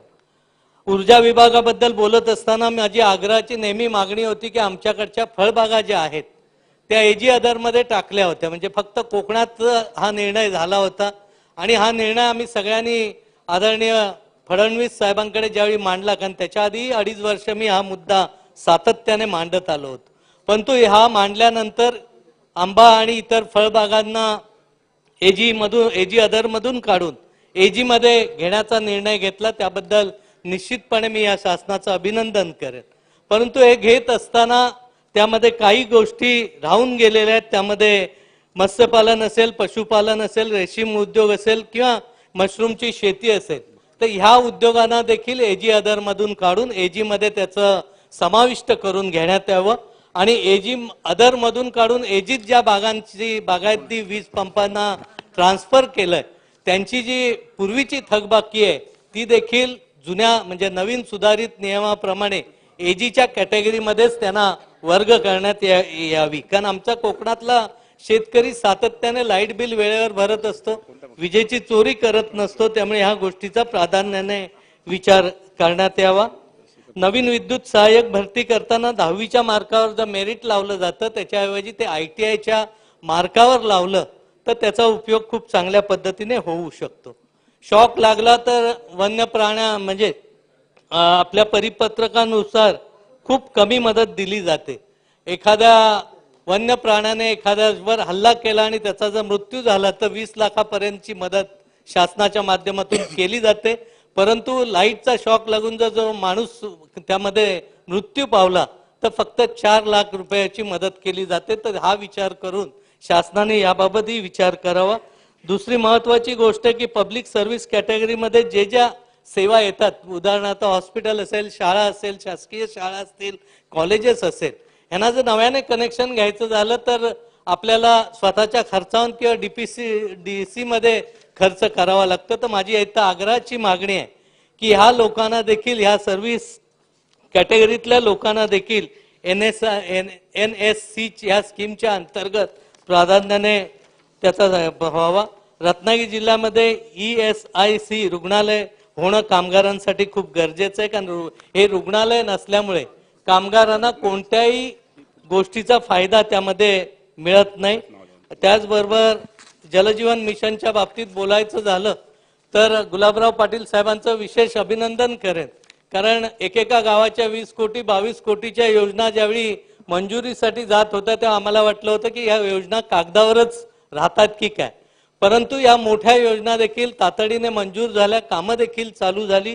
परंतु त्या अंतर्गत काही थोडेसे प्रॉब्लेम आहेत ते देखील सोडवण्यासाठी प्रयत्न व्हावा. त्यामध्ये रत्नागिरी जिल्ह्यातील जलजीवन मिशन कार्यक्रमाअंतर्गत ह्या ज्या योजनांचे नव्याने समाविष्ट काही कामं करून घेतलेली आहेत त्याची मंजुरी आपल्याला SLSE मध्येच जर मंजुरी करून मिळाली तर त्या योजना तातडीने मंजूर केल्या जातील. आज चिपळूणमध्ये पाण्याची समस्या शहराला खूप भेडसावते. आज तिथं खूप दूषित पाणी सगळ्या विहिरींना शहरामध्ये झालेलं आहे. माझी इथं आग्रहाची विनंती आहे की चिपळूण शहरासाठी देखील ग्रॅव्हिटीच्या योजनेला तातडीने मंजुरी मिळावी, म्हणजे शहराचा प्रश्न कायमस्वरूपी सुटू शकतो. या ग्रॅव्हिटीच्या योजनेची परवानगी देत असतानाच जलसंपदा विभागाकडून टॅपची देखील मंजुरी तातडीने देण्यात यावी. कारण एका बाजूला योजना मंजूर होतात, 20-20 कोटीच्या 25-25 कोटीच्या मंजूर ग्रॅव्हिटीच्या योजना मंजूर होतात, काम पूर्ण होतं, परंतु टॅप कनेक्शन न दिल्यामुळे 3-3 वर्ष ह्या योजना इम्प्लिमेंटेशन मध्ये पूर्ण होत नाहीत. त्यामुळे पाण्याची समस्या त्यामध्ये राहते. म्हणून मला असं मागणी आहे की ही परवानगी वेगळी न घेता योजना मंजुरीच्याच वेळी ही परवानगी गृहीत धरून त्या बाबतीतला निर्णय व्हावा. इतर मागासवर्ग व बहुजन विभागाच्या बाबतीत बोलायचं झालं तर कोकणामध्ये मूलतः धनगर समाज हा मोठ्या प्रमाणात राहतो आणि हा समाज विखुरलेला स्थितीत आहे. त्यामुळे तांडा वस्तीतली जी कामं होतात ती लोकसंख्येच्या आधारावर होत असतात आणि ही लोकसंख्येच्या आधारावर होत असताना कमी लोकसंख्या असल्यामुळे बऱ्याचशा वेळी या योजना नीट इम्प्लिमेंट होत नसतात. या धनगर समाजाच्या जमिनी देखील घरं बांधलेली आहेत ती त्यांच्या नावाने नसतात. त्यामुळे त्याही बाबतीतला विचार होणं खूप गरजेचं आहे. आणि सर्वात महत्वाचं म्हणजे मदत आणि पुनर्वसनच्या माध्यमातून या धनगर समाजासाठी एक पुनर्वसनचं निश्चित धोरण केलं पाहिजे. आम्ही नाम फाउंडेशनच्या माध्यमातून अनेक धनगरवाड्यांचं पुनर्वसन केलं, परंतु ह्यासाठीची जमीन घ्यावी लागते, ती विकत आपल्याला त्या समाजाला विकत घ्यावी लागते. मग ही विकत न घेता जर शासनाच्या माध्यमातून ही जमीन खरेदी करून दिली तर निश्चितपणे धनगर समाजाचं पुनर्वसन होऊ शकतं. दुसरी त्यांच्या संबंधित आग्रहाची मागणी आहे की जे SCची आपली हॉस्टेल आहेत, ह्या हॉस्टेलमध्ये ज्या रिक्त जाणाऱ्या जागा आहेत त्या NT मधल्या म्हणजे विशेषतः या समाजासाठी मुलांसाठी जर उपलब्ध करून दिल्या, कारण त्या तशाच रिक्त ठेवल्या जातात, त्या संबंधीचाही पाठपुरावा आहे, पण अजूनपर्यंत त्याचा निर्णय झालेला नाही. तर ह्या समाजासाठी त्या भरण्याची परवानगी मिळावी आणि त्याचबरोबर NT समाजासाठी देखील तालुक्यात आपली वसतिगृह निश्चितपणे पूर्ण करावी. मला बोलायला संधी दिल्याबद्दल धन्यवाद. चला धन्यवाद.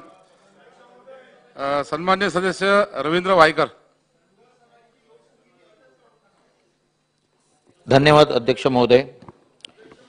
सन 2023-24 वर्षाच्या पुरवणी मागण्यावरती उद्योग ऊर्जा, कामगार विभाग, पाणी पुरवठा, स्वच्छता विभाग याच्यावरती मी माझे म्हणणं मांडणार आहे. अध्यक्ष महोदय, प्रामुख्याने बाब क्रमांक 231, पान क्रमांक 144, बाब क्रमांक 236, पान क्रमांक 236, त्याच पद्धतीने पाणी पुरवठा बाब क्रमांक 459, पान क्रमांक 269, 459. अध्यक्ष महोदय, उद्योगाच्या बाबतीमध्ये सांगायला झालं तर माझ्या विभागामध्ये म्हणजे जोगेश्वरी विक्रोळी लिंक रोडला हायवेच्या बाजूला MIDC मध्ये MIDC आहे, उद्योग भवन म्हणून आहे. आणि ह्या उद्योग भवनाच्या जागेवरती जवळजवळ 11 जागांवरती झोपडपट्टी वसली. प्रामुख्याने 3 जागांवरती झोपडपट्टी वसली आणि त्या झोपडपट्टीच्या अनुषंगाने ज्या वेळेला SRA निर्माण झाली, शासनाच्या माध्यमातून SRA डेव्हलप करण्यासाठी घेतली. ती झोपडपट्टी डेव्हलप करण्यासाठी घेतल्यानंतर टेंडर काढण्यात आले. ते टेंडर आकृती म्हणून एका विकासकाला ते लागले. 9 ठिकाणी आपण टेंडर काढले. हे टेंडर काढल्यानंतर काम चालू होत नव्हतं.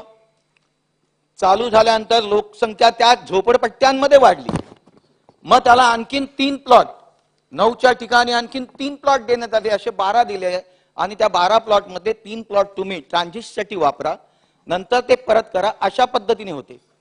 या 9 प्लॉट मध्ये बांधकाम झालं, डेव्हलपमेंट झाली, त्यांनी त्याची तुंबडी भरून घेतली, परंतु अजूनही तिथल्या अनेक लोकांना 250-300 लोकांना घरकुल मिळाले नाहीत. त्यांची घरं मिळणं हे गरजेचं होतं, परंतु ती मिळाली नाही. तर त्याचे जे दलाल होते त्या सर्व दलालाने ते बाहेरच्या बाहेर विकायला सुरुवात केली आणि अच्छा त्याच्या माध्यमातून पोलीस स्टेशनला तक्रार झाली. पोलीस स्टेशनला 8/9/2022 रोजी MIDC पोलीस ठाण्यामध्ये तक्रार झाली, त्यांच्या विरोध झाली, परंतु अजूनपर्यंत 2022 पासून आतापर्यंत त्या विकासकावरती का कारवाई झाली नाही? त्यामध्ये अनेक मुद्दे तिथल्या लोकांनी उपस्थित केलेले आहेत, जनतेने उपस्थित केलेले आहेत. त्यांनी त्या रूम, ज्या SRAच्या रूम ज्या लोकांना मिळायला पाहिजे होत्या त्या 30 ते 40 हजार लाखांना या बाहेरच्या बाहेर विकल्या. मग ज्या परस्पर ज्याला लॉटरी लागते, लॉटरी सिस्टीम त्या उद्योग भवनाच्या अधिकाऱ्यांच्या माध्यमातून लागते. मग त्या उद्योग भवनाच्या अधिकाऱ्याने ती लॉटरी काढली का तर नाही काढली. मग त्या विकासकाच्या माणसाने लॉटरी काढून बाहेरच्या बाहेर विकतात, तर ते अधिकारी, त्या विकासकाची माणसं, तो विकासक जे असेल त्याच्यावरती जर उद्योग भवनाच्या अधिकाऱ्यांच्या माध्यमातून जर इन्क्वायरी पोलीस स्टेशनला कंप्लेंट होऊन 1 वर्ष होऊन त्याची तक्रार नोंदवली गेल्यानंतरही त्याच्यावरती कारवाई होत नाही, लोकांना भाडं दिलं जात नाही. 250 ते 300 लोक बाहेर आहेत आणि त्यांनी विकलेला हा भ्रष्टाचार ईओडब्ल्यू कडे का दिला जात नाही?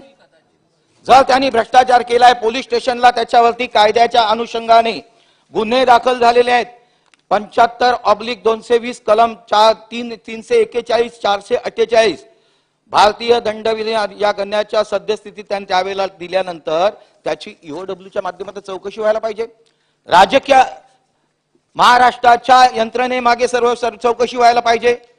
पैशाचं ट्रान्झॅक्शन झालेलं आहे, केंद्राच्या माध्यमातून चौकशी व्हायला पाहिजे. त्या होत का नाहीयेत? लोकांना घरं मिळत का नाहीये? तर याचं देखील मला वाटते माननीय मंत्री महोदयाने याच्यामध्ये लक्ष घालून ह्या गोष्टी, आपण देखील पालकमंत्री तिथे आहात, सारीपूत नगरमध्ये जे काय होतात आपल्याला देखील कळत आहे, तर लोकांची घरं द्या. शासनाचं जे काही तुम्ही त्याच्याबरोबर अग्रीमेंट केलं, 3 प्लॉट त्यांनी तुम्हाला परत मिळाले का? त्या 3 प्लॉट मध्ये आपण औद्योगिकरित्या काय आपण व्यवस्था केलेली आहे? माझं म्हणणं आहे ते 3 प्लॉट देखील मिळाले पाहिजे, तेही मिळालेलं नाहीये. जर लोकसंख्या त्या झोपडपट्टीवरती वाढलेली आहे तर का वाढली? त्याला दिल्यानंतर पुन्हा का वाढली? या गोष्टी, सर्व गोष्टी यायला पाहिजेत आणि शासनाचं कुठेही नुकसान न होता औद्योगिकरणाला चालना मिळणं हे प्रामुख्याने महत्वाचं आहे. अध्यक्ष महोदय, याच्यानंतर ऊर्जाच्या बाबतीमध्ये म्हणते सांगेन, भाग क्रमांक 236 मी मगाशीच म्हटलेलं आहे.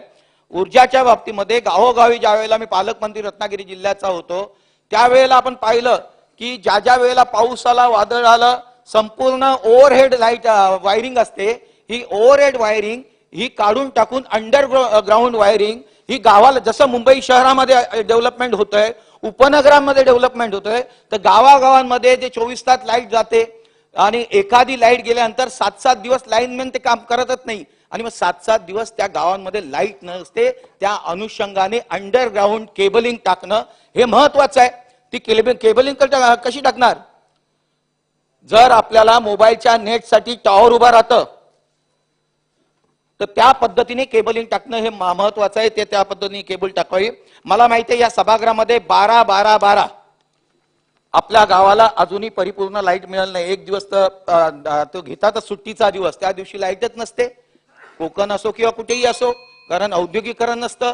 मग ज्या 12 त्यावेळेचे उपमुख्यमंत्री आणि आत्ताचे देखील उपमुख्यमंत्री शरद पवार साहेबांचं त्यावेळेला बर्थडे होता, त्यांनी सांगितलं महाराष्ट्रामध्ये 12 संपूर्ण महाराष्ट्राला 24 तास लाईट मिळेल. काय झालं? आज 24 आलं, 12 आता 12-12-24 12-12-24 म्हणून सांगतोय. 12 वर्षांनी देखील महाराष्ट्र परिपूर्ण रित्या महाराष्ट्रामध्ये गावोगावी खेडोपाडी लाईट 24 तास इलेक्ट्रिसिटी मिळत नाही. मी तुम्हाला करतोय ना, करा ना तुम्ही काय करत नाही. आणि म्हणून माझी इच्छा आहे की त्या पद्धतीने ज्या गावांमध्ये इलेक्ट्रिसिटी पोहोचत नाही त्या ठिकाणी सौर ऊर्जेचा वापर मोठ्या प्रमाणात करावा, ही माझी त्या अनुषंगाने मागणी करतोय. अध्यक्ष महोदय, कन्क्लूड करतोय. तिसरा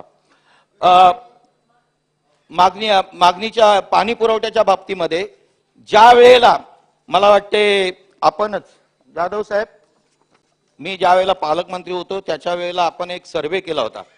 हा सर्वे मॉडर्न सर्वे कन्सल्टिंग कंपनीच्या माध्यमातून चिपळूण आणि खेडचा आपण सर्वे केला होता. त्या सर्वेमध्ये 15 लाख रुपये आपण या कन्सल्टिंग कंपनीला दिले होते. त्याच्या माध्यमातून 27 गावांना जे अवजल आहेत, सावित्रीच्या माध्यमातून कोळकेवाडीच्या इथून त्या धरणातनं इलेक्ट्रिसिटी आपण निर्माण करतो. ही इलेक्ट्रिसिटी निर्माण केल्यानंतर ते अवजल पाणी वशिष्ठीच्या माध्यमातून समुद्रामध्ये जातं. हेच पाणी ग्रॅव्हिटेशनल फोर्सने 27 गावांना आपण पुरवू शकतो. हे त्यावेळेला सर्वेमध्ये आपण सांगितलं होतं. तर त्यासाठी ग्रॅव्हिटेशनल फोर्सच्या माध्यमातून त्या खेड आणि चिपळूणच्या लोकांना मिळणार आहे का? आणि समुद्राला जाणारं पाणी हे आपण त्या लोकांना उपयोगात आणणार आहे का याच्याबद्दल देखील आपण सभागृहामध्ये मंत्री महोदय असतील तर यांनी देखील याच्यावरती चर्चा करावी. सन्मान्य सदस्यांनी जो मुद्दा उपस्थित केला ती खरी गोष्ट आहे.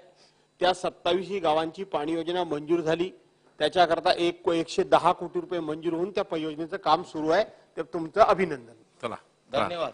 चला सन्मान्य नाही झालं. सन्मान्य सदस्य बच्चू कडू नाही प्लीज आता बरेच लोक बोलायचे वेळ संपत आलाय. प्लीज सहकार्य करा. अध्यक्ष महोदय, बाब क्रमांक 29, बाब क्रमांक 136, बाब क्रमांक 497. अध्यक्ष महोदय, कामगार विभागाच्या बाबतीत मी बोलतोय का चालक जे असतं आपल्याला घेऊन जातं सगळ्यांना आणि तुमची नेहमी इथून त्या प्रवासात मंत्री असो अधिकारी असो सगळ्यांना तो घेऊन जातो, त्याला कामगार म्हणून आपण कुठेतरी दर्जा देणं गरजेचं आहे. एक तर तो कामगारही नाही कशातही नाही आहे, तर त्यामध्ये खाडेसाहेब हा मोठा निर्णय आपल्याला घ्यावा लागेल. दुसरं भूमिहीन लोक आहे गावागावात, म्हणजे शेतकऱ्यासाठी आपण काही योजना आखतोय पण गावातल्या भूमिहीन मजुरासाठी काही योजना आखत नाही. तर भूमिहीन मजूर जो आहे त्याचा अध्यक्ष महोदय शेतकरी घाट्यात आहे तर मजुराई सुद्धा मला वाटतं त्याच तुलनेत घाट्यात आहे. मी आता आकडेवारी घेतली तर एकूण 11,000 देशामध्ये सांगतोय शेतमजुराच्या आत्महत्या आहे. शेतमजुराच्या बोलतोय आणि मग खाडे साहेब तो मजूर आहे म्हणजे कामगार नाही आहे का? तुम्ही कधी याच्यावर विचार केला का? म्हणजे आपण हा विचार करणं फार गरजेचं आहे.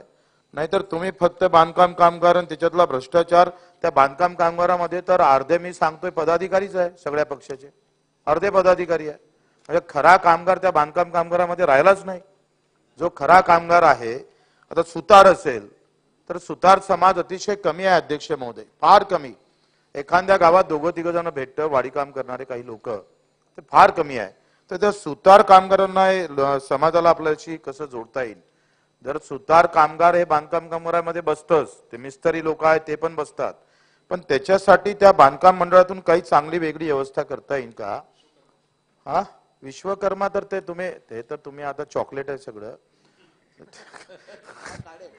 ते फार फायद्याचं होणार नाही. लई महामंडळ निघाले, अर्धे महामंडळ बंद आहे. मला सांगा, अण्णाभाऊ साठे महामंडळ, दिव्यांग वित्त महामंडळ, आम्ही दिव्यांग वित्त महामंडळात आहे, किती लोकांना कर्ज वाटलं? 4 वर्षापासून बंद आहे. आता कुठेतरी वाटप आहे. मला वाटतं सगळे विकास महामंडळावर थोडं काय होतं, महामंडळ काढून दिलं, राजकीय आपण काही घोषणा करतो, नाही विधानसभेत तर विधान परिषद घेतल्यासारखं आहे, लक्षात घ्या. पण त्यावर तुम्हाला बांधकाम मंगळ म्हणून खाडे साहेब तुमच्याकडून अपेक्षा आहे, तुम्ही या गोष्टीवर अधिक लक्ष देणं फार गरजेचं आहे. आणि दुसरा अध्यक्ष महोदय, हा भूमिहीन मजूर त्याच्यासाठी एक अभ्यास कमिटी तयार करा, त्याच्यासाठी आपल्याला काय करता येईल ते पाहिलं पाहिजे. दुसरा अध्यक्ष महोदय, मी जातोय आम्ही इतर मागासवर्गीयमध्ये, आता धनगर समाजासाठी आपण 1 लाख काहीतरी 1 लाख लोकांना घर देणार होतोय. आता 1 लाख लोकांना घर देताना 1,36,000चं घर देतोय आपण. मला वाटतं आत्राम साहेब, तुम्ही ग्रामीण भागातून येता, एक भिंत तरी होते का 1,36,000 मध्ये? तालिका अध्यक्ष सांगा बरं.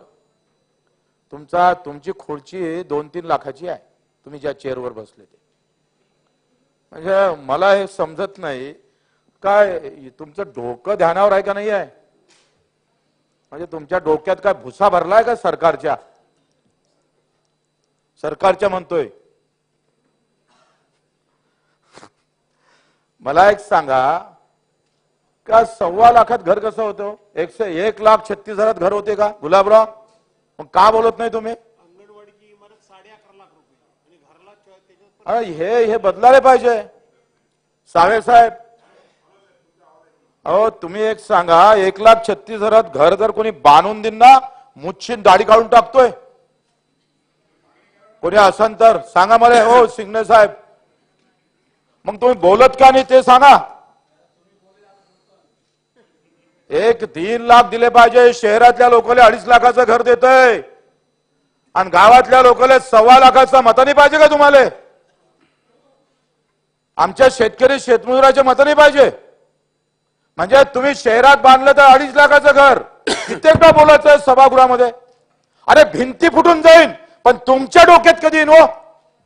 भिंती फुटायला लागली, क्रॅक झाली. ते पहा शिवाजी महाराजच्या खाली क्रॅक होऊन राहिली. बोलता बोलता हे सगळे सभासद बोलून बोलून थकून राहिले. पण शहर वाले को 2.5 लाख और गांव वाले को 1.25 लाख. वाह बे वाह. ते गुलाबराव तुमचा पाणी पुरवठा विभाग आहे तसाच आहे. टेंब लावायला पाहिजे टेंब. शहर वाल्याला तुम्ही 75 लिटर पाणी देताय आणि गाव वाल्याला 50 लिटर नाही देत.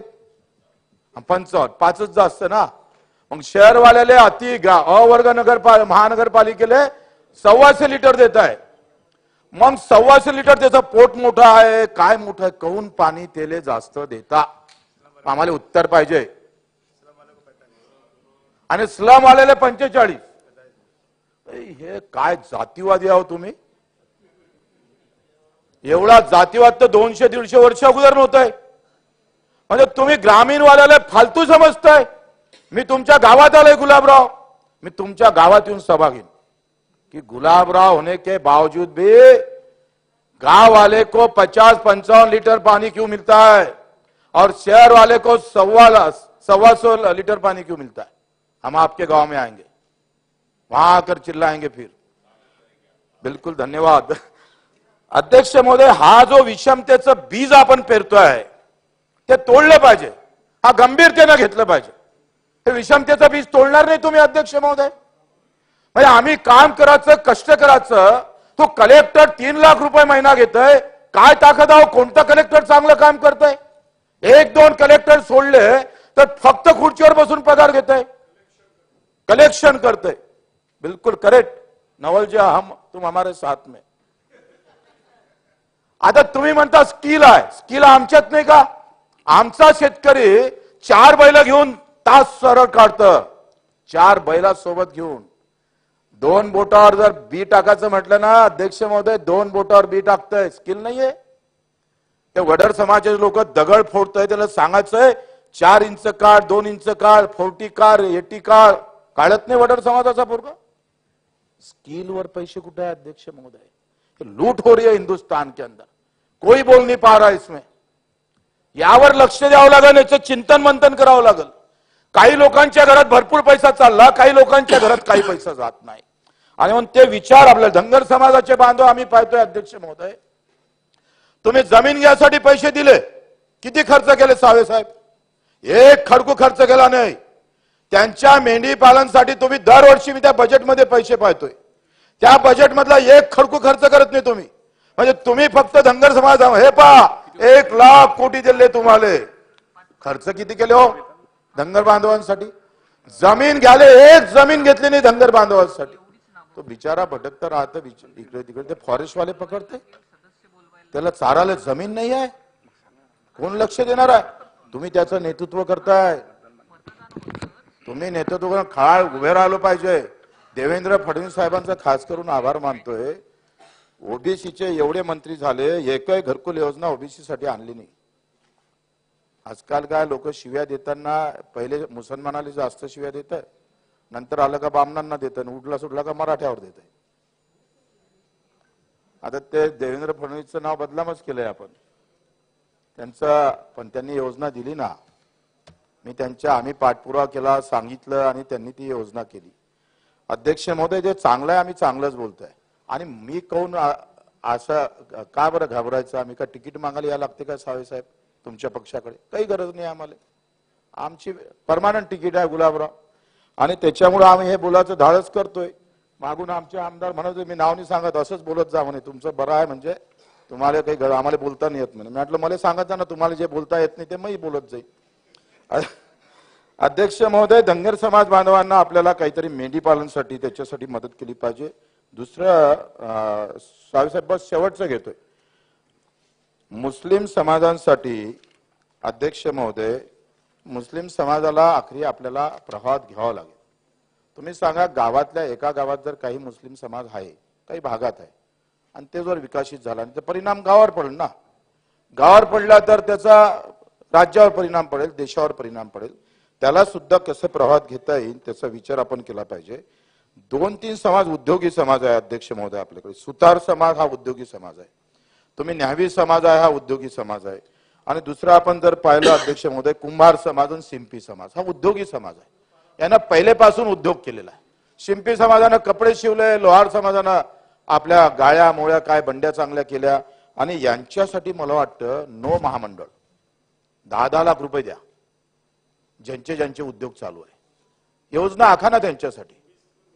ओबीसीतून अध्यक्ष महोदय यांचे फार धोबी समाज अध्यक्ष महोदय धोबी न्यावी यांचं काय आम्ही पाहतोय किती पर्सेंटेज आहे हो, फार कमी आहे.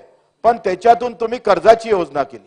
तुम्ही एक सांगा ओबीसी मधून त्याला किती टक्के आरक्षण दिलं आपण? तुम्ही हा जनजातीचा सर्वे झालाच पाहिजे. या सगळ्या लहान समाजाचं एकतर नेतृत्व सापडत नाही, आणि मग या समाजावर विचार करणारा तुम्ही आम्ही सगळे मोठ्या समाजाच्या लोकांना या समाजाला आपण आधार दिला पाहिजे ना गुलाबराव. आपण यांना आधार देणं गरजेचं आहे, आणि मग या समाजासाठी बगर व्याजाची रक्कम आखणं फार गरजेचं आहे. वाटते स्किल मंत्री इथं आहे कौशल्य, याच्यासाठी मला वाटतं खूप चांगली योजना. यांना नोकरी तर आपण देऊच, पण यांना जर उद्योग, आता न्यावी समाजाचे पोरं बाहेर निघाले का ते दुकान टाकते, मग दुकानासाठी काय व्यवस्था करता येईल ते अध्यक्ष महोदय त्यावर विचार कर. थोडा कसं आहे, माझा एक आमदार आता राजकुमारजी बोलणार नाही तर थोडासा वेळ दिला तर काही फरक पडणार नाही. आणि तुम्ही या लहान समाजाच्या विरोधात आहे का? लगेच तुम्ही म्हणता थांबून ठेवा, तुमच्या वांधावीन बरं मतदारसंघात. असं करू नका, बोलू द्या याच्यावर. एकतर ह्या समाजाबाबत अध्यक्ष महोदय का ह्या लोहार असेल सोनार असेल या सगळ्या समाजांना तुम्हाला आम्हाला सोबत घेऊन जावं लागेल. बारी समाज आहे, आता आम्ही बऱ्याच लोकांना बारी समाजाबद्दल बोललोय. ह्या सगळ्यात चांगलं उत्पादन घेतं आणि कमी उत्पादन जे सार्वत्रिक होत नाही. तुम्ही लक्षात घ्या सावे साहेब का बारी समाज हा पानमाळा घेतं, पान पिंपरी घेतं आणि मुसळी घेतं. हे जे पिकं आहे ना अध्यक्ष महोदय हे सगळ्याकडे घेतल्या जात नाही, आणि मग याच्यावर जर तुम्ही व्यवस्थित लक्ष दिलं तर हा बारी समाज या याच्यावर एक समाज त्या माध्यमातून कसा श्रीमंत करता येईल, त्याला उद्या नोकरीची गरजच नसली पाहिजे अशा पद्धतीनं ताकद द्यावं लागेल. कारण इकडे तर तुम्हाला कमी करावं लागेल, हे जे पगार कमी करायला सांगतोय, हे नोकरी कोणा मागितलीच नाही पाहिजे, हे पगार कमी करायला लागेल. सगळे उठलं सुटलं कोणी का बरं नोकरी मागतंय?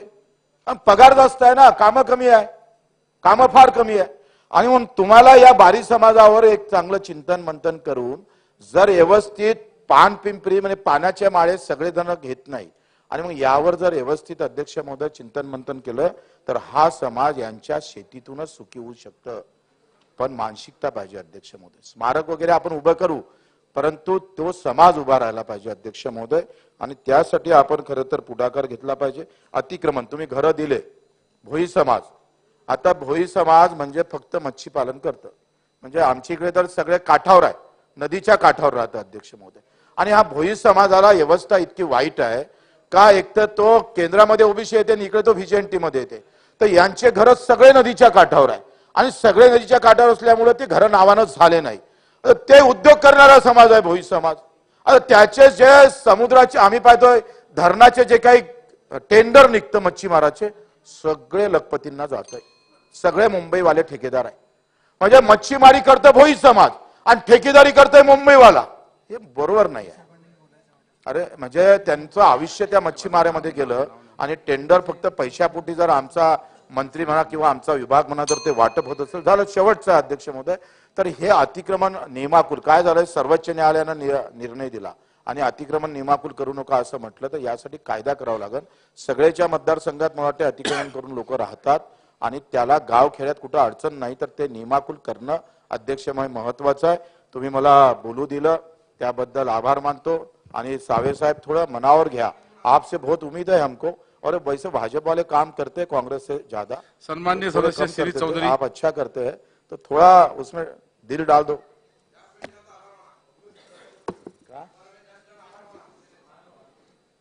धन्यवाद अध्यक्ष महोदय. मी आज 2023-24च्या पुरवणी मागण्याच्या माध्यमातून ऊर्जा सर्वांना सारखा वेळ आहे, 1 मिनिट कमी जास्त बोलण्यासाठी उभा आहे.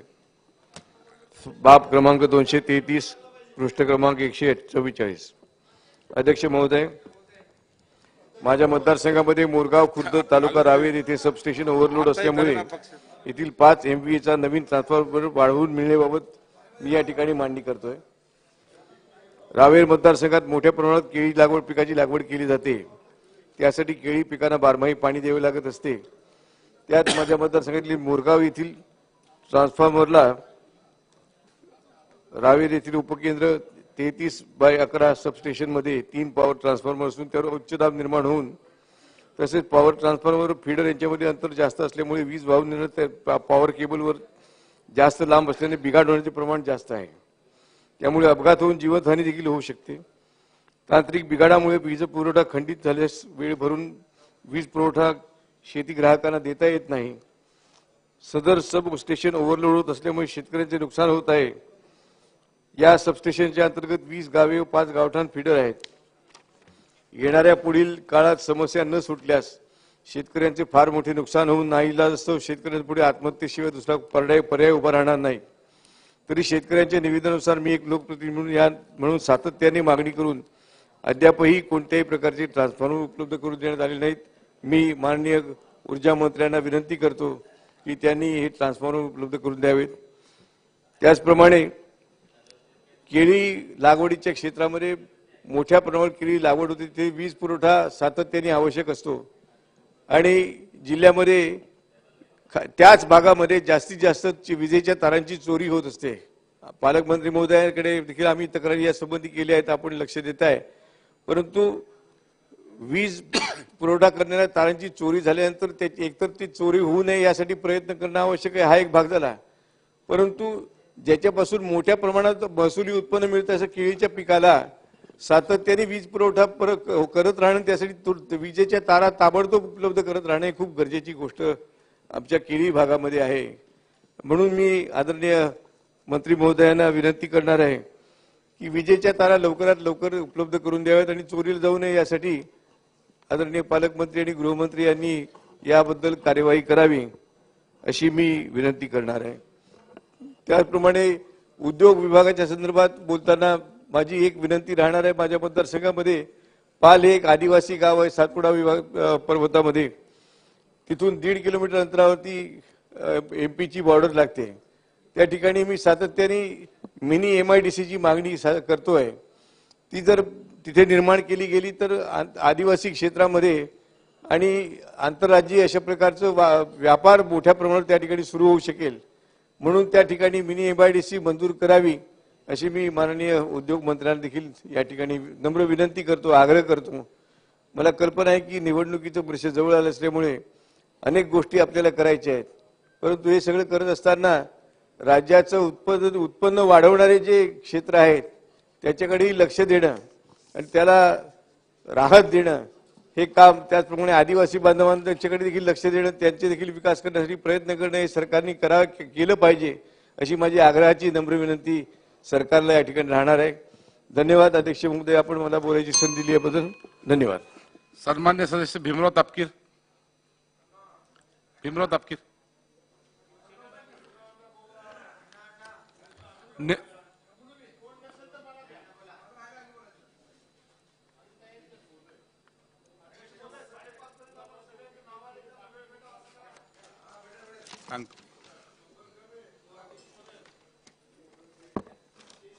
अध्यक्ष महोदय, या ठिकाणी ऊर्जा विभागाच्या संदर्भामध्ये जर बोलायचं झालं तर माझ्या मतदारसंघामधील काही ग्रामीण भाग आहे आणि त्या ग्रामीण भागामध्ये आपण पाठीमागच्या वेळेस त्यावेळेचे मंत्री महोदयांनी बोलले होते की 65चा असणारा ट्रान्सफॉर्मर त्या ठिकाणी बदलून त्या ठिकाणी 100चा करण्यात येणार आहे.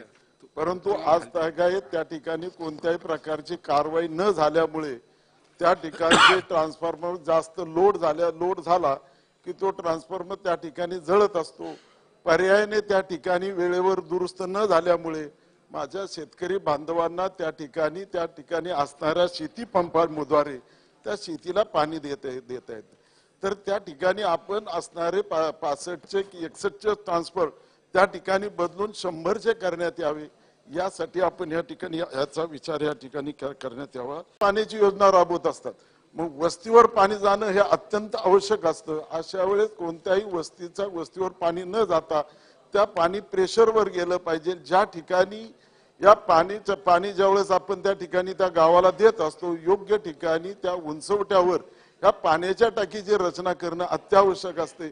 संपूर्ण वाड्या वस्त्याचा त्या ठिकाणी विचार केला पाहिजे आणि त्या ठिकाणी पाणी पुरवठा या ठिकाणी अत्यंत सुरळीतपणाने होण्यासाठी जलयुक्त शिवार अंतर्गत योजनेमध्ये जी गावं या ठिकाणी घेतलेली आहेत, काही गावांच्या मध्ये तर आज आपण पाहतो की माझ्या मतदारसंघामध्ये शिवगंगा खोरे आहे, त्या ठिकाणी 65 कोटी रुपयाची पाण्याची योजना त्या ठिकाणी राबवत असताना ठेकेदार अत्यंत संत गतीने काम करत आहे. अशा पद्धतीने जर काम करण्याची जर त्या ठिकाणी नियोजन केलं तर मला वाटत नाही की भविष्य काळामध्ये त्या ठिकाणी लवकरात लवकर ती पाण्याची योजना पुरवेल. अशासाठी सुद्धा आपण योग्य ते आदेश किंवा योग्य ते निर्देश संबंधित अधिकाऱ्याला देणं आणि ते लवकरात लवकर काम त्या ठेकेदाराकडून करून घेणं. धन्यवाद. सन्माननीय सदस्य राजू नवगरे.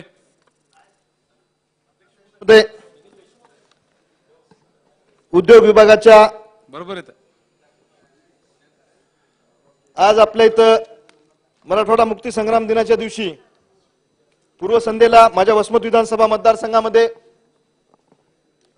एक MIDC 150 एकर मध्ये मंजूर करण्यात आलेली आहे आणि त्या MIDC ला HPC हाय पॉवर कमिटीमध्ये घेऊन त्याला स्पीड देण्याची अत्यंत आवश्यकता आहे. मी आपल्या माध्यमातून उद्योग मंत्री उदयजी सामंत साहेब यांना सांगू इच्छितो की आमचा जिल्हा नाउद्योग जिल्ह्यामध्ये येतो आणि ही MIDC झाली तर निश्चित 5000 तरुण मुलांना हाताला रोजगार तिथे मिळू शकतो आणि 500 नवीन उद्योजक त्या माध्यमातून तयार होऊ शकतात. दुसरं अध्यक्ष महोदय, मी ऊर्जा विभागाच्या माध्यमातून बोलत आहे. ऊर्जा विभागाच्या बाबतीमध्ये असं झालंय की आता ऊर्जा विभागाच्या बाबतीमध्ये जर एखादा माझ्यासारखा तरुण मुलगा शेतीच्या मागे लागला तर तिथं विजेची अत्यंत कमतरता त्या माध्यमातून भासत आहे. माझ्या इथं टाकळखोप्याला कालच 132 kV केंद्र मंजूर झालेलं आहे. पोटा, मुडी आणि आसेगाव इथे 33 kV केंद्र मंजूर आहेत. जवळा बाजारला एक 5 MVA चा अतिरिक्त ट्रान्सफॉर्मर मागितलाय. पण ज्यावेळेस एखादा शेतकरी तिथं शेती करत असताना सातत्याला त्या विजेच्या टंचाईचा सामना त्याला त्या माध्यमातून करावा लागत आहे. त्यामुळे हे जे माझे केंद्र आहेत ते लवकरात लवकर मंजूर करून देण्यात यावे ही मी आपणास विनंती करतो. इतर मागासवर्गीय व बहुजन कल्याण विभाग या माध्यमातून मराठा समाजाच्या मागासलेपणाच्या सर्वेक्षणासाठी निधीची उपलब्धता करून दिलेली आहे. मी अध्यक्ष महोदय आपल्या माध्यमातून या सभागृहाला आणि या सरकारला सांगू इच्छितो की मराठा समाज हा अत्यंत आजच्या पदस्थितींना एकरावर असलेला हा समाज आज गुंठ्यावर आलेला आहे आणि आज मराठा समाजातील तरुण कित्येक तरुण बेरोजगार आहेत. 400-400 200-200 पोरं प्रत्येक गावामध्ये तिथं त्या माध्यमातून बेरोजगार आहेत. त्यावेळेस मी आपणास विनंती करतोय की मराठवाड्यातील हक्काचे मराठा आरक्षण त्या आरक्षणासंदर्भात सरकारने श्वेतपत्रिका कळावी आणि 23ला मराठा कुणबी म्हणून आरक्षण होते, हैदराबाद स्टेट मध्ये मराठा म्हणून आरक्षण होते. काकासाहेब कालेलकर आयोगाने जो अहवाल सादर केला त्यामध्ये सुद्धा मराठाला ओबीसी म्हणून आरक्षण होतं. आंध्र प्रदेशाची निर्मिती झाली, मराठ्यांचा मराठा म्हणून ओबीसी मध्ये समावेश होता. 60ला संयुक्त महाराष्ट्र झाला, त्याच वेळेस मराठवाड्यातील मराठा समाजाला ओबीसी समावेश होणे आवश्यक होते, पण त्यावेळेस ते झालं नाही. मी आपल्या माध्यमातून विनंती करतोय की मराठा समाज हा सगळ्या 18 पगड जातीच्या लोकांना सोबत घेऊन चालण्याचं काम करत असतो. ते कधीही कोण्या समाजावर अन्याय करत नाही. जर एखाद्या माणसाला जर गावात अडचण आली, मी अध्यक्ष महोदय सरपंच पदापासून काम केलेलं आहे, मी 3 वेळेस ग्रामपंचायत सदस्य म्हणून काम केलेलं आहे. मराठा समाज हा सगळ्या जाती धर्माच्या लोकांना घेऊन चालतो. जर एखाद्या बाकीच्या समाजाला अडचण आली तर सगळ्यात जिथं लवकर जाऊन मराठा समाजाचा माणूस तिथं मदत करण्याचा प्रयत्न करत असतो. आणि आज या राजकीय लोकांची 288 आमदार या सभागृहामध्ये आहेत, त्यांची एवढी मोठी आरक्षणामुळे पंचायत झालेली आहे. जर आपण बोलावं तर काय बोलावं? आपल्या समाजासाठी ज्या समाजाने तिथं जन्म घेतलाय त्यासाठी बोलायला गेलं तर बाकीचे समाज नाराज व्हायलेत आणि बाकीच्या समाजाच्या बाबतीमध्ये आपण सांगायला गेलं तर त्या बाबतीमध्ये ते समजून घेण्याचा कोणी प्रयत्न करत नाही. मी आपल्या माध्यमातून अध्यक्ष महोदय विनंती करतोय की आता हे सगळं जे खेळ चालू आहे ते मला तर वाटतं आपल्या राजकीय लोकांनी पांढऱ्या कपड्यावाल्यांना सुरू केलेलं आहे. पुरवणी मागण्यावरती बोला. आपण अध्यक्ष महोदय पुरवणी मागण्याच्या माध्यमातून बोलतोय की निश्चित या समाजाला न्याय देण्याचं काम आपल्या माध्यमातून होईल. दुसरं धनगर समाजाच्या बाबतीमध्ये आपण तिथे बघत असताना त्यांना प्रशिक्षणासाठी पैसे ठेवलेत, त्यांना तिथं कुक्कुट पालनासाठी आणि त्याच्या याच्यासाठी निधी उपलब्ध करून दिला 481 कोटी. पण धनगर समाजाला चटई क्षेत्र ज्या पद्धतीनं त्यांना तिथं त्यांच्या मेंढ्या चारायसाठी क्षेत्र उपलब्ध करून देण्याचं काम आहे ते सुद्धा आपल्याला सरकारच्या माध्यमातून करावं लागत असेल. कालच माझ्या मतदारसंघामधील एक तरुण शेतकरी धनगर समाजाचा कोर्टा नावाचं गाव होतं, आव्हाड नावाचा शेतकरी होता. त्यानं आपल्या कष्टातून 100 मेंढ्या तिथं कमविल्या होत्या आणि तिथं कुठेतरी तो त्या चारायला गेला. बाजूलाच वाघी नावाचं गाव होतं. अध्यक्ष महोदय, डोळ्यात पाणी आणून तो माणूस सांगत होता त्याच्या 30 मेंढ्या तिथं मृत्यू पावल्या. मी कालच मुख्यमंत्री महोदयाला तिथं विनंती केली की त्यांना विशेष अनुदान त्या माध्यमातून उपलब्ध झालं पाहिजे आणि तिथं मुख्यमंत्री सहायता निधीच्या माध्यमातून त्यांना मदत झाली पाहिजे. अध्यक्ष महोदय, मी आपल्या मार्फत एवढीच इथं विनंती करतोय की महात्मा ज्योतिबा फुले संशोधन व प्रशिक्षण संस्था, महाज्योती आसन, बार्टी आसन, सारथी आसन या माध्यमातून आपण तिथं विद्यार्थ्यांना शिक्षणासाठी तिथं निधी उपलब्ध करून देण्याची गरज आहे. आणि महात्मा ज्योतिबा फुले आणि सावित्रीबाई फुले यांना सुद्धा आपण तिथं त्यांना पुरस्कार तर दिलेलाच आहे, पण त्या माध्यमातून त्यांना तिथं भारतरत्न सुद्धा पुरस्कार त्या माध्यमातून त्यांना देण्यात यावा. आज आपण बघत असाल की मुस्लिम समाज, मराठा समाजासाठी आपण बार्टी स्थापन केली, वेगवेगळ्या याच्यासाठी आपण तिथं हे सारथी सभा केली. पण मुस्लिम समाज, जो समाज शिक्षणापासून वंचित आहे, जो समाज कष्ट करणारा समाज आहे, ज्या तरुण मुलं ते हाताला लागतील ते काम करतात, त्या अल्पसंख्याक समाजातील युवक युवतींसाठी आपण जर तिथं मौलाना आझाद संशोधन प्रशिक्षण संस्था माल्टी जर स्थापन केली तर निश्चित या तरुण विद्यार्थ्यांना त्या मुस्लिम समाजातील मागासलेपण दूर होण्यासाठी तिथं उपयोग होईल.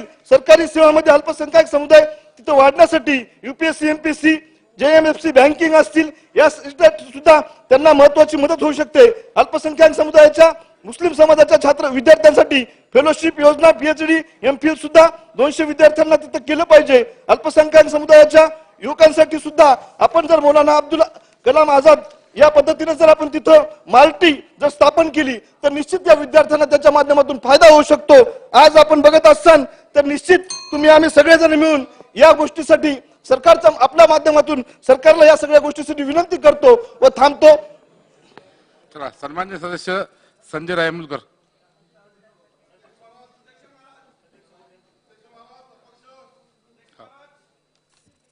धन्यवाद अध्यक्ष महोदय. आजच्या पुरवणी मागण्यावर उद्योग, ऊर्जा, कामगार विभाग बाब क्रमांक 229, 230, 231 आणि 233, पान क्रमांक 142, 143 मेकर MIDC येथे आजपर्यंत कोणताही उद्योग अस्तित्वात आलेला नाही.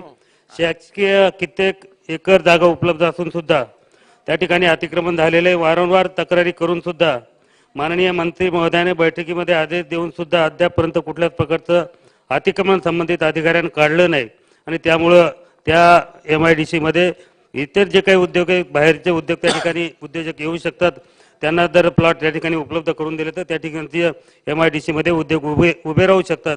म्हणून यासाठीच्या ज्या काही या अडचणी या अधिकाऱ्याकडनं निर्माण झालेल्या आहेत त्या तात्काळ त्याच्यावरती उपाय शोधून किंवा त्याच्यात तशा प्रकारचे आदेश देऊन ते त्यांच्यावरती कारवाई करणं आणि संबंधितांना प्लॉट उपलब्ध करून देणं या ठिकाणी गरजेचं झालेलं आहे. त्याचसोबत ऊर्जा विभागाच्या माध्यमातून लोणार येथील 220 kV उपकेंद्र मंजूर झाले आहे, परंतु उपकेंद्राचे काम अद्यापर्यंत सुरू झाले नाही.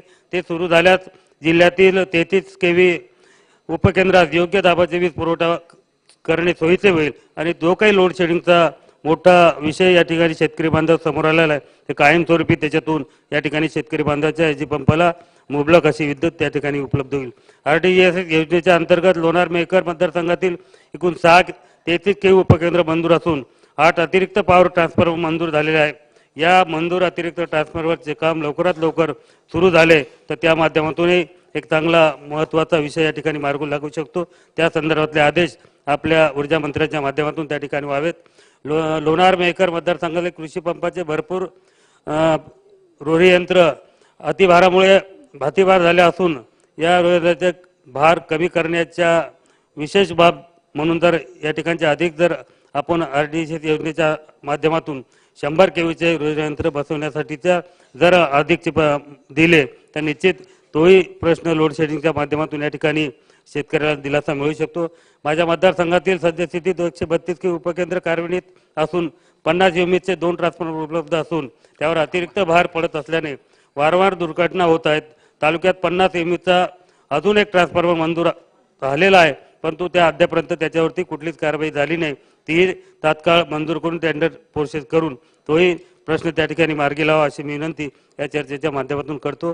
मेहकर, लोणार आणि सिंदखेड या 3 तालुक्यासाठी उपविभागीय कार्यालयाची बऱ्याच वर्षापासूनची मागणी आणि जो काही प्रस्ताव शासन दरबारी आलेला आहे तो ज्या आपल्या कंडिशन आहेत त्या कंडिशन माध्यमातून ते पूर्णत्वास या ठिकाणी जो परिपूर्ण प्रस्ताव शासनात आलेला आहे त्यालाही जर मेहकर, लोणार आणि सिंदखेड राज्यासाठी खामगावचं जे काही आमचं उपविभागीय कार्यालय आहे ते जर मेहकरमध्ये दिलं तर आमच्या 3 तालुक्याचा शेतकऱ्याचा प्रश्न त्या ठिकाणी मार्गी लागू शकतो. ही अशी मागणी मी तात्काळ ते करून देण्याची मागणी करतो. पाणी पुरवठा विभागाच्या माध्यमातून जलजीवन मिशन अंतर्गत प्रादेशिक पाणी पुरवठा व गावनिहाय योजनेचे आराखडे तयार करताना अनेक त्रुटी त्यात त्रुटी आहेत. त्या आवश्यक त्या त्रुटी कंप्लीट करून जे काही त्रुटी असतील त्या पॉझिटिव्ह दृष्ट्या त्याला बघून ते पाणी पुरवठा मंत्र्याच्या माध्यमातून त्याला आपण सहमती द्यावी अशी विनंती करतो. लोणी, लोणार, लवाळा ही 6 गावे प्रादेशिक पाणी पुरवठा योजनेच्या अनेक उपांगाचा समावेश करण्यात आलेला नाही. त्यामुळे प्रामुख्याने वाढीव वितरण व्यवस्था आवश्यक वाढीव कॉन्क्रिटीकरण करणे त्याचा समावेश करणे आणि जी काही उर्वरित कामं राहिली त्याच्यासाठी अधिकचा निधी देणे अशी द्यावे अशी मागणी मी आजच्या या चर्चेच्या माध्यमातून या ठिकाणी करतो. दानेश्वर, कळमेश्वर प्रादेशिक पाणी पुरवठा योजना करताना DPR मध्ये अनेक त्रुटी त्या ठिकाणी झालेल्या आहेत. त्या त्रुट्या पूर्ण करून ज्याला सुधारित प्रशासकीय मान्यता देण्याची मागणी मी या चर्चेच्या माध्यमातून या ठिकाणी करतो. आणि त्यात खास करून बच्चूभाऊ कडू यांनी जो काही विषय या ठिकाणी मांडला की काही कामगार मंडळाच्या माध्यमातून जे काही कामगार मंडळाचे कार्ड दिले जातात, एकीकडे सुतार समाजाचा व्यवसाय या ठिकाणी बंद झालेला आहे म्हणून त्यांच्या उदरनिर्वाहाचं कुठलं साधन आता उपलब्ध नाही. म्हणून त्यासाठी कामगार मंडळाच्या माध्यमातून जे काही ग्रामीण भागामध्ये सुधार बांधव राहतात त्याच्यासाठीचे ही उपाययोजना म्हणून जे त्यांच्या कुटुंबातले जे काही होतकरू तरुण असतील त्यांना तशा प्रकारचं लायसन उपलब्ध करून त्यांच्या माध्यमातून ज्या काही सोयी सवलती दिल्या जातात त्याच्या माध्यमातून त्यांच्या कुटुंबाची जबाबदारी आणि जे काही त्या अडचणी येतील त्या सोडवण्यासाठी त्याच्या माध्यमातून मदत होईल अशी विनंती मी आजच्या चर्चेच्या माध्यमातून करतो. अध्यक्ष महोदय, आपण मला बोलण्याची संधी दिली त्याबद्दल मी आभार व्यक्त करतो. धन्यवाद. मोहम्मद इस्माईल अब्दुल खलील.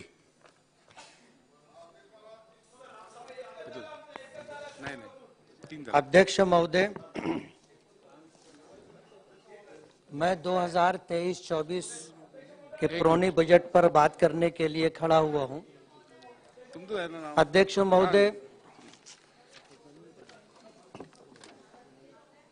कामगार विभाग, ऊर्जा विभाग और स्वच्छता विभाग और इसी तरह पानी पुरोठा के ऊपर बात करने के लिए मैं खड़ा हुआ हूं।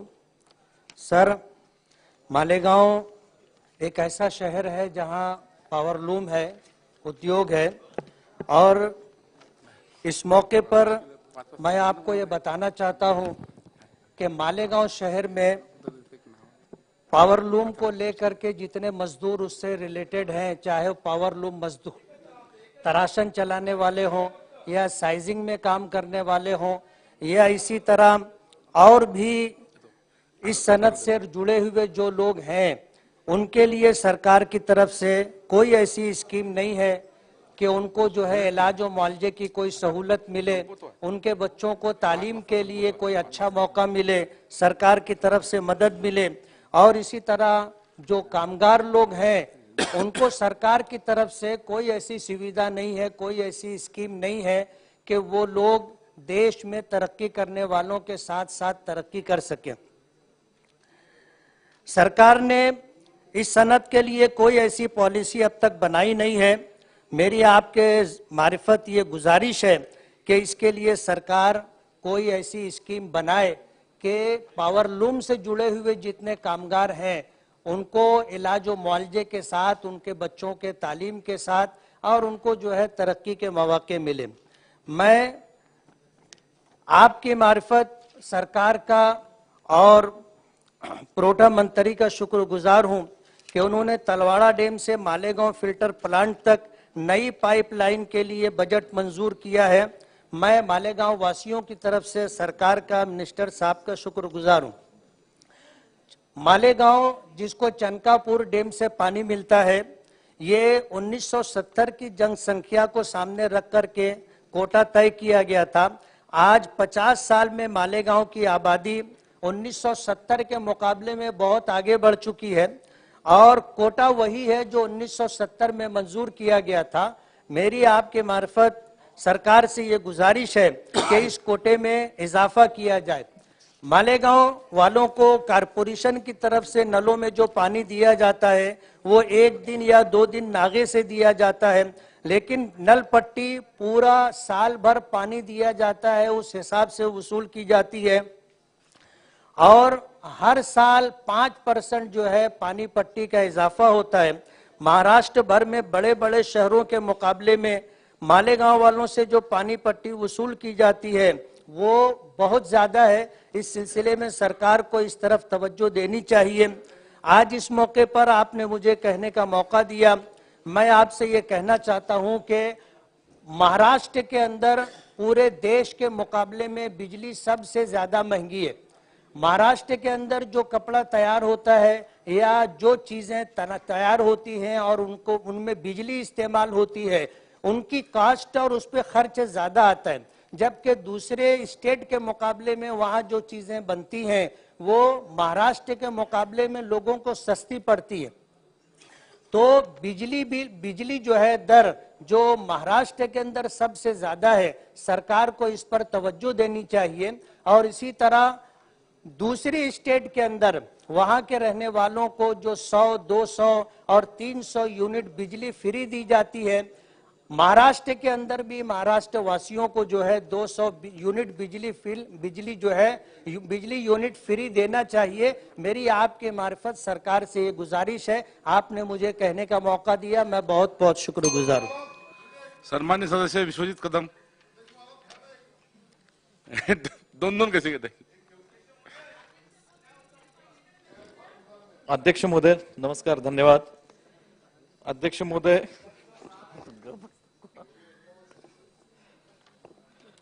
महोदय, राज्याच्या उद्योग विभागाच्या पुरवण्या मागण्यासंदर्भात मी माझे विचार मांडण्याकरता इथे उभा आहे।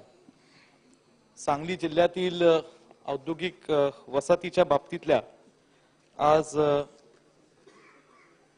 ज्या 13 औद्योगिक वसाहती आज सांगली जिल्ह्यामध्ये कार्यरत आहेत, त्यातील ज्या 6 सहकारी औद्योगिक वसाहती आहेत, अध्यक्ष महोदय, या 6 औद्योगिक वसाहती गेल्या अनेक वर्षांपासून ह्या तिथल्या ज्या भौतिक सुविधा आहेत, या तिथल्या सहकार औद्योगिक क्षेत्राच्या माध्यमातून तिथल्या सुविधांना एक राज्य शासनाच्या जिल्हा माध्यमातून, जिल्हा डीपीडीसी असेल ह्याच्या माध्यमातून एक मदत होते। परंतु जे उर्वरित औद्योगिक वसाहती आहेत, अध्यक्ष महोदय, गेल्या अनेक वर्षांपासून ना राज्य सरकार ना जिल्हा नियोजन समिती या कुठल्याही बाबतीतल्या त्या औद्योगिक वसाहतींना प्रोत्साहन देणाऱ्या, तिथे औद्योग धंदे उभे राहण्याकरता कुठली मदत गेल्या काही वर्षात होऊ शकली नाही।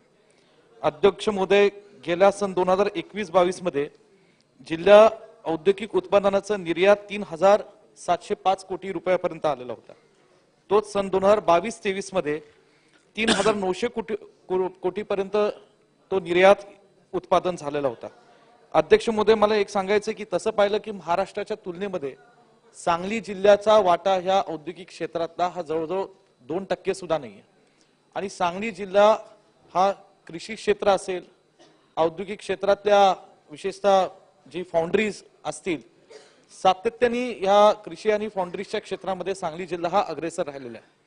कृषी बाबतीतल्या हळद, डाळिंब, द्राक्ष आणि साखर उत्पादन या 4 क्षेत्रात सुद्धा सांगली जिल्हा हा नेहमी अग्रेसर राहिला। परंतु आज तिथे सांगली जिल्ह्यामध्ये या औद्योगिक वसाहतींना आणि या कृषी क्षेत्रातल्या या जिथे ते काय द्राक्ष प्रक्रिया करणाऱ्या ज्या आपल्या कोल्ड स्टोरेजच्या युनिट्स आहेत, त्याला प्रोत्साहन देणाऱ्या काही राज्य शासनाकडे ठोस अशा या ठिकाणी उपाययोजना किंवा स्कीम्स केल्या गेल्या नाहीत।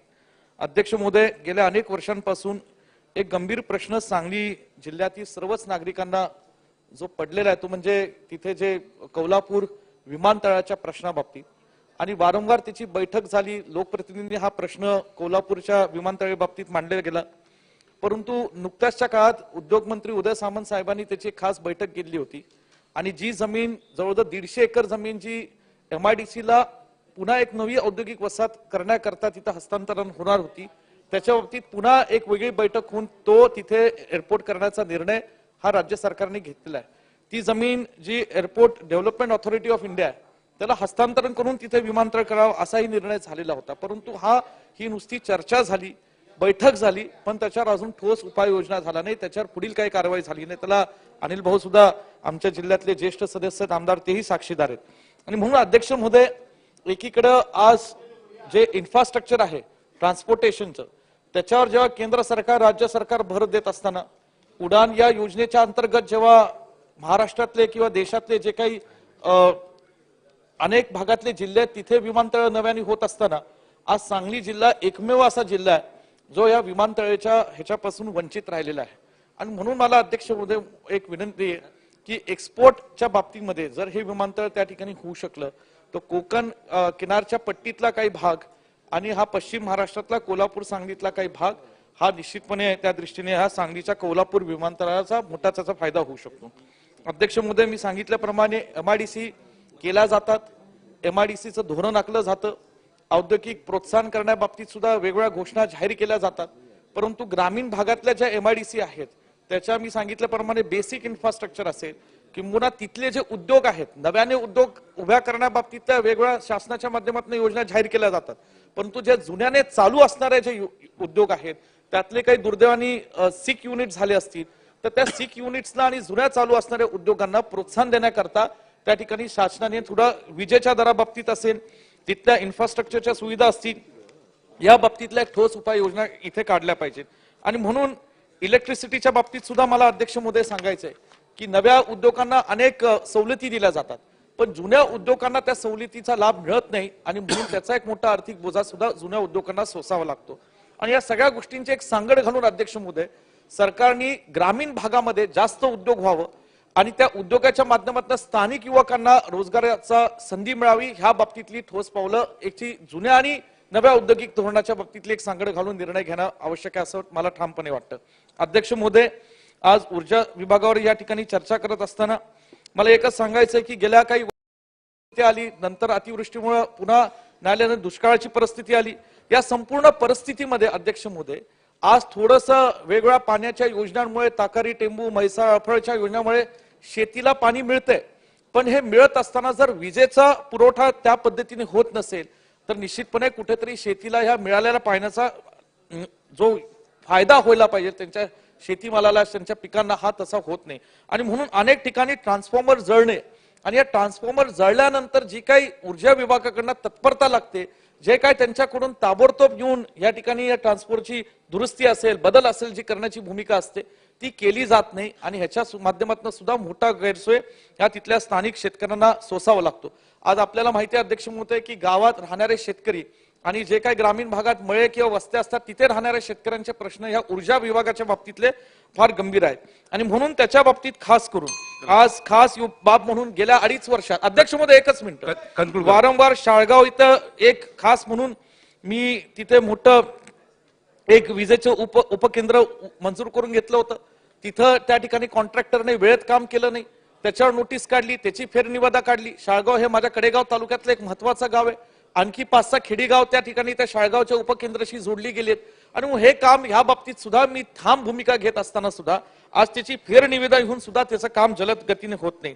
आणि म्हणून या सांगली जिल्ह्यातील आणि माझ्या पलूस कडेगाव तालुक्यातील आज अनेक ठिकाणी नव्या वीज कनेक्शन देणं या ठिकाणी आवश्यकता आहे. जुन्या डीपी जळत असताना तिथे ताबडतोब तिथे सोयी करणं ही आवश्यकता आहे.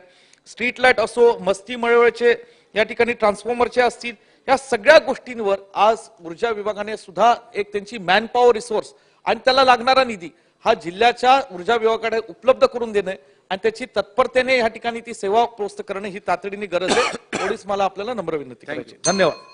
सन्मान्य सदस्य हरिभाऊ बागडे. अध्यक्ष महाराज, बोलतो आंदोलन बोल. बाब क्रमांक 259 केंद्र पुरस्कृत जल जीवन अभियानाच्या अंमलबजावणीसाठी राज्य हिस्सा म्हणून 822 कोटी रुपये ची तरतूद या पुरवणी मागण्यामध्ये केलेली आहे. अध्यक्ष महाराज, जल जीवन योजना जलजीवन मिशन हे आपल्या देशाचे पंतप्रधान माननीय नरेंद्रजी मोदी साहेबांनी 2019च्या 2019च्या 15 ऑगस्टच्या लाल किल्ल्यावर जे भाषण झालं होतं त्याच्यामध्ये जाहीर केलेली होती आणि त्यांनी म्हटलं होतं की 5 वर्षामध्ये प्रत्येक घरामध्ये शुद्ध आणि चांगलं पाणी पोहोचण्याचा हा निर्णय त्यांनी केला होता. परंतु महाराष्ट्रामध्ये ती योजना लागू करायला आता 1.5 वर्ष झालं असेल, फार चालतं तर 2 वर्ष नुसती कागदावर राहिली बरेच दिवस.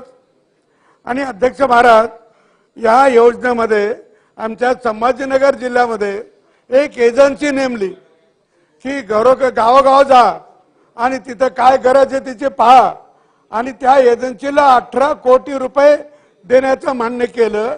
आणि त्याने कोणाला तरी कॉलेजच्या मुलाला वगैरे पाठवून कोणाला भेटले नाही भेटले, ग्रामपंचायतला माहित नाही, सरपंचाला माहित नाही, ग्रामसेवकाला विचारलं तर तो म्हणतो माहित नाही.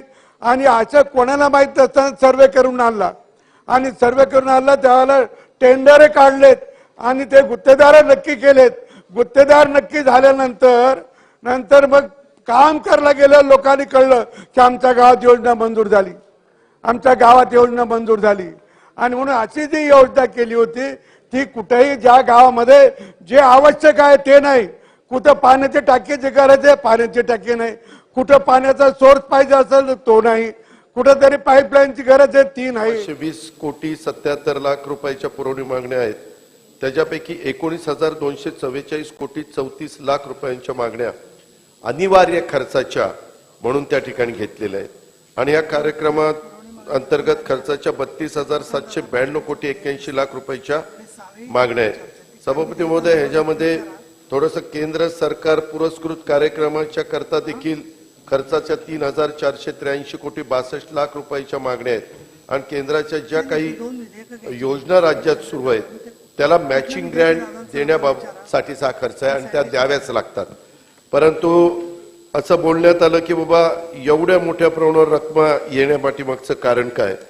सभापती महोदय, मला आपल्या मार्फत सभागृहाला या बाबतीमध्ये अतिशय स्पष्टपणे सांगायचं आहे की एवढ्या सगळ्या मागण्या आम्ही 23-24ला ज्यावेळेस राज्य सरकारने 16,122 कोटी इतक्या महसुली तुटीचा अर्थसंकल्प त्यावेळेसचे अर्थमंत्री देवेंद्र फडणवीस साहेबांनी सादर केला. त्यामध्ये महसुली जमा होती 4,49,522 कोटी 61 लाख आणि महसुली खर्च होता 4,65,745 कोटी एवढ्या असण्याचं त्याच्यामध्ये अपेक्षित होतं. डिसेंबर 23 जे आहे त्या हिवाळी अधिवेशनाच्या निमित्ताने आम्ही 55,520 कोटी रुपयाच्या पुरवणी मागण्या सादर केल्या आणि त्याच्यातला आत्ताच वित्तीय भार मी तुम्हाला 48,384 कोटी रुपयाचा सांगितला. यामध्ये रक्कम वाढली ही गोष्ट मी मान्यच करतो, परंतु केंद्र पुरस्कृत योजना त्याच्यामध्ये ह्या राज्य सरकारचा जो काही हिस्सा असतो तो संपूर्ण हिस्सा त्याच्यामध्ये टाकला की उद्या असं व्हायला नको की केंद्र सरकार योजनांना पैसे देतो आणि राज्य सरकारने त्यांची मॅचिंग ग्रँट दिली नाही, त्याच्यामुळे ते पैसे आले नाही आणि तेवढ्या रकमेला राज्य सरकारला मुकावं लागलं असतं. म्हणून तिथं आपण 100% अर्थसंकल्पीय राज्याचा हिस्सा केलेला आहे. जलजीवन मिशनच्या बद्दल देखील काही सन्मान्य सदस्यांनी भूमिका मांडली. वास्तविक देशाचे पंतप्रधान नरेंद्र मोदी साहेबांचा हा फार महत्वपूर्ण अशा प्रकारचा कार्यक्रम आहे आणि त्यांची इच्छा आहे की 75 वर्ष देशाला स्वातंत्र्य मिळून झाल्यानंतर इथल्या वाडी वस्तीवर ताड्यावर पांड्यावर प्रत्येक माणसाला पिण्याचं पाणी नळाच्या द्वारे त्या ठिकाणी मिळालं पाहिजे आणि त्याच्यात 50% रक्कम केंद्र सरकार देतं, 50% रक्कम राज्य सरकारने घालायची असते. त्याच्यामुळे केंद्र पुरस्कृत योजनांच्यासाठी जलजीवन मिशन केंद्र शासनाच्या महत्वाकांक्षी कार्यक्रमामुळे त्याच्यात आपल्याला 4,283 कोटी रुपयाची तरतूद ही करावी लागली. तिकडचा केंद्राचा पैसा पूर्णपणे मिळत असतो जेवढा आपण खर्च करतो, परंतु तेवढाच 50% रक्कम आपल्यालाही द्यावीच लागते आणि म्हणून आपण 31 मार्च पर्यंतचा विचार करून ती रक्कम ठेवलेली आहे. सभापती महोदय, भांडवली गुंतवणुकीसाठी देखील अर्थसहाय्य याही बाबतीमध्ये साधारण केंद्र सरकारने राज्यांना, आपल्या महाराष्ट्राला नाही सर्वच राज्यांना भांडवली गुंतवणुकीसाठी 50 वर्ष कालावधीच्या करता बिनव्याजी कर्ज दिलेलं आहे आणि ते प्रत्येक राज्यांनी उचललेलं आपण पण उचलतोय. ह्या प्रयोजनासाठी जे काही अर्थसहाय्यापैकी जास्तीत जास्त लाभ राज्याला आपला मिळाला पाहिजे म्हणून यापूर्वीच्या 7,996 कोटी तरतुदीशिवाय आता आपण पुरवणी मागणीद्वारे 2,713 कोटी 50 लाख इतका निधी अर्थसंकल्पीय केलेला आहे. कारण हे 50 वर्षाच्या करता बिनव्याजी अशा प्रकारचं कर्ज आपल्याला मिळणार आहे. शेतकऱ्यांच्या करता पण तरतूद केली. सभापती महोदय, आपण नेहमीच म्हणतो, आज चर्चा पण झालेली आहे शेतकऱ्यांच्या अवकाळी पाऊस, गारपीट, वेगवेगळ्या पद्धतीनं त्यांचा पीक विमा वगैरे सगळ्या अडचणीच्या संदर्भात. त्यावेळेस शेतकऱ्याच्या पाठीशी नेहमीच हे शासन ठामपणे उभं राहत असतं आणि त्या धोरणात्मक निर्णयामुळेच नमो शेतकरी सन्मान निधी योजना ही त्या बाबतीमध्ये 2,175 कोटी आणि पंतप्रधान पीक विमा योजनेच्या हप्त्याकरता 2,768 कोटी हे शेतकऱ्यांना दिलेच गेले पाहिजेत, ते वेळेत गेले पाहिजेत आणि त्याच्याकरता ही अल्पमुदतीच्या पीक कर्जाच्या करता 218 कोटी किंवा पंजाबराव देशमुख व्याज सवलत योजना त्याच्यामध्ये 100 कोटी. कांदा उत्पादकांना मागं राज्याच्या मुख्यमंत्र्यांनी जाहीर केलेलं होतं की आम्ही मदत करणार, त्याच्यामध्ये अनुदानाकरता काही कोटी रुपयाची कमतरता भासली होती, त्याच्यात 301 कोटी रुपयाची तरतूद आपण केलेली आहे. अशा तऱ्हेने सभापती महोदय कृषी क्षेत्रासाठी आपण जवळपास 5,563 कोटीची पुरवणी मागणी सादर केलेली आहे. सभापती महोदय, मला आदिवासी मंत्री विजय गावित साहेब, नरहरी झिरवाळ साहेब आणि आदिवासी अनेक आमदारांनी एक मागणी केलेली होती की बाबा आदिवासी विकासासाठी आम्ही 2,058 कोटीची पुरवणी मागणी सादर केलेली. त्याच्या पाठीमागचं कारण राज्याचं एकूण 1,72,000 कोटी इतक्या नियतवेच्या तुलनेत आदिवासी क्षेत्राच्या करता साधारण 15,966 कोटी इतका नियतव्यय आपल्याला द्यावा लागतो. तो आकडा येतो 9.28% इतका नियतव्यय आदिवासी क्षेत्रासाठी अर्थसंकल्पित करून उपलब्ध करून देण्याच्या करता आपण हा निर्णय घेतला. आणि मला सभागृहाला सांगायचं आहे की हा गरीब आदिवासी वर्ग आहे, त्यांच्या करता इतक्या मोठ्या प्रमाणावर पहिल्यांदाच आदिवासी क्षेत्राकरता निधी उपलब्ध करून दिलेला आहे. ही गोष्ट डॉक्टर गावित साहेब आपल्याला मान्य करावी लागेल आणि आम्ही ते कबूल केलेलं होतं. मीटिंग ज्यावेळेस आपण घेतलेली होती, माझं देवेंद्रजी आणि एकनाथरावांशी शिंदे साहेबांशी पण मुख्यमंत्री महोदयांशी बोलणं झालं होतं. त्या प्रकारे ती तरतूद केली. उद्योगांना बऱ्याचदा अनेक लोकप्रतिनिधी म्हणत असतात की तुम्ही उद्योगांना बोलवता, त्यांना सांगता की आम्ही तुम्हाला प्रोत्साहन देऊ आणि त्याच्यामध्ये विशाल प्रकल्पांना प्रोत्साहन देण्याच्या करता किंवा लघु मध्यम मोठ्या घटकांना मदत करण्याच्या करता ज्यावेळेस तुम्ही सांगता त्यावेळेस सांगता, परंतु त्यांचा निधी त्यावेळेस अनुदान त्यांना त्या बाबतीमध्ये मिळत नाही. म्हणून यावेळेस जाणीवपूर्वक अर्थसंकल्पात 3,300 कोटी रुपयाची तरतूद पुरवणी मागण्यामध्ये आपण केलेली आहे आणि त्याच्यातनं 3,000 कोटीची अर्थसंकल्पीय तरतूद आपण दाखवलेली आहे. तसंच जिल्हा परिषद शिक्षकांचं वेतन, मला वाटतं आज कोणतरी सन्मान्य सदस्य बोलत असताना म्हणाले का वंजारीजी म्हणाले, माझ्या लक्षात नाही, पण कोणीतरी म्हणालं किंवा राज्यातल्या प्राथमिक माध्यमिक उच्च माध्यमिक अनुदानित शाळांमधील शिक्षक कर्मचाऱ्यांचं वेतन सेवानिवृत्तीचा विषयक लाभ तसंच 7व्या वेतन आयोगाचा 3रा 4था ह्याच्याकरता तरतूद तुम्हाला आधी सुरुवातीला करता आली नाही का? कधी कधी मला सन्माननीय सदस्यांना सांगायचं, कधी कधी काही निर्णय अर्थसंकल्प सादर झाल्यानंतर घडतात आणि मग त्याला तरतूद केल्याशिवाय चालत नाही. म्हणून आम्हाला त्याच्यात 2,728 कोटी 41 लाख रुपयाची तरतूद ही करावी लागलेली आहे. निराधार योजनांच्या बद्दल पण सन्माननीय सदस्यांनी काही भूमिका मांडली.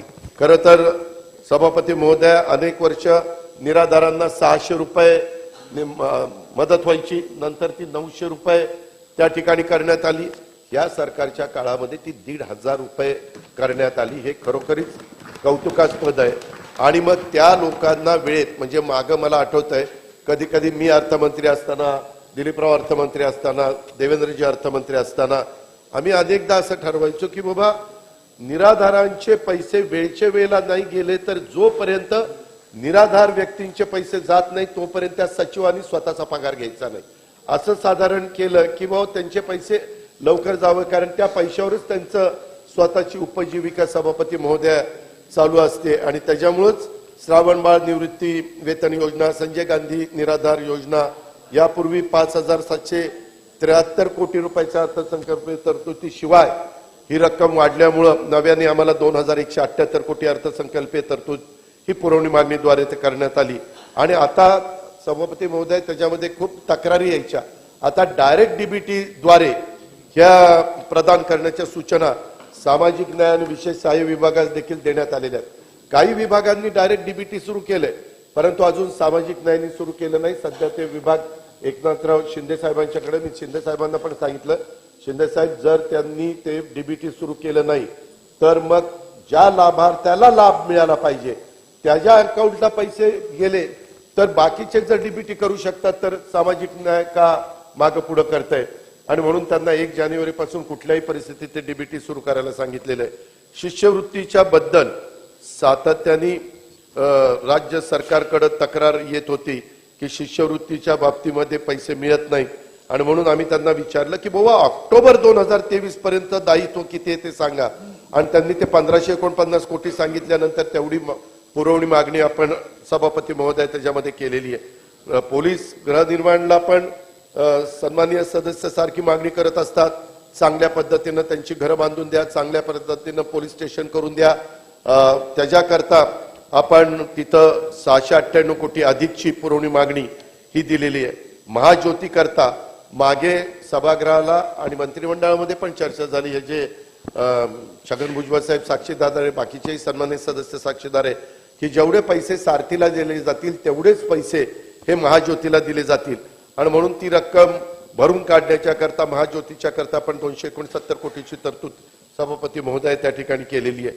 त्याचबरोबर सवलत मूल्य, मग याच्यामध्ये यंत्रमाग, वस्त्रोद्योग, कृषी पंप, ग्राहकांना वीज दरामध्ये सवलत आपण त्या बाबतीमध्ये देत असतो. आणि ती देण्याच्या करता आणि एसटी प्रवासामध्ये आपल्याला माहिती आहे की 50% महिलांना मोफत एसटीचं तिकीट आपण केलेलं आहे. आणि त्याच्यामुळं ह्या सगळ्या सवलती आपण देतो, दिव्यांगांना देतो, विद्यार्थ्यांना देतो. ह्याच्याकरता आपल्याला 1,000 कोटीची तरतूद एसटी प्रवासाच्या करता करावी लागली. आणि 1997 कोटी रुपयाची तरतूद ह्या वेगवेगळ्या वस्त्रोद्योग किंवा विजेच्या बद्दल आपण सहसा मराठवाडा विदर्भातल्या पण उद्योगांना विजेच्या बाबतीत सवलत देत असतो. असे 2,997 कोटी म्हणजे जवळपास 3,000 कोटी हे केले. सभापती महोदय, मोदी आवास घरकुल योजना ही ओबीसीच्या करता बांधण्याच्या करता 1,000 कोटी रुपयाची तरतूद आपण केलेली आहे. यशवंतराव चव्हाण मुक्त वसाहती योजनेकरता 158 कोटी आणि प्रधानमंत्री आवास योजनेच्या करता शहरी करता 334 कोटी. कारण सातत्याने ही मागणी यायची की इतर मागासवर्गीय घटकाला त्या प्रमाणामध्ये गरीब जो वर्ग आहे त्यांना तो लाभ घराचा मिळत नाही. म्हणून ही सगळी मिळून आम्ही 1492 कोटीची तरतूद केलेली आहे. आणि नागरी क्षेत्रात तरतुदीच्या करता ज्याचा उल्लेख मला वाटतं सन्माननीय सचिन अहिर आणि काही यांनी पण सन्माननीय सदस्यांनी त्याच्यामध्ये केलेला होता की बाबा तुम्ही हे कशा पद्धतीनं करता. सन्माननीय सदस्य सुनील शिंदे साहेबांनी पण हा मुद्दा काढलेला होता की बाबा तुम्ही हे सुखसोयी किंवा विकास करत असताना ठराविक लोकांना बघूनच देता. वास्तविक बहुतेक ठिकाणी आता प्रशासक आहेत त्याच्यावर काही नगरपंचायती, नगरपरिषदा, नगरपालिकेला निधी दिल्याशिवाय त्या पुढे जाऊ शकत नाही, तिथं विकासाचं काम करू शकत नाही. आणि त्याकरता 3,000 कोटी रुपयाची तरतूद आपण विशेष अनुदान, रस्ता अनुदान, नगरोत्थान याच्याकरता केलेली आहे. सभापती महोदय, केंद्र पुरस्कृत योजनेच्या करता मी मगाशीच सांगितलं की आपण ह्याच्यामध्ये अर्थसंकल्पीय तरतूद केंद्र हिस्सा आणि समरूप राज्य हिस्सा हे सर्व मंत्रालय विभागांना बीम प्रणालीवर 100% वितरित करण्याचा निर्णय घेतलेला आहे. आणि त्याचा परिपत्रक कालच्याच 8 डिसेंबर 2023 आम्ही निर्गमित केलेला आहे. सभापती महोदय, मधल्या काळामध्ये राज्याच्या प्रमुखांनी कोकण विकास प्राधिकरणाच्या बद्दलची घोषणा केलेली होती. याशिवाय कोकण विकास प्राधिकरण तयार करण्यात येतं, त्याला निधी पाहिजे होता. मी आज उत्तराच्या निमित्तानं सभागृहाला अवगत करू इच्छितो किंवा कोकणात सिंधुदुर्ग, रायगड, रत्नागिरी, पालघर, ठाणे ह्या सगळ्या भागाला अवगत करू इच्छितो की कोकण क्षेत्र विकास नियोजन विकास प्राधिकरण स्थापन करण्याबाबतची कारवाई करण्यात येते. यासाठी बीज भांडवल म्हणून ₹500 कोटी निधी हा टप्प्याटप्प्याने उपलब्ध करून देण्यात येईल. यापैकी सुरुवातीला आवश्यक असणारी पुरवणी मागण्यांपैकी लेखाशीर्ष 421,70,541 अंतर्गत मंजूर निधीतनं हा निधी उपलब्ध करून दिला जाणार आहे. हे पण मला ह्या चर्चेच्या निमित्तानं सभागृहातल्या सन्माननीय सदस्यांच्या लक्षामध्ये आणून द्यायचं. सभापती महोदय, आज चर्चा करत असताना काही मुद्दे हे आपले सन्माननीय सदस्य अभिजित वंजारी साहेबांनी त्या ठिकाणी उपस्थित केले. त्यांनी सांगितलं की बाबा माग त्यांनी काही दाखला हा ह्यांचाही दिला, आपले माजी त्यावेळेस मुख्यमंत्री विद्यमान उपमुख्यमंत्री देवेंद्र फडणवीस साहेबांचा. मी आपल्याला सांगू इच्छितो की पूरक मागण्या अंबादास दानवे साहेबांनी पण विरोधी पक्ष नेत्यांनी तो मुद्दा उपस्थित केलेला होता. आतापर्यंत पूरक मागण्या वेगवेगळ्या वर्षात, मी थोडस 16-17 पासून सांगतो, 15-16ला पूरक मागण्या अर्थसंकल्पीय अंदाजाशी प्रमाण जी टक्केवारी होती ती 14.59% होती. 16-17ला 12.42 होती. वंजारी साहेब 17-18ला 21.24 होती. 21.24 हे लक्षात घ्या. त्याच्यानंतर 18-19ला ते 9.82 आली. 19-20ला 16.21 आली. 19-20ला 16.21 आली. त्यावेळेस महाविकास आघाडीचं सरकार होतं, आपला त्याला पाठिंबा होता, मी पण त्याच्यात होतो. तर ते 16.21 होतं. नंतर 20-21ला 16.62 होतं. 21-22ला 12.54 होतं. 22-23ला 14.25 होतं. आणि आता 23-24ला 16% आले. त्याच्यामुळं असं काही आत्ताच आकाश पाताळ एकत्र झालं, काहीतरी नवीन काहीतरी आम्ही केलं असं समजण्याचं अजिबात कारण नाही. मी पण आर्थिक शिस्त पाळणारा एक कार्यकर्ता आहे. पण मगाशी मी तुम्हाला जे काही सांगितले की ह्या गोष्टीला आपल्याला निधी देणं क्रमप्राप्त होतं. ते दिल्याशिवाय आपण शेवटी सरकार कशा करता चालवतो, तर समाजातल्या शेवटच्या माणसाला मदत झाली पाहिजे ह्याच दृष्टिकोनातून चालवतो. आणि त्याचबद्दलची तरतूद सभापती महोदय आम्ही या निमित्तानं त्या ठिकाणी केलेली आहे.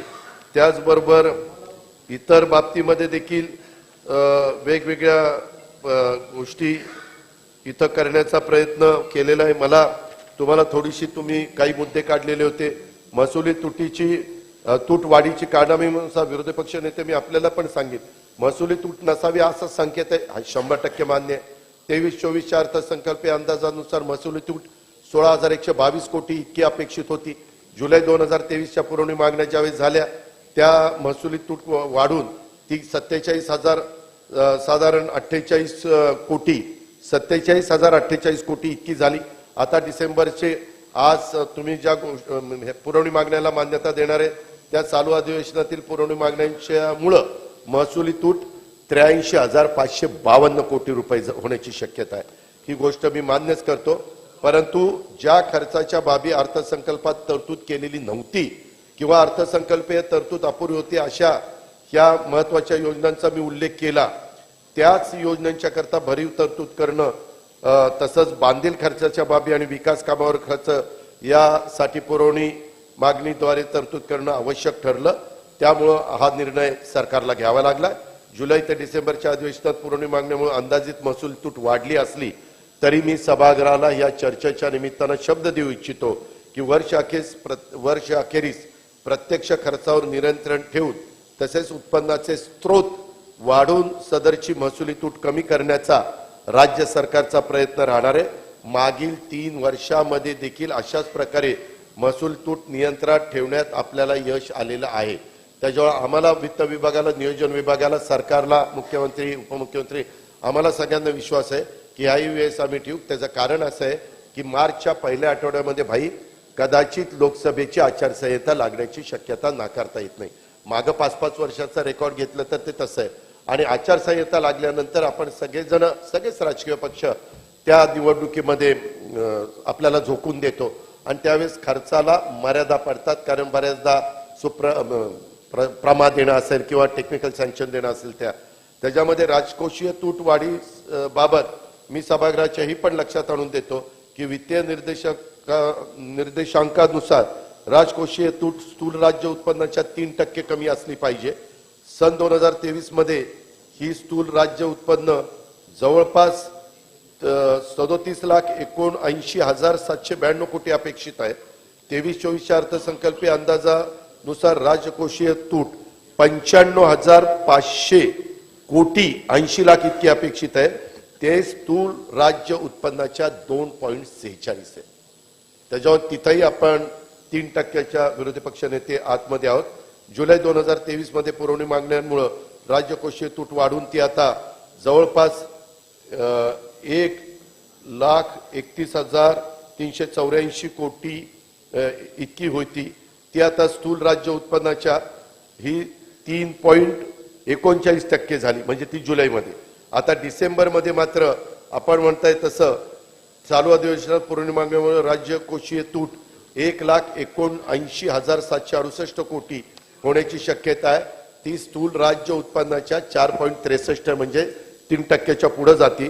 परंतु राज्याच्या उत्पन्नाचा स्रोत विचारामध्ये घेता सभापती महोदया, राज्याच्या बांधील खर्चासाठी आणि विकास कामासाठी अतिरिक्त तरतूद करणं आवश्यक ठरतं आणि त्यासाठी आवश्यकतेनुसार राज्य शासनाला कर्ज काढावं लागतं. मी मागं पण सभागृहात बोलत असताना विधिमंडळातच सांगितलं की आपण कर्जाचा रेशो देखील 21% ठेवलेला, जो 25% आपल्याला घेता येतो. आणि जुलै आणि डिसेंबर या अधिवेशनातील पुरवणी मागण्यांमुळे अंदाजित राज्यकोषीय तूट वाढली असली तरी वर्षाच्या अखेरीस मगाशी सांगितलं त्या पद्धतीने प्रत्यक्ष खर्चावर नियंत्रण ठेवून तसंच उत्पन्नाचे स्रोत वाढून सदरील राज्यकोषीय तूट ही कमी करण्याचा सभापती महोदया राज्य सरकारचा 100% प्रयत्न राहणार आहे. मागील 3 वर्षामध्ये आम्ही तशाच पद्धतीचा प्रयत्न केला आणि त्या बाबतीमध्ये आम्हाला यश आलेलं आहे. ही पण बाब मला तुमच्या सगळ्यांच्या लक्षामध्ये आणून द्यायची. सभापती महोदया, अजून इतर वेगवेगळे प्रश्नाला पण वेगवेगळ्या विषयाला पण दोन्ही बाजूच्या सन्माननीय सदस्यांनी सांगितलेलं होतं. साधारण महत्वाच्या पुरवणी मागण्याच्या संदर्भातल्या बाबी मी सभागृहाच्या लक्षात आणून दिलेल्या आहेत. परंतु ज्या बाबी तुम्ही डायरेक्ट वेगवेगळ्या मंत्र्यांना विचारलेल्या आहे त्याच्या संदर्भात त्या मंत्र्यांना ती बाब कळून तुम्हाला त्याचं उत्तर देण्याच्या संदर्भातल्या सूचना ह्या निश्चितपणे देता येतील, ही पण खात्री मी आपल्याला देतो. सभापती महोदय, मी आपल्या अनुमतीने सन 2023-24 या वर्षातील बाब क्रमांक 1 ते 502 मधील 55,520 कोटी 76,80,000 रुपये इतक्या रकमेच्या पुरवणी मागण्या या सर्व विभागाच्या मंजुरीच्यासाठी एकत्रितरित्या सभागृहाच्या समोर मांडत आहे. कृपया सभागृहाने त्या मंजूर कराव्यात अशी विनंती आहे. धन्यवाद. सन 2023-24च्या पूरक मागण्यांवर सभागृहाने विचार केला आहे. आता विधेयक घ्यावी, एक त्यांचं छोटं विधेयक आहे. सन्माननीय चंद्रकांतदादा पाटील यांचं विधेयक क्रमांक 46. विरोधी पक्ष नेत्यांनी दोन्ही बाजूच्या सदस्यांनी आपण परवानगी द्यावी. काय झालं सभापती महोदय, कधी कधी काही वृत्तपत्र अशा प्रकारच्या बातम्या देतात. आम्ही काम करत असताना आम्ही सर्वांना सारखा न्याय देण्याचा प्रयत्न करतो. जे गरीब असतात त्यांना कशी जास्त मदत करता येईल ती मदत करत असतो.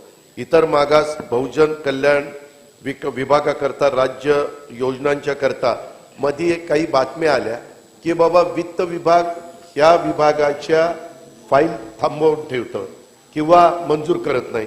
सभापती महोदया, 2018-19 मध्ये मूळ तरतूद ओबीसी विभागाला 2,529 कोटी रुपये होती आणि पूरक मागणी 519 कोटी म्हणजे 3,048 कोटी एकूण 18-19ला.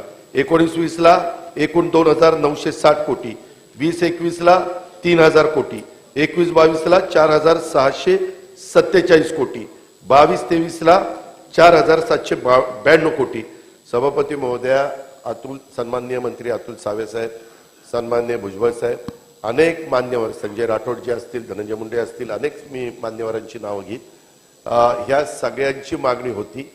एकनाथराव शिंदे साहेबांनी पण मला सांगितलेलं होतं, देवेंद्रजींच्या बरोबर पण माझी चर्चा झालेली होती की काही झालं तरी हा घटक मोठा आहे आणि त्याला निधी दिला पाहिजे. आतापर्यंत जास्तीत जास्त निधी 22-23ला 4,792 कोटी रुपये देण्यात आला. सभापती महोदया, आज ज्या काही मागण्या आपण मंजूर केलेल्या आहेत त्या बघता 23-24 मध्ये 7,873 कोटी ओबीसीच्या करता आपण त्या ठिकाणी दिलेले आहेत. ही बाब देखील सभागृहांनी आणि राज्यातल्या सगळ्यांनी लक्षामध्ये घ्यावी. धन्यवाद. विधेयक क्रमांक 46 महोदय, महाराष्ट्र विधानसभेने संमत केलेले सन 2023 ते विसावी क्रमांक 46 महाराष्ट्र सार्वजनिक विद्यापीठ सुधारणा विधेयक 2023 मी आपल्या अनुमतीने मांडतो. नंतर तुम्ही घेऊन येणार ना विनियोजन विधेयक मांडण्यात आले. महोदया, महाराष्ट्र विधानसभेने संमत केलेले सन 2023 ते विसावी क्रमांक 46 महाराष्ट्र सार्वजनिक विद्यापीठ सुधारणा विधेयक 2023 विचारात घ्यावे असा प्रस्ताव मी आपल्या अनुमतीने मांडतो. प्रस्ताव असा आहे की महाराष्ट्र विधानसभेने संमत केलेले सन 2023 चे विधानसभा विधेयक. हा पण हे प्रस्ताव यांचा आहे ना, तो मागे घेण्याच्या आधी बोलू दे ना. मग बोला बोला. हो कोण बोला. भाषण आधी होतात ना.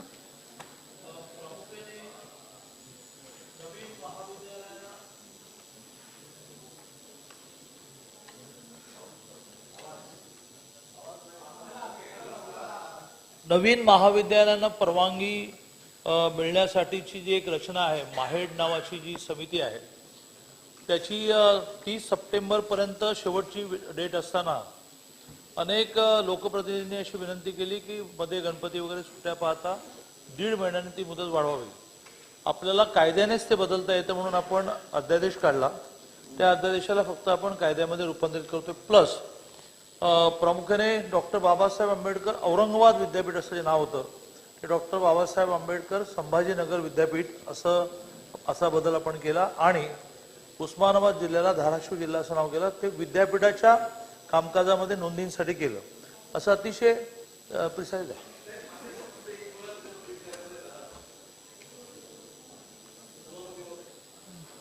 आज नाही, याच्यामध्ये फक्त आपण 30 सप्टेंबरची जी तारीख आहे ती आपण एक्सटेंड करतोय, याच्यामध्ये काही वाद नाही. परंतु फक्त मग त्याच्यामध्ये जे प्रस्ताव नाकारले जातात विद्यापीठ स्तरावर आणि मग व्हीसी अपील वगैरे मध्ये जो आपण शेड्यूल जाहीर करतो तर त्याही शेड्यूलमध्ये आपण तेवढाच वेळ वाढवणार आहे का?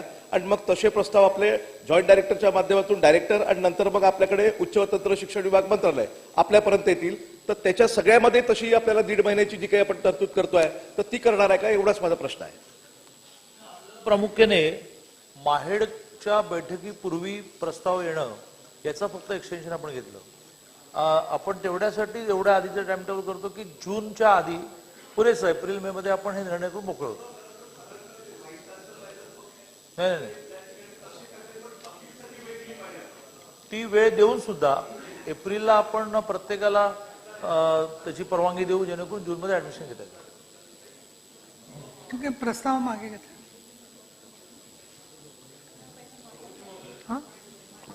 प्रस्ताव मागे घेतो मी, परंतु बोला. मान्य मंत्री महोदयांना एक विनंती करतो की या डॉक्टर बाबासाहेब आंबेडकर मराठवाडा विद्यापीठातले काही प्रकरण न्यायालयात गेले होते. त्याच्या न्यायालयाने काही निर्देश दादा आपल्याला दिलेले आहेत. तर त्याला सरसकट त्या सगळ्याविषयी आपल्या विभागाने अजून कोणताही निर्णय घेतलेला नाही. स्पेसिफिक काही विषय त्याच्यात आहे. उरलेल्या विषयी निर्णय घ्यावा असं माझं त्याच्यात, कारण हा त्याच्याशीच संबंधित थोडासा विषय आहे. म्हणून मला असं वाटतं त्याच्याविषयी सुद्धा आपण निर्णय घ्यावा अशी माझी विनंती आणि सूचना आपल्याला आहे. मी हे जे याच्यात माझा दिली होती सूचना मी ती मागे घेतो. प्रश्न असा आहे की महाराष्ट्र विधानसभेने संमत केलेले सन 2023 चे विधानसभा विधेयक क्रमांक 46 महाराष्ट्र सार्वजनिक विद्यापीठ सुधारणा विधेयक 2023 विचारात घ्यावे काय? अनुकूल असतील त्यांनी होय म्हणावे, प्रतिकूल असतील त्यांनी नाही म्हणावे. काय बारीक आवाज येतोय फार. होयचे बहुमत आहे, होयचे बहुमत आहे. विधेयक विचारात घेण्यात आले. आता विधेयक खंडशः विचारात घेण्यात येईल. खंड 2 ते 4, खंड 1 संपूर्ण शीर्षक आणि हेतुवाक्य हे विधेयकाचा भाग समजण्यात यावेत. अनुकूल असतील त्यांनी होय म्हणावे, प्रतिकूल असतील त्यांनी नाही म्हणावे.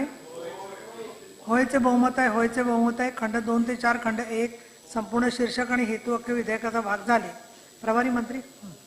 प्रस्ताव असा आहे की महाराष्ट्र विधानसभेने संमत केलेले सन 2023 चे विसावी क्रमांक 46 महाराष्ट्र सार्वजनिक विद्यापीठ सुधारणा विधेयक 2023 संमत करण्यात यावे. प्रस्ताव असा आहे की महाराष्ट्र विधानसभेने संमत केलेले सन 2023 चे विधानसभा विधेयक क्रमांक 46 महाराष्ट्र सार्वजनिक विद्यापीठ सुधारणा विधेयक 2023 संमत करावे. प्रश्न असा आहे की महाराष्ट्र विधानसभेने संमत केलेले 2023 चे विधानसभा विधेयक क्रमांक 46 महाराष्ट्र सार्वजनिक विद्यापीठ सुधारणा विधेयक 2023 संमत करण्यात यावे काय? अनुकूल असतील त्यांनी होय म्हणावे, प्रतिकूल असतील त्यांनी नाही म्हणावे. होयचे बहुमत आहे, होयचे बहुमत आहे. महाराष्ट्र विधानसभेने संमत केलेले सन 2023 चे विधानसभा विधेयक क्रमांक 46 महाराष्ट्र सार्वजनिक विद्यापीठ सुधारणा विधेयक 2023 संमत करण्यात आले. आता 47 क्रमांकाचं विधेयक आहे. मंत्री महोदय. सभापती महोदय, महाराष्ट्र विधानसभेने संमत केलेले सन 2023 चे ECB क्रमांक 47 महाराष्ट्र रेशीम मालकी सुधारणा विधेयक 2023 मी आपल्या अनुमतीने मांडतो.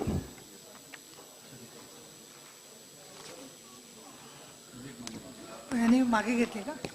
मागे घेतली त्यांनी? हो मग बोला दानवे साहेब. हा विधेयक मांडण्यात आले. विधेयक मांडण्यात गेले आले. प्रभारी मंत्री. सभापती महोदय, महाराष्ट्र विधानसभेने संमत केलेले सन 2023 चे ECB क्रमांक 47 महाराष्ट्र रेशीम मालकी सुधारणा विधेयक 2023 विचारात घ्यावे असा प्रस्ताव मी आपल्या अनुमतीने मांडतो. प्रस्ताव असा आहे की महाराष्ट्र विधानसभेने संमत केलेले सन 2023 चे विधानसभा विधेयक क्रमांक 47 महाराष्ट्र रेशीम मालकी सुधारणा विधेयक 2023 विचारात घ्यावे. काय ऐकायचं का याच्यावरती? काय बोला ना, मग सांगा, नीट सांगा. सभापती महोदय, Maharashtra apartment ownership act 1970 Reshma म्हणजे काय? म्हणजे महाराष्ट्र रेशीम मालकी रेशमा म्हणजे अधिनियम. अपार्टमेंट. अपार्टमेंट मी म्हटलं ना परत. मी म्हणून आधी इंग्लिशमध्ये बोललो मग मराठीत बोललो. मला डाऊट आला की तुम्ही त्याच्यावर चर्चा करत होते म्हणून इंग्लिशमध्ये तो उल्लेख केला. कारण की आपण सगळे युजली भाषण आणि कसं आहे या सभापतीमध्ये हा कायदा 1970 मध्ये झाला. त्यानंतर 2018 मध्ये आपण एक त्याच्यात अमेंडमेंट केली होती. 6A अशी केली होती, ज्या माध्यमातून पूर्वी कुठलंही जर विकसित करायचं असेल रिडेव्हलपमेंट तर त्याच्यासाठी 70% लोकांचा सहभाग असायला पाहिजे होता. पण खूप योजना रखडल्या होत्या. हायकोर्टातही बऱ्याचशा केसेस झाल्या आणि त्यावेळेस मध्ये हायकोर्टाने पण इंटरव्ह्यू केलं आणि त्यानंतर असं झालं की 2018 मध्ये आपण 6A ची अमेंडमेंट केली आणि त्याच्यामध्ये 51% आणलं आणि 51% जर विकासाच्या याच्यामध्ये 51% जर सभासद सदनिका मालक त्याच्यामध्ये जर सहभागी होत असतील तर त्यानंतर त्या ह्याला परमिशन मिळत होती. पण त्यानंतरही मागच्या 3 वर्षात असं लक्षात आलं की 51% होणे जे म्हणजे काही लोक जे नॉन कन्सेंटिंग मेंबर असतात ते तयार होत नव्हते आणि ते तयार होत नसल्यामुळे ही परेशानी. आता रिसेंटली आता हायकोर्टात एक मॅटर SRA आणि त्याच्यावर चालू आहे ज्याच्यामध्ये हायकोर्टाने पण डायरेक्शन दिले आहेत की त्यांना हे करायला पाहिजे आणि त्याच्यामुळे आपण आता ही अमेंडमेंट याच्याकरता आणतोय की नॉन कन्सेंटिंग मेंबर जरी असले तर 6B जी अमेंडमेंट आणतोय त्याच्यामध्ये की उद्या जर जो कोणी डेव्हलपमेंट करत असेल त्या डेव्हलपरला किंवा त्याला जे काय असेल ते थ्रू प्लॅनिंग अथॉरिटीच्या माध्यमातून उद्या गरज पडली तर पोलीस प्रोटेक्शनमध्ये त्याला पण त्याच्या अगोदर जे कोणी ते जे सदनिकाचे हे आहेत त्यांच्यासाठी दुसरी व्यवस्था केली पाहिजे किंवा त्यांना भाडं दिलं पाहिजे. त्यानंतर planning authority with support of police ते रिकामी करू शकते. हा त्याच्यामधला मूळ उद्देश आहे या अमेंडमेंट. बोलायचं ना पण हा ठीक आहे. प्रस्ताव असा आहे की महाराष्ट्र विधानसभेने संमत केलेले सन 2023 चे विधानसभा विधेयक क्रमांक 47 महाराष्ट्र रेशीम मालकी सुधारणा विधेयक 2023 विचारात घ्यावे. काय विचारात घ्यावे? बाई जगताप बोला. कोण म्हटलं बोलू नका? बोला बोला. सभापती महोदय, उद्देश चांगला आहे परंतु मला याच्यात काही मनात शंका आहे की आधी 70-30 होतं, आता 51% होतं नाव लिहून ठेवते आणि 51% मध्ये जर नाही झालं तरी आपण करणार म्हणजे कसं करणार? पद्धती काय याला? म्हणजे आपण बळजबरी करणार की कंपल्सरी करणार? याच्यात काय सिस्टीम आहे हे सुद्धा एक सगळं मला वाटतं सगळ्यांसमोर आलं पाहिजे. जर कारण जनरली असं असतं की अर्ध्यापेक्षा जास्त लोकांनी संमती दिली तर हे करावं, काय हरकत नाही. पण जर अर्ध्यापेक्षा जास्त लोक याला संमतीच देणार नसाल तर ही पोलीस प्रोटेक्शन वगैरे मिळणार, मग विकासक कोण ठरवणार, किती लोक ठरवणार? नाही मी बोलतो ना, मला उत्तर द्या.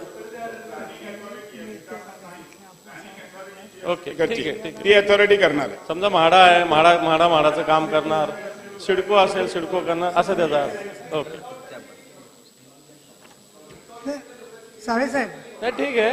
नाही मंत्री महोदय, तुम्ही प्रत्येक उभं राहू नका देऊ. त्यांचं एकेकाची 4 भाषणं होतील, 4-5 जणांची. थोडक्यात माझ्या मनातली शंका अशी आहे माननीय मंत्री महोदय की शासनाच्या किंवा ज्या प्लॅनिंग अथॉरिटी जर शासकीय किंवा निमशासकीय, समजा सिडको असू शकतं, म्हाडा असू शकतं, जे काय असेल तर मग मला असं वाटतं या सगळ्याच्यात थोडक्यात याचा अर्थ असाच की जी काही प्लॅनिंग अथॉरिटी तीच एजन्सी ठरवणार आहे, तीच हे काम करणार, असा त्याचा अर्थ आहे. बरोबर आहे का? ठीक आहे, माझ्या मनातली तीच शंका आहे. प्रवीण दरेकर, सन्मान सदस्य प्रवीण दरेकर, बोलायचं होतं ना आपल्याला, बोलायचंय. त्याच्यानंतर भाई जगताप. विकासाच्या दृष्टीनं अत्यंत चांगला अडथळे येऊ नये या निमित्तानं हे बिल आणले, त्याचं मी स्वागत करतो.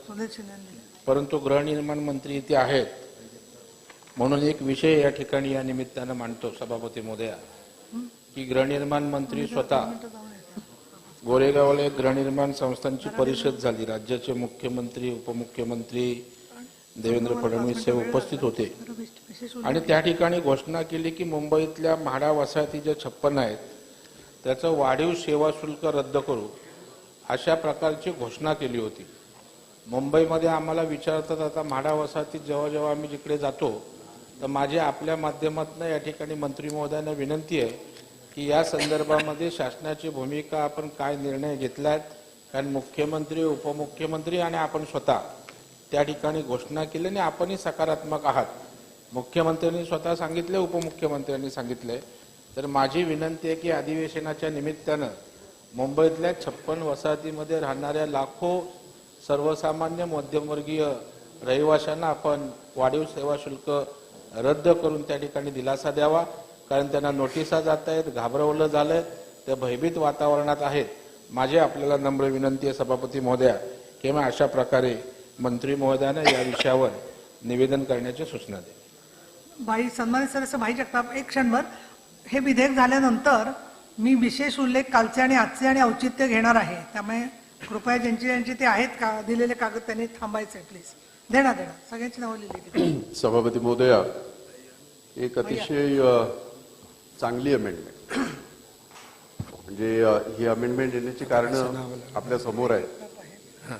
कारण ही मुंबई ही झोपडपट्टी विरहित व्हावी अशी स्वप्न आम्ही गेली 25-40 वर्ष पुराशी बाळगून काही DC रूलमध्ये तत्कालिक बदल करून आम्ही ते प्रयत्न केले आणि त्या प्रयत्नाचं फलित असं झालं की 70% कन्सेंट यासाठी असावा की जेणेकरून जे लाभधारक आहेत त्यांच्यावर कसल्या प्रकारचा दबाव असू नये आणि त्यांना मोकळेपणे आपला विकासक असेल किंवा आणखीन कोण असेल, ऑथॉरिटी असेल तर तो विषयच येत नाही, परंतु विकासक असेल तर त्यांना ती मोकळीक मिळावी यासाठी त्याच्यामध्ये तो बदल झाला.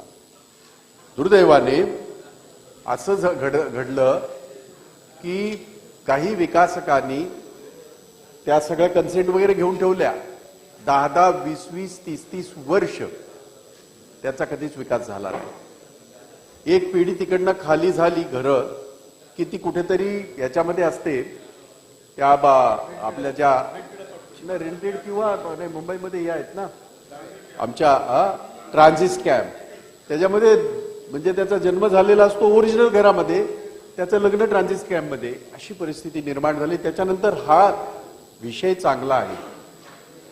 माडाच्या ह्याची चर्चा होत असताना, रिडेव्हलपमेंटची चर्चा होत असताना अनेक वेळेला हा विषय झालेला आहे.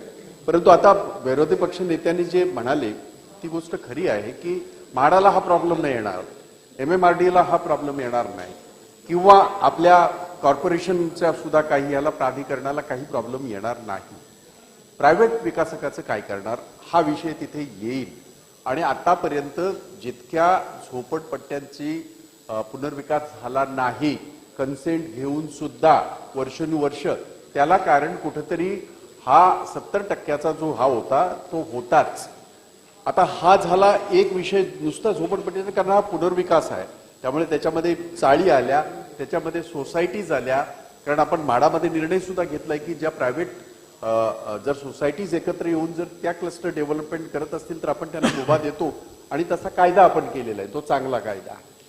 परंतु प्रश्न तिथेच परत एकदा निर्माण होतो की हे 51% लोक जेव्हा विकासक निवडणार आहेत, याच्यामध्ये उल्लेख करताना आपण केलं की ते जर समजा झालं नाही तर पोलीस बंदोबस्तामध्ये आपण त्यांना ते खाली करू वगैरे वगैरे. त्यांना घर देणं गरजेचं आहेच, ते त्याच्यात तर तुम्हाला वंचित ठेवताच येत नाही. लगेच कोर्ट त्याच्यावर स्टे देऊन टाकेल, जरी आपण कायदा केला तरी स्टे देईल. असं कित्येक वेळेला घडलेलं आहे. आणि म्हणून ही अमेंडमेंट करत असताना मागचे सगळे जे अनुभव आहेत आपले, की ज्याच्यामध्ये पुनर्विकास व्हावा म्हणून आपण करतोय, तर तो अधिक चांगला कसा व्हावा हा सुद्धा विचार होणं त्याच्यामध्ये गरजेचं आहे. तरच मग या सगळ्या अमेंडमेंटला अर्थ राहील. नाही तर याच्यापूर्वी सुद्धा आपण अमेंडमेंट ज्या ज्या करत आलो त्याच्याने त्याचं फलित किंवा त्याच्याने काही चांगले रिझल्ट निघालेत असं मला तरी वाटत. मुंबईमध्ये तर नाहीच नाही, बाहेर कुठे होत असतील, पुणा असेल किंवा नागपूर असेल किंवा या शहरांमध्ये होत असेल, परंतु मुंबईसारख्या महानगरामध्ये ते होत नाहीये. आणि म्हणून ही अमेंडमेंट होत असताना आपल्याला ह्या गोष्टीचं भान असलंच पाहिजे की या सगळ्यांनी 51% कन्सेंट झाल्यावर तिथे तो पुनर्विकास व्हायलाच हवा. या बाबतीमध्ये कुणाचं दुमत असता कामा नये. माझं सुद्धा नाही, आमच्या कुठल्या सहकार्यांचं सुद्धा नाही, इथल्या सहकारी म्हणजे दोन्ही बाजूचे आले. शेवटी जर चांगल्यासाठी काय होत असेल तर काय इकडची बाजू तिकडची बाजू हा विचार करण्याची गरज नाही. परंतु ते करत असताना हा विकासक हा कळीचा मुद्दा आहे प्रायव्हेटच्या ह्याच्यामध्ये. आणि मग तिथे मात्र बऱ्याच गोष्टी अडचणीच्या होतात. अशा वेळेला जर आपण 51% एखादा विकासक इतका पॉवरफुल असतो, त्याचं सगळं खालून वरपर्यंत सगळं बांधलेलं असतं, आणि मग तो त्याच्याकडे असलेला हा माझा अनुभव या सभागृहामध्ये मी मांडला होता. आणि त्याच्यावर मग मुख्यमंत्र्यांनी उपमुख्यमंत्र्यांनी त्यांचा निर्णय घेतला, आणि यांनी सुद्धा संबंधित मंत्री उदय सामंत यांनी सुद्धा त्याच्यावर चांगला निर्णय घेतला. आणि म्हणून तो अनुभव लक्षात घेता ही अमेंडमेंट करत असताना असं होता कामा नये की 70% लोक एका बाजूला आहेत, 5-25 लोकांना हाताशी धरून किंवा काही लोकांना हाताशी धरून जर काही विकासक आपला राजकीय दबदबा वापरून जर विकासक ठरवत असतील तर मग ते कुठेतरी घातक ठरेल. आणि असं याच्यापूर्वी घडलंय, म्हणजे मी काही फक्त अपेक्षित असं होईल असं व्हिज्युअलाइज नाही करत आहे, असं घडलंय पूर्वी. आपल्याला माहिती आहे, आपण कॅमेरा लावले, आपण त्याच्यासाठी लावले कारण तिथे काय होतंय, एजीएम मध्ये काय होतंय हे कळावं यासाठी. आता एजीएम मध्ये मारामाऱ्या झाल्यात, एजीएम मध्ये लोकांनी नकार दिलाय तरी तो विकासक डोक्यावर बसला. अशा अनेक घटना मुंबईमध्ये, मुंबईच्या ह्या सगळ्या पुनर्विकासामध्ये घडलेल्या आहेत. या होऊ नये यासाठी सुद्धा अमेंडमेंट करत असताना आपल्याला त्याची तरतूद, ही जेव्हा तरतूद आपण करतोय त्यावेळेला त्या लाभधारकाचं सुद्धा हे राहिलं पाहिजे, त्याचा सुद्धा हक्क अबाधित राहिला पाहिजे. या दृष्टीने काही करता आलं तर ते सुद्धा त्याच्यामध्ये टाकावं की ते सुद्धा त्याच्यात अंतर्भूत करावं. अशा पद्धतीची मी आपल्याला या ठिकाणी विनंती आणि सूचना वजा विनंती आपल्याला या ठिकाणी करत आहे. आणि होय, ही गोष्ट खरी आहे, आपण क्लस्टर डेव्हलपमेंटला प्रोत्साहित केलं, आपण बाकीच्यांना या सगळ्या गोष्टीचा अर्थ मुळात असा होता किंवा आहे की जास्तीत जास्त विकास कसा होईल या दृष्टीने आपण तो करावा. एक उदाहरण आपल्याला अजून देतो की काही ठराविक सोसायटीज या जेव्हा एकत्र येतात त्यांचा तो सिटी सर्व्हे नंबर कित्येक वेळेला एक असतो, कारण सिटी सर्व्हे हा मोठा असतो. त्याच्यामधल्या ह्या सोसायट्याज आहेत, मग 1000 स्क्वेअर फीटच्या, 1000 स्क्वेअर मीटरच्या असतील, 600 स्क्वेअर मीटरच्या असतील, अगदी छोट्या छोट्या असतात. विशेषतः जुन्या मुंबईमध्ये ज्याला आयलंड सिटी म्हणतो तिथे तर असं आहे 300 मीटरमध्ये अशा मॅचेसच्या ह्याच्यासारख्या सगळ्या चाळी उभ्या राहिलेल्या. त्यावेळेला फार अडचण अशी होते, एका सिटी सर्व्हे नंबरमुळे जर समजा त्यातल्या 10 बिल्डिंग असतील, त्यातल्या 4-5 बिल्डिंग तयार होतात कशाही आमिषाने म्हणा तशा, आणि ते मग त्या 6 बिल्डिंगवर लादलं जातं. अशा पद्धतीचं अनेक वेळेला ही उदाहरणं आपल्या डोळ्यासमोर आलेले. तसं होऊ नये, त्यांचं जे याचं विकास करण्याचं जे स्वातंत्र्य आहे ते अबाधित राहावं, या अशा सगळ्या अमेंडमुळे त्यांची जी काही समजा त्यांना जर ते विकसित करायचं असेल, सोसायटी म्हणून करायचं असेल किंवा दोघांना मिळून करायचं असेल, तिघांना मिळून करायचं असेल, तर त्या सिटी सर्वेच्या याच्यामुळे फार मोठ्या अडचणी होतात.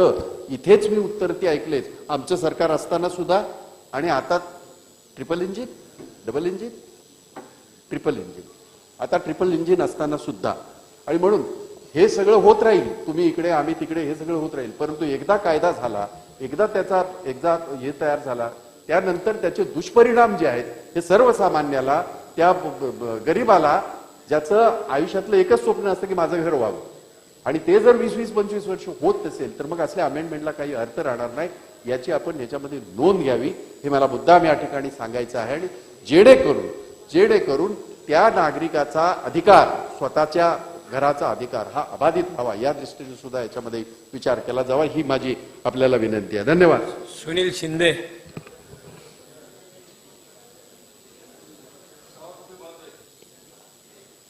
एक चांगलं विधेयक आणि त्यामधली दुरुस्ती, हेतू अतिशय चांगला आहे, परंतु याच्यातली स्पष्टता अजून नीट होत नाहीये.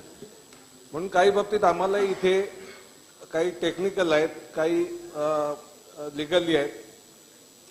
सर्वप्रथम असं आहे की 40 लाख झोपडपट्टीवासियांना मोफत घर मिळावं ही शिवसेना प्रमुखांची इच्छा होती. त्यानुसार SRA आला. दरम्यानच्या काळात झोपडपट्टीवासियांना मोफत घर मिळते, मग आम्ही जुन्या जागेत राहणाऱ्या इमारतींचं काय?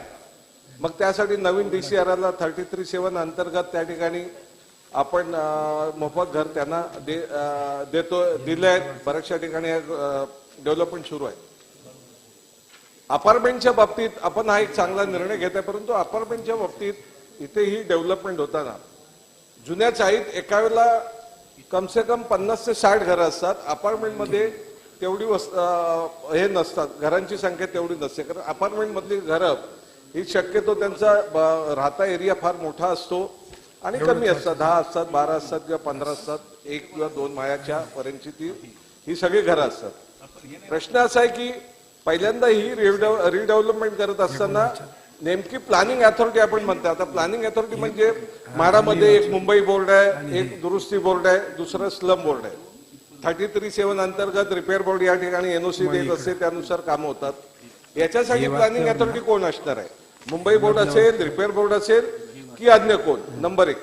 नंबर 2, या ठिकाणी 33(7) अंतर्गत त्या ठिकाणी घर देताना आपण ज्याचं घर आहे त्याला किमान 300 फुटाचं घर मिळालं पाहिजे, हा नियम आहे. अपार्टमेंटमध्ये आज मी वापरत असलेलं घर कोणाचं कदाचित 100 असते, कोणाचं 500 पण असते, तो 300ला मान्य होईल का?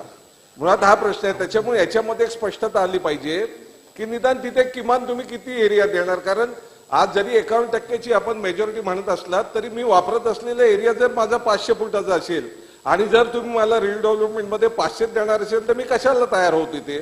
त्यामुळे हा तिथे एक समस्या त्या ठिकाणी पुढे भविष्यात तयार होईल. त्याबद्दल आम्हाला एक तर इथे या ऍक्टमध्ये स्पष्टता व्हायला पाहिजे. नंबर 2, प्लॅनिंग अथॉरिटी म्हणजे प्लॅनिंग अथॉरिटी स्वतः करणार का? जशी 88(3) मध्ये रिपेअर बोर्ड अक्वायर करते प्रॉपर्टी, कारण मालक ऐकत नसेल तर अक्वायर करून आपण त्या ठिकाणी ती बिल्डिंग रिडेव्हलपमेंट करत असतो. इथे 51% आल्यानंतर प्लॅनिंग अथॉरिटी तिथे कॉन्ट्रॅक्टर अपॉइंट करणार आहे का एखादा विकासक? तो म्हणजे हे चित्र स्पष्ट होत नाही की जसं आता BD चाळीमध्ये तुम्ही 3 कॉन्ट्रॅक्टर आणलात, L&T आणली, टाटा आणले आणि शापूरजी आणली, म्हणजे भोईवाडा, वरळी आणि याच्यामध्ये. इथे कशा पद्धतीने करणार? प्लॅनिंग अथॉरिटी स्वतः करणार आहे, जसं 88(3) अंतर्गत स्वतः रिपेअर बोर्ड पुढे येऊन करते, तसं म्हाडाचे हे दोन पैकी कुठलं बोर्ड असेल ते करणार आहे का? ते एक या ठिकाणी स्पष्ट व्हायला पाहिजे. एरियाच्या बाबतीतली जी आमची शंका आहे ती या ठिकाणी स्पष्ट व्हायला पाहिजे. नंबर 3 असं आहे की कधी कधी एकाच वेळेला 4-5 अपार्टमेंट असतील तर 5ही तयार होत असतील, मग त्याला नेमकं तुम्ही त्या कोणत्या DCR मध्ये काम करणार? जसं आता भाईने क्लस्टरचा प्रश्न या ठिकाणी उपस्थित केला, ते 4000 मीटरचा तो प्लॉट असेल. इथे अपार्टमेंटच्या बाबतीत पण ती स्पष्ट व्हायला पाहिजे. एकाच वेळेला 10 जण तयार झाले तर त्यांना तुम्ही कोणता बेनिफिट देणार ते या ठिकाणी स्पष्ट होत नाही. प्रश्न शेवटी असा एक राहतो की या ठिकाणी रिडेव्हलपमेंट करत असताना जसं आता BDD चाळी करता आपण स्वतः मुंबई बोर्ड पुढे आलेला आहे. मुंबई बोर्डने असा निर्णय घेतलेला आहे की म्हाडाने ज्या काही रिडेव्हलपमेंट म्हणजे गिरणी कामगारांसाठी आम्ही चाळी घरं उभी केली, त्याच्यातला काही एरिया ट्रान्झिट म्हणून आम्ही त्यांना दिला बीडी चाळकरांना. बीडी चाळकरांनी घेतला कारण ते स्वतः 100 फुटाच्या घरात राहतात, त्याच्यामुळे 225चा त्यांनी ऍक्सेप्ट केला. ज्यांना ऍक्सेप्ट नाही त्यांना 25,000 रुपये पर मंथ भाडं हे म्हाडाने ठरवलंय तिथे, म्हणजे एक चांगलं शाश्वत आहे. तुम्ही या ठिकाणी काय करणार? प्लॅनिंग अथॉरिटी स्वतः करणार असेल तर पर्यायी जागेचं काय, पर्यायी जागेचा एरिया किती असेल, पर्यायी जागेचा जर मला त्या ठिकाणी ट्रान्झिट मिळणार नसेल तर मला भाडं किती देणार? कारण शेवटी इथे परत तोच प्रश्न येतो की मी वापरत असलेलं घर, माझ्या घरामध्ये आज मी 500 फुटाचं घर वापरतोय, मी भाड्याने जरी ते दिलं तरी मला तिथे 55-60 हजार रुपये भाडं येते आणि म्हाडा मला जर 25,000 देणार असेल तर परत तो प्रश्न उभा राहतो, ती समस्या उभी राहते की मी ते घर खाली का करावं. त्यामुळे याच्यामध्ये अनेक गोष्टीची स्पष्टता आहे. माझी आपणास हात जोडून विनंती आहे, विधेयक आणले, विधेयकाची मंजुरी घ्या दुरुस्तीची, परंतु आम्ही शहरात राहणारे आमदार आहेत यांची एक आपण या बाबतीत बैठक बोलवा.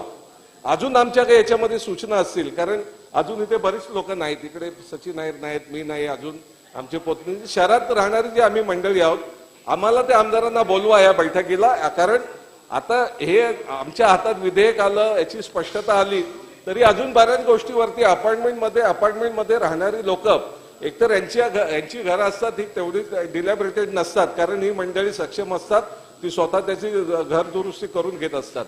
त्यामुळे ह्या सगळ्या गोष्टी आज जरी आपण हे विधेयक इथे दुरुस्ती मान्य करून घेतली तरी याच्यामध्ये ह्या बऱ्याच गोष्टीची शंका आहे, अजूनही बऱ्याच गोष्टी उपस्थित करता येतील. त्यामुळे आमची एक बैठक आपण आयोजित करावी आणि मी जे काही या ठिकाणी प्रश्न उपस्थित केलेले आहे त्याचा आपण जास्तीत जास्त स्पष्टता देऊन आम्हाला या ठिकाणी समाधान करण्याचा प्रयत्न करावा. धन्यवाद.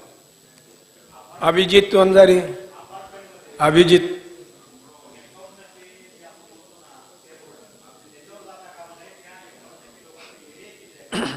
51% शेअर बरोबर आहे, त्याच्यावर पण बोलतो ना.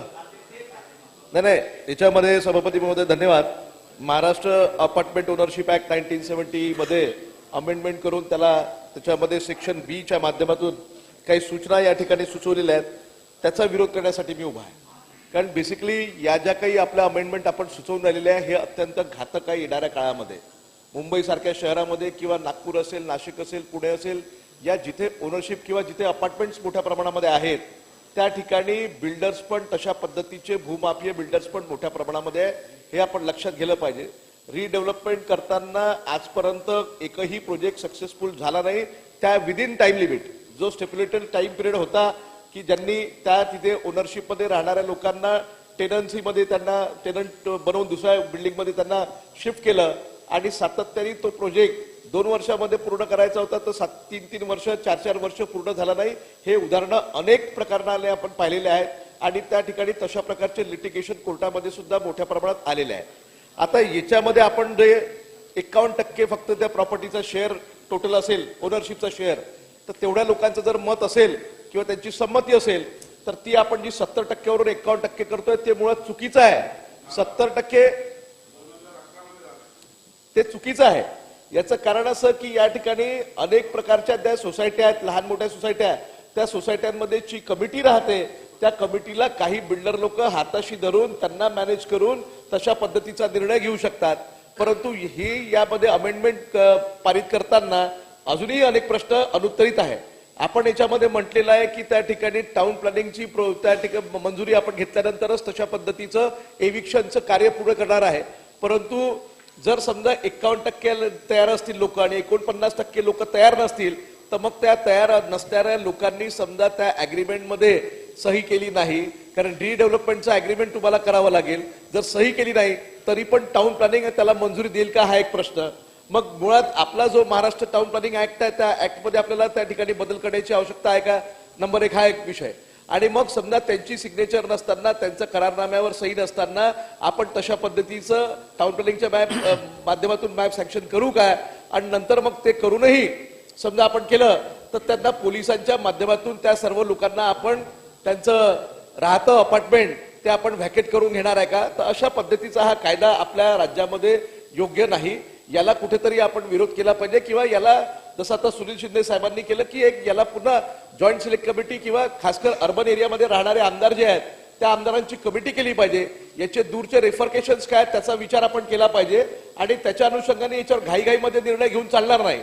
आज या ठिकाणी सभासद संख्या पण कमी आहे आणि मग घाईघाईने चुकीचा निर्णय आपल्या राज्याच्या माध्यमातून या ठिकाणी पारित होऊ नये करता याचा विचार आपण केला पाहिजे आणि म्हणून माझा या बिलाला विरोध आहे हे मला या ठिकाणी सांगायचं. धन्यवाद. प्रश्न असा आहे की महाराष्ट्र विधानसभेने संमत केलेले सन 2023 चे 20वी क्रमांक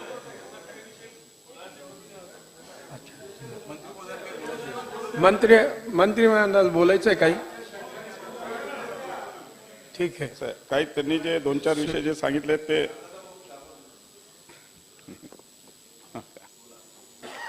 दादा सपोर्टिंगला आले माझ्या, तुम्ही सगळे एकदम आल्यामुळे.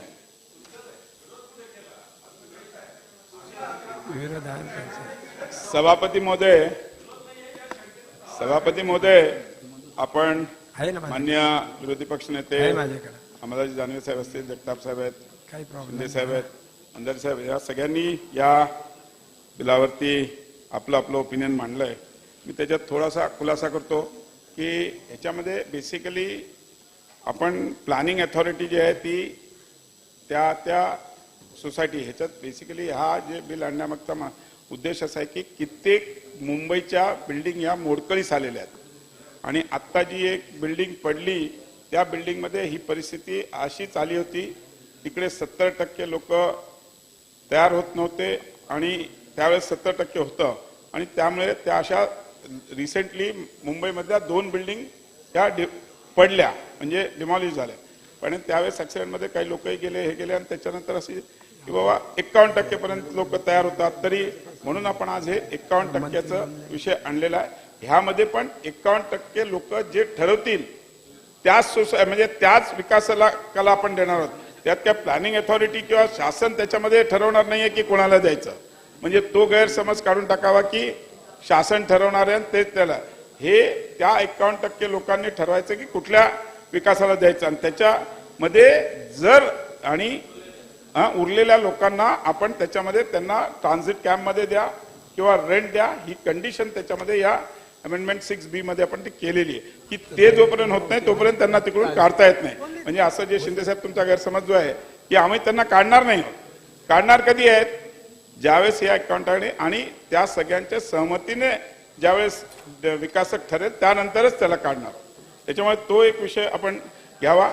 एक आपली सूचना जी मिळाली की याच्यामध्ये काही अडचणी येत असतील, तुम्ही नक्कीच मुंबईतले सगळे आहात, तुम्हाला रोजच्या अडचणी माहिती आहेत, आपण नक्कीच एक बैठक लावू याच्यावर. पण हे बिल काढण्यामागचा असं आहे आजही मुंबईमध्ये जवळजवळ 15-16 बिल्डिंग अशा आहेत ज्या कधीही पडू शकतात एनी डे.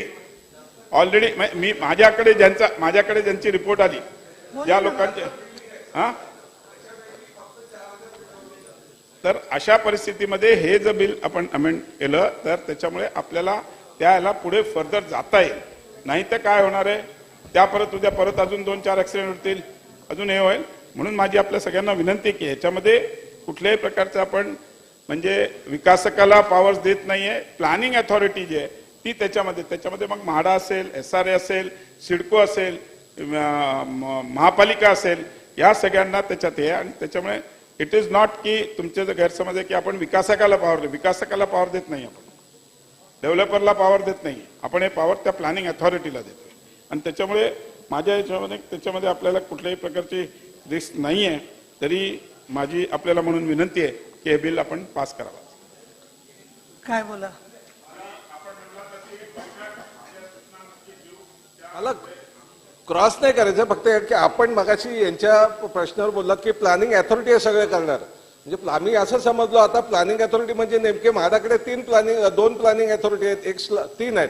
एक स्लमची आहे, एक मुंबई बोर्ड आहे, एक रिपेअर बोर्ड. मग नेमकं याच्यापैकी कुठलं बोर्ड याच्यामध्ये NOC इश्यू करणार आहे? कारण प्लॅनिंग अथॉरिटीज डेव्हलप करणार म्हणतात साहेब, कारण की मॅक्झिमम बिल्डिंगच्या रिपेअर बोर्डच्या अंडरमध्ये जातात आणि त्याच्यामुळे रिपेअर बोर्डच मॅक्झिमम याच्यामध्ये रोल. फक्त यांना सपोर्टिंग मध्ये उद्या म्हाडा असू शकते किंवा असू शकते.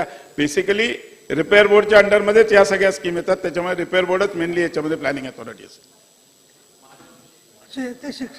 शुल्क मान्य दरेकर साहेबांनी एक विषय मांडला होता. दरेकर साहेब, आज त्याची फाईल माझ्याकडे नाही आहे. उद्या मी त्या विषयावर बोलतो. ऑलरेडी ऑलरेडी निवेदन करणार आहे तुझ्या ते. प्रश्न असा आहे की हे पहा, तुमचं सगळ्यांची कन्सर्न बरोबर आहे. हे पहा, मी गेल्या पावसाळी अधिवेशनातच बोलले होते की विधेयकं जेव्हा आपण मंजूर करतो आणि खूप सूचना येतात संबंधित आपल्या सदस्यांकडून, नंतर नियम होत असताना मात्र अधिकारी मिळून नियम करतात, त्याच्यात त्या सदस्यांच्या सूचनांचा सगळा सहभाग होतो की नाही हा एक मोठा प्रश्न असतो.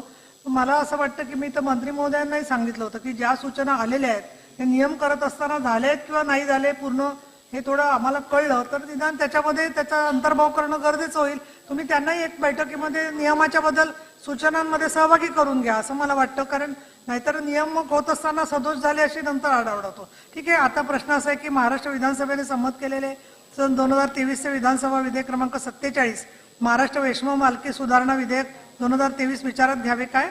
अनुकूल असतील त्यांनी होय म्हणावे, प्रतिकूल असतील त्यांनी नाही म्हणावे. होयचे बहुमत आहे, होयचे बहुमत आहे. विधेयक विचारात घेण्यात आले. आता विधेयक खंडशः विचारात घेण्यात येईल. खंड 2 व 3 खंड 1 संपूर्ण शीर्षक आणि हेतू वाक्य विधेयकाचा भाग समजण्यात यावेत. अनुकूल असतील त्यांनी होय म्हणावे, प्रतिकूल असतील त्यांनी नाही म्हणावे. होयचे बहुमत आहे, होयचे बहुमत आहे. खंड 2 व 3 खंड 1 संपूर्ण शीर्षक आणि हेतू वाक्य विधेयकाचा भाग झाले. प्रश्न असा आहे की महाराष्ट्र विधानसभेने संमत केलेले सन 2023 चे विधानसभा विधेयक क्रमांक 47 महाराष्ट्र वैष्णव मालकी सुधारणा विधेयक 2023 संमत करण्यात यावे. प्रभारी मंत्री. सभापती महोदय, प्रस्ताव असा आहे की महाराष्ट्र विधानसभे सहमत केलेले सन 2023 चे विधानसभा विधेयक क्रमांक 47 महाराष्ट्र वैष्णव मालकी सुधारणा विधेयक 2023 संमत करण्यात यावे.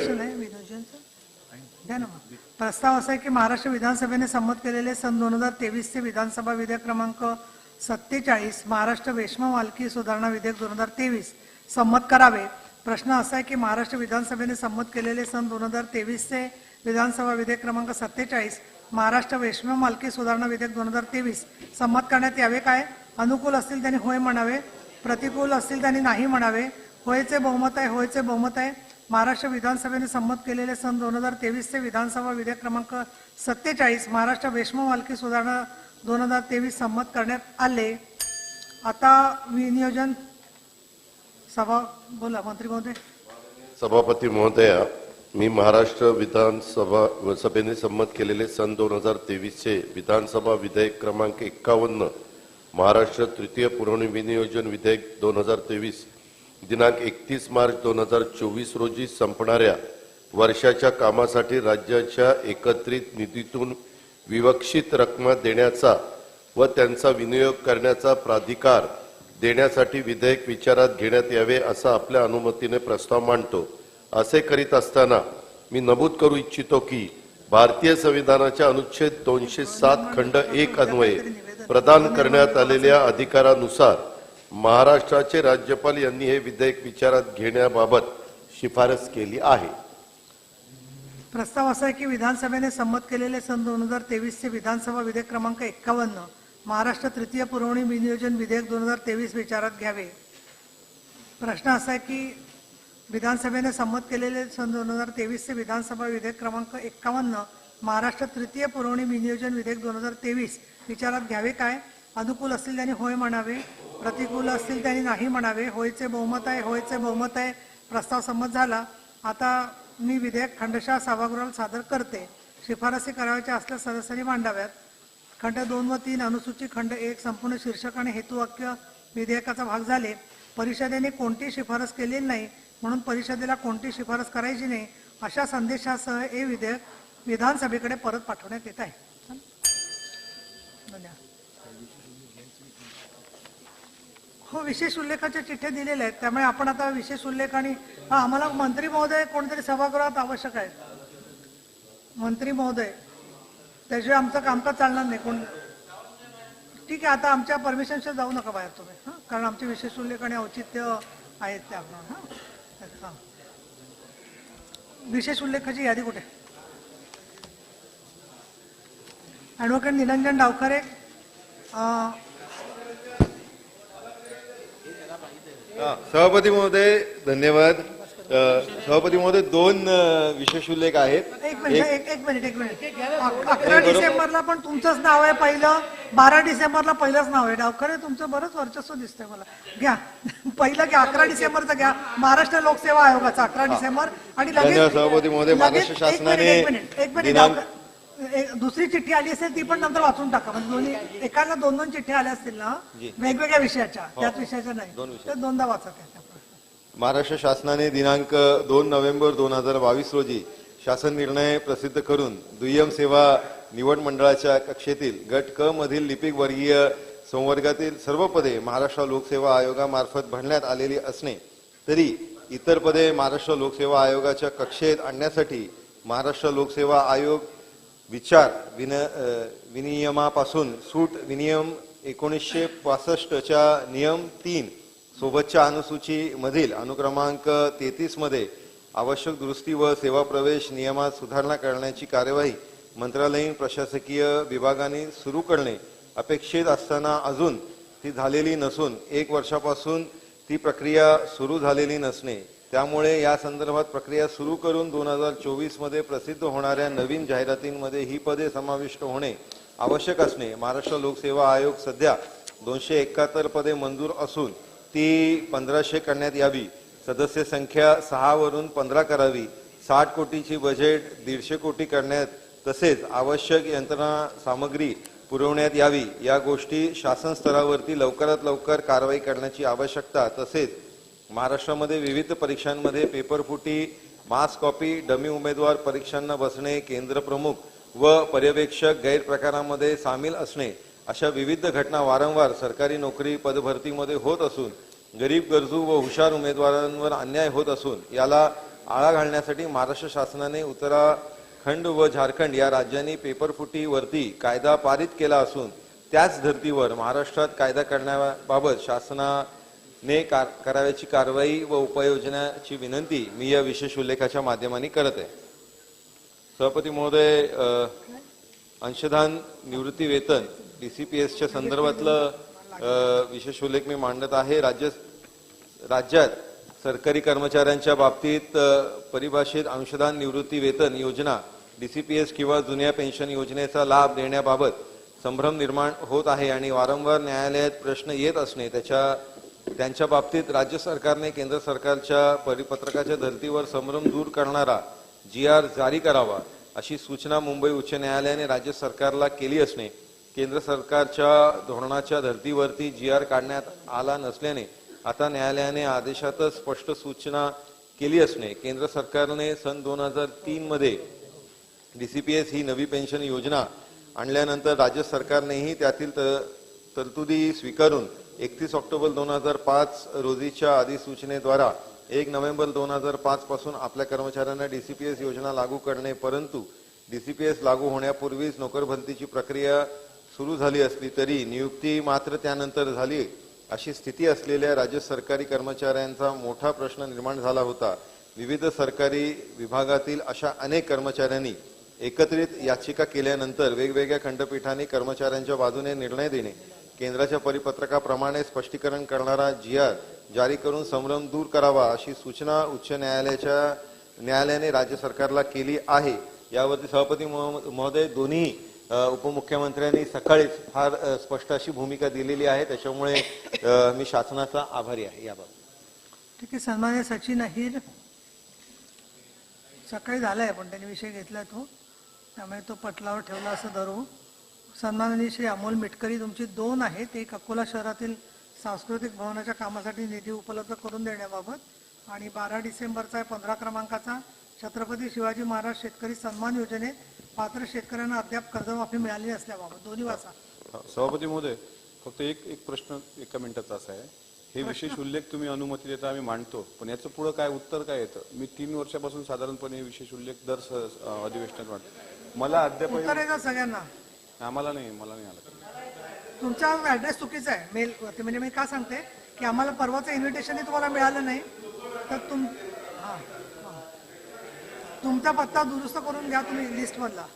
ठीक आहे, आजच करतो. सगळेजण म्हणतात आभारी आहे मी, खरं सांगताय. मी स्थिर राहण्याचा प्रयत्न करतो आणि या विशेष उल्लेखाची उत्तरं मला भेटतील अशी अपेक्षा करतो. नाही मिळाल. धन्यवाद सभापती महोदय. छत्रपती शिवाजी महाराजांच्या नावे शेतकऱ्यांचा सन्मान अशी घोषणा करीत तत्कालीन मुख्यमंत्री यांनी दिनांक 28 जून 2017 शेतकऱ्यांच्या कर्जमाफीसाठी छत्रपती शिवाजी महाराज शेतकरी सन्मान योजना 2017 जाहीर करण्यात येणे. पहिल्या टप्प्यात सन 2017-18 मध्ये महा ऑनलाईन पोर्टलच्या माध्यमातून 44,04,000 कर्ज खात्यांना 18,762 कोटी रुपये कर्जमाफीतून लाभ देण्यात येणे.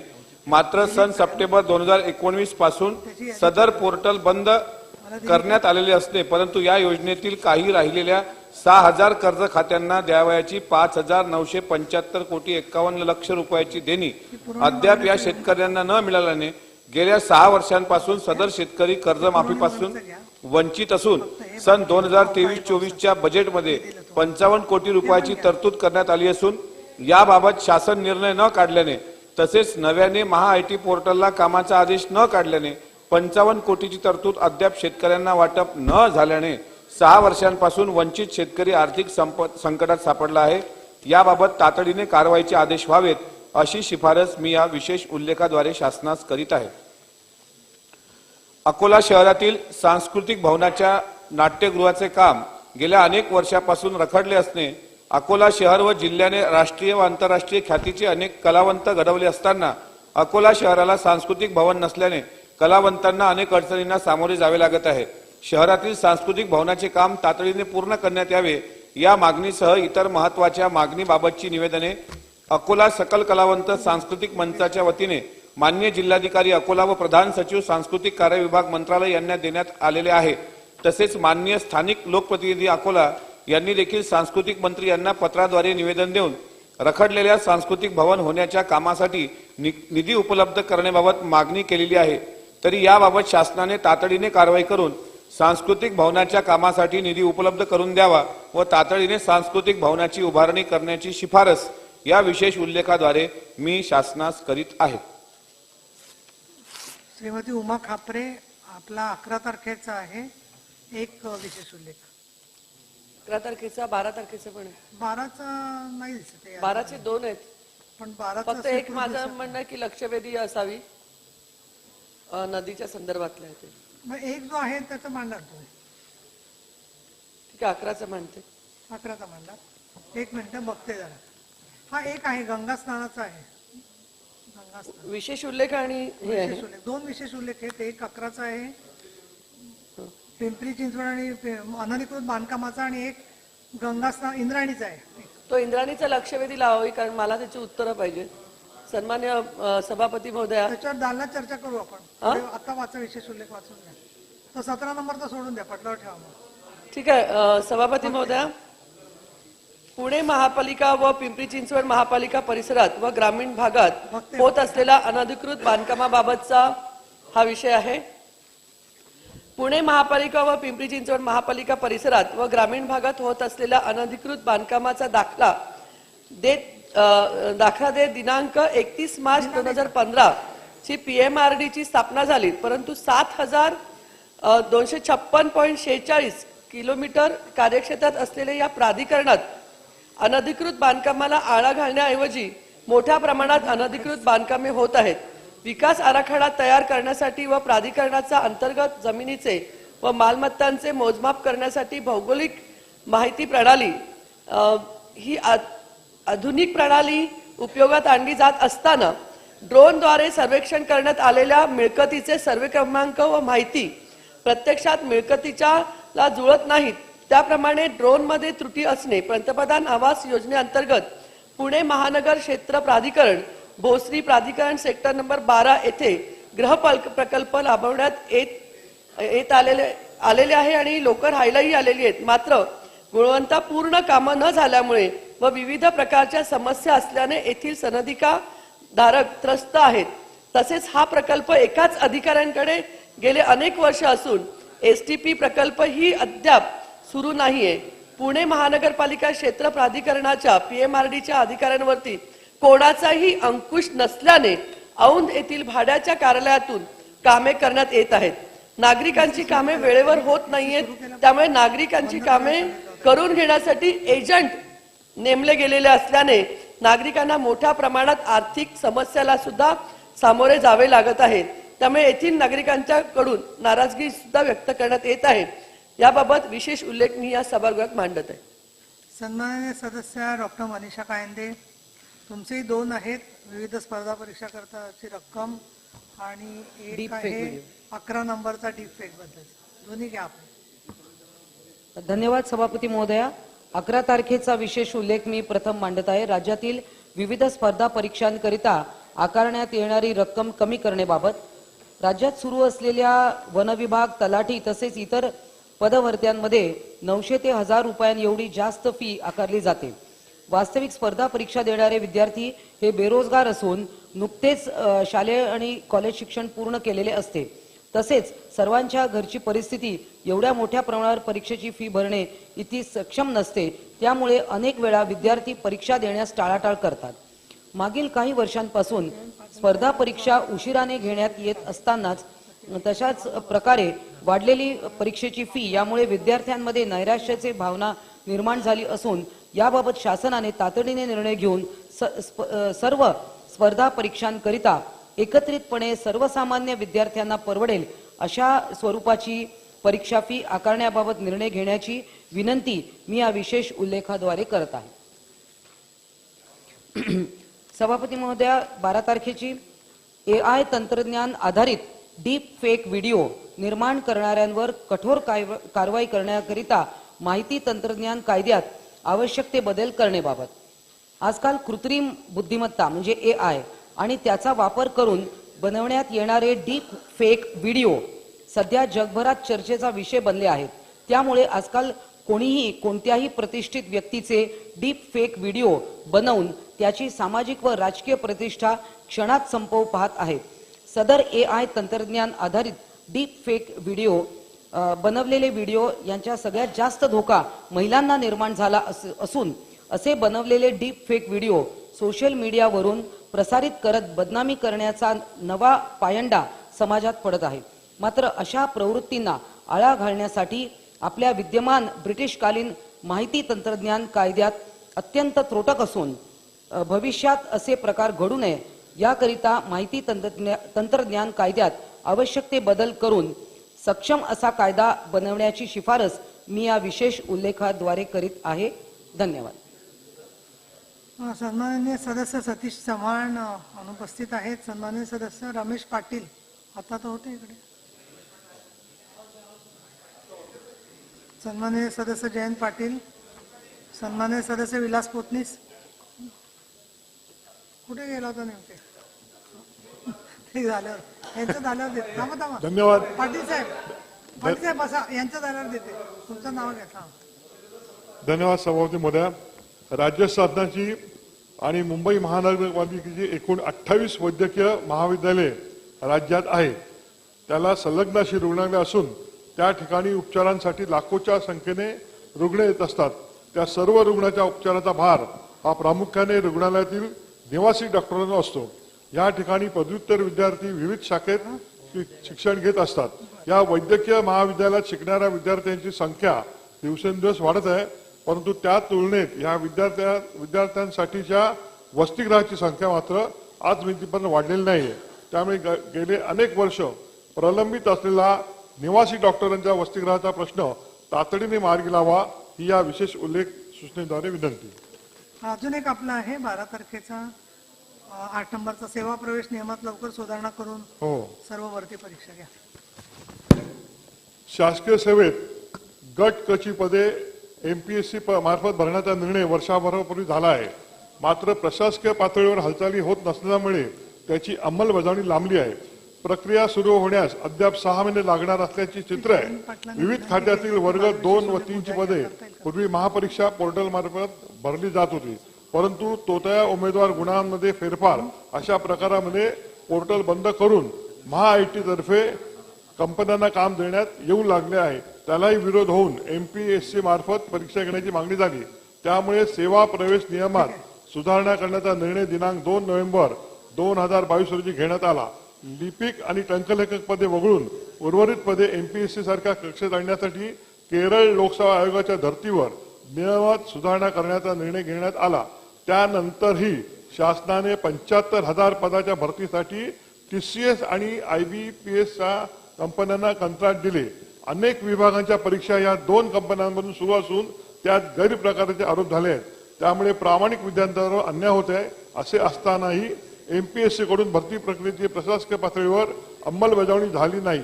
मात्र साधारणतः त्याच काळात लोकसभा व पाठोपाठ विधानसभा निवडणुका असल्यामुळे या निर्णयाची अंमलबजावणी आणखी लांबणीवर पडण्याची शक्यता असल्याने उमेदवारांनी नाराजी व्यक्त केली आहे. राज्यात सरळ सेवा भरती होणाऱ्या TCS आणि IBPS या कंपन्यांवर विद्यार्थ्यांचा विश्वास राहिलेला नाही. त्यामुळे सेवा प्रवेश नियमात लवकर सुधारणा करून सर्व भरती परीक्षा MPSCच्या कक्षेत आणण्यात याव्या ही या विशेष उल्लेख सूचनेद्वारे विनंती. सन्माननीय रमेश पाटील. हा औचित्य घेणार आहे पण तुमचं नाव नाही. सभापती महोदया, नवी मुंबईतील प्रकल्पग्रस्तांना राज्य सरकारच्या भूसंपादनाला पूर्वलक्षी प्रभाव वापरून 12.5% भूखंड परताव्याच्या योजनेत लाभ देण्याबाबत नवी मुंबईतील प्रकल्पग्रस्तांना राज्य सरकारच्या भूसंपादनाला पूर्वलक्षी प्रभाव वापरून 12.5% भूखंड परताव्याच्या योजनेचा लाभ देण्यात येणे, त्याच भागातील पूर्वेकडील पिकत्या सुपीक जमिनी संपादन झालेल्या प्रकल्पग्रस्तांना मात्र 1993 सालचे परिपत्रकाप्रमाणे त्यांची जमीन संपादित झाली असली तरी फक्त 100 चौरस मीटरच्या भूखंडावर बोलावणं करून त्यांच्यावर अन्याय करण्यात येते. महाराष्ट्र औद्योगिक विकास महामंडळ MIDC यांच्या माध्यमातून दिनांक 17 मे 2006 रोजी परिपत्रक काढून 20 फेब्रुवारी 2006 नंतर झालेल्या भूसंपादनाचा 15% औद्योगिक प्रयोजनासाठी अथवा 5% वाणिज्य प्रयोजनासाठी भूपीडित पुनर्वसना अंतर्गत भूखंड वाटपाचे धोरण अंमलात आणलेले असून 20 फेब्रुवारी 2006 पूर्वी झालेल्या भूसंपादनांना सदर पुनर्वसन योजना लागू करण्यात आलेली नसल्याने एकाच राज्यातील 2 शेतकऱ्यांना वेगळ्या वागणुकी मिळणे, सन 2006 पूर्वी झालेल्या भूसंपादनामुळे MIDC प्राधिकरण उभे राहून महाराष्ट्राची औद्योगिक प्रगती साध्य होऊ शकलेली आहे. त्यामुळे ज्याप्रमाणे 12.5% योजनेचे पूर्वलक्षी प्रभावपणे लागू करून सिडको प्रकल्पग्रस्तांना न्यायिक वागणूक महाराष्ट्र राज्य सरकारने माध्यमातून देण्यात आलेली असणे, त्याचप्रमाणे न्यायिक वागणूक उल्हासखोरे प्रकल्पग्रस्तांना आणि राज्यातील तमाम MIDC प्रकल्पग्रस्तांना ज्यांच्या जमिनी 20 फेब्रुवारी 2006 पूर्वी संपादित झालेल्या आहेत त्यांना दिनांक 17 मे 2006 रोजीचे परिपत्रक पूर्वलक्षित प्रभावाने लागू करून 15% औद्योगिक प्रयोजनासाठी अथवा 5% वाणिज्य प्रयोजनासाठी प्रमुख भूखंड देण्याची तरतूद लागू करण्याची नितांत आवश्यकता याबाबत औचित्याचा मुद्दा मी सभागृह मांडतो. सॉरी, विशेष उल्लेख जयंतराव पाटलांचं नाव आहे, त्यांनी उद्या घ्यायचं विनंती केली आहे. सभापती महोदया, मुंबईतील कोळीवाड्यांचे गावठाणा सीमांकन सर्व कोळीवाडे गावठाण व आदिवासी पाडे संरक्षित होऊन त्यांचा वापरातील जागांवर अतिक्रमण होऊ शकणार नाही अशी मार्गदर्शन तत्वे ठरविण्यात यावी. मुंबई कोळीवाडा गावठाणाच्या सीमांकनाच्या प्रलंबित विषयासंदर्भात माननीय मुख्यमंत्र्यांचे प्रधान सचिव श्री गगराणी यांच्या अध्यक्षतेखाली लोकप्रतिनिधी यांच्या पुढाकाराने नुकतीच बैठक पार पडली असणे, या बैठकीत मुंबई शहर उपनगरामध्ये कोळीवाड्यांसाठी गावठाण व विस्तारश्री गावठाण यांच्या सीमांकन मुद्दा घेण्यात येणे, कोळीवाडा गावठाण व विस्तारित कोळीवाडा गावठाण यांचे देण्यासाठी राज्य सरकारने 1 महिन्याची मुदत ही त्यावेळेस वेळ मागितली होती.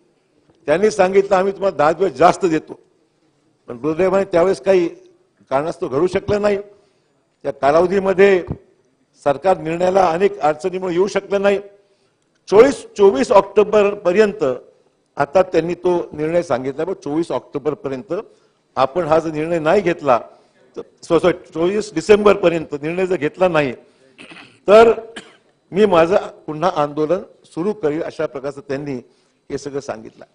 मला वाटतंय की हे लाठीमार जो कदाचित झाला तो शासन आपल्या दारी हा कार्यक्रम जालना जिल्ह्यामध्ये होणार होता आणि त्या कार्यक्रमाला काही गालबोट लागता कामा नाही किंवा तिथे मग काही गोंधळ होता कामा नाही या अनुषंगाने पोलिसांनी दक्षता घेतली, सांगितलं असेल आणि मग त्याची काळजी न घेता लाठीमार झाला, तिथे रबर बुलेट्स वापरल्या गेल्या, बऱ्याच ज्या काही गोष्टी झाल्या असतील, त्याचं प्रमुख कारण की त्या दिवशीची घटना होती आणि मग त्याची चौकशी झाली, अमुक तमुक अजून चालूच आहे हा विषय. अध्यक्ष महोदय, आमचं म्हणणं एवढंच आहे की हे सगळे विषय ही त्याची पार्श्वभूमी म्हणून या ठिकाणी अध्यक्ष महोदय मी या गोष्टीचा उल्लेख केलेला आहे. अध्यक्ष महोदय, राज्य सरकारच्या माध्यमातून मराठा समाजाला सातत्याने आरक्षणासंदर्भात आपण आश्वासन देत आहोत. ते नेमके कसे करणार? आमचा प्रश्न सन्माननीय मुख्यमंत्र्यांना सरकारला एवढाच आहे, ठीक आहे आपण करताय, तक्रार कोणाची नाही, केलं पाहिजे हीच आमची भूमिका आहे, पण आपण ते नेमकं कसं करणार आहात याची स्पष्टता अजूनही नाही. जरांगे पाटलांची म्हणणं आहे की मराठा समाजाला 50% आतील आरक्षण देण्याची गरज आहे, ही त्यांची मागणी आहे.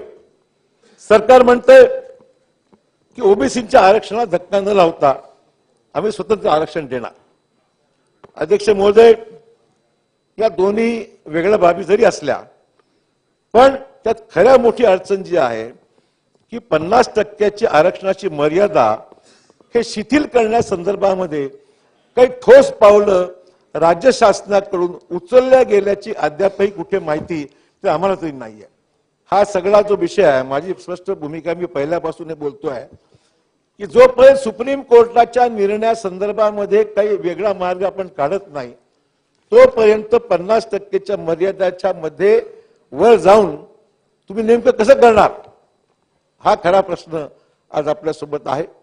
आणि म्हणून या बाबतीमध्ये आपण नेमके काय करत आहात आणि जोपर्यंत स्पष्ट होत नाही तोपर्यंत एक परसेप्शन आहे, एक बाहेर भावना आहे की सरकार फक्त वेळ काढूपणा करत आहे, सरकार फक्त आम्हाला फसवतंय की काय, अशा प्रकारची भावना ही सर्वसामान्य मराठ्यांच्या मनामध्ये आहे की आपण अजून नेमकं तुमची पुढची स्टेप काय, तुमचं वे फॉरवर्ड काय, पुढे काय करणार आहात हे जोपर्यंत तुम्ही सांगत नाही हे तुम्ही तोपर्यंत लोकांना विश्वास बसत नाही की तुमच्या तारखा तुम्ही जे दिल्यात त्याच्यामध्ये काही पूर्ण होईल की नाही. अध्यक्ष महोदय, 1992च्या इंदिरा साहनी प्रकरणाचा केस लॉ जो आहे तो सातत्याने या सभागृहात आणि बाहेर सुद्धा सुप्रीम कोर्टाने तो कोट केला आणि त्याच्या निवाड्यामध्ये 50% आरक्षणाची मर्यादेचा स्पष्ट उल्लेख आहे. म्हणजे त्याची जजमेंटची एक इंग्रजी वर्षन कॉपी जी माझ्याकडे आहे त्यात उल्लेख असा आहे, while 50% shall be the rule, it is necessary not to pull out of consideration certain extraordinary situations inherent in the great diversity of this country and the people. It might happen that in far-flung and remote areas, the population inhabiting those areas might, on account of their being out of the mainstream of national life and in view of conditions peculiar to and characteristic to them, need to be treated in a different way. Some relaxation in this strict rule may become imperative. In doing so, extreme caution is to be exercised and a special case made out. सांगायचा उद्देश एवढाच आहे की 50%च्या वर सुद्धा special and extraordinary केसच्या बाबतीमध्ये आपल्याला जाता येईल अशा प्रकारचा सुप्रीम कोर्टच्या जजमेंटमध्ये उल्लेख आहे. आणि केस कशी बनवायची, कशा पद्धतीने हे 50%च्या वर जायचं, हा खरा या कळीचा मुद्दा आहे. अध्यक्ष महोदय, ही नियम जरी असला तर दुर्गम आणि दूरप्रस्थ भागात वास्तव्य करणारे हे लोक मुख्य राष्ट्रीय प्रवाहातून बाहेर असतात आणि त्याची वैशिष्ट्य आणि वैशिष्ट्यपूर्ण परिस्थिती लक्षात घेता त्यांच्या बाबतीमध्ये अपवादात्मक पद्धतीने विचार करण्याची आवश्यकता असल्यास या कठोर नियमात काही शिथिलता येऊ शकते, हे सुप्रीम कोर्ट म्हणताय. आमचं म्हणणं एवढंच आहे, आता हे जरी म्हटलंय हे एवढं सोपं आणि सरळ नाहीये. एक्स्ट्रॉर्डिनरी सर्कमस्टन्सेस म्हणजे मला तुम्हाला मुद्दाम एक छोटंसं उदाहरण द्यायचं आहे, कदाचित ते या केसमध्ये मुद्दाम सिमिलॅरिटी राहील. अंदमान बेटाजवळ नॉर्थ सेंटिनल नावाच्या भारताचे एक छोटे बेट आहे. या बेटावर हजारो वर्षापासून आदिम काळातील एक जमात राहते आणि ते लोक सेंटिनलीज म्हणून ओळखले जातात. बाहेरच्या जगाशी त्यांचा कुठलाही संबंध नाही, आधुनिकतेचा त्यांना स्पर्श नाही, ते कपडे सुद्धा घालत नाहीत. आजही भाला हा त्यांचं शस्त्र आहे. ते बेट संरक्षित क्षेत्र म्हणून घोषित केलं आहे आणि ते जायलाही सक्त मनाई आहे. म्हणजे नॉर्थ सेंटिनल बेटला संदर्भ यासाठी दिला मी की म्हणजे एक्स्ट्रॉर्डिनरी सर्कमस्टन्सेस आणि काहीतरी प्रवाहापासून मुख्य प्रवाह वेगळे आहेत. पण ही परिस्थिती अशी अपेक्षित आहे का? आज कोण राहिलं मला सांगा ना. आज महाराष्ट्राच्या प्रगतशील राज्यामध्ये म्हणजे वास्तवता ही आहे. मगाशी भोसले साहेबांनी उल्लेख केला, गोष्ट खरी आहे. सगळ्यांच्या मनात मराठी फार प्रोग्रेसिव्ह आहेत, संपन्न आहेत, पैसे खूप आहेत, राज्यकर्ते आहेत, कमी ही वास्तव नाही आहे. आणि हे आपल्या वकील मांडलं ना. आपले वकील पटवालिया आणि रोदगी साहेबांनी हा विषय मागचं फडणवीस साहेबांचं सरकार असताना तेच वकील होते. आमच्या काळात सुद्धा तेच वकील पुढे कंटिन्यू केले, वकीलही बदललेले नाहीत. तेव्हा तुमच्या काळात काय झालं ना, आमच्या काळात काही स्कोपच नाहीये. हा विषय त्याला राजकारण म्हणून भाषणात ठीक आहे बाहेर बोलायला. वास्तव हे आहे की दोघांच्या काळात वकील तेच होते आणि शिंदे साहेब आमच्या बरोबर त्या समितीमध्ये हजर होते आणि सर्व कल्पना गोष्टीची काय काय. तर मुद्दा असा आहे की वकील तेच होते, आर्ग्युमेंट सर्वांनी तेच केलेलं आहे की मराठा समाजाची सामाजिक परिस्थिती होते ना. हो. आणि सर्व पक्षीय बैठकीमध्ये ठरलं की वकील तेच कंटिन्यू करायचे. उलट एक मिनिट सांगतो, मी कोणावर आक्षेप घेत नाही, मी काय म्हणतो जे वास्तव सांगतो. मला तुम्हाला एवढंच सांगायचं आहे अध्यक्ष महोदय, जरा एक मिनिट कृपया प्लीज. मला एवढंच सांगायचं आहे, याच्यापेक्षा आम्ही अजून ऍडिशनल 2 वकील ज्या मराठा संघटनांचे प्रतिनिधित्व करत होते त्यांच्या वतीने अजून 2-4 वकील लावले आणि प्रामुख्याने त्याच्यात कपिल सिब्बल होते, त्याच्यामध्ये अभिषेक मनु सिंघवी होते. ही ऍडिशनल वकील लावून ही टीम, चांगली एक्सपर्ट टीम ही त्या ठिकाणी गेली. आणि इंदिरा साहनीच्या या सगळ्या प्रकरणामुळे अध्यक्ष महोदय हा विषय असा झालेला आहे की ती केवळ एक हाच विषय आहे की ज्याच्यामुळे सुप्रीम कोर्टाने आपलं ऐकलं नाही. हायकोर्टाचा वेगळा मुद्दा होता. सुप्रीम कोर्ट म्हणले की 50% वर आरक्षण देता येणार नाही. अध्यक्ष महोदय मला हेही सांगितलं पाहिजे की हा विषय फक्त महाराष्ट्रामध्ये मर्यादित आहे का? मराठ्यांचं आरक्षण हा महाराष्ट्रातला मराठ्यांचा विषय आहे.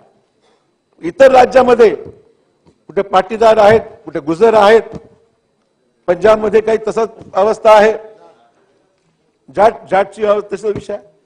अनेक राज्यामध्ये आरक्षणाचा मुद्दा हा 50%. त्यांनी सुद्धा याच्यामध्ये पार्टी होऊन त्यांचंही म्हणणं होतं की 50%ची अट ही काढून टाका. सर्वोच्च न्यायालयाने 50%ची मर्यादा ओलांडता येणार नाही सांगितलं. हा खटला सुरू असताना इंदिरा साहनी प्रकरणातील या मर्यादेचा पुनर्विचार करा अशी सुद्धा आम्ही मागणी सर्वोच्च न्यायालयात तत्कालीन सरकार महाविकास आघाडी सरकारने केलं. महाराष्ट्रात नव्हे तर 50% आरक्षण मर्यादा ओलांडलेल्या इतर अनेक राज्यांनी सुद्धा हीच भूमिका मांडली. महाराष्ट्रापुरती मर्यादा नसल्याने इतर राज्यांना सुद्धा सर्वोच्च न्यायालयामध्ये मिळायला सांगितलं, विनंती केली. अध्यक्ष महोदय, या सगळ्या गोष्टीच्या म्हणजे केंद्र सरकार आपला सर्वोच्च न्यायालयाने ही विनंती फेटाळल्यानंतर संसदेमध्ये घटना दुरुस्ती करावी अशाही प्रकारची विनंती अध्यक्ष महोदय त्या ठिकाणी करण्यात आलेली आहे. आपल्याला कल्पना असेल की केंद्र सरकारने 10% ईडब्ल्यूएसचं आरक्षण दिलं म्हणजे एक्सिडिंग 50%. इकॉनॉमिकल वीकर सेक्शन यांना 10% ओव्हर अँड अबाव म्हणजे 50%चं आरक्षणाच्या वर 10% जाऊन ईडब्ल्यूएसचं आरक्षण दिलं. म्हणजे ही मर्यादा कॉन्स्टिट्युशनल अमेंडमेंट करून 10% वास्तव आहे आणि ती आजही टिकवलेली आहे. कुठे तेही चॅलेंज झाले पण आज त्यात काही घडलेलं नाही, ती आहे ती कन्फर्म आहे. अध्यक्ष महोदय, हे सांगायचं तात्पर्य एवढंच आहे की आपल्याला गरज जी लागणार आहे ती केंद्र सरकारची मदत लागणार, आपण मान्य करा की न मान्य करा. आम्ही स्वतः त्यावेळी तत्कालीन मुख्यमंत्री उद्धवजी ठाकरे, आजचे विद्यमान उपमुख्यमंत्री अजित पवार, त्यावेळेस सुद्धा उपमुख्यमंत्री ते, आम्ही मोदी साहेबांना जाऊन दिल्लीमध्ये याची ब्रीफिंग पूर्ण दिली. स्वतः त्यांना ब्रीफ केलं, म्हटलं असा असा विषय आहे आणि 50%च्या वर जाण्यासंदर्भामध्ये आपल्या इथून केंद्र सरकारने जी मदत केली तर हा प्रश्न मार्गी लागण्यासंदर्भात आपली मदत होईल अशा प्रकारची आम्ही भूमिका घेतली. त्यामुळे त्यांना विनंती केली. अर्थात तिथून काही प्रतिसाद केंद्र सरकारला अजून अद्याप मिळाला नाही. आमची विनंती शिंदे साहेबांना हीच आहे की हा प्रयत्न आपण नक्की केला पाहिजे. केंद्र सरकार, राज्य सरकार, डबल इंजिन सरकार आता प्रयत्न करायला काय हरकत नाही. प्रयत्न केला तर मला खात्री आहे की यातून काहीतरी मार्ग काढण्यात, कारण हा विषय मिटला पाहिजे ना कुठेतरी. कोणी तुम्ही केलं तर आमची काही तक्रार नाही याच्यामध्ये. अध्यक्ष महोदय, हा सगळा विषय केंद्र सरकारला सुद्धा आपल्या कल्पना आहे की आपल्या सभागृहात सुद्धा विधिमंडळामध्ये 5 जुलै 2021ला आपण सभागृहामध्ये 50% आरक्षण मग शिथिल करण्याबाबत केंद्राला विनंती करून ठराव आपण ह्या सभागृहात आपण मुंबईला घेतला आणि विनंती केली, केंद्र आपण ठराव घेतला, एकमताने हा ठराव पारित झाला अध्यक्ष महोदय. त्यामुळे ही सगळी पार्श्वभूमी की काय करण्यात आलं अध्यक्ष महोदय सांगितलं पाहिजे. आणि आपल्याला कल्पना आहे की राज्यांना अधिकार देण्याच्या बाबतीमध्ये म्हणजे एखादा मागास घटक ठरवण्याच्या बाबतीमध्ये राज्यांना अधिकार देण्याच्या बाबतीमध्ये निर्णय करण्यासंदर्भात जेव्हा 105वी घटना दुरुस्ती झाली त्या घटना दुरुस्तीला सुद्धा आम्ही राज्यातील सर्व म्हणजे मी स्वतः व्यक्तिशः राज्यातील सर्व पक्षीय खासदारांना पत्र लिहिलं आणि 50%ची अट शिथिल करण्याच्या बाबतीमध्ये आपण या बाबतीमध्ये लोकसभा व राज्यसभा सर्व खासदारांना सांगितलं ही घटना दुरुस्ती होते आहे, ही संधी आहे आपल्याला, ही संधी आपण डवळू नका. कारण या घटकांना आपल्याला कल्पना आहे की एखाद्या समाजाला मागास ठरवण्याचे अधिकार हे केंद्र सरकारकडे आहेत. आपल्याला मुद्दाम मला आठवण करून दिली पाहिजे, आपल्या सरकारने म्हणजे फडणवीस साहेब या सरकारचे प्रमुख असताना त्यांनी राज्यामध्ये त्यावेळेस हे आरक्षण देऊ केलं. मी नंतर मुद्दा उपस्थित केला की राज्याला हे निर्णय घ्यायचा अधिकारच नाही. ते मला म्हणाले की मी तुमच्यावर प्रिव्हिलेज मोशन आणेन. मी त्यांना म्हणून आणा. मी त्यांना कायदा दाखवला. हे अधिकार राज्याला राहिलेले नाहीत, हे अधिकार केंद्राकडे आहेत. जो पण केंद्र तुम्हाला अधिकार परत देत नाही तोपर्यंत कुठल्याही समाजाचा मागासपण ठरवण्याचा अधिकार तुम्हाला नाही. नंतर केंद्र, आता मी उल्लेख जो केला, केंद्र शासनाने मग त्याच्यावर निर्णय घेतला, घटना दुरुस्त केली आणि घटना दुरुस्ती केल्यानंतर अधिकार राज्याला देण्याचा निर्णय झाला. पण माझा मुद्दा परत तोच, मी तेच सांगतो. आता अधिकार दिले पण 50%ची मध्ये आहे तशीच कायम आहे. पण नुसता अधिकार देऊन फायदा काय? आमचं म्हणण्याचा उद्देश एवढाच आहे की नुसता अधिकार देऊन फायदा नाही. 50%ची अट त्यावेळेस EWS साठी तुम्ही शिथिल केली, त्याच पद्धतीने किंवा वेगळ्या मार्गाने कॉन्स्टिट्युशनल अमेंडमेंट झाली असती तर कदाचित आपल्याला ही जी अडसर आहे ती दूर झाली असती आणि हा प्रश्न मग राज्याकडे येऊन आपल्याला मार्ग काढणं सोपं झालं असतं. हा सगळा डेडलॉक जो झालेला आहे ते 50%चे आरक्षण देण्याची जी सिलिंग लिमिट ठरवलेली आहे ती त्याच्यामध्ये अडचण आलेली आहे. अध्यक्ष महोदय, 8 ऑगस्ट 2021ला तत्कालीन मुख्यमंत्री उद्धव ठाकरे यांनी संसदेतील सर्व प्रमुख मान्यवरांची ऑनलाईन बैठक हे मुंबईमध्ये घेतली. त्या बैठकीला केंद्रीय न्यायमंत्री डॉक्टर वीरेंद्र कुमार यांना निमंत्रित केलं होतं. ऑनलाईन आपण या आणि आपला आमची मदत करा अशी विनंती आम्ही त्यांना केली होती.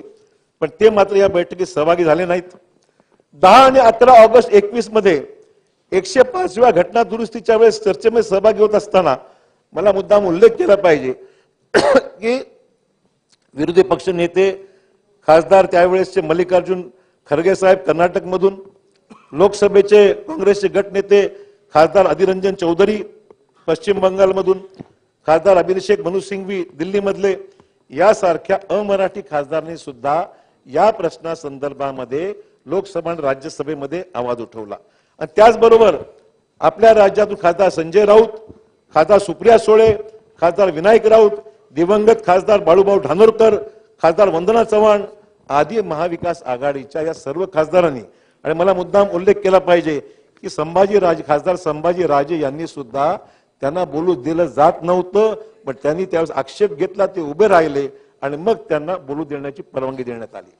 मला सांगायचं एवढंच आहे, आपल्यापैकी सत्ताधारी मंडळीमधला एकही खासदार हा तिथे असताना सुद्धा सभागृहात बोलले नाहीत, हे दुर्दैव आहे. म्हणजे ठीक कारण काय असतील, काय पॉलिटिकल भूमिका असू शकते, माझं काही म्हणणं नाहीये, परंतु संभाजी राजे वगळता आपल्या पक्षामधून एकही खासदार इथे बोलू शकला नाही. आणि मग ही टीका टिप्पणी कशाला, वास्तव ते बोलतो आणि कोण बोलले नाव वाचून आपल्या आपला. त्यांनी सगळ्यांनी मुद्दे मांडले की 50%ची ही सगळी जी परिस्थिती आहे ती लक्षात घ्या आणि आपण जे अमेंडमेंट आज करताय त्या अमेंडमेंट बरोबर 50%ची मर्यादा काढून टाका. अध्यक्ष महोदय, नाही ओके. अध्यक्ष महोदय, आज ज्या पद्धतीने आज एकमेकाबद्दल विधानं केली जात आहेत अध्यक्ष महोदय, ही विधानं दुर्दैवी आहेत. आमचं म्हणणं एवढंच आहे, आपण मुख्यमंत्री या नात्याने वारंवार आपण सांगताय की मग आम्ही ओबीसींच्या आरक्षणाला हात न लावता ओव्हर अँड अबाव त्याच्या वर जाऊन आम्ही आरक्षण देणार आहोत. हे विधान आपण अनेक वेळा केलेलं आहे. आमची पण तीच भूमिका आहे की ओबीसींच्या आरक्षणात धक्का न लावता, सगळं आता प्रश्न इतरांच्या आरक्षणाचा विषय आहे, इतरांच्या आरक्षणाला धक्का न लावता आपल्याला हे मराठा आरक्षण देता आलं पाहिजे, हेच आमचं म्हणणं आहे.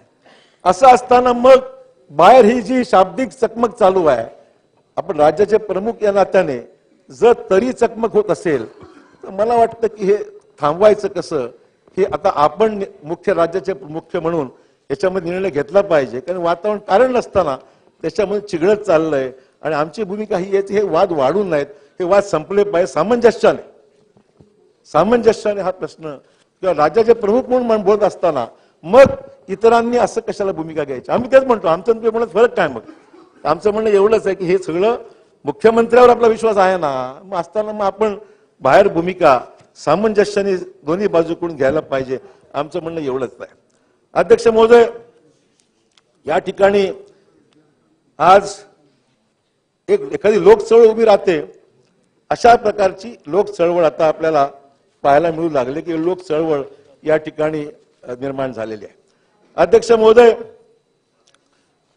समाज एवढा आक्रमक झालेला आहे की याच्या बाबतीमध्ये कुठेतरी राज्य सरकारने आणि सर्वांनीच म्हणून आत्मचिंतन केलं पाहिजे की हे विषय हा नुसता असा मोकळा सोडून चालणार नाही. आता कोणालाच चालणार नाही. कोणाच्याच मतदारसंघात कुठल्याच राजकीय पक्षाला हा विषय असा मोकळा करण्याची अर्जन्सी निर्माण झाली आहे.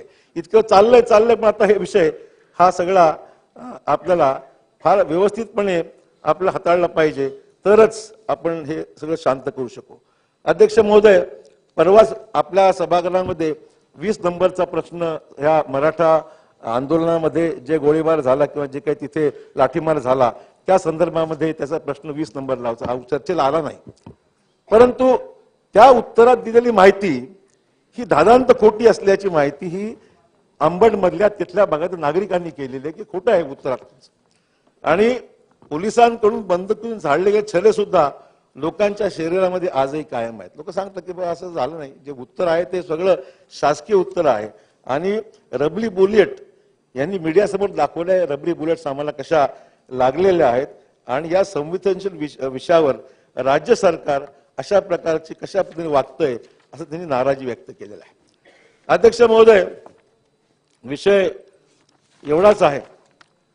अध्यक्ष महोदय, विषय एवढाच आहे की आता की आरक्षण आपण कशापर्यंत देणार आहात. अध्यक्ष महोदय, आरक्षणाच्या बाबतीमध्ये आपल्याला एवढी तीव्रता निर्माण झाली असताना आपण हे कसं करणार आहात याच्यामध्ये अध्यक्ष महोदय स्पष्टता आणली पाहिजे, अशीच माझी या ठिकाणी आपल्याला विनंती करायची आहे.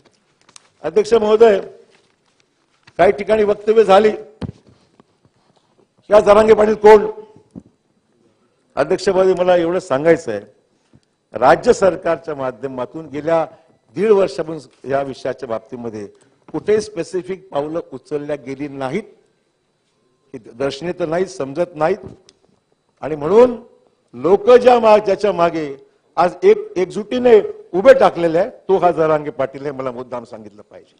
मला हे सांगायचं आहे, हा कुठला राजकीय पक्षाचा प्रतिनिधी नाही आहे, परंतु आज हे आंदोलन जे होत आहे, समाजाचे बांधव स्वतःच्या खर्चाने त्याला जीव घालतात, कार्यक्रम घडवतात, स्टेजची व्यवस्था करतायत, ठिकठिकाणी स्वागत करतायत, फुलांचा वर्षाव करतात, तो हा जरांगे पाटील हे मला मुद्दाम सांगितलं पाहिजे. कारण की लोकांना त्याच्या विश्वासार्हतेवर आज फार मोठं लोकांना भरोसा आहे की नाही, प्रामाणिकपणे तो आंदोलन करतो. लोकांमध्ये आज हा तशा पद्धतीने असा एक निश्चय लोकांच्या मनामध्ये झालेला आहे की याच्या बाबतीमध्ये आज दुसरं तडजोड स्वीकारू शकत नाही. आणि म्हणून लोकांनी त्याला एका देवाप्रमाणे आज उभं केलेलं आहे. आणि म्हणून ठीक आहे, त्याचे भावना आहेत त्या भावना आहेत, आपण बघतोच आहे. हे काय माणसं गाडीला घोड्याने देऊन माणसं जमा केली, कोणाला पुढे आणलंय, असंही अध्यक्ष महोदय काही विषय नाहीये. त्यामुळे समाजामध्ये विश्वासार्हता, कदाचित तुमची आमची विश्वासार्हता कमी असेल, पण त्याची विश्वासार्हता या प्रश्नावर 100% जास्त आहे, हे मला मुद्दा मी सभागृहात सांगितलं पाहिजे. कारण की निष्पक्षपणे उपोषण करून तो 10-12 दिवस, 15 दिवस आणि आपण त्याची दखल देत आहात, ते मला मुद्दाम या ठिकाणी आवर्जून सांगितलं पाहिजे. अध्यक्ष महोदय, आपण 24 डिसेंबरची वेळ दिली. आपण हे नेमकं कसं करणार आहात? म्हणजे 24 डिसेंबर पर्यंत शिंदे समितीचा अहवाल अपेक्षित आहे का? न्यायमूर्ती शिंदे साहेबांचा आपण ज्या अर्थी सांगताय त्या अर्थी अहवाल आपल्याला अपेक्षित आहे 24 डिसेंबरच्या आत.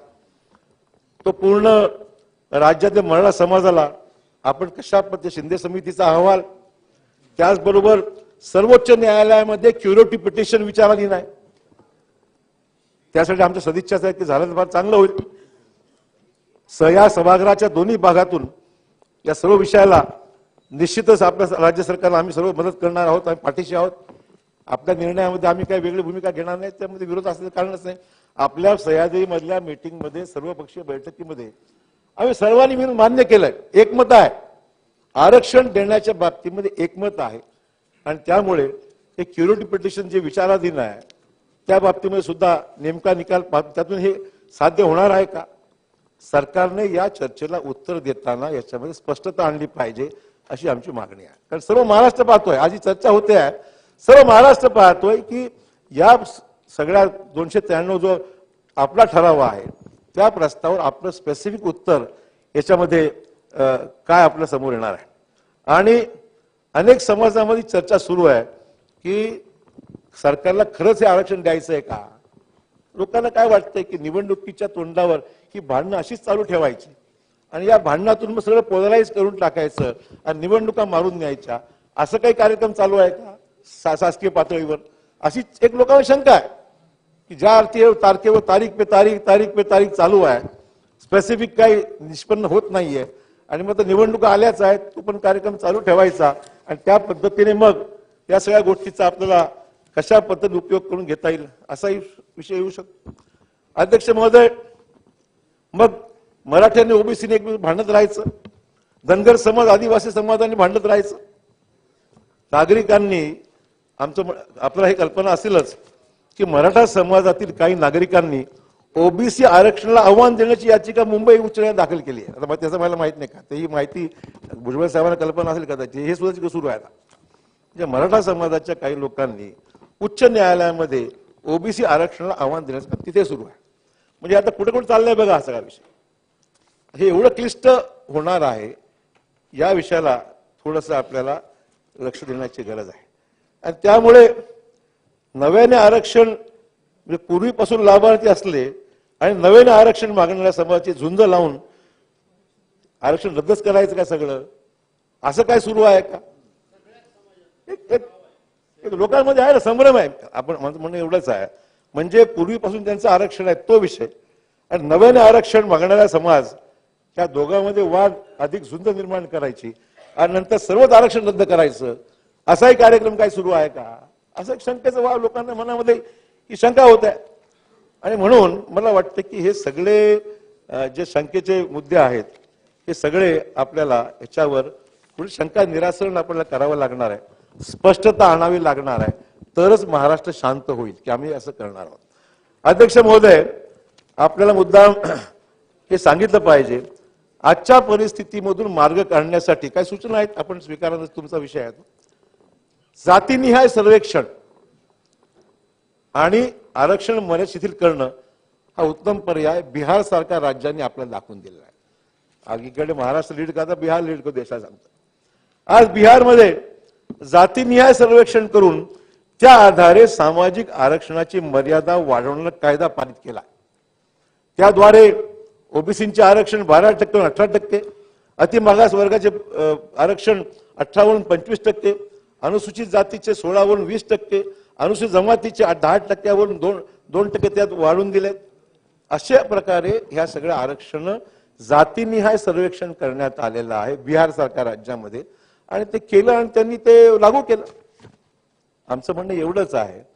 आणि काँग्रेस वर्किंग कमिटीने मुद्दा मला हे सांगितलं पाहिजे, भूमिकाच आहे पक्षाची, म्हणजे वरिष्ठ पातळी निर्णय झाला जातीनिहाय सर्वेक्षण आपण करा आणि त्यामध्ये मग जी काही समोर येईल त्या पद्धतीने पुढचा निर्णय घेण्याला सुकर होईल, अशा प्रकारची भूमिका काँग्रेस पक्षाने अधिकृतरित्या अध्यक्षमध्ये घेतलेली आहे. सामाजिक आरक्षण आहेत जी आहेत त्या बाबतीमध्ये सामाजिक आर्थिक शैक्षणिक असं केलं आहे. अध्यक्ष महोदय, आणि म्हणून बिहारचा हा पॅटर्न, आपण कायदेतज्ञ आहेत, ॲडव्होकेट जनरल आहेत आपल्याकडे अन्यही प्रमुख लोक आहेत, सल्ला घ्या. इतरही पक्षाची प्रमुख मंडळी आपल्या बरोबर आहेत, त्यांच्याशी सल्ला घ्या. पण मला वाटतं हा पॅटर्न जर आपण स्वीकार, शेवटी वाद भांडण कुठे आहे, कोणाचं किती असलं पाहिजे, आणि सगळ्यांना हे स्पष्ट झालंय की सुप्रीम कोर्टाचा निर्णय हा आपल्या आटोक्याच्या बाहेर चाललाय का, हे लोक शासनकाच्या बाबतीमध्ये 50च्या वर आपण जाऊ शकत नाही असं लोकांना वाटायला लागलंय. आणि म्हणून हे वाद सुरू झाले, 50च्या मध्ये यायचा हा विषय सुरू झालेला आहे. तर कशाला आला असता विषय. त्यामुळे बिहार सारख्या राज्याने जर एक मार्ग दाखवला आणि तो जर आपल्याला पटत असेल, तर मला वाटतंय की या सगळ्या गोष्टीला आपण अशा पद्धतीने एक चर्चेचा भाग म्हणून एक आपण माहिती घ्या आणि त्यातून काय मार्ग काढणं शक्य आहे का बघा. आणि म्हणून मला शेवटी हेच म्हणायचं आहे की हा विषय फक्त राज्य शासनापुरती मर्यादित आहे की आपण लोकांना काढून टाका. जोपर्यंत केंद्र सरकारची मदत आपल्या सगळ्या लिगल इश्यूज होत नाही. मध्यंतरी प्रयत्न केला, त्यांचा प्रतिसाद मिळाला नाही. कदाचित आपल्याला प्रतिसाद मिळाला तर हरकत नाही ना, का मार्ग निघणं महत्वाचं आहे.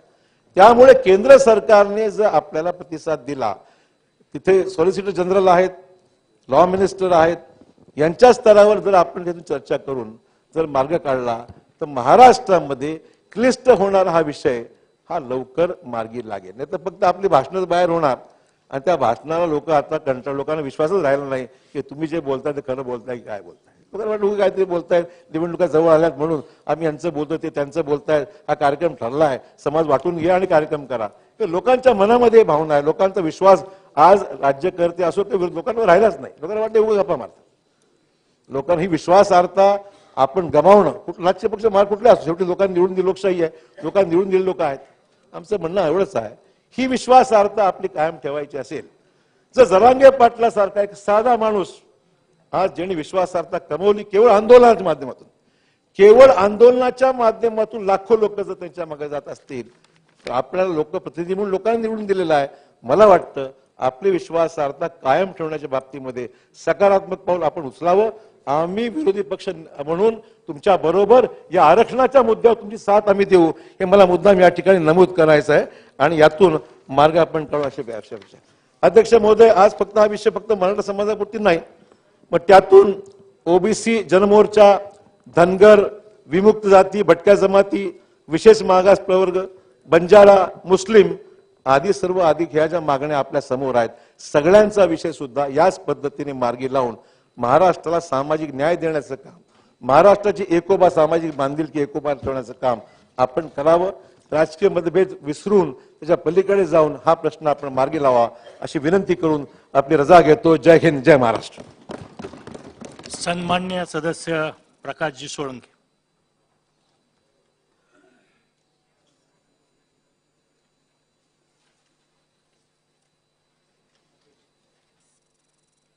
अध्यक्ष महोदय, विधानसभा नियम 293 अन्वये जो प्रस्ताव आहे त्या प्रस्तावावर चर्चा करण्यासाठी या ठिकाणी मी उभा आहे. अध्यक्ष महोदय, शिवेंद्रराजे भोसले सन्माननीय सदस्य यांनी या चर्चेला सुरुवात केली आणि आता सन्माननीय अशोकरावजी चव्हाण साहेब यांनी आपले विचार या ठिकाणी मांडलेले आहेत. मराठा समाजाला आरक्षण मिळावं ही काही नवीन मागणी नाहीये. गेल्या अनेक वर्षापासून ही मागणी समाजाच्या वतीनं, निर्णय आंदोलनाच्या वतीनं या ठिकाणी पुढे आलेली आहे आणि शासनाच्याही वतीनं एक राऊंड झाल्यावर दुसऱ्या राऊंडला करूया. या ठिकाणी पृथ्वीराज चव्हाण साहेब मुख्यमंत्री असताना आणि त्यानंतर देवेंद्रजी फडणवीस साहेब मुख्यमंत्री असताना समाजाला आरक्षण देण्याचा त्यांनी त्या परीनं या ठिकाणी प्रयत्न केलेला आहे. परंतु दुर्दैवानं हायकोर्ट असेल, सुप्रीम कोर्ट असेल, याच्यामध्ये हे आरक्षण टिकलं नाही आणि आता मागच्या 2-3 महिन्यापासून अतिशय आक्रमकपणे श्रीयुत जरांगे पाटील यांच्या नेतृत्वाखाली संपूर्ण मराठा समाज आज एकत्रित आलेला आहे आणि आक्रमकपणे ही मागणी, विशेषतः मला हे सांगितलं पाहिजे की या आंदोलनामध्ये मराठा समाजाच्या तरुण वर्गाचा फार मोठा सहभाग आहे. गावागावामधील तरुण, आणि या तरुणाची आजची परिस्थिती जर आपण पाहिली तर या तरुणाला, त्याच्या कुटुंबाला पूर्वीच्या काळी जशी जमीन होती तशी आता जमीन राहिलेली नाही. या ठिकाणी शिवेंद्रराजांनी उल्लेख केला की मराठा समाज हा लढाऊ समाज आहे, परंतु त्याचबरोबर मराठा समाज हा शेतकरी समाज आहे. मोठ्या प्रमाणात त्यांच्याकडे जमिनी होत्या आणि या जमिनीच्या माध्यमातून आणि काही प्रमाणात त्या वेळच्या परिस्थितीप्रमाणे सावकारीच्या माध्यमातून मराठा समाज आपलं जीवन चांगल्या पद्धतीनं जगत होता. या ठिकाणी मी ज्या मराठवाड्याच्या भागातून येतो त्या मराठवाड्याच्या भागामध्ये निजामशाही होती. जवळजवळ 250 वर्ष निजामशाहीची झाली आणि 17 सप्टेंबर 48 निजामाच्या जोखडातून मराठवाडा मुक्त झाला.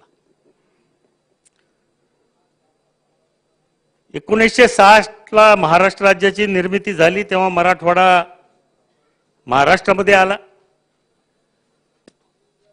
तर ह्या 60 नंतरचा परिस्थिती जर आपण पाहिली तर राज्याच्या निर्मितीच्या वेळेस मराठा समाज हा एकत्रित कुटुंब पद्धतीमध्ये होता. सगळे भाऊ एकत्रित राहून शेती व्यवसाय करायचे आणि त्याच्या माध्यमातून त्यांचे संसार चालायचे, अशी परिस्थिती होती.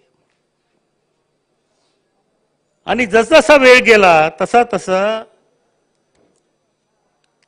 ही एकत्रित कुटुंब पद्धती राहिली नाही. भावाभावाच्या वाटण्या झाल्या, जमिनीच्या वाटण्या झाल्या.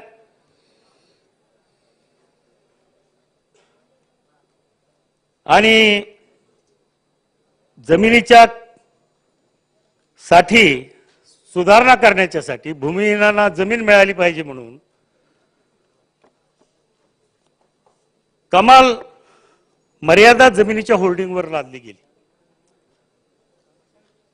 आणि त्याच्यामुळं 54 एकरवर ही मर्यादा लाभल्यामुळं 1974-75 मध्ये हा कायदा लागू झाल्यापासून आणखीन जमिनीचे तुकडे होत गेले. आणि त्यामुळं आजची परिस्थिती अशी आहे की आपण कुठल्याही जिल्ह्याचं उदाहरण बघा, शेतकऱ्याची जमीन धारणा जर बघितली तर 85 ते 87% आज शेतकरी हा अल्प भूधारक आणि अत्यल्प भूधारक या व्याख्येमध्ये प्रत्येक जिल्ह्यामध्ये बसू लागलेला आहे. आणि हे खरं कारण आहे की ज्या जमिनीच्या आधारावर आम्ही जीवन जगत होतो ती जमीनच आता शिल्लक राहील नाही, तिचे तुकडे पडले. छोटी जमीन असल्यामुळं आणि नैसर्गिक परिस्थितीमुळं, हवामान बदलामुळं आज आमची शेती पिकत नाही आणि त्यामुळं आर्थिक स्तर हा खालावलेला आहे. शिक्षण घेतलेले सुशिक्षित बेरोजगार झालेले आहेत, त्यांना नोकरी मिळत नाही.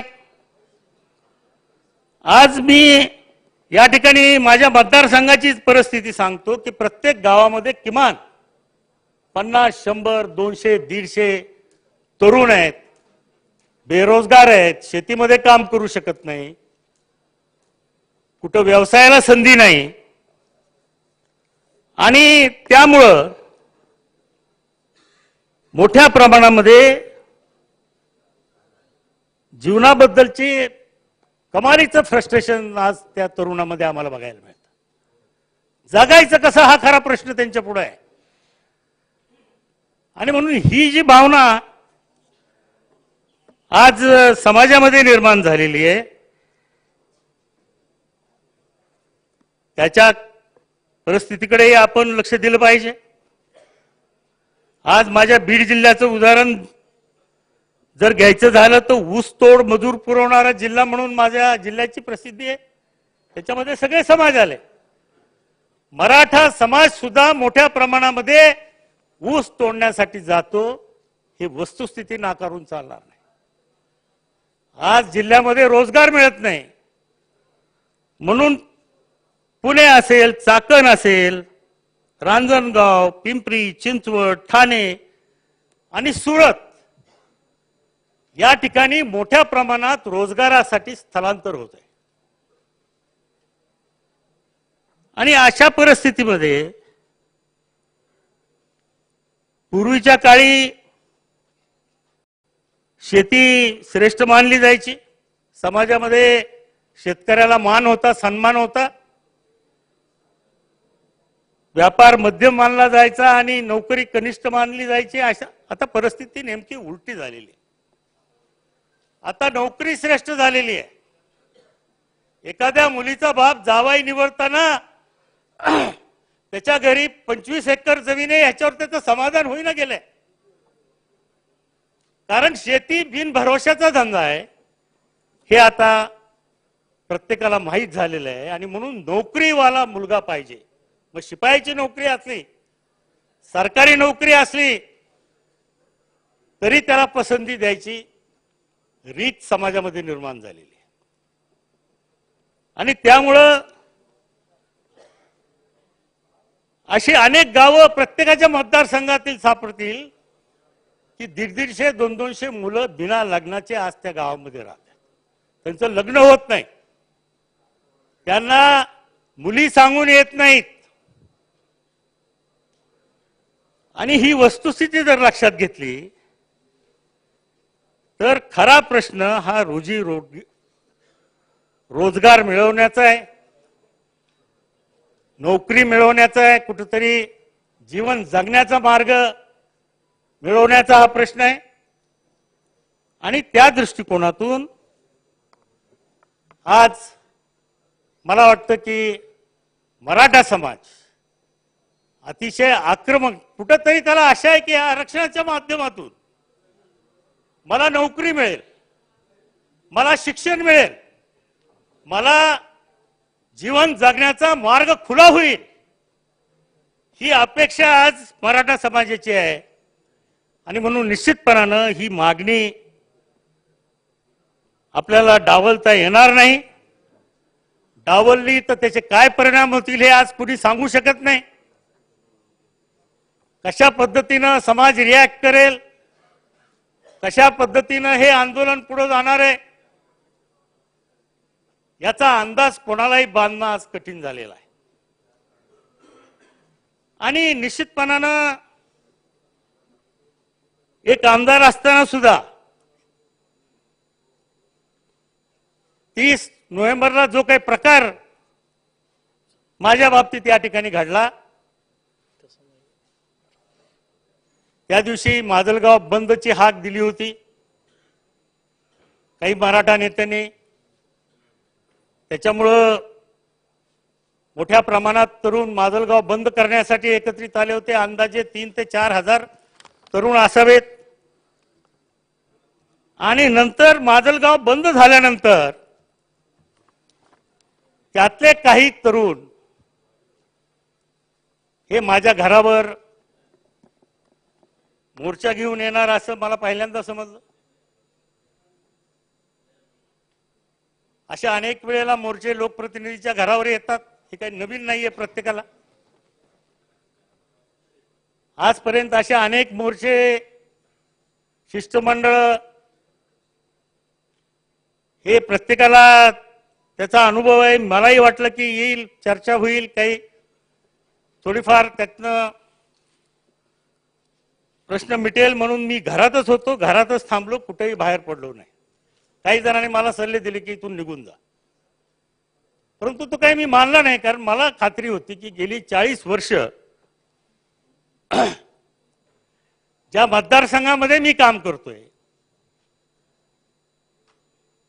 चौथ्यांदा या विधानसभेमध्ये आमदार म्हणून ज्या जनतेने मला पाठवलेलं आहे, त्यांच्याशी चर्चा करून हा प्रश्न मार्गी लावता येईल असं मला वाटलं होतं. परंतु जमाव अतिशय आक्रमक होता. त्यांनी दगडफेक करायला सुरुवात केली, काही वेळाने जाळपोळ केली. जवळजवळ 2 तास त्या ठिकाणी त्या जमावाची दगडफेक आणि जाळपोळ ही माझ्या बंगल्यात होत होती. एक गोष्ट या ठिकाणी मी उल्लेख करीन की त्या ठिकाणी पोलिसाचा बंदोबस्त होता. 15 रिझर्व्ह पोलीस होते, 5-10 नेहमीचे पोलीस होते, PSI होते, PI होते, सगळं होतं. परंतु त्या आंदोलनामध्ये जी पोलिसाची भूमिका होती, त्या पोलिसाच्या बंदोबस्त असताना सुद्धा, पोलिसाची कर्मचाऱ्याची उपस्थिती असताना सुद्धा कुठल्याही प्रकारचा अटकाव हे पोलीस त्यांना करत नव्हते. माझ्याकडं त्याच्या संपूर्ण घटनेचं CCTV फुटेज आहे. मी अध्यक्ष महोदय आपल्याकडेही त्याची पेन ड्राईव्ह मी पाठवतो, आपणही बघा, कारण शेवटी लोकप्रतिनिधीच्या संरक्षणाची जबाबदारी आपल्यावर आहे. आणि त्यातून ही परिस्थिती निर्माण जी काही झाली ती मी मोकळेपणाने सांगितलं की बहुतांशी त्यातले जे काही दगडफेक करणारे होते किंवा जाळपोळ करणारे होते, त्याच्यामध्ये काही माझे राजकीय विरोधक असावेत, काही जणांनी जाणीवपूर्वक हा मॉब मराठा आंदोलनाच्या आडून माझ्या घराकडे वळवलेला असावा. त्यामध्ये काही समाजकंटक होते, ज्यांच्यावर गुन्हे दाखल झालेले आहेत, असे काही लोक होते. वाळूचा व्यापार, अवैध व्यापार म्हणजे धंदा करणारे होते, धान्याचा काळा बाजार करणारे होते. ही गोष्ट वारंवार पोलिसांसमोर मी सांगितलेली आहे. माझ्या इंटरव्ह्यू मधनं ही परिस्थिती आली की CCTV फुटेजमध्ये दगडफेक करणारे आणि जाळपोळ करणारे ठराविक लोक होते. अंदाजे 200 ते 250 लोक असतील. त्यांना आयडेंटिफाय करून त्यांच्यावरती गुन्हे दाखल करण्याचं काम हे पोलिसांनी करावं असं अपेक्षित आहे. पोलिसांनी गुन्हेगाराची संख्या त्या ठिकाणी अंदाजे 5000 दाखवली आणि आता मागच्या 40 दिवसापासून ज्यांचा या घटनेशी संबंध नाही, जे CCTV फुटेजमध्ये दिसत नाहीत, जे आंदोलनामध्ये सहभागी होते, त्यांना पकडण्याचा, निष्पाप लोकांना पकडण्याचा कार्यक्रम पोलिसांनी या ठिकाणी हाती घेतलेला आहे. काही पैशाची मागणी, तुझं नाव आहे, तुला मी मदत करतो, पैसे दे, 50,000 दे, 25,000 दे, अशा मागण्या होत आहेत. जी वस्तुस्थिती आहे ती सांगतोय. आणि म्हणून खऱ्या अर्थानं या विधानसभेच्या माध्यमातून मला विनंती करायची आहे, पोलिसांनी या ठिकाणी तपास करावा, ही माझी आग्रहाची आणि कळकळीची मागणी राहणार आहे. मनोज जरांगे पाटील, अशोकरावजी जे बोलले ते अतिशय सत्य आहे. संपूर्ण महाराष्ट्रातल्या मराठा समाजावरती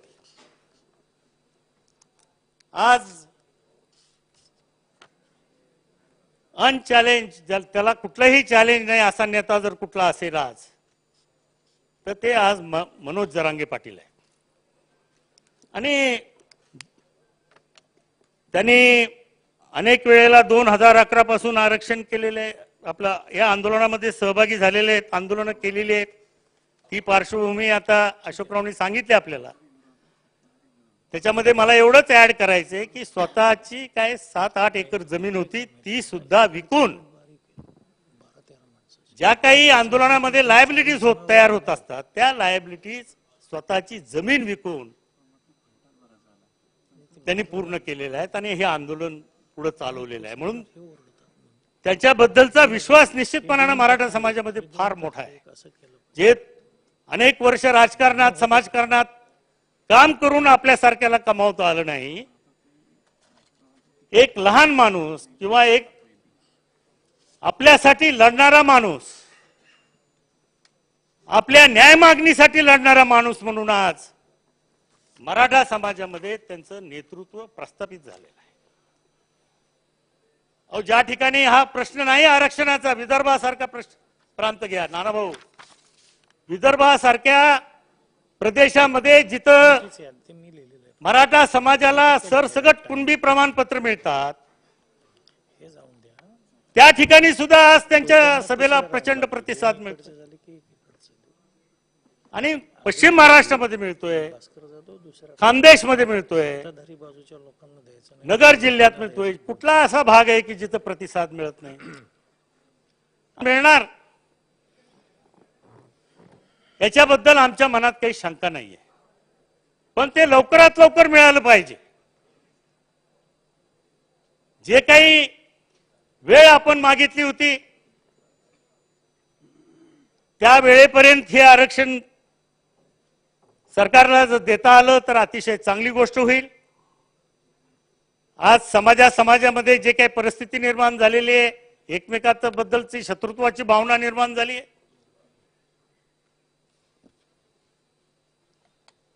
इतर समाजाचे आरक्षणाचे प्रश्न आहेत, धनगर समाजाचे आहेत, मुस्लिम बांधवाचे आहेत, कुठं अनेक समाजाचे प्रश्न आहेत. आणि म्हणून हे जे काही सामाजिक सलोखा आज महाराष्ट्रातला बिघडलेला आपल्याला दिसतोय, तो सामाजिक सलोखा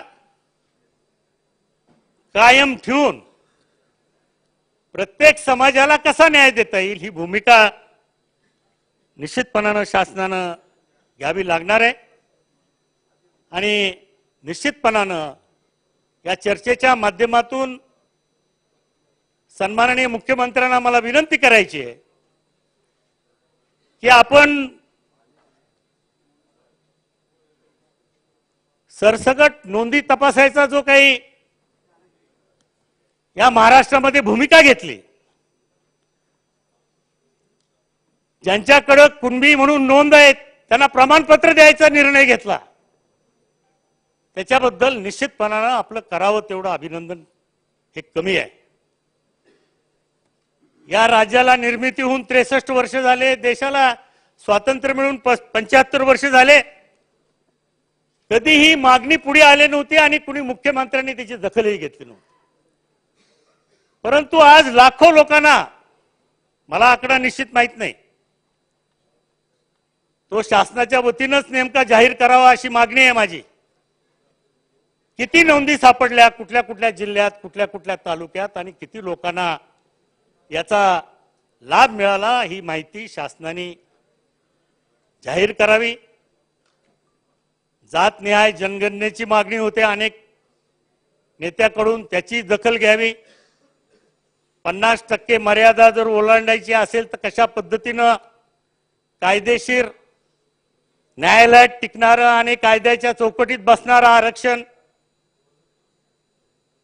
मराठा समाजाला द्यायचं, याच्या बाबतीतही काही ऍक्शन प्लॅन तयार करावा आणि तो लवकरात लवकर ही मागणी कशी मान्य करता येईल, आक्रमक झालेल्या समाजाला कसं शांत करता येईल आणि सामाजिक सलोखा या महाराष्ट्रातला कसा कायम राहील, याच्या बाबतीत शासनानं तातडीनं या ठिकाणी पावलं उचलावीत अशी माझी कळकळीची विनंती राहणार आहे. आणि निश्चितपणानं या महाराष्ट्रातला सामाजिक सलोखा टिकावा म्हणून निरनिराळे राजकीय पक्ष, मला खात्री आहे त्याच्याबद्दल की सत्ताधारी आणि विरोधक असा कुठं बाजू न मांडता आपण सगळ्यांनी मिळून ज्या ज्या समाजाला आरक्षण देणं गरजेचं आहे, कुठल्याही समाजाचं आरक्षण कमी न करता मराठ्यांना कशा पद्धतीने आरक्षण देता येईल आणि या महाराष्ट्रातला सामाजिक सलोखा कसा टिकेल याच्या बाबतीत मी सर्वच राजकीय पक्षांना, नेत्यांना या ठिकाणी एकत्रितपणे काम करून महाराष्ट्रामध्ये निर्माण झालेलं हे आरक्षणाची आंदोलन निरनिराळ्या समाजाला कसं न्याय देता येईल याचा प्रयत्न करावा अशी कळकळीची विनंती करतो. या चर्चेच्या ओघात खरं म्हणजे मी अध्यक्षांना परवानगी मागितली होती की मला वेगळं निवेदन माझ्या बाबतीत जी घटना घडली, बीडच्या बाबतीत जी घडली ती जर द्यायची संधी असेल तर अधिक सविस्तरपणे, कारण खरं म्हणजे आज 40 दिवस झालं ही घटना होऊन, पण या घटनेच्या मागे सूत्रधार कोण आहे अशा पद्धतीने लोकप्रतिनिधीची घरदारं जाळायची, काही ठराविक लोकांना टार्गेट करून त्यांची घरदारं दाखवायची, कोणाची हॉटेल जाळायची, या सगळ्या मागे कुणीतरी सूत्रधार असला पाहिजे आणि तो कुणी समाजकंटक असतील, गुन्हेगारी प्रवृत्तीचे लोक असतील, काही राजकीय नेते मंडळींनी त्यात आपली पोळी भाजून घ्यायचा प्रयत्न केला असेल, परंतु खऱ्या सूत्रधारापर्यंत जोपर्यंत आपली पोलीस यंत्रणा जात नाही तोपर्यंत भविष्यात अशी घटना घडणार नाही याची खात्री आपल्याला देता येणार नाही. म्हणून याची जी काही मुळं आहेत त्या मुळापर्यंत जाऊन जे काही हिंसक दंगली बीडमध्ये त्या दिवशी घडल्या, सकाळी माझ्याकडे घडली, संध्याकाळपासून बीडमध्ये अनेक ठिकाणी या घटना घडल्या, सगळ्या राजकीय पक्षाच्या बाबतीत घडल्या. भाजपच्या अध्यक्षाचं कार्यालय, आमचे संदीप भैया क्षीरसागर त्यांच्या घरावर हल्ला झाला, माजी मंत्री जयदत्त क्षीरसागर यांच्या घरावर हल्ला झाला, त्यांच्या ऑफिसवर हल्ला झाला, माझे लहान बंधू त्यांच्या घरावरती हल्ला झाला, जाळपोळ झाली. आणि हे सगळं होत असताना पोलीस यंत्रणा काय करत होती? पोलिसाचं इंटेलिजन्स हे फेल्युअर आहे का? आणि अशा घटना घडत असताना पोलिसांनी संरक्षण देण्याच्या ऐवजी बघायची भूमिका का घेतली याच्या बाबतीत सुद्धा चौकशी होणं गरजेचं आहे. नाहीतर निश्चितपणानं भविष्य काळात अशा घटना इतर ठिकाणी, इतर लोकप्रतिनिधीच्या आज अनेक आमदार मला भेटले, प्रत्येक जणांच्या मनामध्ये भीती आहे की आमच्या घरात हे होऊ शकते. कारण असा मॉब चालून आला तर काय करायचं? पोलिसांनी हातावर हात बांधून ठेवले तर काय करायचं? कशा पद्धतीनं अशा प्रसंगांना सामोरं जायचं हे आज फार मोठी शंका लोकप्रतिनिधीच्या मनामध्ये आहे, ही भीती आहे. आणि म्हणून या निमित्तानं निश्चितपणानं मला फडणवीस साहेबांना विनंती करायची, मी भेटून त्यांना विनंती केली की वरिष्ठ अधिकाऱ्याच्या SIT टीम नेमून या बीड जिल्ह्यामध्ये ज्या काही दंगली झाल्या त्याच्या खऱ्या सूत्रधार कोण आहे, कोण ह्याला जबाबदार आहेत याची सखोल चौकशी या SITच्या माध्यमातून करावी आणि त्याच्या ठिकाणी योग्य ती कारवाई करावी एवढीच मागणी करतो. मला बोलण्याची संधी दिली त्याबद्दल खूप खूप धन्यवाद. सन्मान्य सदस्य प्रकाश आंबेडकर.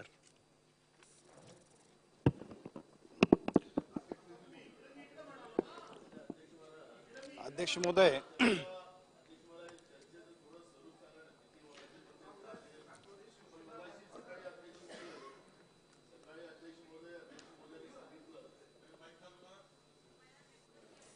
सकाळी माननीय अध्यक्ष महोदयांनी सांगितलं की ही जी चर्चा आहे प्लेटिंगच्या नंतर ही चर्चा सुरू झाली.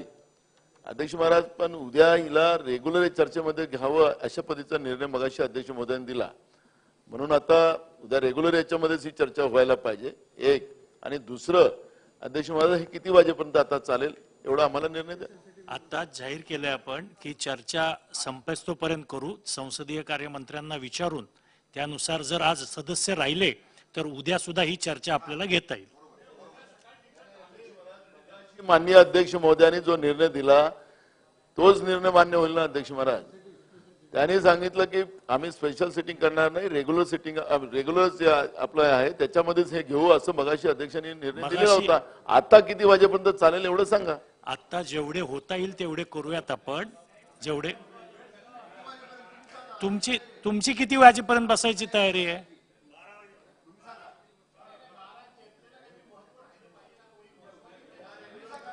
बरं, हे आपण ठरवूयात पुढचे. प्रकाश आंबेडकर साहेब. अध्यक्ष महोदय, माझी संपूर्ण सभागृहाला विनंती आहे आणि माननीय मुख्यमंत्री महोदय देखील सभागृहामध्ये हजर आहेत. आपण नेहमी चर्चा करतो त्यापेक्षा ही चर्चा जरा वेगळी चर्चा आहे. अत्यंत संवेदनशील अशी ही चर्चा आहे आणि महत्वाचा निर्णय होऊन करून घेणारी ही चर्चा आहे. आणि म्हणून ही चर्चा केवळ उरकायची म्हणून उरकू नये. मला असं वाटतं की आता 7 वाजलेत, आपण 7:30 वाजेपर्यंत ही आज चर्चा चालवावी आणि उद्या रेग्युलर सिटिंग मध्ये ही घ्यावी. सकाळी 4-2 सदस्य आले गेले इतका आता सुद्धा सभागृहात गांभीर्याने बरेचसे सदस्य सगळे बसलेत. आणि म्हणून या चर्चेचं जे गांभीर्य आहे ते कमी होऊ नये म्हणून केवळ चर्चा करायची म्हणून करू नका, तर 7:30 वाजेपर्यंत आज चर्चा करा आणि उद्या रेग्युलर टायमिंग मध्ये घ्या. नाहीतरी आता लक्षवेधी बंद झालेल्याच आहेत. अध्यक्ष महोदय, सरकारची या चर्चेच्या अनुषंगानं सत्ताधारी पक्षाच्या सन्मान्य सदस्याची समोरच्या सदस्यांची सुद्धा चर्चेमध्ये भाग घेण्याची तयारी आहे. आपण जसं म्हणला तसे बरेच सन्मान्य सदस्य प्रामाणिकपणे बोलायसाठी बसलेले आहेत. त्यामुळं जोपर्यंत सदस्य बोलतील तोपर्यंत सरकारची ऐकून घेण्याची तयारी आहे. आपण ठरवावं किती वाजेपर्यंत कामकाज चालवायचं आहे. सरकारी पक्षाच्या बाजूनं जेवढा वेळ सदस्य बोलतील तेवढा वेळ सन्मान्य सदस्यांची चर्चा नोंद करून घेणं, त्याच्यावरती सकारात्मक राहणं ही आमची तयारी आहे. आपण सांगा किती वाजेपर्यंत हाऊस चालवायचं. असं आम्ही आक्षेप कुणीच घेतलेला नाही. सरकारने सौदार्यपूर्ण वातावरणामध्ये माननीय मुख्यमंत्री इथं आहेत असा उल्लेख करून आम्ही विनंती केली की चर्चा केवळ चर्चा होऊन जाऊ नये, तर त्या चर्चेची ग्रॅव्हिटी कमी होऊ नये म्हणून आता 7:30 वाजेपर्यंत करा. कारण रेग्युलर सकाळी सुरू झाले, हाऊस सकाळी लवकर झालंय आणि म्हणून उद्या करा ना रे. सन्मान्य सदस्य अध्यक्षांशी विचार आपण अतिशय सन्मान्य सदस्य पटोले साहेब. तुपे साहेब, तुम्हाला मदत करतो. मुद्दा असा आहे की सकाळीच हा विषय माननीय अध्यक्षांकडे आम्ही मांडला होता. अध्यक्ष महोदयांनी सांगितलं की आम्ही रेग्युलर याच्यामध्येच ही चर्चा उद्या ठेवू. आताचा आपला विषय आहे की तासभर चर्चा चालू ठेवा. महाराष्ट्र बघतोय, टीव्ही लावून लोक आपलं सगळं कामकाज बघतात आहेत. म्हणून माझी आपल्याला एकच विनंती आहे की 1 तास ही चर्चा चालू ठेवा, उद्या रेग्युलर करा. बस एवढा. सन्मान्य सर्व सदस्यांना सांगू इच्छितो की अतिशय गंभीर अशा विषयावरती आपण चर्चा करतोय आणि जवळपास 100 सदस्यांनी बोलायची इच्छा व्यक्त केलेली. त्यामुळे ही संख्या बघता आज मुख्यमंत्री साहेब स्वतः या सभागृहामध्ये आहेत, तर आपण 8 वाजेपर्यंत ही चर्चा आज चालू आहे आणि उद्या जसं अध्यक्षांनी सांगितल्याप्रमाणे रेग्युलर चर्चेच्या वेळी ही चर्चा घेऊयात. आता प्रकाश आंबेडकर साहेब. अध्यक्ष महोदय, 293 अन्वये महाराष्ट्रातल्या राजकारण समाजकारणामधल्या एक अत्यंत महत्वपूर्ण अशा पद्धतीच्या विषयावरती आज आपण चर्चा करतोय. खरं म्हणजे मराठा आरक्षणाचा मुद्दा आणि या मराठा आरक्षणाच्या मुद्द्याच्या अनुषंगानं महाराष्ट्रामध्ये सुरू असलेला एकूण सगळा आंदोलनाचा भाग, या सगळ्या आंदोलनाच्या भागामध्ये आजच्या सभागृहामध्ये सुद्धा काही ठोस निर्णय आपण समाजाच्या दृष्टीने द्यावेत आणि त्याच्यासाठी संपूर्ण महाराष्ट्र, विशेषतः मराठा समाज आपल्याकडे खूप अपेक्षेने बघतोय. आजच्या जरा आवाज जरा बघा. मराठा समाजाच्या एकूण सगळ्या आरक्षणाच्या प्रश्नासाठी सातत्यानं झटणाऱ्या अनेक अनंत अशा पद्धतीच्या सगळ्या लोकांच्या दृष्टिकोनातून अत्यंत महत्वपूर्ण अशा विषयावरती आपण सगळेजण चर्चा करतोय.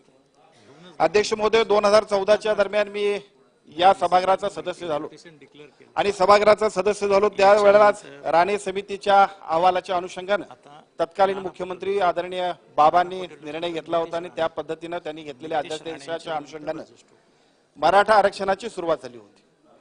मराठा आरक्षणाची सुरुवात झाली, काही पोस्ट निर्माण झाल्या. त्या सगळ्या पोस्ट निर्माण झाल्यानंतर ज्या पद्धतीनं त्या पोस्टवरती एका बाजूला नवीन सगळी मराठा समाजातली मुलं नोकरीला लागायला लागली आणि दुसऱ्या बाजूला हायकोर्टाचा एक निर्णय आला की ज्या हायकोर्टाच्या निर्णयामुळे आमचं ते आरक्षण रद्द झालं.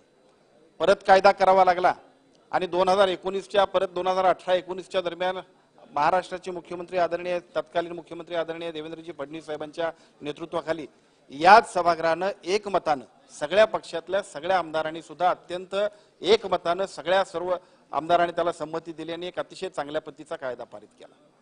आता त्या कायदा पारित झाल्यानंतर परत आणखीन धावपळी सुरू झाल्या.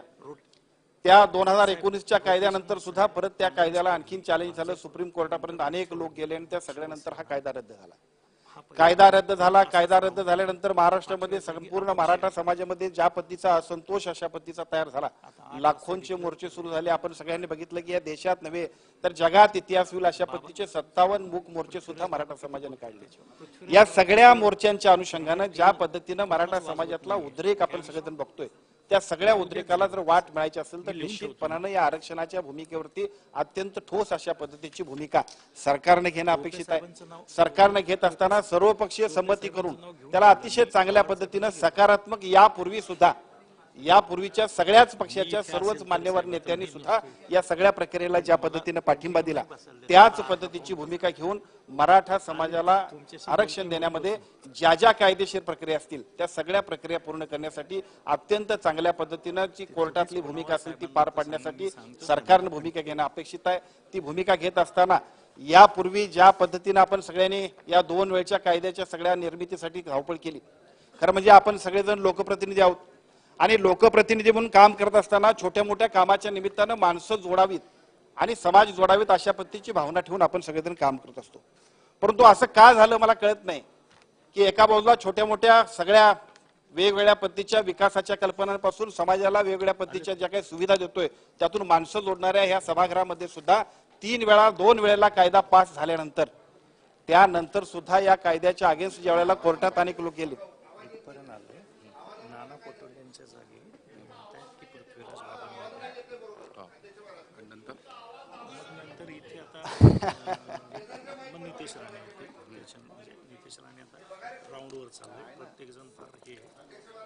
अध्यक्ष महोदय आता येतोय का?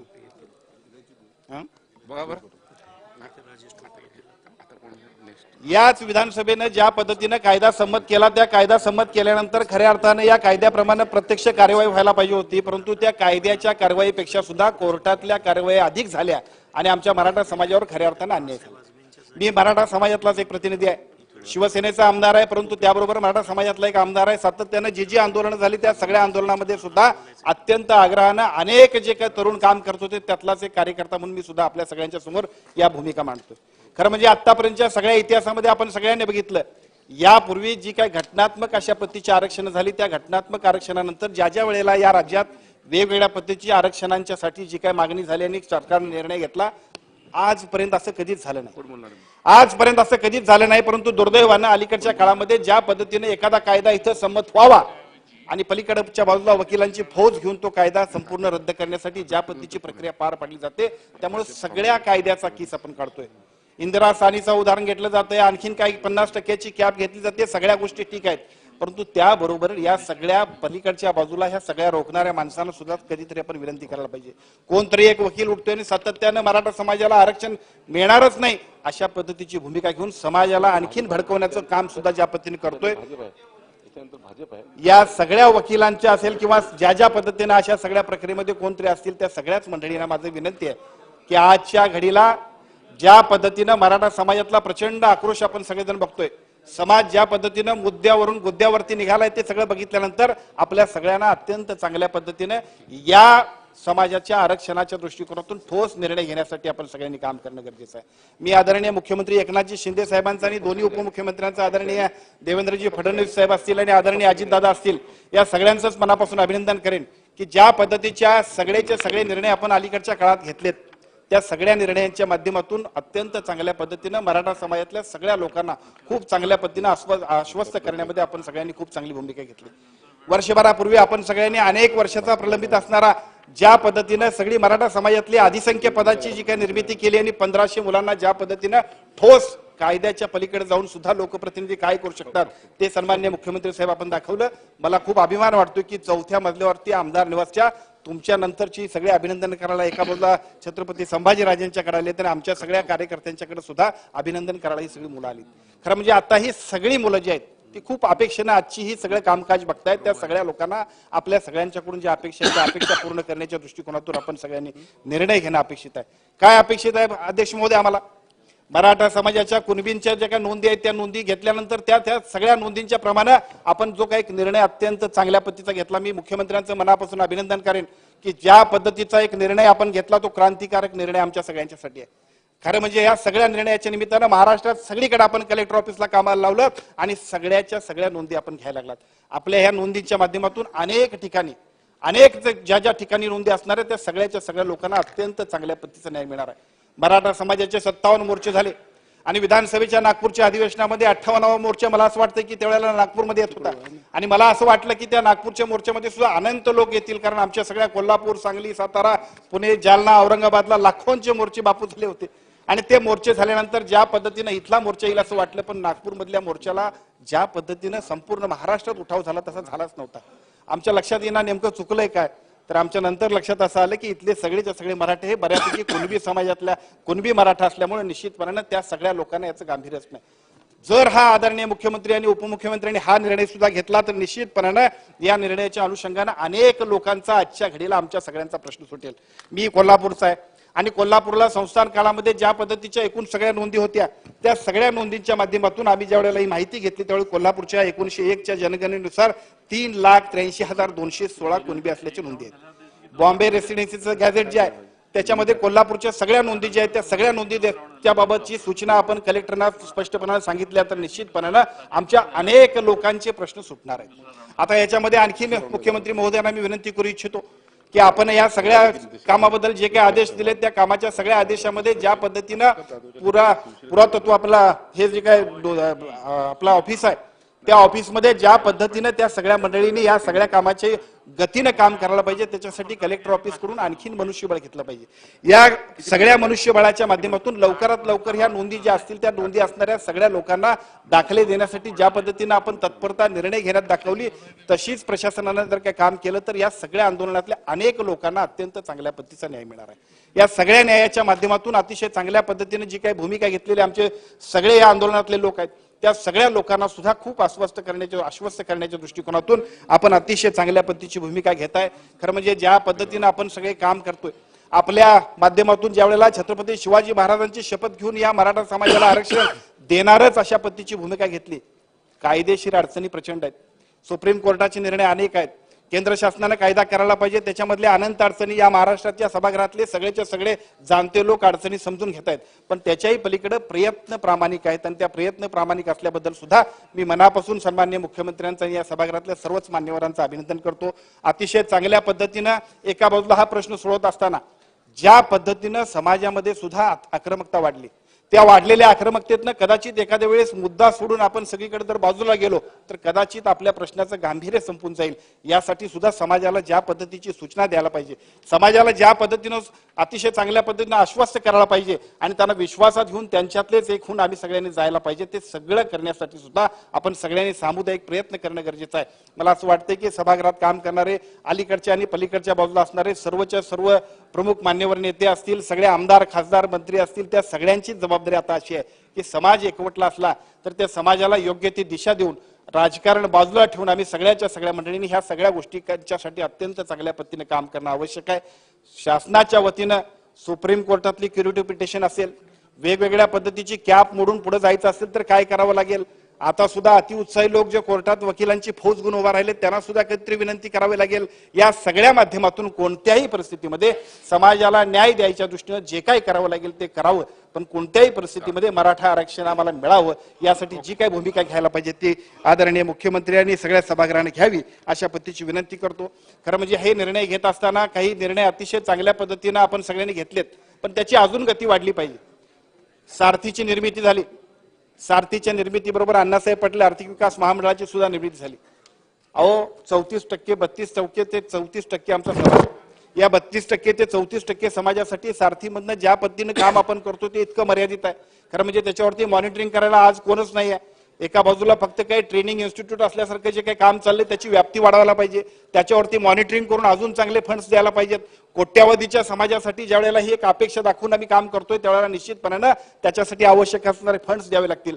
अण्णासाहेब पाटील आर्थिक विकास महामंडळाच्या वतीनं आज सुद्धा सकाळी सन्माननीय मुख्यमंत्री आणि उपमुख्यमंत्र्यांच्या ठिकाणी त्यांच्या कामाचं अनावरण झालं. एकूण 650 कोटीची कर्ज दिली, 650 कोटीची कर्ज एकूण दिली, पण ती कर्ज आहेत त्यातलं शासनाने काय दिलं हे बघितलं तर अजून प्रचंड काम या कोट्यावधीच्या समाजासाठी केलं पाहिजे. अजून सुद्धा तो परतावा जो येतोय तो परतावा गतीने मिळण्यासाठी, परतावा गतीने मिळण्याबरोबर 25 लाखाच्या पलीकडे जाऊन 5-5 कोटीपर्यंत सुद्धा गेलो आणि 10 कोटीपर्यंत सुद्धा गेलो तरी सुद्धा निश्चितपणे त्या समाजातल्या अनेक लोकांना चांगला न्याय देता येईल. यासाठी जे काही काम करावं लागेल ते करणं गरजेचं आहे आणि ते करण्यासाठी सुद्धा आपण ठोस अशा पद्धतीची उपाययोजना केली पाहिजे. आरक्षणातून सगळ्यांनाच नोकऱ्या मिळतील अशातला भाग नाही, परंतु या समाजाला जर का अतिशय चांगल्या पद्धतीने व्यवस्थितरित्या पुढे जायचं असेल, प्रगतीवरती न्यायचं असेल तर ज्या भूमिका घ्यायला पाहिजेत त्यासाठी सगळ्या पातळीवरती, सामाजिक पातळीवरती, शैक्षणिक पातळीवरती, आर्थिक पातळीवरती अत्यंत चांगल्या पद्धतीचं नियोजन करून या समाजामध्ये असणारी जी काय अस्वस्थता आहे ती अस्वस्थता दूर करण्याच्या दृष्टिकोनातून अत्यंत चांगल्या पद्धतीने काम करण्यासाठी मी सन्माननीय मुख्यमंत्र्यांचं आणि सर्व उपमुख्यमंत्र्यांपासून सगळ्या सभागृहाचं लक्ष वेधू इच्छितो. मराठा समाजाला आरक्षण वेळेवर मिळावं, अत्यंत योग्य नियोजनबद्ध पद्धतीने चाललेल्या कामामध्ये ज्या पद्धतीने आपण सगळेजण काम करताय त्या सगळ्या कामाला लवकरात लवकर यश यावं. समाज अस्वस्थ झालाय, त्या अस्वस्थ असणाऱ्या समाजाला खूप चांगल्या पद्धतीचा दिलासा देण्यासाठी अत्यंत गतीने आपण सगळ्यांनी काम करावं अशा पद्धतीची विनंती करतो आणि माझं मनोगत थांबवतो. धन्यवाद. सन्माननीय सदस्य नितेशजी राणे. अध्यक्ष महोदय, 293 अन्वय मराठा आरक्षण आणि अन्य आरक्षणाच्या संदर्भात हा प्रस्ताव मांडला गेलेला आहे अध्यक्ष महोदय, आणि यावर चर्चा करण्यासाठी मी आपल्या इथे उभा आहे. मुस्लिम धर्माच्या आधारे आरक्षण देऊ शकत नाही, धर्माच्या आधारे आरक्षण देऊ शकत नाही, समजून घ्या. त्याच्यावर बोलतो, जरा थांबून राहा जरा तिथे. अध्यक्ष महोदय, बोलू नका. नाही पण ते धर्माच्या आधारे देऊच शकत नाही, देण्याची इच्छाच नव्हती ते. अध्यक्ष महोदय, आज आपण मराठा आरक्षणावर चर्चा करण्यासाठी आपण इथे उभे आहोत अध्यक्ष महोदय, पण नेमकं आज अध्यक्ष महोदय ही चर्चा का करायला लागते?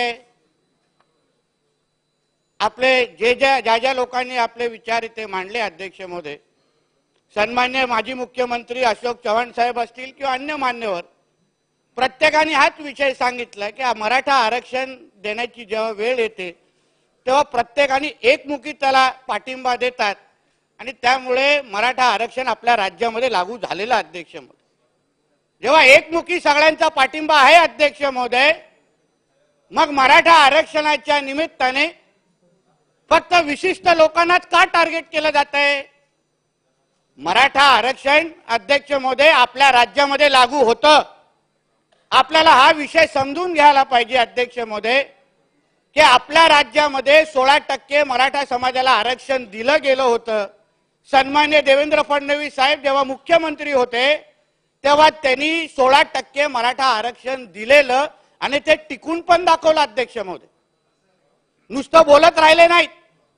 पण अध्यक्ष महोदय, ते जे टिकलेलं आरक्षण जे त्यांनी हायकोर्टात टिकवलं आणि सुप्रीम कोर्टात पण कसं तरेल यासाठी त्यांनी सगळे प्रयत्न केले अध्यक्ष महोदय, मग पुढे जाऊन ते आरक्षण कसं रद्द झालं? आज जे आपण उठसूट जे आपण देवेंद्र फडणवीसजींना आणि आमच्या सरकारवर जी काही टीका होते अध्यक्ष महोदय, अरे ज्या माणसाने आरक्षण दिलं, ज्या माणसाने आरक्षण टिकवलं, आज आपण महाराष्ट्रामध्ये त्यांनाच विलन करायला बघतोय. आणि ज्या लोकांच्या सरकारमध्ये ते आरक्षण घालवलं, रद्द झालं, त्यांच्याबद्दल कोण चकार बोलायला तयार नाही अध्यक्ष महोदय. आरक्षणाचे खरे मारेकरी कोण आहेत हे अध्यक्ष महोदय ह्या निमित्ताने खरंच चर्चेला आलं पाहिजे. जे आरक्षण आपल्या 16% आरक्षण मराठा समाजाला होतं ते जेव्हा कोर्टामध्ये टिकत होतं, देवेंद्रजींनी सगळ्या पद्धतीने टिकून दाखवलं, विविध मुद्दे मांडले, विविध चांगल्यातले चांगले वकील उभे केले, तज्ञांशी चर्चा करून ते आरक्षण कसं टिकवायचं यावर देवेंद्र फडणवीसजींनी मुख्यमंत्री म्हणून, त्यांच्या सरकारने मुख्य सरकार म्हणून सगळ्या पद्धतीचे प्रयत्न केले, म्हणून ते आरक्षण टिकलं. पण त्यानंतरच्या सरकारने अध्यक्ष महोदय नेमकं प्रामाणिक प्रयत्न केले का? अध्यक्ष महोदय, ज्या सरकारच्या प्रमुखांच्या स्वतःच्या मुखपत्रामध्ये जे 58 मोर्चे निघाले, त्या 58 मोर्चाला मुकामोर्चा म्हणून हिणवलं, अशा व्यक्ती नेतृत्व करत असत्या सरकारनं मराठा समाजाला आरक्षण देणार आहे का? हा विषय विचार करायला पाहिजे ना अध्यक्ष महोदय. मग आपण आरक्षणाचे खरे मारेकरी कोण हा खरं म्हणजे प्रश्न विचारतात कामा नये. कारण का जेव्हा आरक्षण 19च्या नंतर जे सरकार आलं त्या सरकारने नेमकं खरंच प्रामाणिक प्रयत्न केले का? आता आमच्या अगोदरच्या ज्येष्ठ मान्यवरांनी विचार मांडत असताना सांगितले की ज्या अगोदरच्या सरकारने वकील दिले तेच सरकार आम्ही तेच काही वकील आम्ही पुढे केले. हे खोटं आहे अध्यक्ष महोदय, खरं नाहीये. 3 जे प्रमुख वकील होते त्याच्यामध्ये आमचे तुषार मेहताजी होते, ज्येष्ठ विधितज्ञ तुषार मेहता होते, आत्माराम नाडकर्णी होते, निशांत कातेश्वर होते. या 3 जणांना पण त्या सरकारने बदलला अध्यक्ष महोदय, त्यांना उभं राहायला दिलं नाही. हा विषय विचार करायला हवा अध्यक्ष महोदय. जे 1600 पानाचं परिशिष्ट तयार केलं गेलं अध्यक्ष महोदय, जे गायकवाड समिती नेमली गेली, त्या गायकवाड समितीने ज्या काही त्रुटी ज्याच्यामुळे मराठा आरक्षण भेटलं पाहिजे त्या त्रुटीचा अभ्यास केला, हिअरिंग घेतली आणि त्याच्यानंतर त्यांनी 1600 पानाचं परिशिष्ट व्यवस्थित तयार झालं. अध्यक्ष महोदय, त्यावेळीच्या देवेंद्रजींच्या नंतरच्या ज्या महाविकास आघाडीच्या नावाचं सरकार आलं अध्यक्ष महोदय, त्याचं इंग्लिशमध्ये ट्रान्सलेशनच केलं नाही आणि कोर्टामध्ये दाखवलंच नाही अध्यक्ष महोदय. आणि मारेकरी म्हणतात कोणाला? मारेकरी हे लोक आहेत ज्यांनी सरकार असताना एका बाजूला नुसतं केंद्राकडे ज्या काही झालं तरी बोट उचलायचं आणि जेव्हा जेव्हा कोर्टामध्ये तारीख होती अध्यक्ष महोदय, यांचे वकील तिथे जाऊन काय उत्तर द्यायचं की अद्यापर्यंत आमची तयारी नाही, अद्यापर्यंत आमच्याकडे माहिती नाही. 2दा अध्यक्ष महोदय कोर्टाच्या म्हणजे न्यायाधीशांनी तेव्हाच्या सरकारवर ताशरे ओढलेले आहेत अध्यक्ष महोदय. हे बोलणार नाही, फक्त एकतर्फी फक्त टीका करत राहायची, एकतर्फी फक्त चर्चा करत राहायची. अध्यक्ष महोदय, जी काय हिंसा त्या निमित्ताने आता होते, जेव्हा सगळ्या जणांना आरक्षण हवंय, आमचे सन्मान्य राज्याचे मुख्यमंत्री यांनी छत्रपती शिवरायांची शपथ घेतली आहे. छत्रपती शिवरायांची शपथ कुठलाही ज्वलंत मराठा कधीही खोटं घेऊ शकत नाही. आमच्या मुख्यमंत्री साहेबांनी घेतली आहे म्हणून मला विश्वासाने मी सांगतो कुठल्याही परिस्थितीमध्ये मराठ्यांना आरक्षण मिळणारच, एवढी मी शाश्वती माझ्या सगळ्या मराठा समाजाला देतो अध्यक्ष महोदय, सगळ्या जणांना देतो. पण अध्यक्ष महोदय, आता खरंच संशय यायला लागला अध्यक्ष महोदय की ह्या आरक्षणाच्या निमित्ताने जे काय आंदोलन उभे राहिली आहेत, फार प्रेम येत आहे. आता जालन्यामध्ये जो काय आमचा भाऊ तिथे लढतोय फार प्रेम येत आहे त्याच्यावर. आता फार त्याला मोठं व्याख्या दिली जाते, तो असा आहे तो तसा आहे. पण जेव्हा तो अडचणीच्या काळात जेव्हा कोपर्डीच्या त्या आरोपींवर त्या आरोपींवर जे हल्ला त्यांनी आणि त्याच्या काही लोकांनी केला तेव्हा त्याला वाचवायला कोणच आले नाही अध्यक्ष महोदय ह्यांच्यामध्ये. त्याच्यामध्ये आमच्यासारखेच लोक त्याच्याबरोबर उभे राहिले आणि सगळ्या वकिलांसाठी पैसे दिले आणि त्या लोकांना बाहेर काढले. तेव्हा कोणच नव्हते आता जे कौतुक करणारे. आता जे काय मोठं झाल्यावर आहेत सगळेजण उभे, ह्या आमचा आहे, आमचा आहे.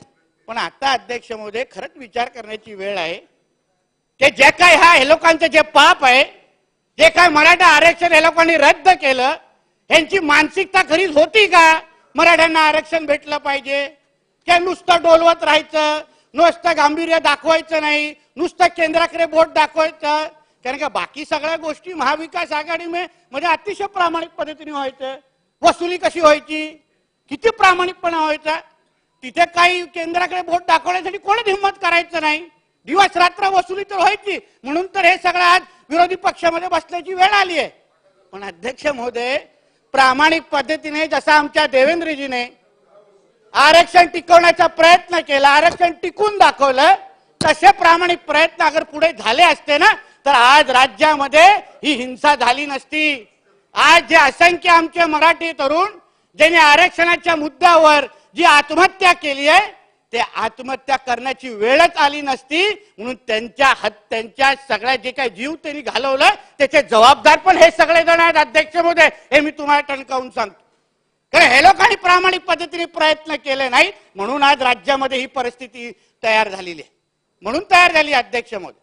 अध्यक्ष महोदय, एक व्यक्ती उपोषणाला बसतो, किती असं त्याला आता वर्षानुवर्ष तो बिचारा आरक्षणासाठी प्रयत्न करतोच आहे, ठीक आहे, ते सगळेजण त्याच्या समर्थनात आहेत. पण जे काय आजूबाजूला जे काय घडतंय, जी काय हिंसा घडते, आणि मग हिंसेच्या नावाने फक्त आमच्या देवेंद्रजींना टार्गेट करायचं, काड्या लावायचे, हे काय सगळे टीका करायची. मग ह्याच्या मागे नेमकं कोण आहे ह्याचाही अभ्यास अध्यक्ष महोदय करायला पाहिजे. तो स्वतःहून बोलतोय की त्याच्या हातात कोणी स्क्रिप्ट दिलेली आहे की बाबा तू असं बोल, बाबा कोणाच्या दुसऱ्या कुठल्याच नेत्यावर अध्यक्ष महोदय महाराष्ट्रात टीका होत नाही, कुठल्या दुसऱ्या पक्षावर टीका होत नाही, फक्त एक माणसाला टार्गेट करण्याचं काम चाललंय. अगर खरंच प्रामाणिक अगर सगळ्यांवर अगर काही चूक सगळ्यांची काही चूक असेल तर मग सगळ्यांवर टीका झाली पाहिजे. गावबंदी, आता एका गावाचे काहीतरी फोटो मी पाहिले, एका बाजूला नेत्यांना गावबंदी, दुसऱ्या बाजूला कोणाचे तरी संघर्ष यात्रा निघतायत. म्हणजे काय, मॅच फिक्सिंग आहे, मॅच फिक्सिंग झाली आहे त्याच्या नावाने. त्याच्यातले जे त्याच्या सभेच्या अगोदर जे व्याख्यान करणं, जे काही सभेची सुरुवात करणारे जे काही लोक आहेत, तो कारण प्रदीप सालुंके नावाचा आहे, छत्रपती संभाजीराव नगरचा, आम्ही ओळखतो त्यांना. तो कसा दिसतो तिथे, आणि मग त्याचे फोटो एका विशिष्ट पक्षाच्या ज्येष्ठ नेत्यांबरोबर कसे दिसतात. मग तो जो काही आता हल्ली जो अटक झाला, तो 3 सप्टेंबरला एका ज्येष्ठ नेत्याबरोबर त्याचे फोटो कसे दिसले. अध्यक्ष महोदय, ह्याची उत्तर आम्हाला भेटली पाहिजेत ना. कारण का जो माणूस प्रामाणिक पद्धतीने प्रयत्न करतोय, ज्या माणसांनी मराठ्यांना इतिहासामध्ये आरक्षण देऊन दाखवलंय, त्याच्या नावाने जर टीका होत असेल तर मग ह्या सगळ्याचे आम्हाला स्पष्टीकरण आम्हाला द्यायलाच पाहिजे, आम्हाला मिळालंच पाहिजे. नाहीतर उगाच त्याच्या नावाने, आरक्षणाच्या नावाने अध्यक्ष महोदय अगर फक्त घाणेरडं राजकारण होत असेल तर ते आम्हाला मान्य नाही. मराठा समाजाला आरक्षण मिळालं पाहिजे यासाठी आम्ही सगळ्या जणांनी प्रयत्न केलाय. एकच कोण अजूनपर्यंत राहिलेला नाही. वर्षानुवर्ष आंदोलन सुरू आहेत. आम्ही लोकांनी पण राज्यभरामध्ये फिरून सभा घेतल्यात. मग राणे समिती असेल, गायकवाड समिती असेल, असंख्य लोकांनी प्रयत्न करून सकारात्मक पद्धतीने आरक्षण कसं मिळावं यासाठी अध्यक्ष महोदय प्रयत्न केलेले आहेत. मग ते समाजाला आमच्या माहिती आहे, त्या समाजाला माहिती आहे की बाबा प्रामाणिक प्रयत्न करणारे कोण आहेत. पण आता जी काय परिस्थिती जी काय खराब होते ना अध्यक्ष महोदय, त्याची पण विचार करून मला वाटतं त्याची चौकशी झाली पाहिजे, त्याची चर्चाही झाली पाहिजे. या लोकांनी त्यांचं सरकार असताना अगर त्यांच्या चुका केल्या नसत्या, प्रामाणिक पद्धतीने ती केस तिथे लढवली असती तर आज महाराष्ट्रामध्ये ती परिस्थिती झालीच नसती. एका बाजूला तिथून तो म्हणतो की बाबा नाही बाबा मला शांततेत आंदोलन पाहिजे, मग ही लफडी कोण करतायत, दगडी कोण मारतायत, जे काय गोळी को काय तो सगळीकडे तो दाखवत फिरतोय. तो जो काय अटक झाला, दराडे काय बराडे नावाचा ना त्याचा, बराटे, त्याच्या घरात त्याच्या इकडे त्याला जेव्हा पोलिसांनी अटक केली त्याच्याकडे पिस्तूल सापडला अध्यक्ष महोदय. त्याच्यावर गुन्हे 307, 302 सारखे गुन्हे आहेत. मग ह्याची चौकशी, ह्याची चर्चा व्हायला नको. मग फक्त देवेंद्रजींवर आणि गृह खात्यावर कसं बोट उचललं पाहिजे. त्या दिवशी दगडी कशाला मारली गेली, जेव्हा तो तिथे शांततेत आपला उपोषण करत असेल, मग तिकडे दगड मारण्याची कोणी तिथे सुरुवात केली, आणि दगड मारल्यावर तिकडे पोलीस लाठीचार्ज नाही करणार का, याबद्दल पण विचार करायला पाहिजे. काहीतरी 64 आमचे पोलीस बांधव आणि त्याच्यामध्ये महिला पोलीस पण आहेत, ते जखमी झालेले अध्यक्ष महोदय. मग ह्या सगळ्या गोष्टी जे काय घडतायत फक्त एकाच पक्षावर टीका होत नाही, एकाचीच संघर्ष यात्रा सुरू आहे, बाकी मग आमच्या एकाच नेत्यावर टीका होते. या सगळ्या गोष्टी काय आहेत? म्हणजे ह्याला राजकारण म्हणतात. ह्याच्यामध्ये राजकारणाचा वास येतोय अध्यक्ष महोदय. मग ह्यावर आपला अध्यक्षपदी विचार करायला पाहिजे. आणि अध्यक्ष महोदय, माननीय मुख्यमंत्री साहेब सभागृहामध्ये आहेत. मी त्याला विनंती करणार आहे अध्यक्ष महोदय, मी कोकणातून येतो, आमचे बाकीचे काही सदस्य आहेत कोकणातले. अध्यक्ष महोदय, सरसकट कुणबी पत्र जात प्रमाणपत्र देणं ह्याचा आम्हाला पाठिंबा नाही. पाठिंबा बिलकुल नाही, देता कामा नाही. ज्याला जो मराठा समाजाचा आहे, ज्याला मराठा समाज म्हणून जात प्रमाणपत्र पाहिजे त्यांनी तसंच ठेवलं पाहिजे. ज्याला कुणबी पाहिजे त्यांनी कुणबी घ्यावं, पण सरसकट देणं. मुख्यमंत्री साहेब, आपल्याला कळकळीची विनंती करतो, असं काही करू नका, काही गरज नाही. म्हणजे मराठा हा शब्द इतिहासामध्ये मिटूनच टाकायचा, असे काय प्रयत्न सुरू आहेत का? म्हणून तो अगर काय चुकत असेल तर त्याला बसून समजू ना. तो काय असा काय कायदा तज्ञ नाहीये, तो आहेच आपल्यासारखा हाडामासाचा प्रयत्न करतो बाबा आरक्षणासाठी. बसून समजूत काढू, ऐकेल तो, ना ऐकला तर तरी बसून समजू त्याला. पण उगाच कुठल्या चुकीच्या मागण्या राज्य सरकारने मान्य करू नये. कुणबी समाज त्याच्या जागी योग्य पद्धतीने काम करतोय, फायदे घेतोय. मराठा समाज ज्या पद्धतीने त्यांना हक्क पाहिजे त्यांना हक्क मिळणारच.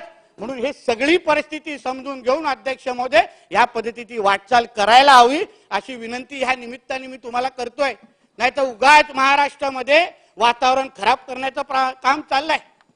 भुजबळ साहेब इथे आहेत, मी भुजबळ साहेबांना मी एक सांगेन, भुजबळ साहेब, एक व्यक्ती म्हणजे मराठा समाज नाही. मराठा समाज म्हणजे आम्ही सगळे पण आहोत. आम्ही आमच्या ओबीसी बांधवांच्या विरोधात नाहीये. आम्ही बहुजन समाज म्हणून मराठा समाज, ओबीसी समाज, धनगर समाज, सगळे समाज एकत्र मिळून आम्ही महाराष्ट्रामध्ये आम्ही गुणगोविंदेने राहतो. एक दुसऱ्याला मदत करतो, एक दुसऱ्याच्या लग्न समारंभात जातो, एक दुसऱ्याच्या अडचणीमध्ये उभं राहतो. म्हणून उगाच एक दुसऱ्याला आव्हान देण्याची जे काय हे प्रयत्न सुरू आहेत सभेमध्ये, इथून बोलले ते तिथून, हे आपल्याला मान्य नाही अध्यक्ष महोदय. समाजांना पण मान्य नाही.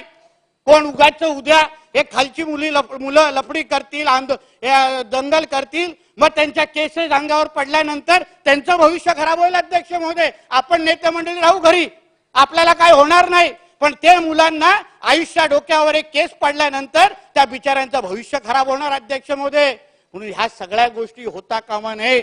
आपल्याला पाहिजे असेल तर चला आपण एकत्र व्यासपीठ तयार करू, त्याच्यामध्ये ओबीसी, धनगर, मराठा, आदिवासी सगळ्या लोकांची एकत्र सभा घेऊ राज्यामध्ये आणि सगळ्यांना सांगू की बाबा आम्हाला सगळ्यांना मराठा आरक्षण पाहिजे आणि कोणाच्याही दुसऱ्या आरक्षणाला हात न लावता आम्हाला मराठा आरक्षण हवंय. हे आमच्या लोकांची मागणी आहे अध्यक्ष महोदय. आम्हाला 27% ओबीसी समाजाचं आरक्षण, त्याला 1% हात लावायचं नाही. अध्यक्ष महोदय, राज्य सरकार म्हणून डॉक्टर बाबासाहेब आंबेडकरांनी जी काही घटना लिहिली आहे त्याच्या 15(4) अनुसार राज्य सरकारला अपवादात्मक परिस्थितीमध्ये मागासलेपणा अगर राज्य सरकारने सिद्ध केला, जो राणे समितीने केला, मग गायकवाड समितीने केला आणि आता शिंदे समिती तेच काम करते, त्या अपवादात्मक परिस्थितीमध्ये आपल्या मराठा समाजाला राज्य सरकार आरक्षण देऊ शकतं. त्याच्यासाठी एवढं काय ते एवढं डोकं फोडण्याची गरज नाही. एवढं काय एक दुसऱ्याला आव्हान, तारखा आता 24 देणार, आता 1 देणार, काय चाललंय अध्यक्ष महोदय? हाय सरकार सकारात्मक, हाय आमचे मुख्यमंत्री बोलतायत, आमचे दोन्ही उपमुख्यमंत्री बोलतोय, आम्ही सगळे बोलतोय की नाही बाबा आम्हाला मराठा आरक्षण द्यायचंय. मग धमक्या कशाला दिल्या जाते, मग आव्हान कशाला दिलं जात आहे? अगर आम्ही कोण बोलत असू की बाबा आम्हाला आरक्षण द्यायचं नाही, कोणाला काय आम्हाला अडचण नाही, मग ठीक आहे ना, ही सगळी परिस्थिती होणं. बरं उगाच ही जे काय राज्याची काय परिस्थिती जी खराब करण्याचा प्रयत्न चाललाय अध्यक्ष महोदय, तो होता कामा नये. एवढी विनंती मी तुम्हाला आजच्या निमित्ताने करतोय. अन्य समाजाच्या आरक्षणाबद्दल पण उल्लेख आहे. धनगर समाजाला आरक्षण भेटलंच पाहिजे, त्यासाठी आमचं सरकार सकारात्मक आहे, काय त्याच्यामध्ये मागे पुढे बघणार नाही. त्याच्यापर्यंत धनगर समाजाला ज्या काही सवलती द्यायच्या आहेत त्या सगळ्या सवलती आमच्या देवेंद्र फडणवीसजींनी, आमचे शिंदे साहेबांनी, अजितदादांनी सगळ्यांनी चांगल्या पद्धतीने लागू केलेला, त्याच्यामध्ये काही दोन विचार नाही. पण अध्यक्ष महोदय, कोर्टाचा निर्णय आहे अध्यक्ष महोदय, मी बोलत नाही, पण कोर्टाचा निर्णय आहे की धर्माच्या आधारे आरक्षण देऊ शकत नाही. मुस्लिम धर्मामध्ये पण असंख्य जाती आहेत, त्याचा अभ्यास करावा आणि मग त्याप्रमाणे पाहिजे तर आरक्षण मागावं. पण मुस्लिम धर्म म्हणून अध्यक्ष महोदय आरक्षण मिळू शकत नाही. म्हणून उगाचच्या अशा मागण्या करून वेळ वाया घालू नका, कारण का त्याला काय अर्थ राहत नाही. कारण का 4% आरक्षण पहिलं दिलेलं अध्यक्ष महोदय, पण ते कोर्टात टिकलं नाही. कोर्टाने सांगितलं का बाबा धर्माच्या आधारे आरक्षण मिळू शकत नाहीत. जसं हिंदू धर्मामध्ये एवढं आरक्षण आहे तसे मुस्लिम जाती आहेत, तशी मुस्लिम धर्मामध्ये पण जाती आहेत. त्याचा अभ्यास करायला पाहिजे आणि आरक्षण त्याच्यातला जो काही जात आहे त्यांनी मागितली पाहिजे. मग फक्त एकालाच फक्त कशाला पाहिजे काय धर्माच्या नावाने आरक्षण द्या. म्हणून अध्यक्ष महोदय ती मागणी चुकीची आहे. कारण म्हटलं त्याच्यावर चर्चाच होता कामा नये असं माझं म्हणणं आहे. अध्यक्ष महोदय ह्या सगळ्या गोष्टी होत असताना, शेवटचं 1 मिनिट घेत, अध्यक्ष महोदय ह्या सगळ्या गोष्टी होत असताना थोडं महाराष्ट्रामध्ये आजूबाजूला आपलं काय चाललं नाही खरंच लक्ष दिलं पाहिजे. जी ठाण्यामध्ये पडगा गावामध्ये जे काही कारवाई झाली अध्यक्ष महोदय, इस्लामीकरण करण्याची सुरुवात म्हणजे सिरियामध्ये जे काही चाललंय त्या पद्धतीने इस्लामीकरणाची सुरुवात ही त्या पडगा गावामध्ये सुरू झालेली. त्यांनी त्या गावाचं नाव बदलून अल शाम करून टाकलेलं. त्याच्यामध्ये जिहादी आयसिस जी अतिरेकी संघटना आहे त्या अतिरेकी संघटनाचे असंख्य सदस्य त्या गावामध्ये जमायला सुरू झालेले की बाबा आपल्याला सिरिया सारखं इथे इस्लाम राष्ट्र बनवायचं असेल चला सुरुवात इथपासून आपण करू. तशी हालचाली त्यांची सुरुवात झालेली. आपण एका बाजूने जातीमध्ये भांडत बसतोय आणि दुसऱ्या बाजूला हे अतिरेकी असेल जिहादी असतील जे काय आपल्या देशामध्ये करू पाहतायत, जे काय आपल्या कायदा आणि सुव्यवस्था अशांतता पसरवायला पाहतायत त्याच्यावर पण अध्यक्ष महोदय आपण लक्ष घातलं पाहिजे. एवढं या निमित्ताने मी विनंती करतो. इथेच थांबतो. जय हिंद, जय महाराष्ट्र. सन्मान्य सदस्य पृथ्वीराज चव्हाण. अध्यक्ष महोदय, आपण 8:15 पर्यंत हाऊस चालू ठेवणार. अध्यक्ष महोदय, आपण एका अत्यंत महत्वाच्या आणि संवेदनशील विषयावर चर्चा करतोय. म्हणून आता 8 वाजले तरी सभागृहाची उपस्थिती आपण पाहिली तर संबंध राज्यामध्ये टेलिव्हिजनवर महाराष्ट्रातली जनता या चर्चेकडे लक्ष देऊन ऐकत आहे. म्हणून आज ही चर्चा या गती घेतल्याबद्दल मुख्यमंत्री उपमुख्यमंत्री यांना धन्यवाद देतो. फार समज आणि गैरसमज पसरवले जात आहेत आणि स्वाभाविकपणे उच्च पदावर बसलेल्या माणसांनी जर काही वक्तव्य केलं तर ते गृहीत धरलं जातं आणि त्याचं विश्लेषण होत नाही, त्याची सत्यता पडताळली जात नाही. मला वाटतं या चर्चेतून आपल्या सर्वांनाच विविध समाजांना आरक्षण द्यायचे, त्यांचा आर्थिक दर्जा सुधारायचा आहे, सामाजिक दर्जा सुधारायचा आहे, याबद्दल कोणाचं दुमत नाही.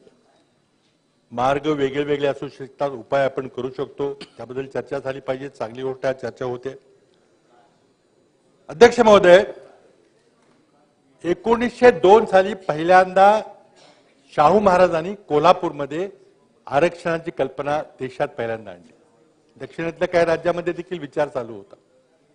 म्हणून आज देशभरामध्ये छत्रपती शाहू महाराजांचं नाव विशेष ओबीसी समाजामध्ये घेतलं जातं. उत्तर प्रदेशमध्ये त्यांच्या नावाने एक जिल्हा तयार केलेला आहे. त्यावेळेला पहिल्यांदा 50% आरक्षण देण्यात आलं मागासवर्गीयांना आणि त्या मागासवर्गीयांच्या यादीमध्ये मराठा समाजाचा समावेश झाला. 1902 पासून कोल्हापूर संस्थांमध्ये आरक्षण मिळत गेलं. परंतु स्वातंत्र्यानंतर जेव्हा आपण राष्ट्रीय मागासवर्गीय आयोग नेमला, काका कालेलकर आयोग नेमला, त्या आयोगाने मात्र मराठा समाजाला मागासवर्गीय दर्जा देण्याला नकार दिला. त्यावेळेपासून मग मराठा समाजाला राष्ट्रीय पातळीवर मागासवर्गीयाचा दर्जा मिळाला नाही. पुढं 92-93च्या सुमारास मंडल आयोगाने त्याची पुनरावृत्ती केली, आपल्याला काढून टाकलं. आणि वेळोवेळी जेव्हा राज्यातली आर्थिक परिस्थिती बिघडते, बेरोजगारी वाढते, शेतकऱ्यावर संकट येतात, तेव्हा लोकांना दुसरा पर्याय राहत नाही आणि मुलं, मग तरुण मुलं, सुशिक्षित बेरोजगार मुलं, अल्पभूधारक शेतकऱ्यांची मुलं ही या आंदोलनामध्ये भाग घेतात. आणि आज तीच परिस्थिती आपल्या समोर आहे. प्रचंड मोठं बेरोजगारीचं वातावरण आहे. शिक्षणाचं खाजगीकरण झालेलं आहे, कोणाला शिक्षण परवडणारं झालंय.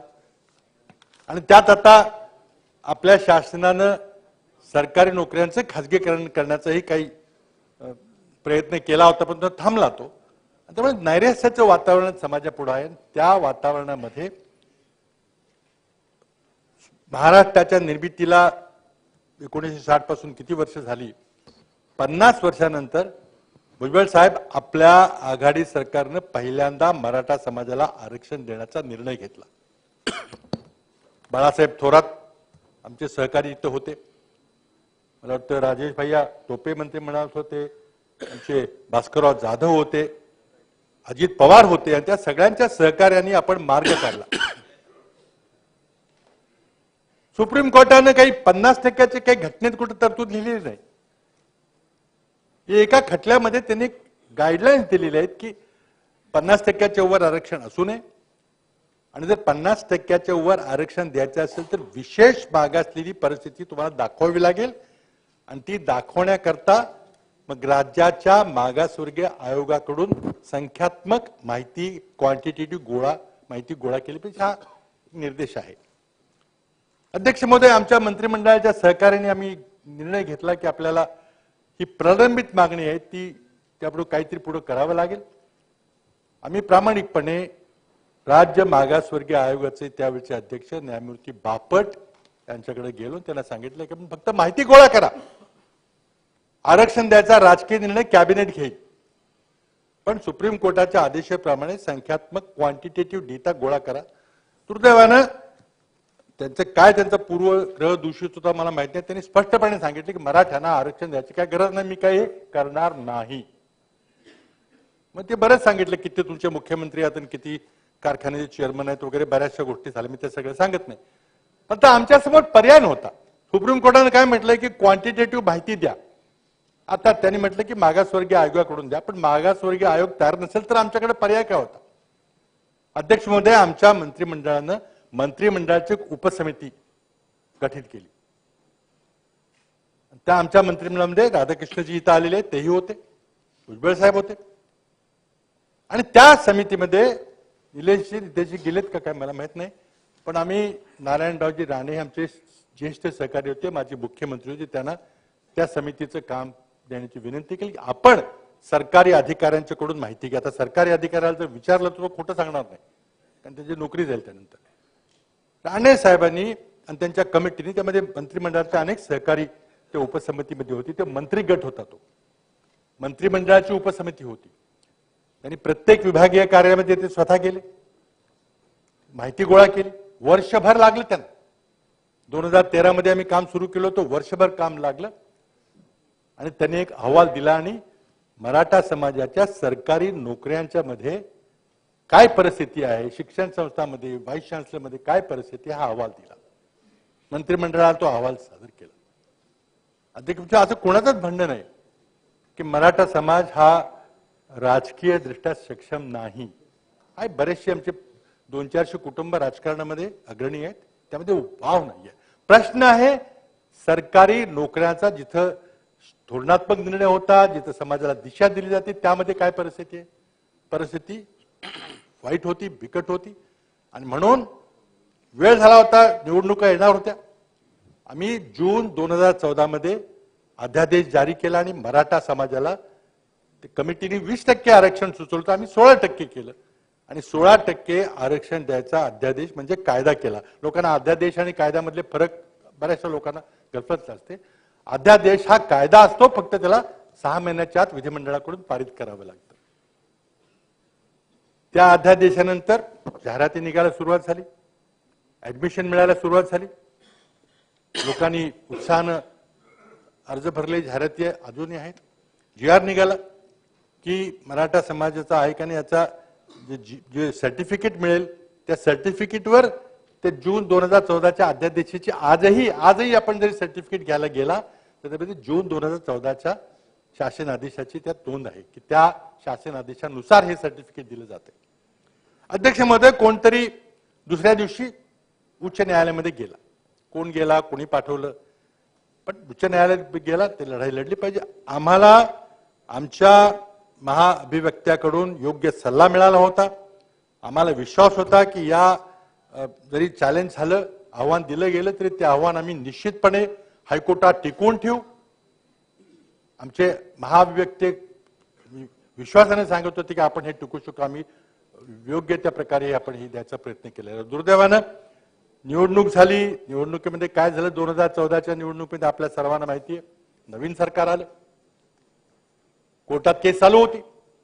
माझी त्या तत्कालीन मुख्यमंत्री महोदय इथं योगायोगानं सभागृहात आहेत, त्यांच्याकडून रास्त अपेक्षा होती की सगळं आर्ग्युमेंट झालं होतं, निकाल लागणार होता. आपण उच्च न्यायालयाला सांगितलं असतं की आमचं नवीन सरकार आलेलं आहे, आम्हाला आमची बाजू मांडून द्या. मागच्या सरकारने काय केलं आम्हाला माहित नाही, एक थोडी वेळ द्या आम्हाला, एक 2-3 महिने आणखी वाढवून द्या. तर मला वाटतं उच्च न्यायालयाने तसं स्वीकारलं असतं, कदाचित काही सांगता येत नाही. आणि मग चांगले नवीन तुमचे वकील लावून मग हे आरक्षण टिकवायचा प्रयत्न केला असता. केलं का नाही केलं? नवीन सरकार आल्याच्या 2 आठवड्याच्या आत उच्च न्यायालयाने निर्णय दिला आणि अध्यादेश रद्द केला. अध्यक्ष महोदय, त्याच वेळेला आम्ही आणखीन एक अध्यादेश काढला होता आणि तो अध्यादेश होता मुस्लिम समाजाच्या मागास वर्गीयांना 5% आरक्षण देण्याचा निर्णय. आता राणे साहेब, सन्मान्य सभासद बोलले, त्यांच्याशी मी 100% सहमत आहे. ते म्हटले की धर्मावर आधारित आरक्षण दिले नाही पाहिजे. बरोबर आहे, धर्मावर आधारित आरक्षण तुम्ही मागत नाही. जसं हिंदू समाजामध्ये आपल्याकडे एक वर्णाश्रमावर आधारित प्रथा आहे, ओबीसी वगैरे त्या प्रथेतून निर्माण झालेली आहे, तसं मुस्लिम समाजामध्ये त्याच प्रकारच्या जाती आहेत. आम्ही मुजीबुर रहमान नावाच्या एका रस्त्याकडून एक आयोग नेमला, मुस्लिम समाजाच्या मागासवर्गीयांची यादी काढली. त्यांनी खूप अभ्यास करून 50 मागासवर्गीयांची यादी, मागासवर्ग त्यात नमूद केले आणि त्या मागासवर्गीयांना जसं हिंदू समाजामध्ये ओबीसीना आरक्षण दिलं गेलं तसं मुस्लिम समाजाच्या मागासवर्गीय जातींना, आपण जर GR आज पाहिला तर त्या GR मध्ये 50 जातींची नोंद आहे, त्या जातींना 5% निर्णय दिला. अध्यक्ष महोदय, आता हा निर्णय राणेसाहेब मगाशी म्हटले सन्माननीय सदस्य की हायकोर्टाने तो रद्द केला. हायकोर्टाने मुस्लिम समाजाचा अध्यादेश रद्द केला नाही. त्यांनी नोकऱ्यांच्या बद्दल मान्य नाही केलं, पण शिक्षणाच्या बद्दल राज्य सरकारनं आमच्या कॅबिनेटचा जो निर्णय घेतला होता तो योग्य असं मान्य केलं. परंतु तो अध्यादेश होता, त्याला विधिमंडळामध्ये पारित करायची जबाबदारी नव्या सरकारची होती. पण नव्या सरकारनं भूमिका घेतली की धर्मावर आधारित आरक्षण आम्ही देणार नाही. ते धर्मावर आधारित आरक्षण नव्हतं. म्हणून माझी मुख्यमंत्री महोदयांना विनंती आहे की आपण या प्रश्नावर देशातले, राज्यातले नव्हे तर देशातले मुस्लिम बांधव या आपल्या निर्णयाकडे लक्ष देऊन आहेत. गरीब हा गरीब असतो, धर्मानंतर आहे. त्या समाजाच्या मागास वर्गीय जातींना ज्याची यादी आम्ही केलेली आहे त्याबद्दल आपण काहीतरी ठराविक निर्णय घ्या. अध्यक्ष महोदय, मी पुन्हा मराठा समाजाकडे येतो. आमचा अध्यादेश रद्द केला गेला, परंतु नवीन सरकारनं तोच अध्यादेश पुन्हा जानेवारी महिन्यामध्ये विधिमंडळाकडे परतून घ्या. तोच कॉमा फुलस्टॉप, काही बदल नाही. जर आमचा अध्यादेश उच्च न्यायालयाने रद्द केला असेल तर मग कायदा केला तर रद्दच होणार. तरी पण तो आपण कायदा एकमताने मंजूर केला जानेवारी 2015 मध्ये आणि त्याला आव्हान दिलं गेलं, लगेच तो पुन्हा हायकोर्टाने फेटाळला. म्हणजे ते 14-15चं हे सगळा एपिसोड संपला. आता अध्यक्ष महोदय, आपण जरा पुढे येऊया, कारण फार गैरसमज आहे आज ज्या कायद्याबद्दल आपण बोलतोय, जो 2018 मध्ये कायदा झाला. अध्यक्ष महोदय, महाराष्ट्रामध्ये एका राज्यानं आपल्या राज्यामधल्या काही मागासवर्गीयांना आरक्षण देण्याचा निर्णय घेतला. देशामध्ये जाट आंदोलन चाललं होतं, देशामध्ये गुजर आंदोलन चाललं होतं, पाटीदार आंदोलन चाललं होतं, अनेक ठिकाणी गेलं होतं. आणि केंद्र सरकारने विचार केला की हा जर अधिकार आपण राज्यांना ठेवला तर प्रत्येक राज्य उठेल, निवडणूक आली, आपल्याकडे निवडणूक येणार होती 19 मध्ये, निवडणूक आली की मग काहीतरी निर्णय घेऊन आपला भरमसाठ आरक्षण देऊन टाकेल, आणि हे होता कामा नये. म्हणून प्रधानमंत्री नरेंद्र मोदीजींनी घटना दुरुस्ती केली. 102वी घटना दुरुस्ती संसदेने पारित केली. काय होतं त्या 102व्या घटना दुरुस्तीमध्ये? राज्यांना मागासवर्गीय एखाद्या समाजाला मागासवर्गीय ठरवण्याचा आणि त्याला विशेष आरक्षण वगैरे देण्याचा अधिकार काढून घेतला. 102वी घटना दुरुस्ती ती झाली जुलै ऑगस्ट मध्ये. त्यामुळे अध्यक्ष महोदय, मी नम्रपणे आपल्याला सांगू इच्छितो, सभागृहाला सांगू इच्छितो की जुलै ऑगस्ट 2018 नंतर महाराष्ट्राच्या विधिमंडळाला, महाराष्ट्राच्या मंत्रिमंडळाला, महाराष्ट्राच्या मुख्यमंत्र्यांना महाराष्ट्रामध्ये मराठा समाजाला किंवा कुठल्याही समाजाला आरक्षण देण्याचा कुठलाही अधिकार नव्हता. कुठलाही अधिकार नव्हता. आता त्यात मी हायकोर्टाचं मी बोलत नाही, ती न्यायिक प्रवृत्ती आहे. पण सर्वोच्च न्यायालयानं काय काय सांगितलं? सर्वोच्च न्यायालयानं जेव्हा हा खटला तिकडे गेला त्यावेळेला पहिल्यांदा गायकवाड समितीचा अहवाल फेटाळला. इंदिरा साहनी केसच्या पुनर्विचाराची मागणी चुकीची ठरवली आणि 50% सीमाहून अधिक होणे असंही सुप्रीम कोर्टानं म्हटलेलं आहे. मराठा समाजाचा ईबीसी मध्ये समावेश चुकीचा म्हटलेला आहे आणि संविधानाची 102वी घटना दुरुस्ती वैध ठरवली सुप्रीम कोर्टानं. आता ती जर वैध असली तर मला कुणी सांगावं, आज उपमुख्यमंत्री तर बसलेले आहेत, तत्कालीन ते मुख्यमंत्री होते, ते कायदे पंडित आहेत, आम्हाला सांगावं की त्या दिवशी जेव्हा आपण 2018चं मराठा विधेयक आणलं त्या दिवशी आपल्या सभागृहाला लेजिस्लेटिव्ह कॉम्पिटन्स होतं का, वैधानिक समर्थता होती का? त्याचं नम्रपणे उत्तर द्यावं लागेल की ते नव्हती. कारण म्हणूनच तर 102वी घटना दुरुस्ती नरेंद्र मोदींनी केली. राज्यांना आपलं आरक्षण ठरवायचे अधिकार नसले पाहिजेत. उत्तर द्या ना. मी विनंती करणार आहे, मी उत्तर द्या. मी मुख्यमंत्र्यांना विनंती करणार आहे, मी मुख्यमंत्र्यांना विनंती करणार आहे की आपण इंटरव्ह्यू करावं, प्लीज इंटरव्ह्यू करा आणि सत्यता सगळ्यांना सांगा. आपण यामध्ये हस्तक्षेप करून उद्या चला या सर्व गोष्टींच्यावर आपण जर त्याचं उत्तरच दिलं नाही तर तेच रेकॉर्डवर राहतं. बरं ऐकू. मुख्यमंत्री महोदय, आपल्याला एवढंच महत्वाचं आहे की जर लेजिस्लेटिव्ह कॉम्पिटन्स नसता तर हायकोर्टाने वैध कसं ठरवलं असतं. आणि सर्वोच्च न्यायालयामध्येही सेंट्रल गव्हर्नमेंटने सांगितलं की आम्ही 102व्या घटना दुरुस्तीने राज्यांचे अधिकार घेतलेले नाहीत. पण त्याचं इंटरप्रिटेशन करताना सुप्रीम कोर्टाने सांगितलं की तसं तुम्ही एक्सप्रेस्ड म्हणायला पाहिजे होतं. त्यामुळे 100% लेजिस्लेटिव्ह कॉम्पिटन्स होता. आपल्या त्यात मतभेद आहेत आणि तीच केस आता सुप्रीम कोर्टात चाललेली आहे. सुप्रीम कोर्टानं आपला कायदा अवैध ठरवलेला आहे. आपला रिव्ह्यू पिटिशन फेल झालेला आहे. आता क्युरेटिव्ह पिटिशनला काय होतंय माहिती नाही. क्युरेटिव्ह पिटिशन काय होतं आपल्याला चांगलं माहिती आहे. अध्यक्ष महोदय, थोड्या वेळाकरता आपण उपमुख्यमंत्री महोदयांचं म्हणणं मान्य करू, पण 102वी घटना दुरुस्ती झाली ही वस्तुस्थिती आहे. त्यानंतर अनेक राज्यांनी तक्रारी केल्या की आता आमचे अधिकार तुम्ही काढून घेतले.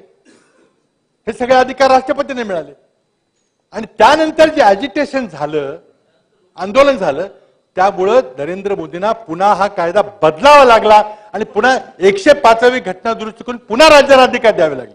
आज राज्यांना अधिकार आहेत का? कदाचित आहेत, पण ज्या दिवशी तुम्ही कायदा पारित केला त्या दिवशी नव्हते असं माझं नम्रपणे होतं. आपण उत्तर उद्या द्या. काय होती?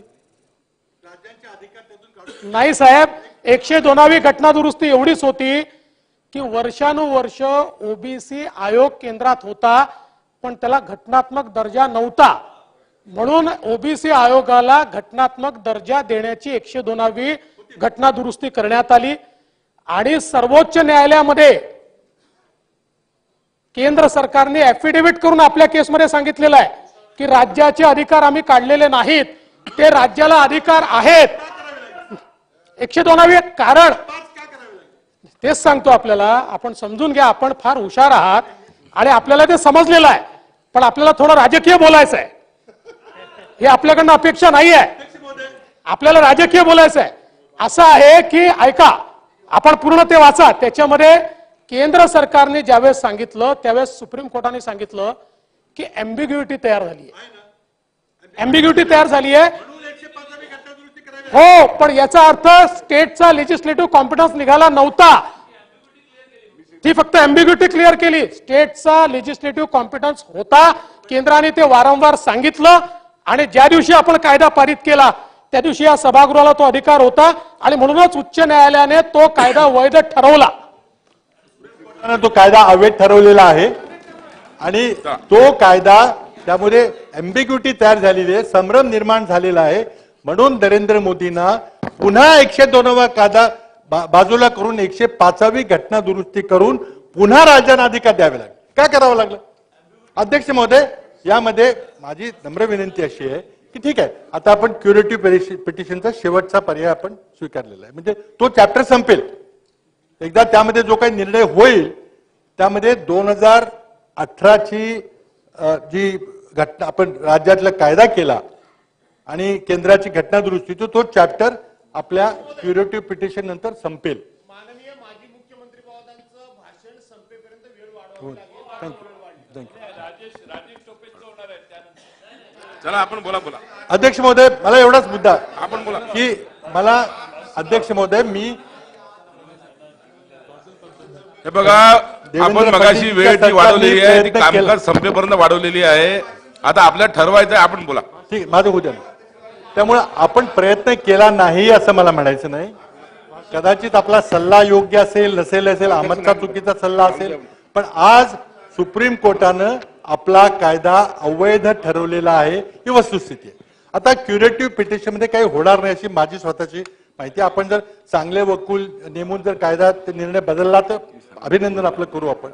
पण पुढे काय समजून चालू की आपण हे होणार नाही, तर आता तुमच्याकडे अगदी अस्पष्ट रूपाने पुन्हा अधिकार आहे. आता काय अँबिग्युटी राहिलेली नाही, कारण 105वी पुन्हा आपण करू शकतो. करणार का आपण? मुख्यमंत्री महोदय आपल्याला सांगतील पुढे काय करायचं ते. तर दोन गोष्टी आहे. आता मी हे कायदेशीर बाबी संपून टाकतो. आंदोलन झालं, मोठं आंदोलन झालं, आपली एक नगरला घटना घडली, आणि त्यानंतर मराठा समाजाचे असंख्य मोर्चे निघाले अत्यंत शांततापूर्ण प्रकारे, आणि समाजामध्ये जो राग होता, जो उद्विग्नता होती, एक कायदा झाला, तो रद्द झाला, टिकला नाही. आणि त्यानंतर मग मला वाटतं मागच्या देवेंद्र फडणवीसजींच्या सरकारने तो 2018चा कायदा करायचा प्रयत्न, पुन्हा समाजाची निराशा झाली. आता 50% मर्यादा ओलांडायची की नाही ओलांडायची, कुणबी सर्टिफिकेट द्यायचे की नाही, सगळे प्रश्न आपल्यासमोर प्रश्न झालेले आहेत. आता अध्यक्ष महोदय, माझी प्रामाणिक आमच्या सहकाऱ्यांशी मी बोललेलो आहे. या राज्यामध्ये एकच मुख्यमंत्री असतात, आणि आज या राज्याचे मुख्यमंत्री सन्माननीय एकनाथरावजी शिंदे आहेत. त्यांनी सर्व राज्याला एक सॉलेम ॲश्युरन्स दिलेलं आहे, आश्वासन दिलं आहे, शपथ घेऊन दिलेलं आहे की मी ठराविक वेळेमध्ये या प्रश्नात उद्देश शोधतो. अध्यक्ष महोदय, मी माझ्या पक्षाच्या वतीनं, माझ्या सहकाराच्या वतीने बोलतो की आपण मुख्यमंत्र्यांना पूर्ण वेळ दिला पाहिजे. अशोकरावजींनी देखील सांगितलं, आपण जे प्रयत्न करतायत त्यांच्यावर आम्ही सामील आहोत. आपण मीटिंग घेतली होती. आपण आणखी वेळ पाहिजे असेल, देत असतील तर ते आपला प्रश्न येतो. पण आमचा विश्वास आहे की आपण प्रामाणिकपणे प्रयत्न करत आहात, आपलं मंत्रिमंडळ प्रामाणिकपणे प्रयत्न करत आहे, आणि त्यातून काहीतरी मार्ग निघो अशी आमची सदिच्छा आहे. पण अध्यक्ष महोदय, आपल्या मंत्रिमंडळाचे काही सहकारी बाहेर जाऊन जी घोषणा करतायत, हे योग्य आहे का मला सांगा? घटनेच्या 164व्या कलमाप्रमाणे राज्याचं मंत्रिमंडळ सामुदायिकपणे विधिमंडळाला म्हणजे राज्याच्या जनतेला जबाबदार असतं. जो काही निर्णय घ्यायचा आपण मंत्रिमंडळामध्ये घ्या ना. जे काही आपले मतभेद असतील, तुम्हाला शिंदे आयोग रद्द करायचा आहे, कुणबी सर्टिफिकेट बंद करायचं, काय करायचं ते करा ना. तुम्ही समाजामध्ये बाहेर जाऊन आवेशपूर्ण भाषण करून समाजामध्ये जे तेढ निर्माण करणं, हे शेवटी कुणी जरी भाषण केलं तरी शेवटी आपल्या आपल्या मंत्रिमंडळाचे सहकारी ते करतात. हे आपल्याला थांबवावं लागेल. आपण आज त्यांना विशेष दोघं जण बसलेले आहात, बोलवा, त्यांना सांगा आपली काय भावना आहे, आणि त्यांनी जी मागणी केली असेल ती मान्य करा आपल्याला वाटत असेल तर. पण बाहेर जाऊन समाजामध्ये भांडणं लावायची, हा काही आपला पॉलिटिकल गेम प्लॅन आहे काय आम्हाला समजत नाही. आज एका बाजूला अध्यक्ष महोदय, असं वाटतं की आपण चांगलं बोलतात, आपण नाव जरी घेतलं असतं तरी काही बिघडलं नसतं अध्यक्ष महोदय, पण ते समजू शकतं सगळ्यांना. प्रश्न असा आहे की अख्खं बीड पेटल्यानंतर, ह्या सभागृहाच्या 2-2 सदस्यांची घरं पेटल्यानंतर, बायका मुलं सुद्धा अडकल्यानंतर, राख रांगोळी झाल्यानंतर तुमचं आमचं प्रत्येकाचं काम होतं तिथे जाऊन बघणं की आपल्या साधा मनुष्य असेल त्याला जर असं झालं असेल तर आपण बघायला जातो. इथं तर या सभागृहाचे 2-2 सदस्य त्यांची घरं पेटवली गेल्यानंतर मी बघायला गेलो आणि मी पाहिल्यानंतर मात्र मला स्वतः रोखू शकलो नाही की हे काय चाललंय. 2 महिने जे आहे सतत सातत्यानं ते जे काय बोलत होते मी शांतपणे ऐकत होतो. करा काय करायचं ते करा मुख्यमंत्री. परंतु त्यानंतर मी मंत्रीच काय, मंत्र्याला हृदय नाही, मंत्र्याची ड्युटी नाही जाऊन सांगणं की चूक तर चूक आहे. तुम्ही लोकांचे जे आहेत अशा प्रकारचे जे आहेत जीव घेणे जे आहेत हे प्रकार चाललेले आहेत ते थांबवले पाहिजे. हे माझं काम नव्हतं, मी ते केलं. आणि त्याच्यानंतर मला ऐकून घ्या ना, तुम्ही जे म्हणता की बाहेर जाऊन जर काय चुकीचं घडत असेल आणि ते त्यांच्या समाजाचं जर त्या समाजाच्या बाबतीमध्ये जर कोणी एक बोलत असेल तर दुसरा सुद्धा एक समाज इथे एक मोठा आहे त्याचं सुद्धा काहीतरी म्हणणं आहे. आणि ते म्हणणं असं नाही की मी मांडत नाही, मी मंत्रिमंडळात सुद्धा मांडलेलं आहे. आणि बाहेर सुद्धा जर शिवीगाळ मला होत असेल आणि सातत्याने माझ्यावर हल्ले होत असेल तर मी एकदा नाही मी 100 वेळा बोलणार. चला अध्यक्ष महोदय, सन्माननीय सदस्यांना मला एवढं सांगायचं आहे की आज समजा सन्माननीय जयंतजी पाटील काही बोलत असतील, काही चुकीचं बोलत असतील, मुख्यमंत्री त्याच्याकडे आहे ते कायदेशीर कारवाई करू शकतात. आपण मंत्रिमंडळाचे सदस्य आहात. अध्यक्ष महोदय, जेव्हा मंत्रिमंडळाच्या सदस्यपदाची आपण शपथ घेता तेव्हा काही जबाबदारी आपल्यावर असते. आपल्याला जर ते बोलायचं असेल तर अवश्य आपण बोला. पहिल्यांदा मुख्यमंत्र्यांना एक पत्र लिहून टाका. मंत्रिमंडळाच्या बाहेर जाऊन मला वाटेल ते बोला. आपण तुम्ही मंत्रिमंडळात राहून करू शकत नाही. मंत्रिमंडळात असल्यावर हा मुख्यमंत्र्यांवरचा अविश्वास आहे. मुख्यमंत्री समर्थ आहेत, उपमुख्यमंत्री समर्थ आहेत राज्यातली कायदा आणि सुव्यवस्था परिस्थिती बदल त्याला सांगा ना. पण माझ्याकडे पण बघा. पण मला असं अध्यक्ष महोदय मला असंच म्हणायचं आहे की राज्यामधले तेढ निर्माण करू नका अशी माझी हात जोडून विनंती आहे. ठीक आहे कुणी केलं असेल पण आपण मंत्री आहात. अध्यक्ष महोदय, मंत्री महोदयांची अतिरिक्त जबाबदारी एवढाच मला मुद्दा मांडायचा. अध्यक्ष महोदय, आता प्रश्न आपण सोडवणार कसा प्रश्न, 2 प्रश्न मुद्दे आहेत आणि सोडवाल अशी मला खात्री आहे कारण आपले इंटेन्शन चांगले आहे, त्यात काही मला दुमत नाहीये.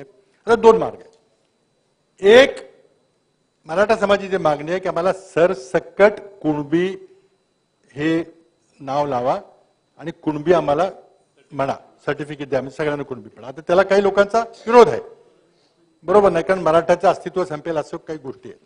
पण त्यामध्ये काय बारकावे काय आहेत. आपण कुणबी म्हटलं की ते सेंट्रल रिझर्वेशन आलं. ते सेंट्रल रिझर्वेशन मध्ये आपल्याला युपीएससी मध्ये देखील ते आरक्षण मिळणार आहे, मिळू शकतं.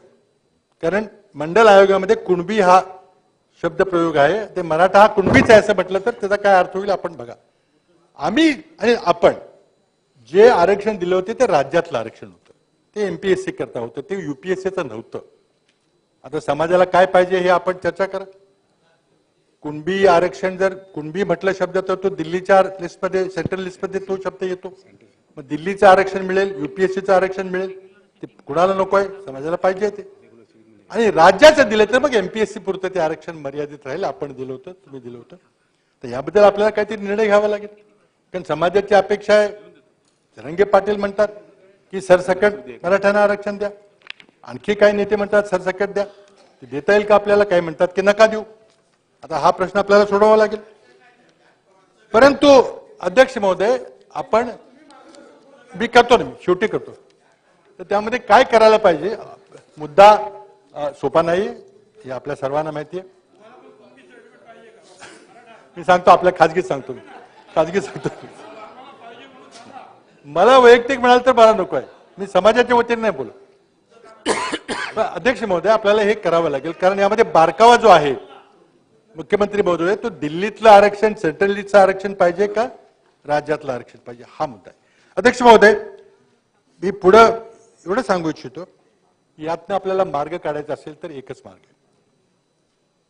याकरता आपण सर्वांना घेऊन, आम्हाला घ्या नाही तर नका घेऊ, पण आपल्याला सर्व पक्ष याचं चांगलं होईल, प्रधानमंत्र्यांना भेटावं लागेल. हे आरक्षण महाराष्ट्रात आपण जरी काही दिलं तर ते थांबणार नाही. तिथं जाट आरक्षण, पाटीदार आरक्षण, कापू आरक्षण, गुजर आरक्षण कुठं कुठं होईल हा राज्याकरता आपल्याला विचार करावा लागेल. आता बघा 50% विषय आहे. खरं म्हणजे 50% माझी वेगळी मत आहेत, कधी आपण वेगळं बसून चर्चा करू. 50%ची काय कल्पना आहे की कुठल्याही देशाच्या नागरिकाला उपलब्ध जागापैकी 50% जागा त्याला पाहिजे, म्हणून 50% आरक्षण. आता एससी समाजाला त्यांचं आरक्षण 16% आहे, बाकी 50% ओपन आहे, म्हणजे त्यांना 16 प्लस बाकीचे आहेत, त्यांना ओबीसी मिळत नाही. 13% प्लस 60% प्लस 50% आहे, होतं, आता बदललं. एसटी समाजाला त्यांचं 7-8% आणि 50% आहे, ओबीसीना त्यांचं 27% आणि 50% आहे. म्हणजे 50%पेक्षा कुणाला कमी आहे तर फक्त उच्चवर्णीयांना फक्त 50% आहे. म्हणजे ठीक आहे 50% आहे. पण आता नरेंद्र मोदीजींनी 103वी घटना दुरुस्ती करून ईडब्ल्यूएस कॅटेगरी तयार केली, 10% आरक्षण दिलं. आणि ते ईडब्ल्यूएसच्या 10% आरक्षण हे एससी एसटी ओबीसीना नाही, ते फक्त उच्चवर्णीय क्रिमी लेअरच्या लोकांना आहे. आता काय झालं, समजा मी एक म्हणजे नॉन क्रिमिनेअरला त्यात म्हणजे क्रिमिनेअर ज्यांचं आहे त्यांना नाही येते. आता मी एक आहे, मी त्या उच्चवर्णीयामध्ये मोडतो आणि मी क्रिमी लेअरमध्ये मोडत नाही, माझं उत्पन्न त्यापेक्षा जास्त आहे. आज मला किती आरक्षण आहे? आज मला फक्त 40% आरक्षण आहे, कारण मला 10% ईडब्ल्यूएस मिळत नाही आणि एससी एसटी ओबीसी तर मिळतच नाही. आणि तिथे सुप्रीम कोर्टाचा ऑब्जेक्शन आहे की समाजाच्या प्रत्येक घटकाला किमान एकूण उपलब्ध जागापैकी 50% ऑप्शन पाहिजे, ती आज नाही आहे. आता त्या 103व्या ईडब्ल्यूएस घटना दुरुस्तीबद्दल कोर्टात काय चाललंय, कशी त्यांनी मान्य केली माहित नाही. पण त्यामध्ये काय झालंय की जर तुम्ही त्या सुप्रीम कोर्टाच्या निर्णयामुळे 50% जर उल्लंघन केलं असेल, 60% केलं असेल, मग आणखी का वाढवत? मुख्यमंत्री महोदय, आपल्याला हा मुद्दा घेऊन आपल्या दोघांनाही प्रधानमंत्र्यांना सांगावं लागेल की हा विरोधाभास आहे. आता तुम्ही त्या 10%ला पुन्हा मागे पुढे करून, माझी प्रामाणिक इच्छा आहे की आपण प्रधानमंत्र्यांना सांगावं की आम्हाला एक प्रत्येक राज्याला तुम्ही 10% वेगळा कोटा आमच्या राज्यापुरता द्या, आणि मग जे आता 10% ईडब्ल्यूएस 5-6% करून एक 15-16% वेगळा कारवाई करा. मला दुसरा मार्ग दिसत नाही. कारण तुम्ही पुन्हा जर असा कायदा केला 50%, तर पुन्हा सुप्रीम कोर्ट म्हणेल 50% झालं, पुन्हा कुणाला द्यायचं, काय करायचं?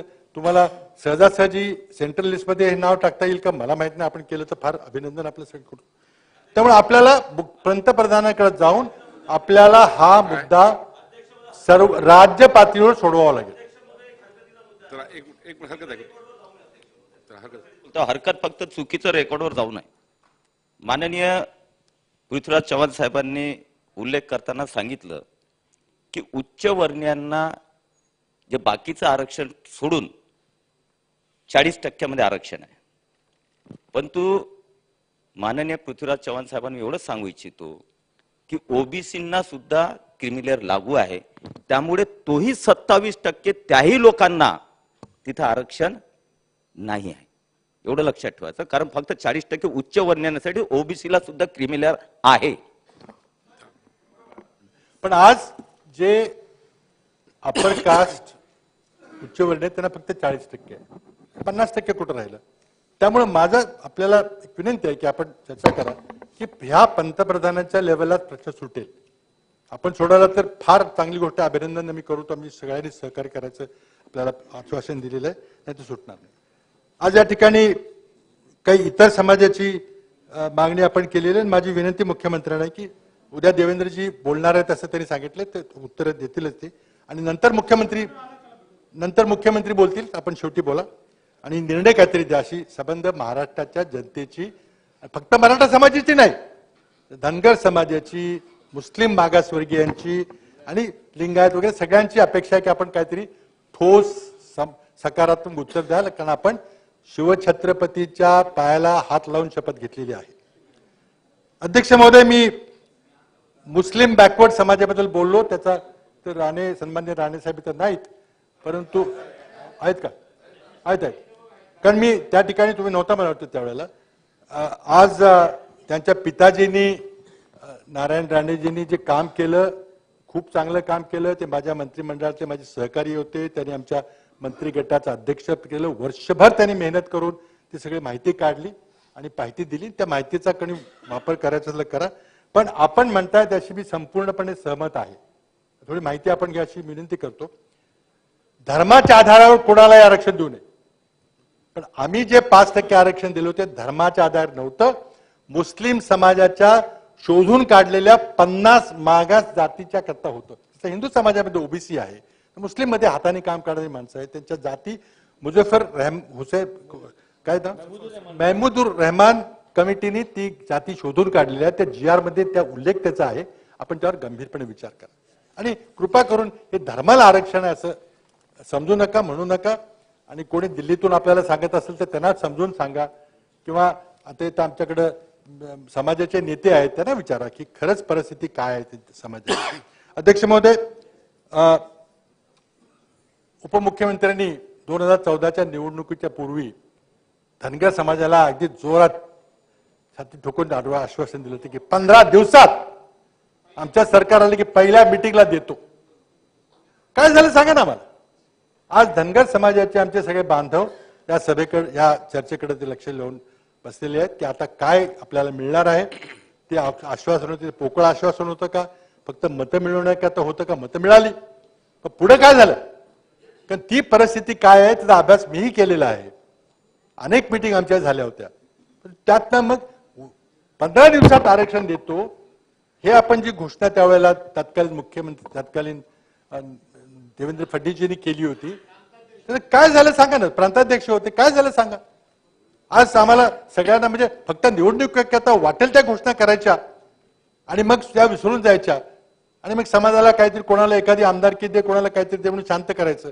असं करणार आहे का आपण. मला वाटतं याचंही उत्तर कुठेतरी आलं पाहिजे. अध्यक्ष महोदय, मी आपला वेळ घेणार नाही, बराच वेळ झालेला आहे. माझी शेवटची एवढीच विनंती आहे की जे काय असेल ते सर्वांना विश्वासात घेऊन करा. आपण उत्साहाच्या भरामध्ये खूप मोठं आश्वासन दिलेलं आहे. आपल्याला यश येवो अशी आमची प्रामाणिक प्रार्थना आहे. महाराष्ट्रातली सगळी माणसं दिवस मोजतायत कॅलेंडरवर, आता किती दिवस राहिले आणि आता त्यातून आपण काय मार्ग काढणार आहे.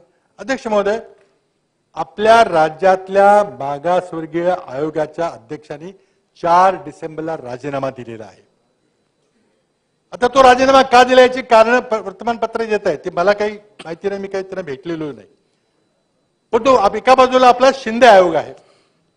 त्या शिंदे आयोगाला वैधानिक मान्यता आहे का. सुप्रीम कोर्टाने जे सांगितलेलं की राज्य मागासवर्गीय आयोगाने काम केलं पाहिजे.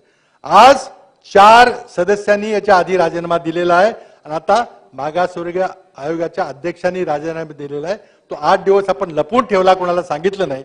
आता नवीन अध्यक्षाचा आयोग आपण नेमणार आहात का नाही, ते सगळं काम थांबलेलं आहे. आणि का राजीनामा दिला.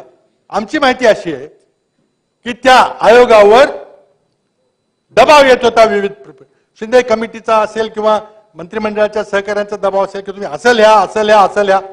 अध्यक्ष महोदय, असं जर ही वस्तुस्थिती असेल तर पुन्हा सुप्रीम कोर्टात हे टिकणार नाही. आता आपण आश्वासन दिलेलं आहे, वेळ दिलेला आहे, तर ही परिस्थिती देखील काय परिस्थिती आहे. राज्य मागासवर्गीय आयोगाच्या अध्यक्षांनी 4 डिसेंबरला राजीनामा का दिला. त्याच्या आधी 4 सन्मान्य सदस्यांनी राजीनामा का दिला होता.